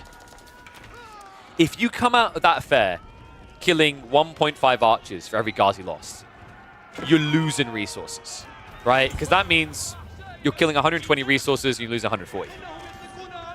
That's the problem here, right? That's the golden question mark. So what's keeping Anno on the ropes in a way here, despite what you might believe? Camel Lancers are going to ride off on their own. Big mistake made there. In fact, a shocking mistake made. Anno, if Puppypaw had just brought those Camel Lancers in here, I think Anno's army gets wiped. It might still, though. Ghazi are all dead. Only 7 left over, 5 more being built. Camel Lancers are coming home now. Archer count has been reduced to 16. The villagers are moving out again. Without wheelbarrow. Really? Oh my god, Puppypaw. He should be running for the south side food right now, but he's fixated on the forward. He's out. The death stare between these two. It looked like Puppypaw was going to get the breakout, but at a critical juncture where he was about to be able to reboot beyond Anotand, he runs out of food. And now runs out into danger territory. More Ghazi arriving to push back the archers. These villagers are not going to be able to touch the berries, let alone drop them off.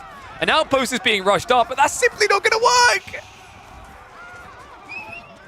Give him the win, man. He's earned it. You've got 4 times his points, Puppypaw. Give Anotand the dub.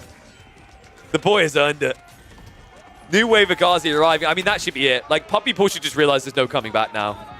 He's moved out to the food on the flank, but the idle time alone has shut down all production and given Anotand hope in the tail end of this play all 16. Woo-wee!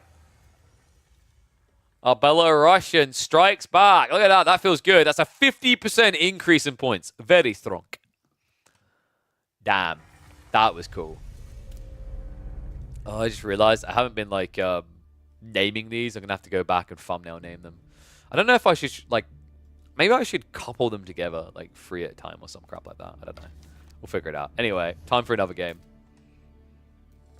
So, choices are becoming more limited. Next up is Mongols versus Delhi. I just remember we didn't add the last civs, right? So, oh, no. Oh! We can't. There's a limitation. You can't go beyond 9 with Cal's tools. Boo. Boo. All right, let's get into it.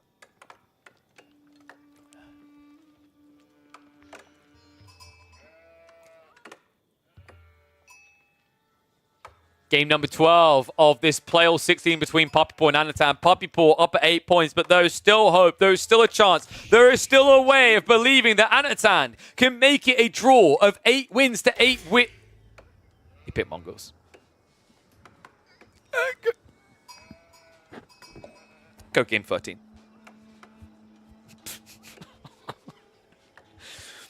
So I think this has remained one of Mongols' hardest matchups for a very, very, very, very long time now.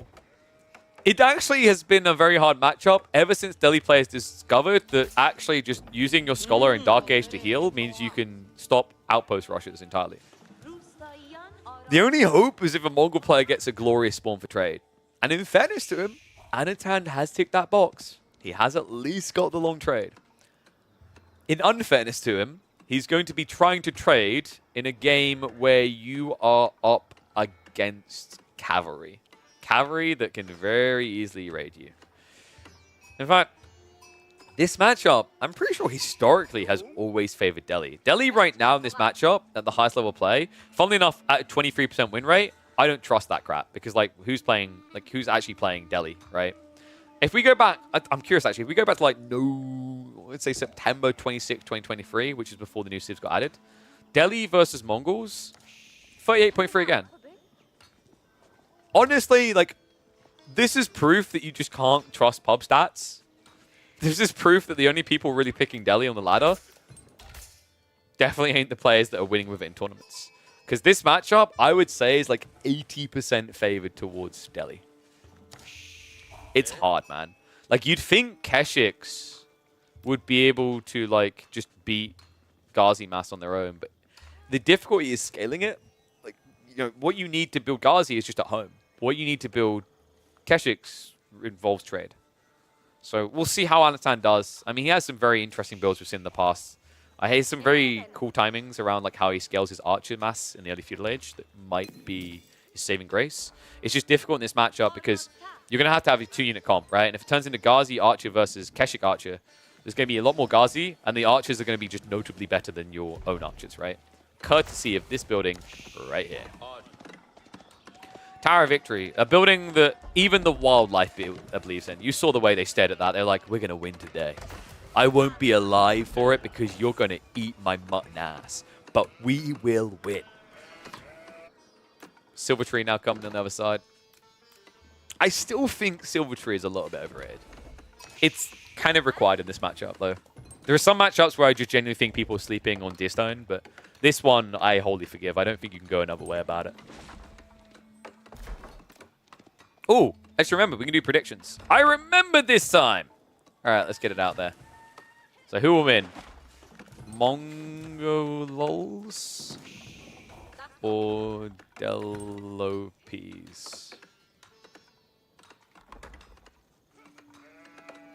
All right, there you go, guys. Get your predictions in. Whoops, that was perfect timing. We will see the outcome of the predictions after you guys have clicked on the Protein Works link and it gets out of the way. It only gets out of the way if you actually go through and use my code. Sorry, that's the way it works. Hey, look, someone done it. So build-wise, what are we looking at here? I think Anotand has to immediately open with Keshiks. Or you go Spears. But if you're going Spears, you're already inherently playing defense. And it's a very long map to defend. Like, sometimes long trade is bad trade because, in a way, like, if you go Spimmin here, there's too much ground to cover, right? Ghazi will always weave in. Meanwhile, Puppypaw, you know, I've already said what it's going to be. It has to be Ghazi here. What the f... Someone just banked 102k points on Delhi. All right, so we are believing Anotand now. That's too many push-ups for my liking. Scout complete.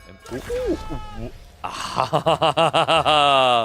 right, yeah. I am here for the party. Did you guys just see that? I mean, Anno hasn't scouted the south side trade, but like he's going for the north one. That's crafty, I think. I have a feeling that like Puppypaw is going to suspect south side trade, right? I don't know. My brain immediately thought south side, right? And Puppypaw has scouted both trade posts. This will give it away, though. The fact he's moving south side guarantees that he's going. Are you? Is this guy insane? This is so greedy. Is Anotand going for diagonal trade? Guys, he's actually going for diagonal trade. What? In a game against what you know is going to be Ghazi spam, he's trying to do diagonal trade. All right, this is a first. Someone in the last game said that the last game was so 3DB-esque out of Anotand. Well, guess what? It's happening again. Who needs 3DB when you've got my Insanity's Anotand? What a wacky idea. Like, how much gold does that generate? I don't think I've really seen many people do diagonal trade, so I never clocked the numbers. It has to be... Is it 90 each way? It must be. What a wild idea. Keshiks have now been queued up. Triple pasture build as well. So Anotand fully aware that this is going to involve quite a lot of heavy cap pump. And he's got some catching up to do already. I mean, his opponent is already up to 3 Ghazi. You need to have basically like 1 Keshik for every 2 Ghazi, and that might even be hard. He's going to get taken out. Oh, right in blind for the next 2 minutes is dangerous. And wait. That's so dirty. He was just sitting here waiting for it. 131 gold instantly. Wait, is he actually going to micro them all the way around the corners of the map to do trade? This is so cool. I actually don't think I've seen someone do it like this. I mean, it's very risky, but like, you know, compared to running through the center of the map, you know, you're kind of... The best way I can describe it is it's kind of like you're gambling instead of just suiciding. You know what I mean? Where it's like there's a risk you do get spotted, right? You do get scouted. But it's so hard to scout you. Imagine the APM needed for this. Yeah, Farman, I think maybe just stick to the white tower build. Oh, my boy. I know, Chad. So actually, I think, yeah, the way you do this is you scout, like you trade to here, and then you come down to your base, and then go across. That's the optimal route, because that's the one you can safeguard. And by the way, that wasn't a small amount of gold. 133 gold, that's 1.5 Keshiks from that play. What a sick read. Nano, right now, does have enough Keshiks to scare away the Ghazi indefinitely. Archers are being built up behind this. And funnily enough, Puppypaw has to be scratching his head right now. Because like he just checked the trade post and still saw nothing. Like, I feel so bad for Puppypaw. Because this is like Mr. levels of debating in his mind, right? He thinks what Anotand has done here has been like, hey, look at this silver tree. I'm trading, bro. And then Puppypaw was like, oh, okay, I'll go intercept the trade. Wait a second. You're not really trading. Oh! No, he is. The most elaborate trade route. Oh, what a cool play. I mean, it's only one trader right now. But this could scale. I think his goal is obviously to just win the mid-map so that he doesn't have to worry about microing like this, because it is very distracting. Especially when you're running Keshiks like this. Especially when the Khan isn't here.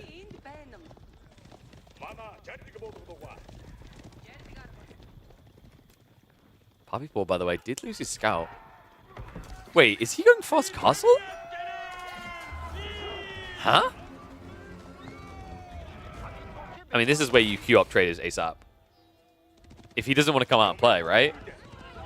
What? This is a very unexpected turn from Puppypaw.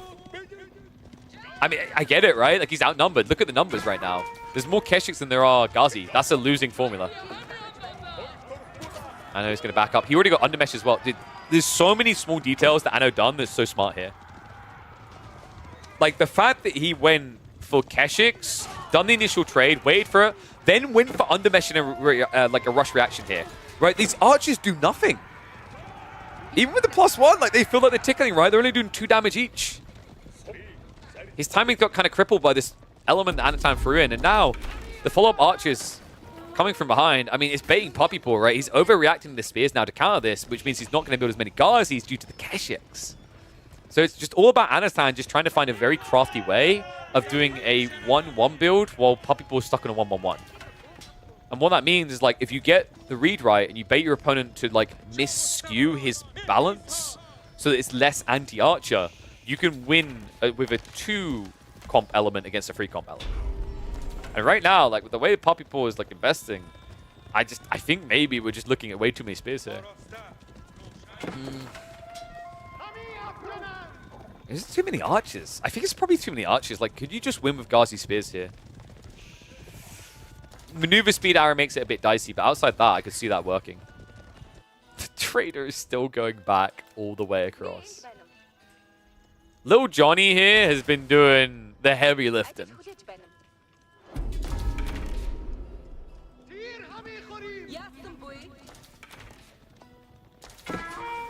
Puppypaw's army is still substantially bigger. It looks like he wasn't trying to tech up. He was just trying to protect himself against raids, which is actually very fair here. Military-wise, Puppypaw's ahead, but like the army quality is very different here. It's actually doubly deceptive because this army value alone doesn't tell the full tale. Not because it's just capture rage lying, which can happen a lot. But the bigger issue is that the infantry element of the Delhi is 20% more efficient, right? They're better archers, they're better spearmen. So you have to compensate for that as well. So you basically have to give them, like, what, an extra 12 units? So, yeah. Because, like, 30 of it is infantry, right? Roughly. And then if you add in the 20% from the attack speed, you're adding in an extra 12. It's a pretty sizey lead. That's why, for anyone who's like, why do I keep losing to Delhi? You're probably having that experience where you're like, huh? Militarily, we're mirrored. I shouldn't be losing this. And it's like, oh, wait. Oops. Is a lie. They actually out-quality me.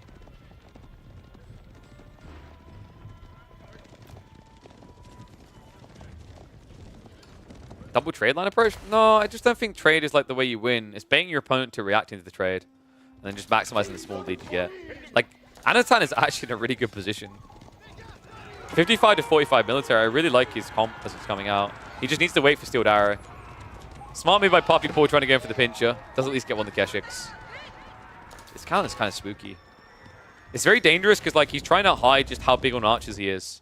What he's trying to do is force Puppypaw to add in a lot more spears, but this kid, like, nothing gets by him. Well, bar Johnny the Trader. Johnny the Trader has gotten every way he wants to be. But any other detail about this game, Puppypaw is fully informed about, right? Like, he's not getting baited into mass spears, which is how Anotand would have won this. Now Sacred Sight's getting locked in. Walls coming up as well. I know. Oh, this is the perfect fight. Puppypaw, after all the praise, has he misstepped? It's tough. You can see Anotand, a little bit of hesitation coming in here.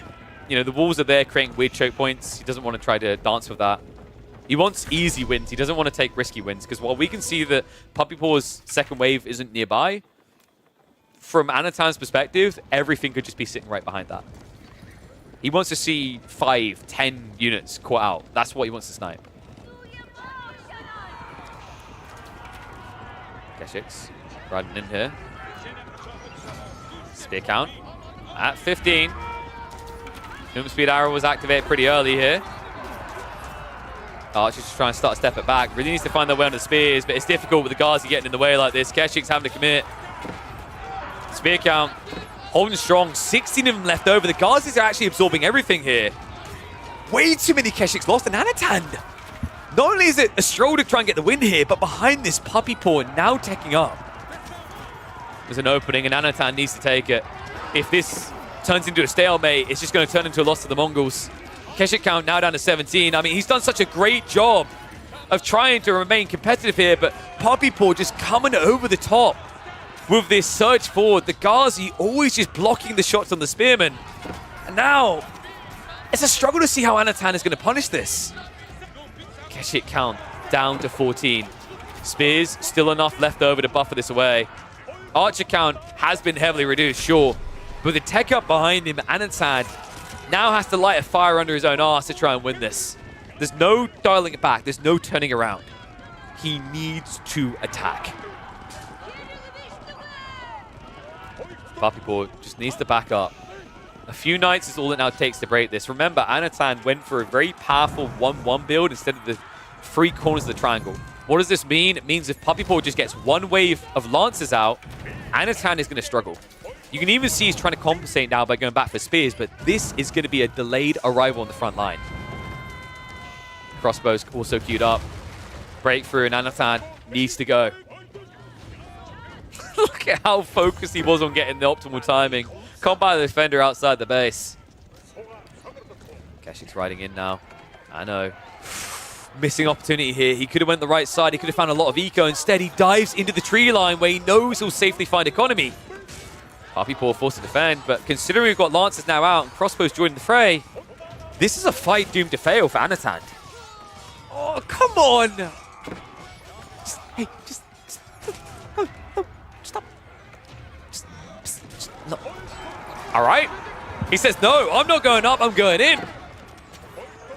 Puppypaw, idled on the wood line now, but I mean, wood's not what you need here, right? He needs food and gold. Anotand with this dive is kind of giving Puppypaw an opportunity to recover, but it's getting harder, man.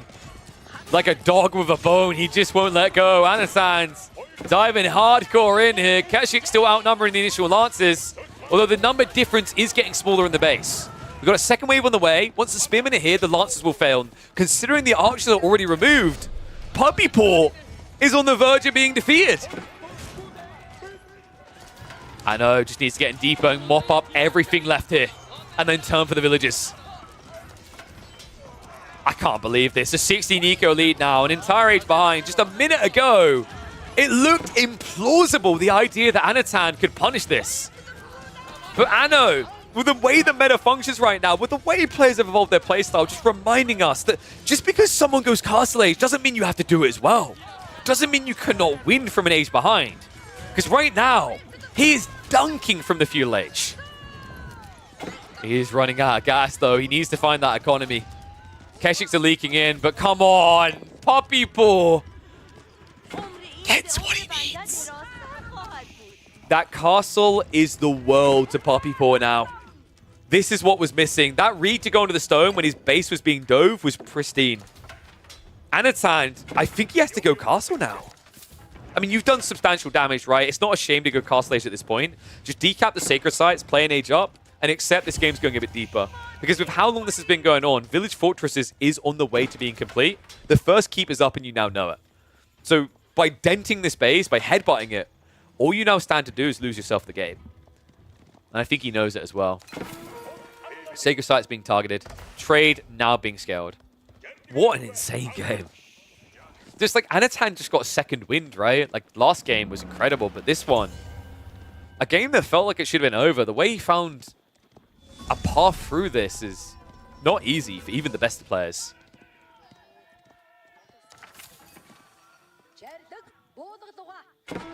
And he goes step readout. That's kind of incredible, right? Like Kurotai feels like a no-brainer here, but the thing I always say about Kurotai is Kurotai requires an army. And with the way he dove the enemy base, he doesn't have much of one left, right? So I actually don't disagree with the idea. This also will give him the additional gold influx he needs to surge premium units. Usually in a game like this, you're like 15 to 20 traders deep. He's only 4. So he can't really afford to go Kurtai here. He wouldn't be able to stand an army. On top of that, by going for step redoubt, he'll now have the gold influx to spam traders. It's a really heads-up play, actually. A lot of players wouldn't make this choice. I've seen so many players with 50 military go Kurtai. And it looks like a meme. It's like, why? Why? You literally have nothing to buff. I mean, in theory, it's great, right? It's one of those classics where it's like, oh, when I have 120 military, this will be good. It's like, yeah, but you have to get there. It's like when people tell you that like 25 mangonels is OP. It's like, well, why did you let him get 25 mangonels?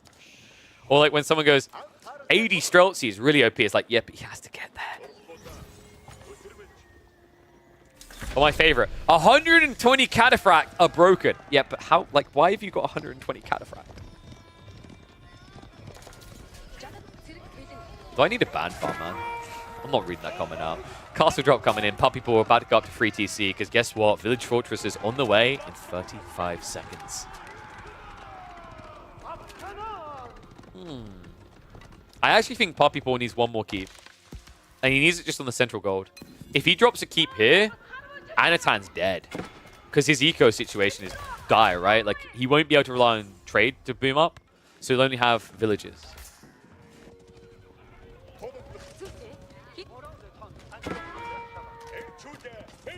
Step redoubt now moving out for that central gold as well. Puppypaw needs to get some food, man. This is really bad. 0 food income is someone I never want to see. We already saw it a few times this series and it broke my heart. Like, feed your people, dude. Farms are coming in, so we'll have some permanent food down the line. If Anotand just preps for siege now, he can break these castles in time, right? Like, Puppypaw does not have an army. We do have siege engineering improved as well. And here we go. Traction traps on the way. Chef's kiss, man. Traction traps, not something we see very often, right? But ever since Step Redoubt died, I think that kind of had an impact on it. Wallow's going to be a whiff. It looks like Puppypaw is actually getting blocked on a lot of the relics right now. So free in the mid-map. Actually someone that Anno can just target down. I don't think he's going to rush to pick them up himself. Theoretically, you can with the Step Redoubt, but it's all about making sure that you get the maximum traction trebuchets out. Like, while Puppypaw does not have a melee army, you need to prep your siege. Because if you wait 3 or 4 minutes to do traction trebuchets, your opponent is just going to come out with like 10 lances or maybe mass men at arms. In fact, I want to see him go up to like 5. 5's really fast here. Traction trebuchets are pretty pathetic when you talk about the damage, right? It's 240 per strike. They're not quick killers. They do have decent attack speed, right? Like it's 8.62 compared to I think it's like 30. Is it 13? On normal trebs? I think it's something like that. It's really stupidly high.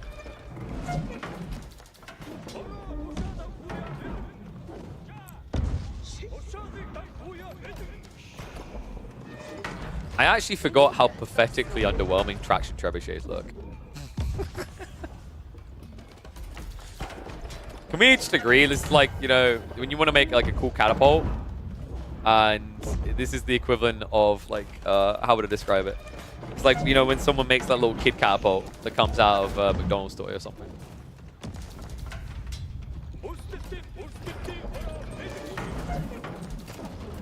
Full traction trebuchets. I mean, this is going to be enough to break through, right? The problem now you have your Puppypaw is you're now repairing with 5 villages. This is already a negative. You're spending way too much stone to repair. Once you go past 3 villages, you spend more stone to repair. Or more wood, or whatever it is you're repairing with, right? It's like the optimal level is to be at 3. But you need so many now. 4 tribes hitting in. Keshik's on the flank. Crossbows are trickling out here. Remember, these guys do have the Tower of Victory. They're deceptively good. I wonder, does Anno just consider going into a Mango here? Puppypaw is brazenly going Ghazi. Does he know he's against spears? No. It's actually been hidden from him. Oh, that's kind of vicious, right? Like, you really do expect crossbows here, but when you see Keshiks, you probably aren't thinking Spearman. So that's actually a really smart read by Anotand.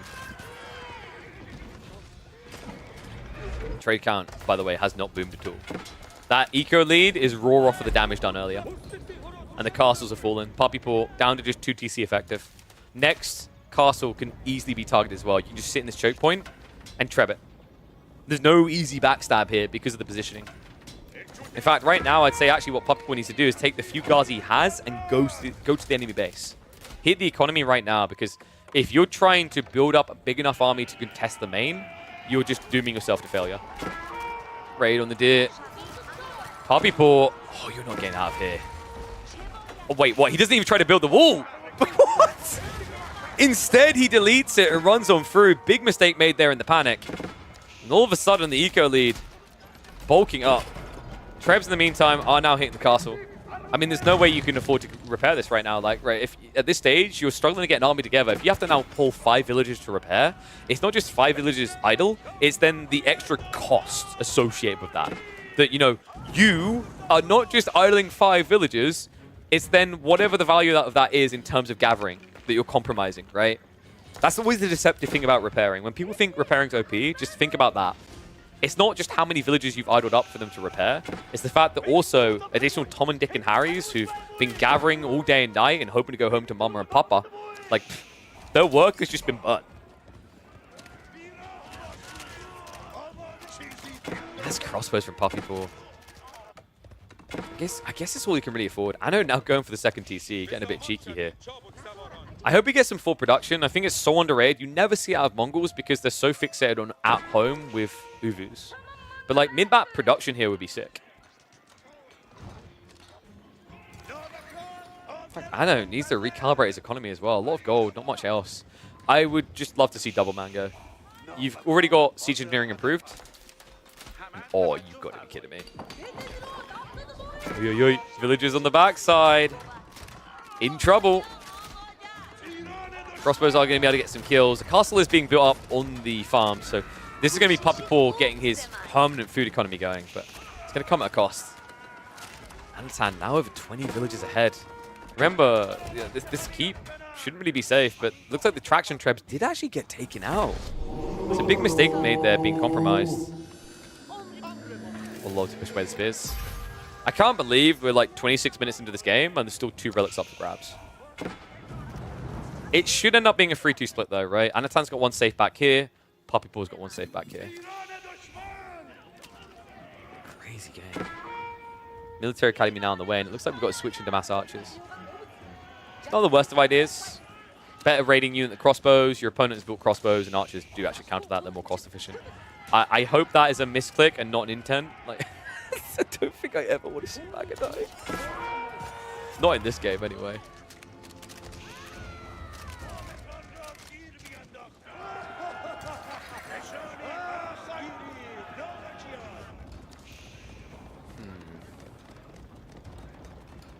I think Anotand, yeah, there we go. Like, he's focusing on this archer idea, and I like it to kind of bulk your forces, but like mangoes are just the easiest win. I'm wondering, does he just go Imperial Age here, actually? Alright, guys, hear me out. Hear me out. You know what I'm going to say, and you don't like Karnat. Build the No, he's not going to do Karnat here. His incomes are too good for Karnat. You get so much more value out of White Stupa when you're eco-stable like this. I would love to see him build the White Stupa in the center, though, for the double production. Instead, of course, it's got to be at the pastures, hasn't it?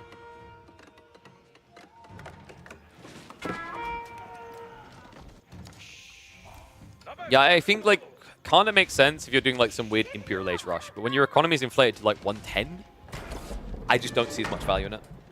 White Stupa just feels a lot better. Because you should have enough eco to really benefit from all this constant, like, ramping, right? You can afford to spam outposts. You can afford to get cannon placements. You can afford all these bonus upgrades you get by, you know, like blacksmiths, for example, going into things like the elite army tactics improved.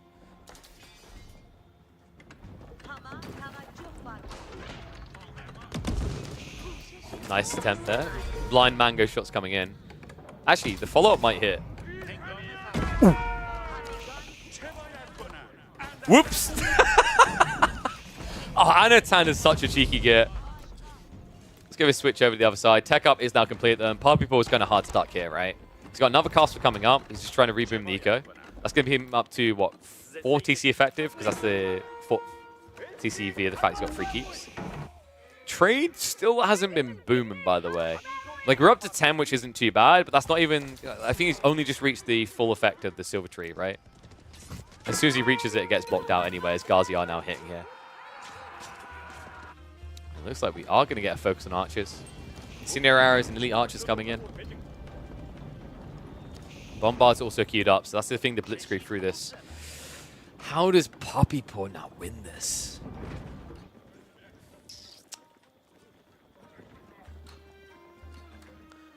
Ghazi are very powerful in the late game. I will give them the credit they are due.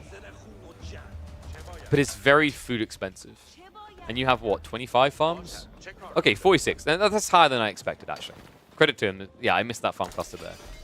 But I think it's only operating about 30 farms right now, if I'm not mistaken. It says 59 food, but yeah, 23 villages out here. So a lot of it is like, not on the farms right now. And you still have to age up on top of that. You still have to wait for the Ghazi. Like, it's kind of one of those rough things. Because you don't have mass scholars, you actually need to address the gold first. He has got gold at home, so it's feasible to get up to 20 scholars. I just don't think you can go Imperial Age on any less than like 15 scholars. Otherwise, your techs just take too.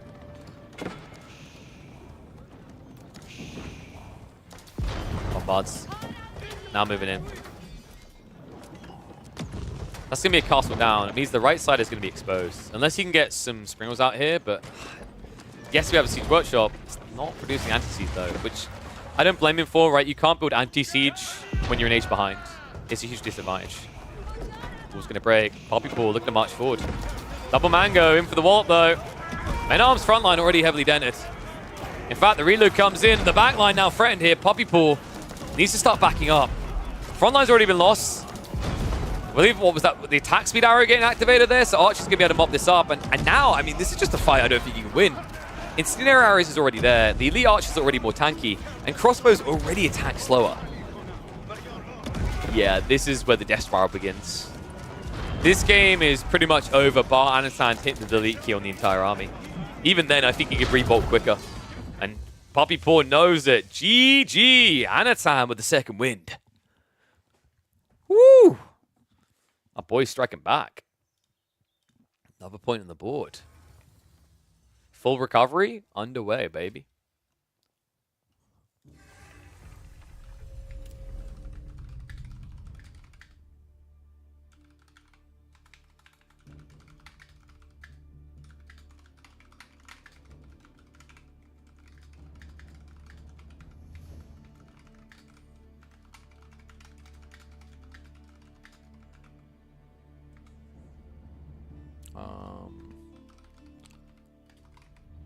Let me check.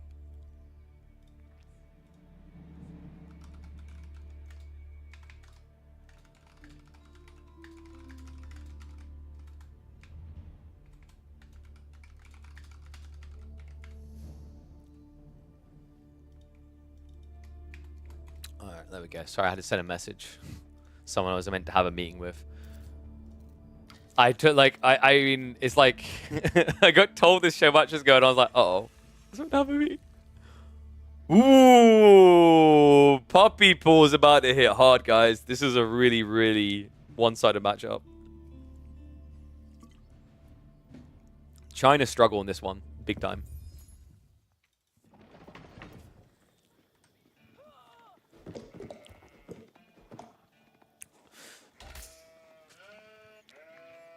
You know, I'm aware every time I say this is a bad matchup for Anotand, he reaches into his magical hat. Can you do it again? Because this is a rough matchup. Puppypaw on his fabled Byzantines. A ban-worthy civ against anyone, but most definitely against this fella right now. And Anotand, I mean, this is kind of becoming one of his signatures. He's got some very spicy builds with the Chinese. A pretty hard counter civ here, though, guys, I gotta say. The Western contract pretty much just unravels you here. So I'm curious as to what Anotand's going to do to address that. He found a miracle way out in that Mongol Delhi game by, in my opinion, just raw out playing Puppypaw. But this is a whole other beast, right? Like, everyone knows how to play Delhi great, but like Puppypaw right now, you know, there's two civs I think people would call him a specialist on right now. And that's China and Byzantines. And both of them are in this game. So let's give the points out for the predictions and get the next one up. Because we have got Byzantines up against Chinese. And I'm going to give them punful names. You can't stop me. Boom. Yeah, so a little detail about these farms. Puppypaw was basically the first person to start doing this. It's a really smart build. These farms are way too good. I actually think that they're going to have to hard nerf olive groves. 60 wood is way too cheap. These things should be 75 wood, no doubt about it. They are the best farms in the game, and yet they're somehow cheaper than most Civs farms. It doesn't make any sense to me. I'll rather get pulverized by China 10 times over than fight Biz once. I mean, you say that now until China Nested Bees comes full swing again. Then you're going to hate life. So double scout open is pretty cool by Anotand. Wasn't really expecting that. Is he going to follow this up with a pro scouts play? I'm not sure if it's that valuable. It does starve the Byzantines a bit, but not enough for them to care. They still have berries, and olive grove transitions aren't hard here. So I'm really kind of confused as to what exactly Anotand's plan is, other than maybe Fast Castle. Fast Castle was a cool idea, though. Like, 2DC to me is a death sentence against Byzantines. They just rush Fast Castle, flood Varangian, and you know they even come in before that with Lombos, right, to punish you. So I think, you know, ideally, to feel good about this matchup, you probably have to do Imperial Academy Fast Castle. It's going to be the IA opening anyway. I mean, to be honest, you know, when you know there's potential for Lombos, Barbican doesn't really do much to keep you safe anyway. And also on top of that, you know, I still think to this day, this is one of the weirdest buffs we've had in a long time. Imperial Academy getting that discount on Imperial officials, despite the fact it was already the go-to choice. It just, I'm like scratching my brain to this day. I don't understand what the buff logic was there. I think it was one of those classic ones where the devs get blindsided because like China wasn't getting picked in competitive, right? There wasn't really many big tournaments at the start of the year. And then all of a sudden, it's like, wait, what? We nerfed another Civ and all of a sudden China's good again. Because Ottomans are like crippled. Base weakness is Katas. Yeah, tell that to Philly, he's obsessed with them right now. Second farm now getting added in as the tech up comes through. That's pretty nice. Remember, for some weird reason, when you build groves, you do get stone. Right? So he's already up to 98 stone. That's almost enough to get that second cistern down. And with the Grand Winery completing, that should be enough to then connect the two. It's just an insane build, especially with the house on the side. I mean, you can buff Cataphracts if you want. You're just going to have to nerf everything else. Like, at the heart of it, the big problem with the Byzantines is that their economy is just too good. Their economy, and I actually think, like, to the heart of it, system's still too good. It's almost like maybe the gathering speed should be something separate from, like, conscript, like, a choice, rather, compared to conscript and dialecticus. So, like, you choose gathering ray, or you choose military, or you choose research. Maybe that's a bit harsh, but it definitely feels like something needs to change here. Because one of the biggest problems is the hand-holding of this good economy and the production speed they get away with.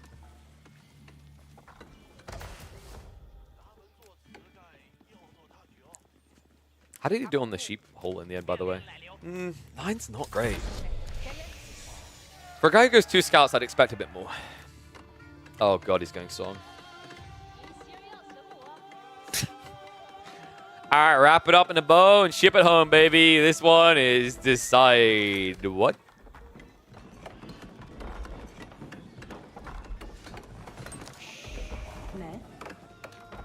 You know what? This is actually even better than the original build. The original build was, funnily enough, before the Mercs got buffed. The whole logic is that you got into Limitane and Lombos, and then you just kind of aped your opponent. You griefed them while they were trying to eco boom, right? This one's even better because Limitane are just kind of weaker. Horsemen are better at raiding and diving in. And they do complement Longbows quite well in this matchup because your opponent can't build spears against Longbows, right? So I actually think this is going to hit even harder than the builds we were seeing back in the last S-tier tournament. I distinctly recall like Byzantines having 100% win rate against Chinese on coastal cliffs. The map is a little bit different, by the way. It's not that it's a thin, dry Arabia. It's also that the stone spawns further away, so China can't eco boom. But my problem here is like a lack of food, right? You went 2 scouts, and I'm not sure you got enough of the map to not end up starved, especially with a forward spawning berry like this. That cast now getting dropped. Moment of truth. Cavalario sétimos. Can Biz make Chikunu from the neutral post? Yes, but why would you ever? Okay, not in this game they can't, but like honestly, why would you ever? There's no reason. In this game, the one thing you might have considered is building Sipahi and taking normal archers, but like I don't know why you would ever take normal archers over longbows against China. It just doesn't make sense. Knights could be cool though. But once again, you know, considering longbows is your full counter unit, it's how you middle finger the Chinese. I just don't, like, there's never a world in which you're doing anything but longbow spam here. And the reason is that China isn't going to defend themselves appropriately, right? Like now, especially with a lot of these details, like the deer, yeah, they've been pushed into the Barbican, but the Barbican has 8 tower range, but you're going to be out here at the 7 tower range. The longbows can reach, right? And then the TC drops now to put more pressure on you to play risky on food. The berries on the right side is not protected at all by the TC. So, like, what's your strategy here? Are you going to try to rush into Horseman? That's very difficult to do when you immediately go to TC. Especially when your opponent has already started that build. And Puppypaw, crafty son of a gun, he's going for it, isn't he? It's the fast castle build. It's pretty crafty, right? Because like by going Horseman, you guarantee your opponent gets more paranoid. You're trying to force him to go Spearman. He knows he doesn't want to go Spearman because of Lombos, but he knows he's going to have to build something defensively or just be suboptimal with his gathering. And I think now it's going to be one of those cases where Anotand has to be suboptimal. And this is something that Puppypaw clearly prepped for, right? Because now with the goal being where it is, and your opponent knowing that Lombos are coming, you're going to block him off with 2 critical resources to fast castle. First Lombo group is on the way as well. And he takes the bait. Rax now getting dropped down. This is going to put him even further behind in the game where Puppypaw is about to pull the trigger on an age up. Scout also taken out. I mean, Anna does have the second one. Double stables coming behind. Dude, he's fallen for it full hook, line, and sinker. Here's the funny thing. You can just build Varangian now upon arrival in the age up, right? And it's this very easy clapping. You could just go Limitane as well, but like the whole logic now is that you just go Varangian and you layer in Landsnecht when your opponent eventually techs up. The reason why this matchup is so Byzantine bias is like China, this early longbow play starves them out, and then they play catch up at the castle. And the only play they have is to rely on Nesta Bees to try and recover the game, right? Well, the problem with Nesta Bees is you need to defend them with clumped units.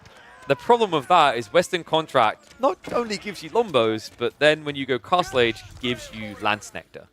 Landsnechter ruined the entire strat for the defense of China. Because you can't build Spearman, you can't build Palace Guard, right? Because like Varangian plus the Lance will always break through. I think Varangian needs to be behind attack.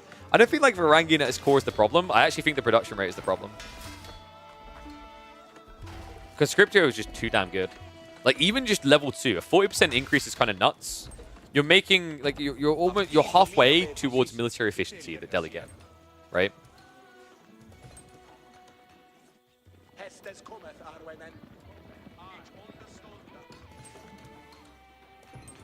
Gavin underway, Varangian now being spammed out. Now the question is, are we just rushing into the monks? It's a good game for it, right? Anotand's not out on the map whatsoever. But I think there's probably going to be a bigger focus on just sniping Eco. Puppypaw already looking for that. I don't think he went for Expilatores, which would make sense. You wouldn't expect to get too many Eco kills here. Like, Expilatores is a terrible tech if you're not scaling only Horsemen and a lot of them. The problem with Expilatores, I've flagged this before, it's what makes it really sucky is like, Expilatores needs to mark units with a bounty. So when you stab them with a Horseman, a unit should have a debuff on them for like 4 seconds. So that way, if another unit gets the final strike, you still get the gold. Then it would be a bloody good tech.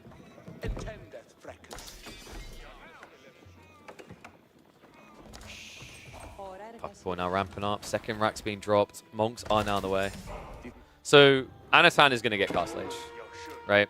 That's not... Woo! Woohoo! We're out of the hole, baby. We done it. Like, it doesn't just save your game. It's step 1 on the route to recovery, and it's like the predictable step. Like, a Byzantine player shouldn't be trying to all-in ape you right now, because he needs to get enough ranking together, and that takes a bit of time to ramp up. What he wants to focus on now is getting the relics to mitigate the eco lead. And then you get to the point where you've got like 10, 15, almost 20 Varangian. You add in 1 or 2 Lance contracts, and you just run in. And because you're scaling Lombos in the meantime, because you've got to spend your olive oil somewhere, right? And also you're getting more olive oil from the relics, you always have this Lombo backline that is just creme de la creme. One thing I would love to see from Puppypaw is a blacksmith floor. On the mesh alone is worth it here. And you get it so quickly with Conscriptio. Other side this though looks like Clock Tower's on the way, and yeah, I'm glad he changed that location. That would have been probably a quick way of losing the game considering the Lombos are on the way, so he takes it safe. He puts it in the back. Unfortunately, this means the initial Nesta Bees, when he does get them, are going to be completely out of position. There's not going to be any choke points to play around. That's very dangerous because if Varangian break deep enough to see the Nesta Bees here that you're attacking with it, they're just going to run in. Gold also in a terrible location, right? Like, we didn't talk too much about that. We mentioned it initially for the Lombo block here, but the backup gold's trash.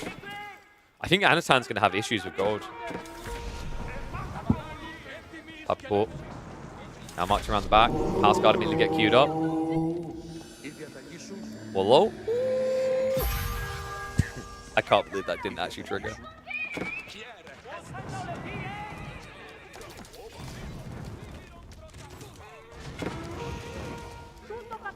House guard is just a tough one here, man.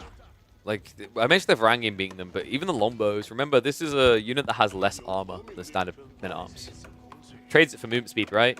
Which is great when you can dictate where you take the fights and when your opponent's running, but in what world is Puppypaw going to be running away in the next few minutes? He's going to be running in.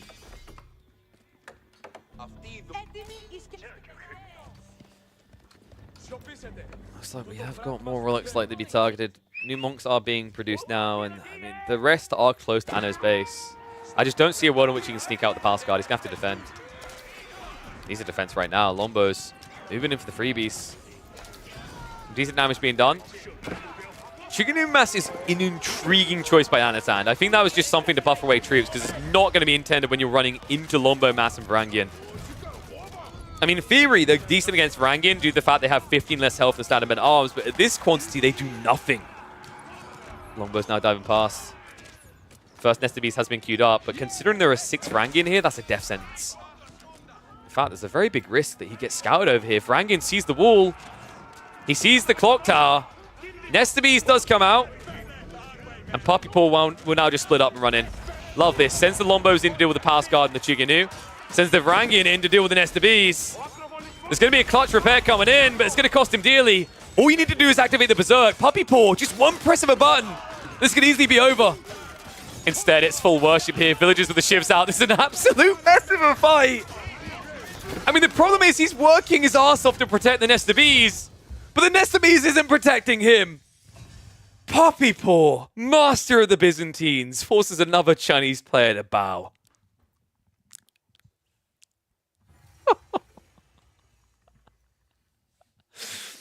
I mean, like, legit, what are you meant to do with that, dude? Honestly, Puppypaw was actually helping him as well because he didn't even berserk. If he berserked, it just instantly dies, and so do the villagers. Oh, so brutal. How many have we got left now? That was the... was it the 13th game? Yeah. So we got 3 more games. Poogers. What are you guys thinking? You enjoying it so far? Be sure to leave a follow for the channel. By the way, a lot of these will probably end up in YouTube later, so you should probably go subscribe there as well. Oh, man. What a fun one. All right, so we're going to have to wait a second. I think they're drafting now. Holding strong? Dude, it's only a 16-game series. That'd be weird. Oh, please tell me they didn't forget again. They're going to make me mold with this, dude. They just started? I'm restarting just to be safe.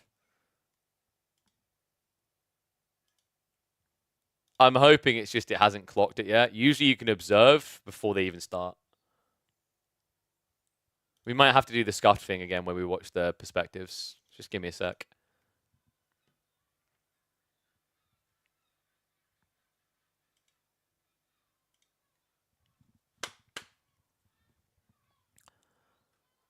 Jesus, AoE4 takes a long time to load up. We really need to secure a new PC.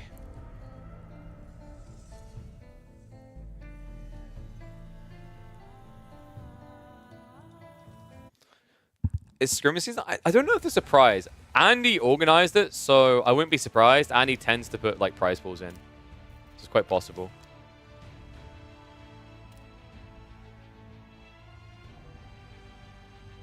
Never only seen the draft one time at Red Bull. What do you mean? There's drafts always showing. What do you mean, in particular? Or you mean the spectacle around it, maybe? Okay, guys, we're gonna have to do the scuffed for you, which I'm not a big fan of, but.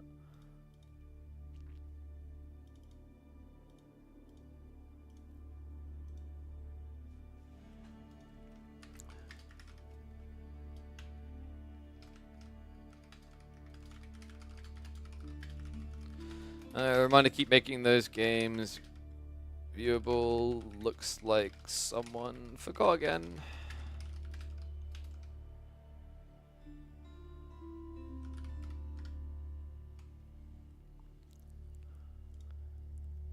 Alright, there we go. Let Anna know. I don't know who hosted it, but whoever did fudged up. Like, they're not viewable. So what we'll do the Anotand Puppypaw view.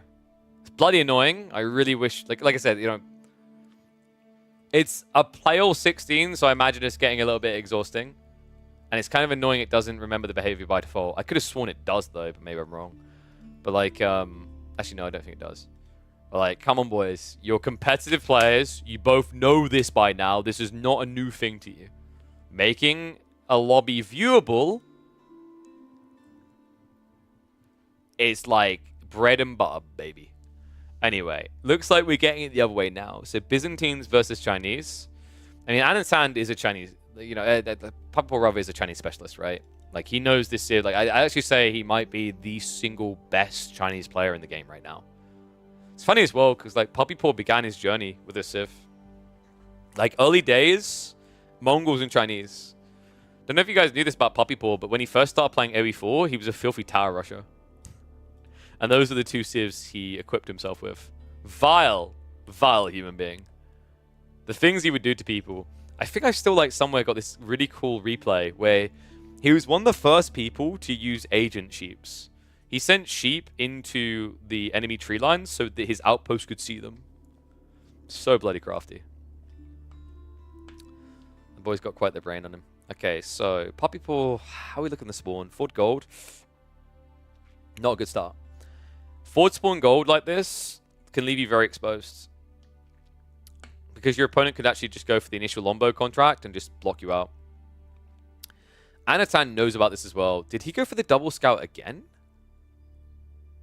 He did. Interesting. It's not a bad idea against China, right? Like, China needs a lot of food. So starving them like this can be pretty effective. Wait, can we... Do you guys like it with Anno's audio or without?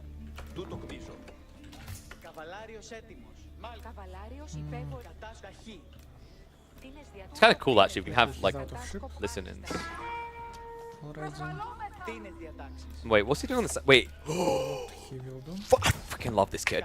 Dude, Anotand's doing the neutral trade post. He does this a lot, actually. Usually on Lipony. What is he going for? Is it Sipahi? In this matchup? No. You could do Sipahi, actually. They're pretty threatening. They're really good for diving. French Knights feels a little bit oof. Especially when you win Grand Winery, right? Then again, Sipahi like would have felt a lot better with Hippodrome, but then would you have the olive oil, right? Because like neutral trade post units are pretty damn expensive for what they are. Rax is coming, so... Yeah, he's a knight. Ooh, dude, he's going French Knights. But there's already Raxes, right? So like, I'm a little bit surprised by that. I mean, I'm not really that surprised, right? Like, China will always try to just build Spearmen and get away with it. But it does mean the Knight's going to have a harder time. What could be sick here? You'd have to double down on olive oil grabbing. Because you want to, like, go Lombo, Contract, and then Knights afterwards. That would be pretty sick. I'm wondering if Anotand's worry is that Puppypaw is going to try to play Horseman. So, in that case, Lombo's is kind of a negative, right?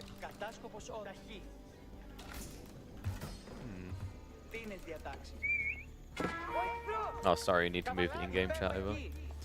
For anyone wondering why we're viewing the game like this, literally because one of them blebbed up and forgot to make it public.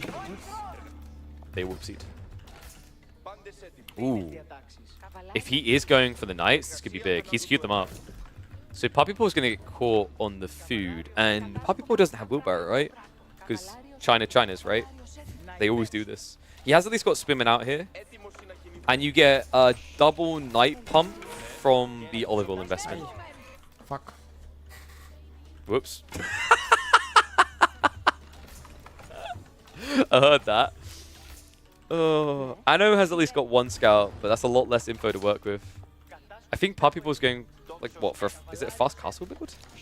No, he's added in the archers now. I feel like your goal should be to get castle age. We mentioned this already, that the Song 2 TC is kind of a bait. It sets you up for failure because it lets the Byzantine player easily just skip up into castle. Who won? Mongols? What, Mongols versus Delhi? That was Mongols. And, oh, I need to give the points out for the last one, don't I? So that was a Byzantine win. See how this one plays out.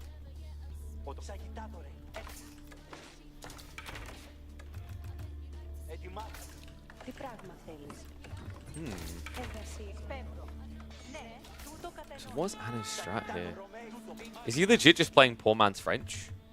It's archers and French knights, right? Doesn't that just lose to China? Wait, what the fuck? This is... And now I'm even madder that they didn't actually public the game so we could view it. He's Barbican rushing. And you just heard Anatand's reaction. He's like, what? This is risky, though, against the knight. I'm not sure he's expecting knights. Then again, like, spears are good enough to defend this, right? It's rough as well. Like, he needs to get that knight back in. The villagers need to be intercepted ASAP. Archer's targeting him down. Second knight now arriving. I think this is a fail. Dude, this is just GG. If he doesn't complete that Barbican, it's GG. It's going to be tight. Getting close. Knight. Getting him low enough, though. And it's going to be a fail Barbican. Puppypaw stuck on the edge with an incomplete landmark here. And the archer mass is swelling up now. Remember, he went spears plus archers, so like Anotand can just try to overwhelm him now. It's a huge eco advantage at this stage.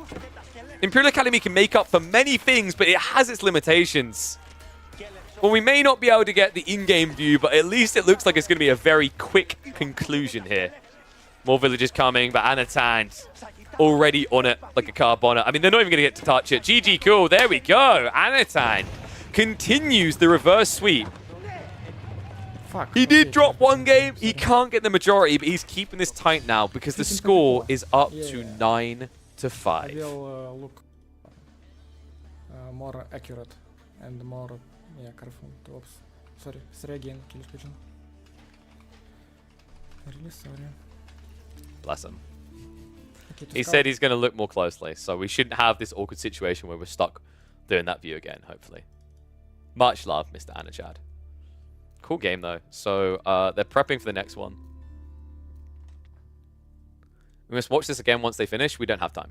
We legit don't have time. They literally are like 1 minute and then in. 1 minute and then in. 1 minute and then in. Like, there's no downtime.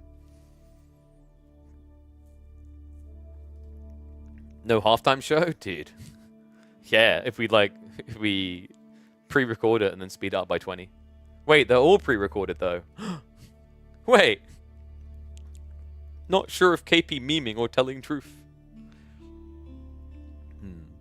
Should I just clear the civs now? Because I think it's now confusing, right? Because we only got 9 showing and we're more than that deep. We're now 14 games deep. So I'll just clear the civs.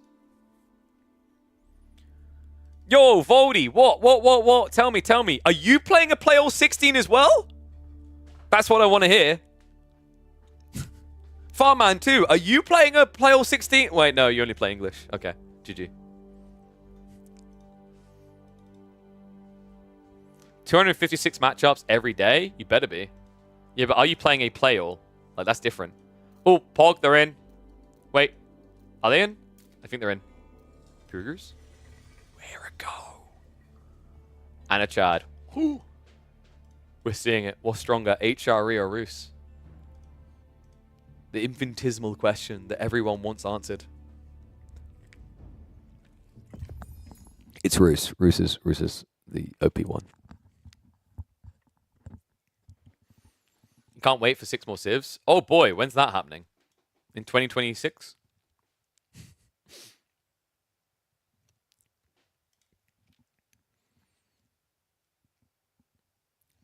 Hey Nod, do you like those flag emotes? I've got something coming soon that's gonna be better. You're gonna like it. I'm cooking. You know, I'm just gonna I'm gonna do the preview to it. My artist is working on it right now. We are gonna have the single best flag emotes for AoE4. I'm calling it. Wait and see. Alright, brag aside that we're going to have the best flag emotes in AoE4, which I do guarantee. Let's move on to what's becoming the best play all 16, because no one does play all 16s. It's Anotand versus Puppypaw. We're now into game 15. Anotand getting a little bit close to home here with the Rus for the Belarusian. On the other side, Puppypaw. I mean, he already proved that he's the ruler of the Roman Empire, the Byzantines. Time for the next iteration of the Roman Empire. It's HRE time, baby. It's time to decide which one is truly OP. The answer is Rus. Once again, Rus. Wait. Oh, come on. I mean, the issue here is, like, Anotand has to drop the hunting cabin straight away. It's just unfortunate he couldn't have walked over here. That would have been a jackpot. He's getting what? Probably going to be 18 gold here. He would have got 36 for that, at least. Interesting spawns for both players as well. They both got really tight clustered wood lines. HRE could use this well, actually. What? That's kind of a juicy spawn. It's unfortunate he put the house here, because I think Arkan here would have been perfect, because then you would have buffed both tree lines, which is kind of nuts. So, yeah, it's one of those unfortunate things, like Puppypaw, because he wants to be optimal on his house timing, walking out. Like, I actually think it would have been worth waiting and building a house here, because if you drop an Arkan here, like, you have this beautiful situation where, I mean, what did we say, like, wood-wise, how much is there on a tree line? It's like, that's what? About 1,500? I reckon there's like 7,000, 7,500 wood on a tree cluster. So doubling the amount you buff there is insane. Forward Arkan is deaf. That's not insanely forward Arkan, though. Like, you're forward Arkaning where you can just palisade the gold. That's not bad. Right? Like, if your warrior is still forward Arkaning, you're going to outpost drop here probably anyway, either way, right? So I don't think it's a negative. And there's nowhere else. Like, where else? Like, okay, be honest. Where else would you really want to Arkan in this game? Here? Why? I mean, I guess you buff berries, but... Wood's king. Wherever you're going fast castle, where you want to build farms, wood is king. If you're playing long feudal, where you want to mass archers, which is how you want to play this, by the way, feudal is king. And if feudal is king, and wood is king, Arkan here equal S tier. Other side, Anotand. Let's talk about what he's going to be doing. It should be a standard, what, 2TC build? I think you get away with it pretty easily. Oh, wait, no. We've got Golden Gate. And I've got a big smile on my face. So why Golden Gate over Kremlin? You could get away with Kremlin. I actually think you could. The issue, however, is if you do Kremlin and you go 2TC, you're going to be exposed, right? Because you're going to have to Kremlin drop here, and then you have to TC drop here. And that means HRE can just siege you down, right? With a feudal all in. This matchup is very different now, by the way. Historically, this is incredibly Rus bias. The reason is that HRE always fast castled. So what Rus would do is they go 2TC Kremlin, and then they would walk villages out to palisade off the relics, which is very cost efficient considering you pay the same that you would for a normal palisade, but you build it quicker than normal palisade. Yes, you heard that correctly. Don't ask me why, but it takes you 3 seconds to build fortified palisades, but 4 seconds to build normal palisades. And because you're playing a civ that gets 20% more wood, you can afford it as well. But yeah, this to me, I think this might be fast castle. Fast castle, and then he just tries to race towards relics. We've got 12 sheep on one side, 5 on the other. I mean, this is a feudal all-in. It's going to be a really bad feudal all-in. Oh, that's kind of sick. I like that. Puppypaw. He went for a pretty loose Arkan. This would be dangerous if you thought your opponent was playing feudal. But because he went Golden Gate, you're assuming it's fast castle, right? So you can afford to be a bit more greedy yourself. So this is going to give him the wood line, the gold buff. It's going to give him the deer being buffed initially as well. There's a lot of positives about this placement. And he's got the wall ups as well to guarantee no flank attacks. So that strips flexibility, because like I think Anotand should realistically be going for like at least one knight here to put some pressure on.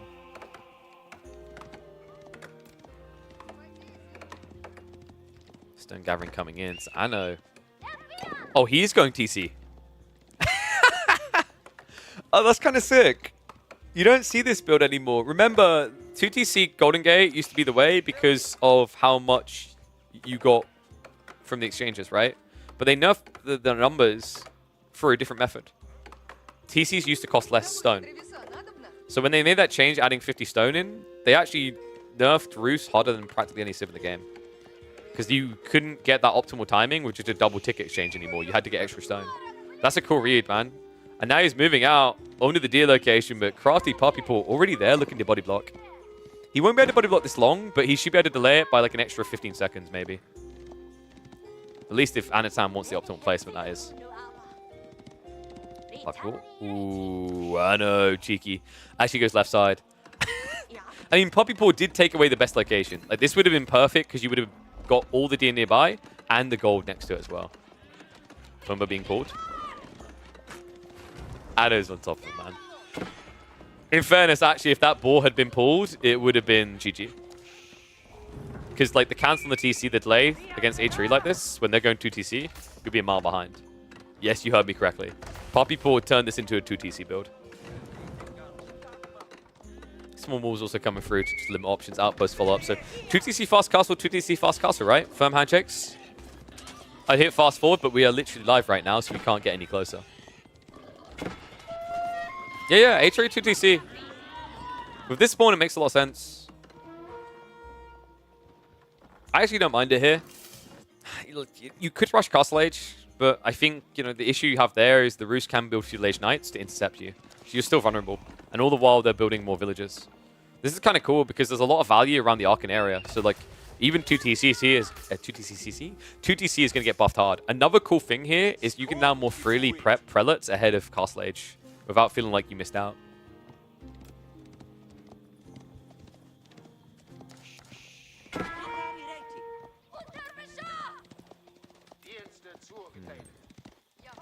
How are we looking on bounty, actually? We never checked that. It is a live game, so we can quickly just glance this.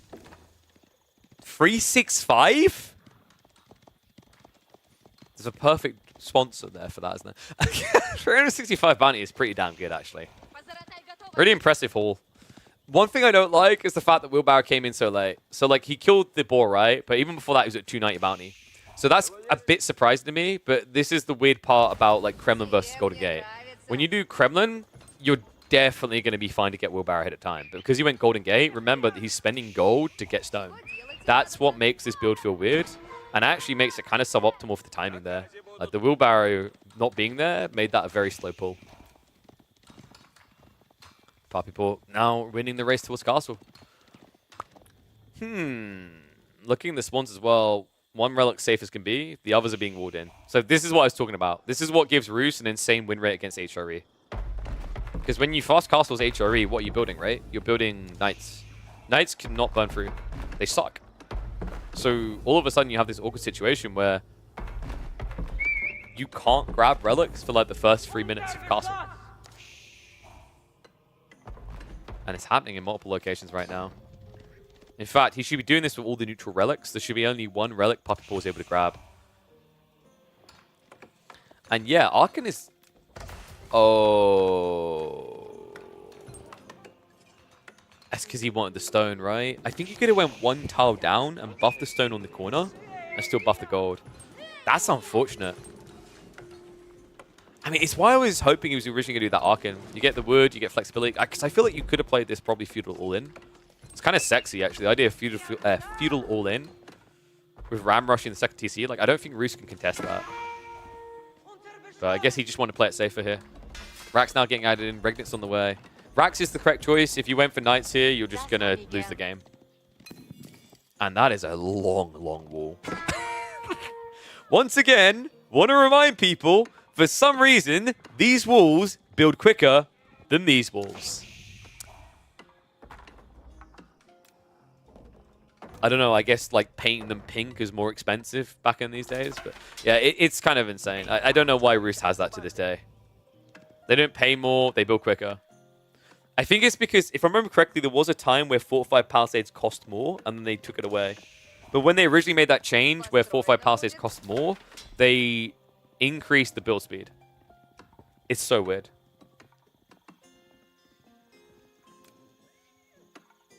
I trade house on the way. Ooh, I can't help but feel he griefed himself with that wooden fortress placement. It's still going to be a decent one, actually. Like, get your numbers in now, guys. Let me know what you think it's going to be. I think you follow this up with, like, a hunting cabin here anyway, and you can get insane amounts of gold late game. Here as well, like, there's a lot of good things about this spawn. The amount of tree lines on one screen is out of this world. Spimmer now arriving to burn fruit. Really just cost-efficient cannon fodder, right? He just needs a quick in. I really like this play. It's funny because Anotand, yeah, he's going archers. He could have been prepping this ahead of time, and Puppypaw's game would already be over. Because, like, if you fail this initial play, Anotand will just take the relics away from you. And you already see what I'm talking about with the power of the Palisade Walls, right? Like, a normal Palisade Wall is almost on fire at this stage. 4-5 Palisade is not even close. First Magnus Relic has been dropped in safely.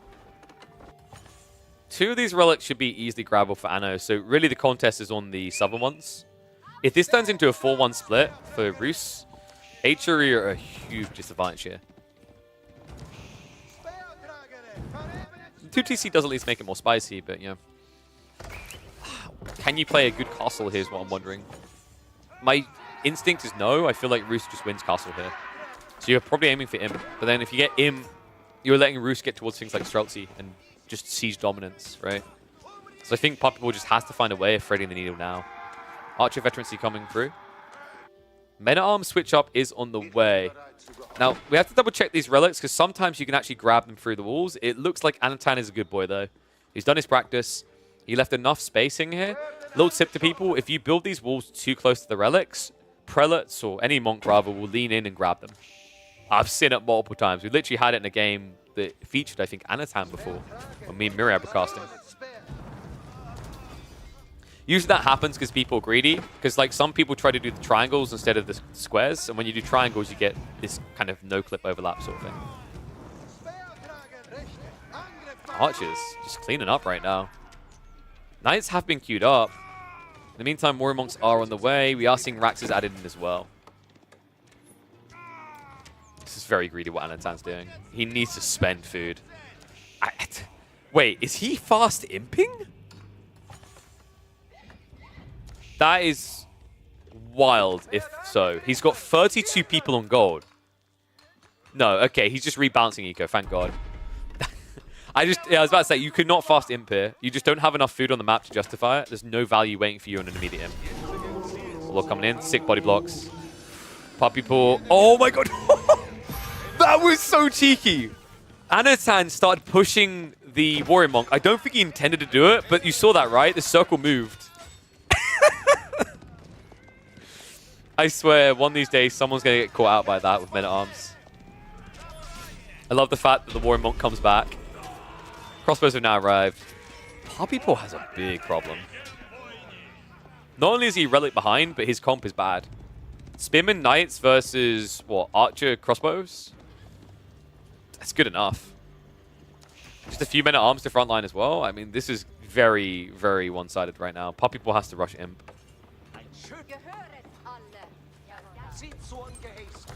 And this, one and all, is exactly why Rus is very heavily favored in the HRE matchup. It's all about walling the relics. It doesn't matter which way you try to play this. 2TC, all in. Like, you know, I think the only way HRE feels good here is if they go full feudal.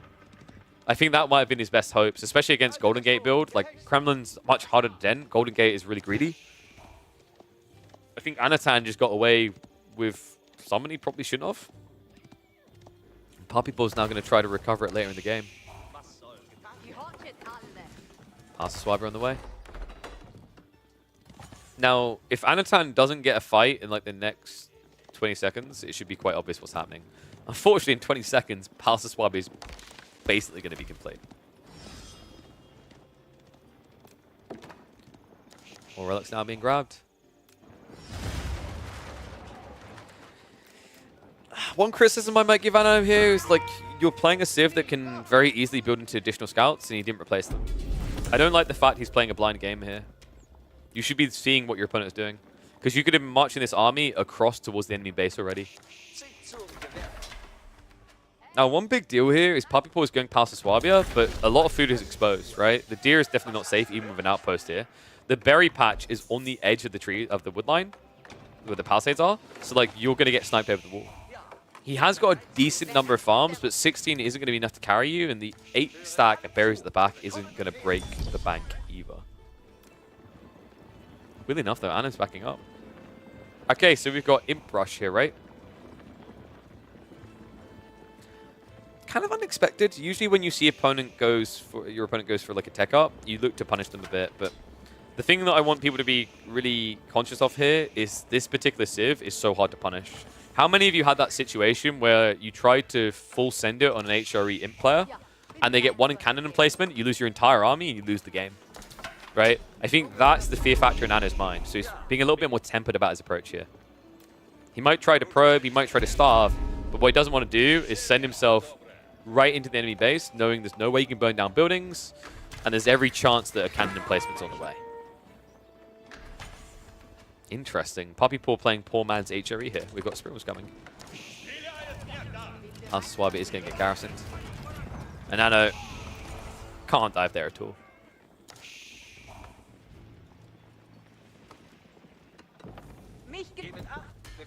Stable's being prepped in the corner. I mean, Puppypaw should be able to afford this as long as he has access to the deer. I think that's going to be critical. He has got fortifications coming in there, and I mean, this army has a decent amount of melee units. 10 of them should be good enough to torch him down, especially if he gets initial damage in before the fortifications come through. But that's exactly what he's going for. Upgrade about to trigger, but it's going to feel pretty worthless here. It looks like he actually cancels it. Smart choice. Just wouldn't have been worth the stone. So deer has been blocked. Army's trying to pick reinforcements, but Anotand isn't sending them right now. He's going for attack. Makes sense when you're sitting on almost 4,000 gold at this stage of the game. 3 sacred sites, even inflating the gold further. And the high trade house number, by the way, in the end, was 163.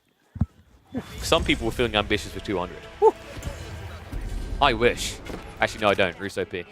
Ram's now being built. Now, I feel like I've seen this against HRE players before, and I feel like every time I see it, it does nothing. E-repairs is a real thing, guys. It's a real bloody annoying thing. It might just be about breaking through the palisade walls. That would make a lot more sense. Because then you just run past the Palace of Swabia and try to hit this area. Or hit this area.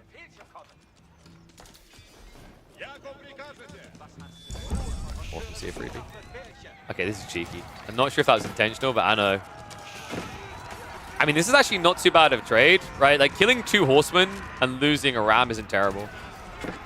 Because remember, ram's 200 wood, horsemen, 2 of them are 240. It's going to be back in now. But, I mean, with 13 HP, it's just going to die. Does open the way. I don't think you dive in here if you're Anotand. I think you just focus on mid-map control and now get into premium units. Because, like, this is a very interesting matchup now. As long as you don't fall behind on Nico, but ooh, raid coming in. Villagers, yeah, just commit to the work at this stage. Like, you're going to lose a few of them, but you need to tech. Otherwise, you're just stalemating yourself with like 3,600 resources, right? So tech up complete, Streltsy immediately queued. This is where the game gets challenging for Puppypaw. He needs to play flanks. Castles are going up to make that much more difficult. It's also a game where he does not have great gold. Right, he's got 1 relic in the Regnants. He's got a 4K safe in the back of his base, but the rest is in mid. So he needs to move fast. I think the best thing for Puppypaw here would actually be a stone grab into a keep drop. If you keep drop this area, that's 8K gold. That's basically a big gold vein, which is usually what a player will drop a castle on. And you get the stone for an additional castle afterwards. Meantime, though, it looks like he's focused on breaking through. Spearmen are on the way. Unfortunately, the way he's moved this army, I mean, the men-at-arms have slowed this down just a little bit too much. Break through and break in. Puppypaw needs to assault that economy. Reinforcements have arrived. Puppypaw's going to try to break around, but running past these Strelts, he hurts. These are still only veteran horsemen, by the way. No elite stats coming in.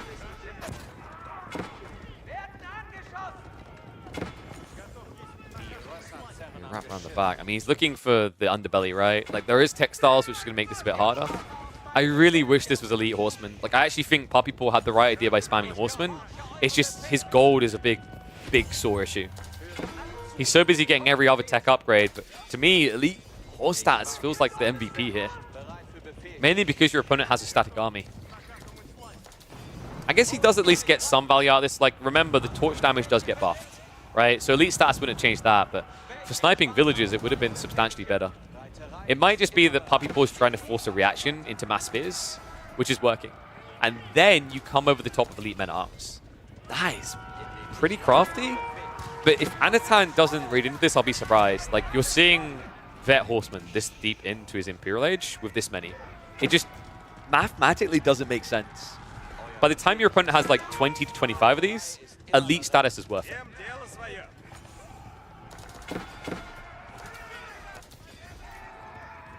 So that's a blocker on the front side as well. A few Streltsy do go down in the meantime, but count is swelling up to 14. Mangoes are being prepped, but this is like an impossible matchup to do this in. Remember, you're playing against Rus. Rus have the Banded Arms of High Armory. That gives them more range than your Culverins. It means they can win siege battles.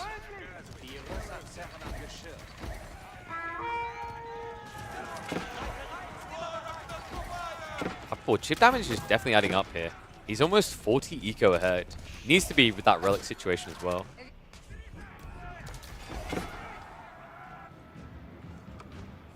High Armory is still sniping, High Trade House is still sniping onto the deer, so we're gradually getting towards that tier 3. I don't think we've had a hunting cabin spam yet. Would be valuable here. Dive coming in, Puppypaw. Brute forcing this is kind of expensive, right? Especially when half your army stuck on the wrong side of the wall. Oops. Anno might just repair. He's sitting on 610 stone. There we go. Pulls him out. Goes to the Regari. And that buys time. There we go. Movement in with the backstab coming through. Anotand looking to clear up that bombard. And that army's stuck on the wrong side again. Streltsy just milking it. Castle is low. Keep looking like it's going to flop here. Barely staying alive with just 100 HP.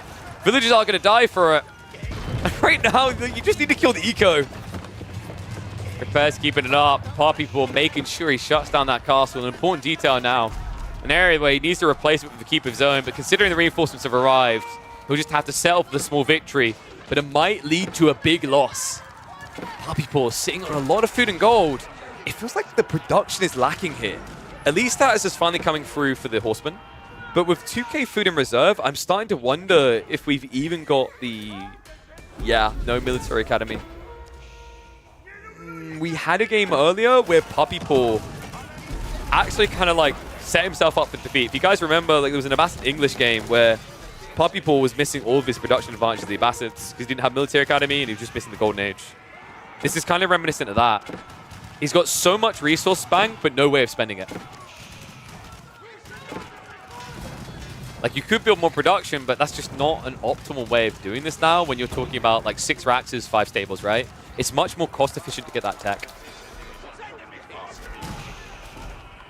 Mango about to come out into a mess.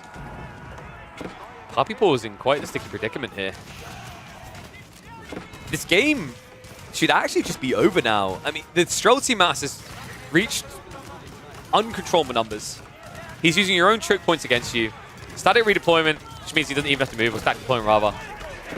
Mango does come out for a single wallop, but that's simply not going to be good enough. I think this game is over. Anotand making it even closer here, now with a 6 win on the board.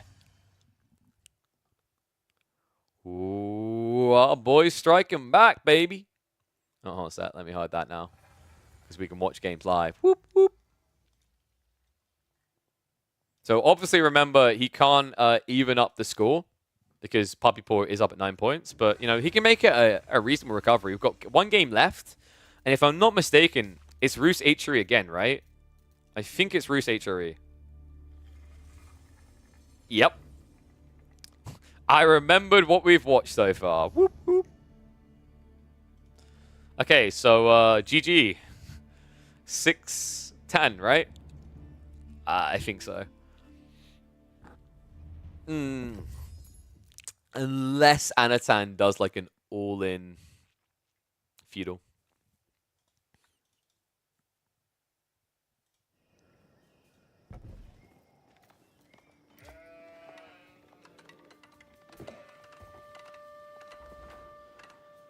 Here we go. It's been a long stream, folks. We've been live now for over 9 hours. I think, like, what, maybe half of that has been this show match. A play all 16 that could not have happened, actually, without the organization. I believe also funding. I think there was some money put behind this by the wonderful Andy_S. We hop into another Roos HRE game. This time, Puppypaw on the Roos, Anotand on the HRE. A matchup that should favor Puppypaw and should allow him to get a very decent lion's share of this play all 16 by getting 10 points up to the Anotand 6. But one thing that I'm curious about is if Anotand is going to play all-in feudal here. Considering that you've now just seen the atypical Castlades Rush build explored, sure, it's 2TC on the way, but it was fast castle focused, and you saw how Roos favored it is. Coming into this, Anotand has to be thinking, don't want to do that again. There's got to be a different strategy in mind. I think feudal HRE is the way. You can still go 2TC if you really want. I don't mind that. Actually, in some ways, I prefer it because, like, you know, if you're staying long feudal, you don't want to buff the gold, you want to buff the stone anyway. It's just better.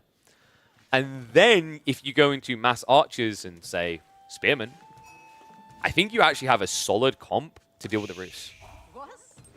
Yeah, sure, Roos, they do get 20% more wood, which allows them to spam quite a lot of archers.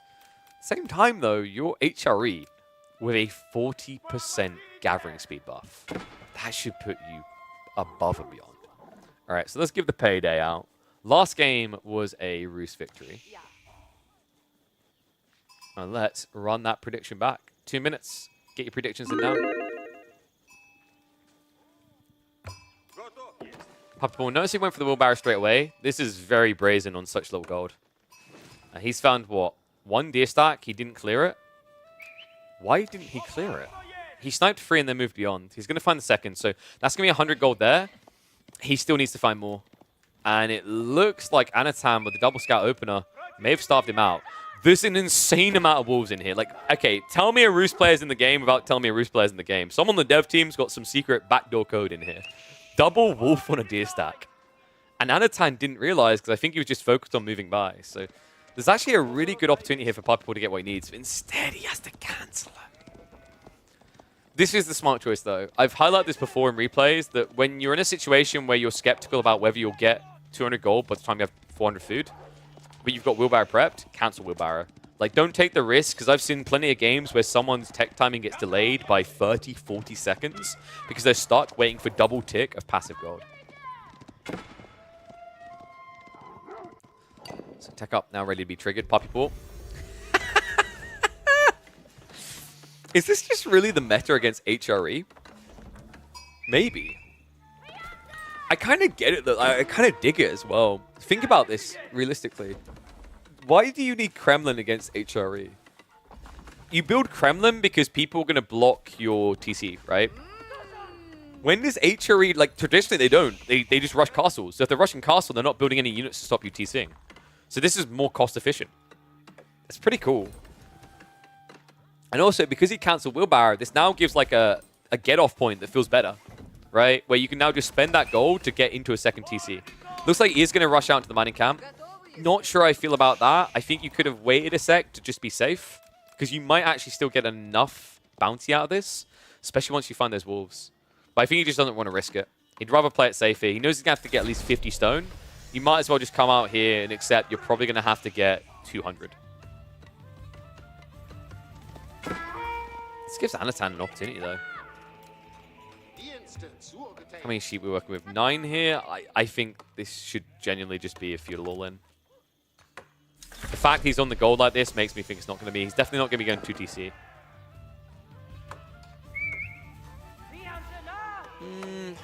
4 on wood. Wait, what? He went berries first. I am immortally confused. What is this build? I'm inclined to say it's fast castle, just because he's got that many people on berries and not many on wood. Like, if you were going feudal in, you'd have, I think, 6 to 8 on wood, or an early point. Actually, he's up to 7 now, right? So, we're about to find out. 150 wood coming in. If there's an archery range drop, I'm all for it. I think archery works really well here.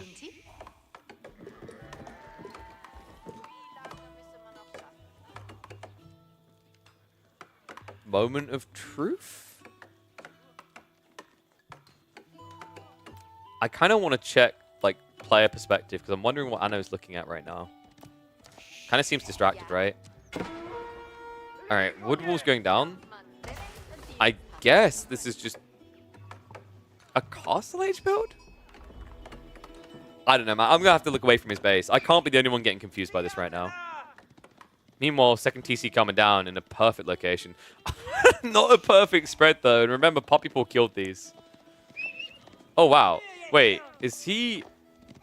I mean, he doesn't have the wood yet. There's no way he waits to gather all the food off this. It would be enough anyway, right? Like 25 food per with 8 people. Okay, there is a slot. Okay, that's beautiful. That actually worked out just about perfectly. Also, it links up his primary tree line. So he can also just short wall the back. Means night raids later on shouldn't hit him. And there is going to be night raids because Anotand is definitely going castle. So what I think happened there is Anotand was waiting to scout the enemy base before he made a choice. And he was looking to see if there was exposed resources. I think the moment he saw the back spawn deer, he decided he can't feudal this, so he went castle instead. I respect that, actually. I think that was a pretty heads-up play. A lot of players here just would have committed to the choice, uninformed, because they're so focused on optimization, right? Like, Anno was floating, admittedly, a lot of wood, that now, in hindsight, he wishes he just put into farm straight away. But by waiting a little bit, sure, you could say he's not 100% efficient on this strategy vein, like this strategy strain, but he kept the door open instead. Same logic why I say you should gather wood before gathering stone when you're thinking 2TC. Because if you gather wood first, you might see your opponents doing something you can punish. And then you pivot into an aggro build.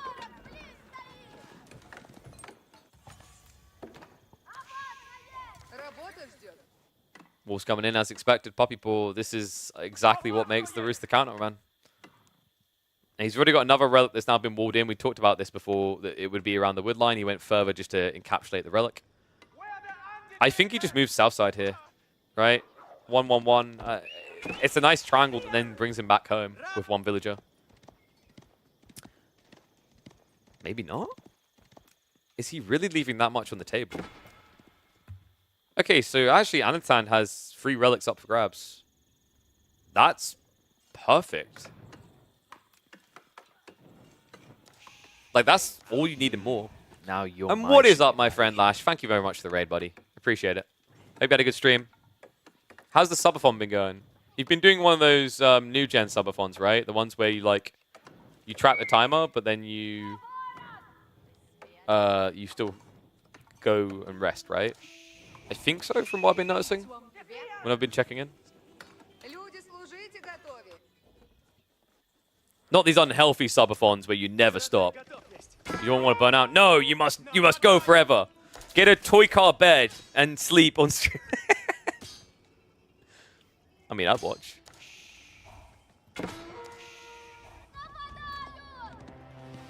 Magnet's now on the way. Anotand should just be what? Yeah, stables plus racks. Makes a lot of sense. Spin into counter the feudal age knights, and then you can just raid with your own knights. They're basically doing the same builds, actually. It's knight spear, knight spear. For the time being, it's horseman because you just can't build anything else, and you want to spend the resources. Because by the time you tech up, you can have enough for knights to follow up anyway. Oh, this is great. Like, the scout can just guard. You can actually just leave a sheep here. Like, sheep is better. Just leave the sheep. Oh, he's not going to do it. I think if you leave the sheep, the horseman has enough time to kill the villager. If you don't leave the sheep, the horseman shouldn't be able to do this. I'm going to try to run in now. Still. I think this is going to fail. Horseman needs 2 more stabs. I like this. Okay, so all of a sudden, what should have been 3 relics becomes 2. Anotand has at least started building spears already, though, so that gives him an efficient burn through.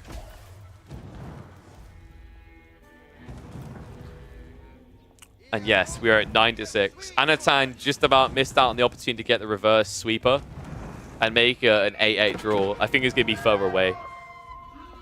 I'm trying to think if there's a harder matchup for HRE than Bruce. Probably not. I feel like Roos is most people's hardest matchup anyway. You cannot say you understood the sub-fonts where you make watch people sleep for 8 hours. I don't know. Some of them were really creative. Like there was one style where like someone would try and sleep and they'd have very, very loud sub notifications that would play in their room. That was very creative because, like, let's be totally real. I've seen how much you guys redeem the push-ups. You like to make us suffer. That makes people suffer. Ottomans is rough too. Really? I feel like HRE can play that much better than they can play against Bruce. Like, I'd argue that Ottomans is not that hard for HRE now, with like how much weaker Ottomans early game is. They just don't have options, right?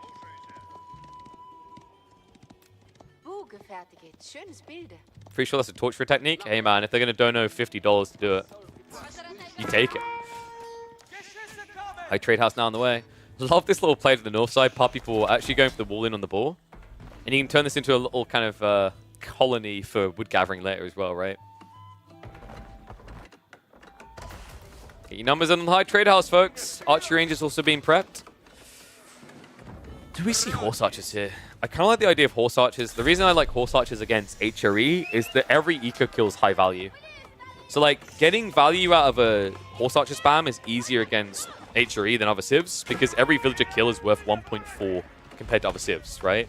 Because these are Arkan villages, which means they're not just 1, they're 1.4 in the gathering rate. That's nice coming out. Wallo. Oh, wait.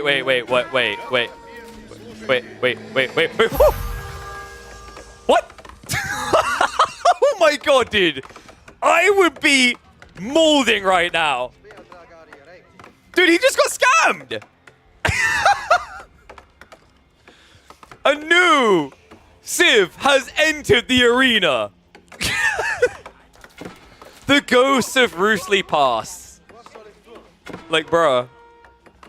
Like, what?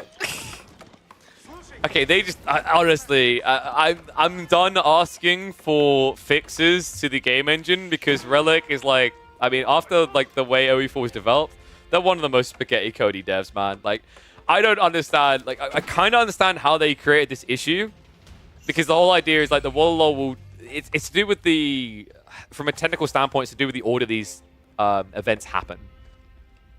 So if on the same tick, a unit dies as a Wallalow completes, what's happening is that the death is happening first, which means although the Wallalow still has to complete, it's still in the process, there's no ownership assigned. Or more accurately, it would be that there's a Wallalow that triggers, but then there has to be a check of the conversion. So the order would be Wallalow, death, check. And when it checks, it says, okay, this person loses these units, but who am I assigning these units to?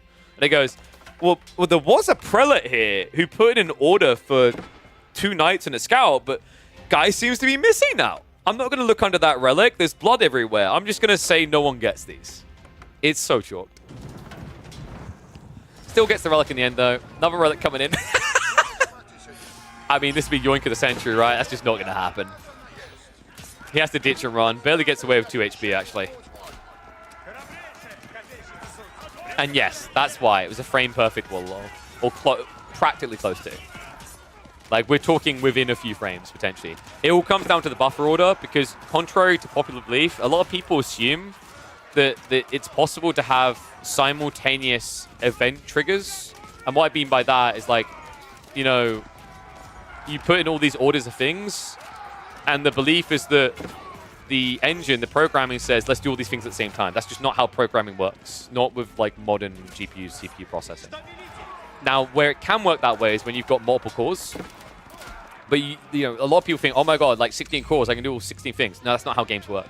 Because, like, for games to use more cores and more threads, you need processors that are, to a certain degree, independent of each other. Because if they share priority, they have to communicate anyway. So then it's not efficient to use different cores. So what I'm getting at is, like, when you have all these orders in, it's kind of like... The easiest way to explain it metaphorically is when you shift queue commands.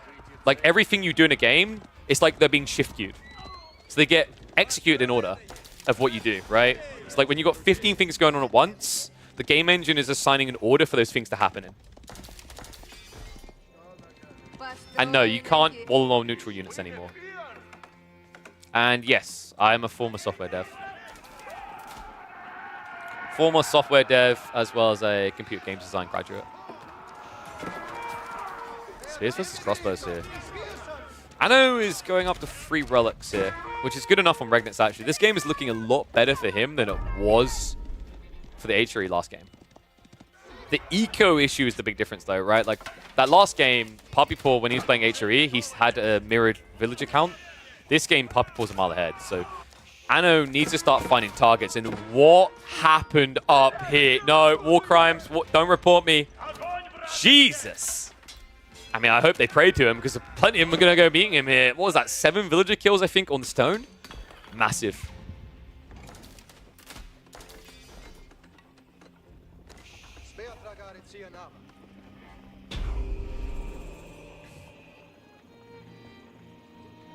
Logic that would be resolved by the server.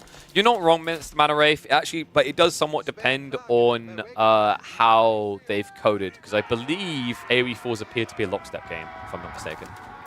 And that means that there's like a process. It's actually processing done on the player sides typically.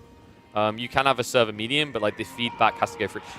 Like we're getting deep into netcode talk. It gets really, really weird.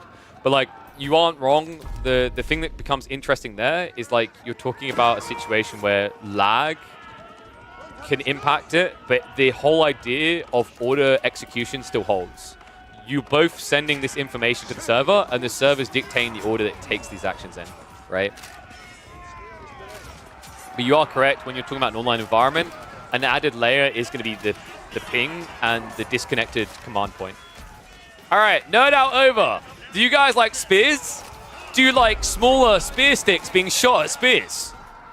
Are you a big Britney fan? Well, we've got the fight for you. Puppypaw outplaying right now. Anotand's in trouble. He just doesn't have enough production. I mean, it's the raw eco power, right? Not to mention the extra kind of passive gold along the way. 127 gold off the hunting cabin, the high trade house rather. Hunting cabin's also helping out. 22 here, 26. Not to mention the decent gathering rates on the flanks, especially with the Roost bounty giving the inflated income, means you kind of compete a little bit with the Archon. Archon is starting to reach full power. I'm just wondering now if Anotand has enough production to get back in this.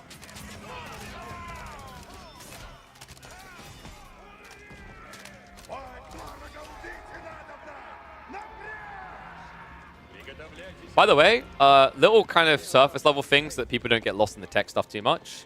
The whole peer-to-peer lockstep thing, just to kind of basically explain that, that's where the whole idea is that you send all your commands to someone else and their game plays them out as well, and then they send theirs back. That's to stop desync, because the logic isn't like an RTS. If a unit moves one place wrong compared to the other game, it snowballs, right? Now, the interesting thing is I actually think a lot of RTSs don't really need peer-to-peer lockstep the way it's implemented these days. And this is where it's going to get fun for you. Pauses and disconnects can't be fixed because of that. And screw this talk. Who cares? Come to my TED Talks live where I describe it more. All we need to know now is that this is a victory for Puppypaw.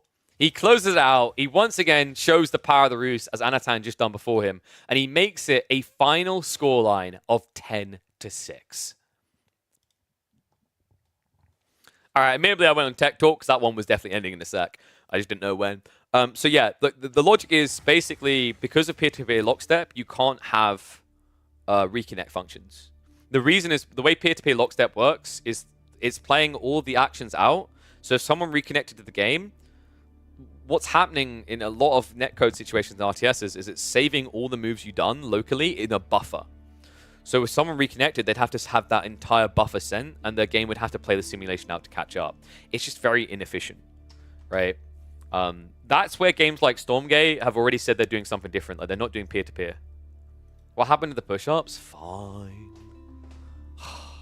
If I must. Oh, I think Kavai won some earlier. 1, 2, 3, 4, 5, 6, 7, 8, 9, 10, 11, 12, 13. That's to make up for the 10,000 points he lost. It's for your own good. That's not true, dude. Chasing after 2 babies in a few months will keep me more than fit and healthy. Actually, that's not true. Depression eating will snowball the other way. Anyway, Really cool series. Once again, huge shout out actually to Andy_S, who was the one who made this happen. It's sponsored by him. I'm not sure what the prize pool was. I didn't get those details in the end. Maybe, I wouldn't be surprised if it was like $5 a map, so an $80 show match would make a lot of sense. Maybe it's low, I don't know. I need to find that detail out. Maybe I can get him to fight on the cheap. But yeah, that's going to be it. Yeah, Andy S is incredible. He's done a few different show matches before, right? Love to see people like that. If there's anyone that I have that wants to sponsor show matches, and when I say sponsor, like, it's not an investment thing. I can't offer you money back. I don't know how I'd do that in this situation.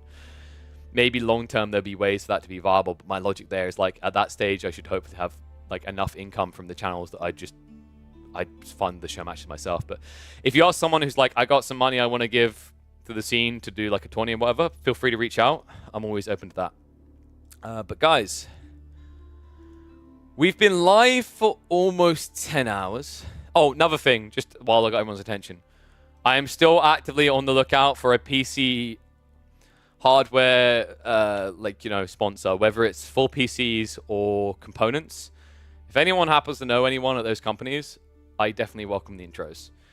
Because my PC has slowly been dying, for sure. So we need to fix that.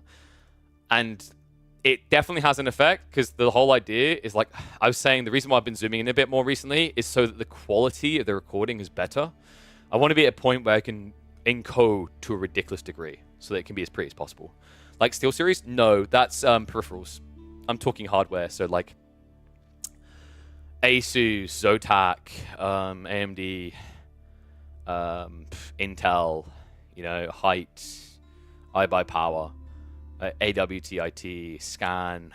There's so many different ones. Main Gear, loads of different ones.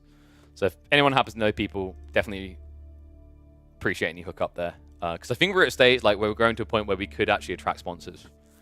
And like this is a great, I actually think this is a great community for a lot of these brands to get into. Like we've been blessed with a few getting involved that aren't hardware based. Like for example, Proteinworks sponsors us. Guys, if you haven't checked out Proteinworks, big reminder to do that. Someone earlier was like, I don't like all this talk about Proteinworks. We talk about them because I bloody well enjoy the taste actually. They're really good. I was surprised by that. I wasn't sure I was going to like them that much. A lot of those different drinks can usually have a chalky feeling to them, and theirs don't, which I love. On top of that, they paid to get integrated in the community, right? They were like, to be honest, in a time where a lot of people were just trying to offer affiliate schemes, they were kind enough to offer some payout. If you do go through and order from Proteinworks, reminder, definitely make sure you use the link here to click through, and then either use my code or use code SUMMER at checkout. Code SUMMER will give you a bigger discount. But I think guys can now ask Crackety. Crackety actually got his little batch in. He said the chocolate silk was really good. I haven't tried that one, but now I'm intrigued. But yeah, I've said already before that the goal is to keep growing. I love the fact we've got the community coming in harder and harder and bigger in support. And as we grow, hopefully we can attract a few sponsorships that allow me to do this for a living, which means I can invest more time in this. But it's not just for me here, it's for the wider arc. Like, my goal... Thank you very much, Calculus Wizard 93. My goal is to... You 2 months. Use... Hope all is amazing. Thank you, man. Everything is amazing. Sorry. My goal is to use this channel as a median entry point to bring sponsors into the scene, to either sponsor me to do tournaments, to help sponsor places like EGC, people like Beastie, to basically drive it forward. Because, quite frankly, I know that that's what I can do well. I've literally, for the last 6 years, repped brands and presented huge tournaments, right? And done justice by, the stakeholders. So I kind of get what they need. And I think that's important. Without going into too many details, there was someone who was looking to sponsor an AoE4, and they got burnt in the experience. I'm not going to say who, but they just didn't, they felt like they got promised the moon, they got nothing. And they said they don't even want to deal with AoE4 now because of that, unfortunately. And it's my goal is to have that not happen and use my experience, my expertise, which honestly I know from that integration standpoint, understanding what a sponsor wants, what you guys want, and what I want. I know it better than anyone else because I've lived it and I do it. So my goal is to do that so the rest of the community can thrive as well, because you guys are incredible. I And I love the fact when you guys do stuff like that, like thank you very much, Nod, for the resub. But I also love the idea of like finding sponsors like this because it, instead of you just being like, oh, give me sub money and maybe just like, you know, don't get too much in return. It's a way for me to get sponsors to support us and me and other content creators while also giving you like a way of spending money and getting some in return. I don't know, maybe I'm just devaluing the value of subbing to my channel. It is valuable. You get loads of emotes, you get a blocker for the annoying and sometimes very cringe Twitch ads. But anyway, I'm rambling on. I've got a call to get to, hopefully, that can lead to something akin to what we've been talking about here. So I will get ready to raid on through. Let's have a look now. I think Anotand went off, right? I imagine he's exhausted after that one. 16 games, man. Quite the grinder. Yeah, guys, what we'll do now, I'm going to go ahead and raid through to the wonderful Marika, good old Ram and Cutie. The goal is to be back live again tomorrow. If there's any change in plans, I'll let you know. This has been a long one, but I think we should have plenty of content to clear up tomorrow. Maybe, I'm weighing it up now whether I take a break. Assume I'm going to be live by midday. If not, apologies. It's just a case of I'm thinking I am casting on Saturday and we don't want to burn out because we've done Wednesday, Thursday, and then we do Friday, and then we do Saturday as well, right? And God knows how long that day is going to be. But for now, assume it's going to be Friday. If not, next stream on this channel will be Monday. Next week, it should be Monday, Tuesday, Thursday, Friday without interruptions because the tech conference is what made things a bit weird this week. I always aim, for anyone who's new here, I always aim to do Monday, Tuesday, Thursday, Friday, unless there's some sort of weird interruptions. So you always catch me 4 times a week. Much love, guys. Thank you for tuning in. Hopefully you enjoyed the show match. Really big shout out to Andy S again, and really big shout out to Puppypaw and for Anotand for playing that insane 16-game marathon. And hopefully I'll see you all again very soon. Toodaloo.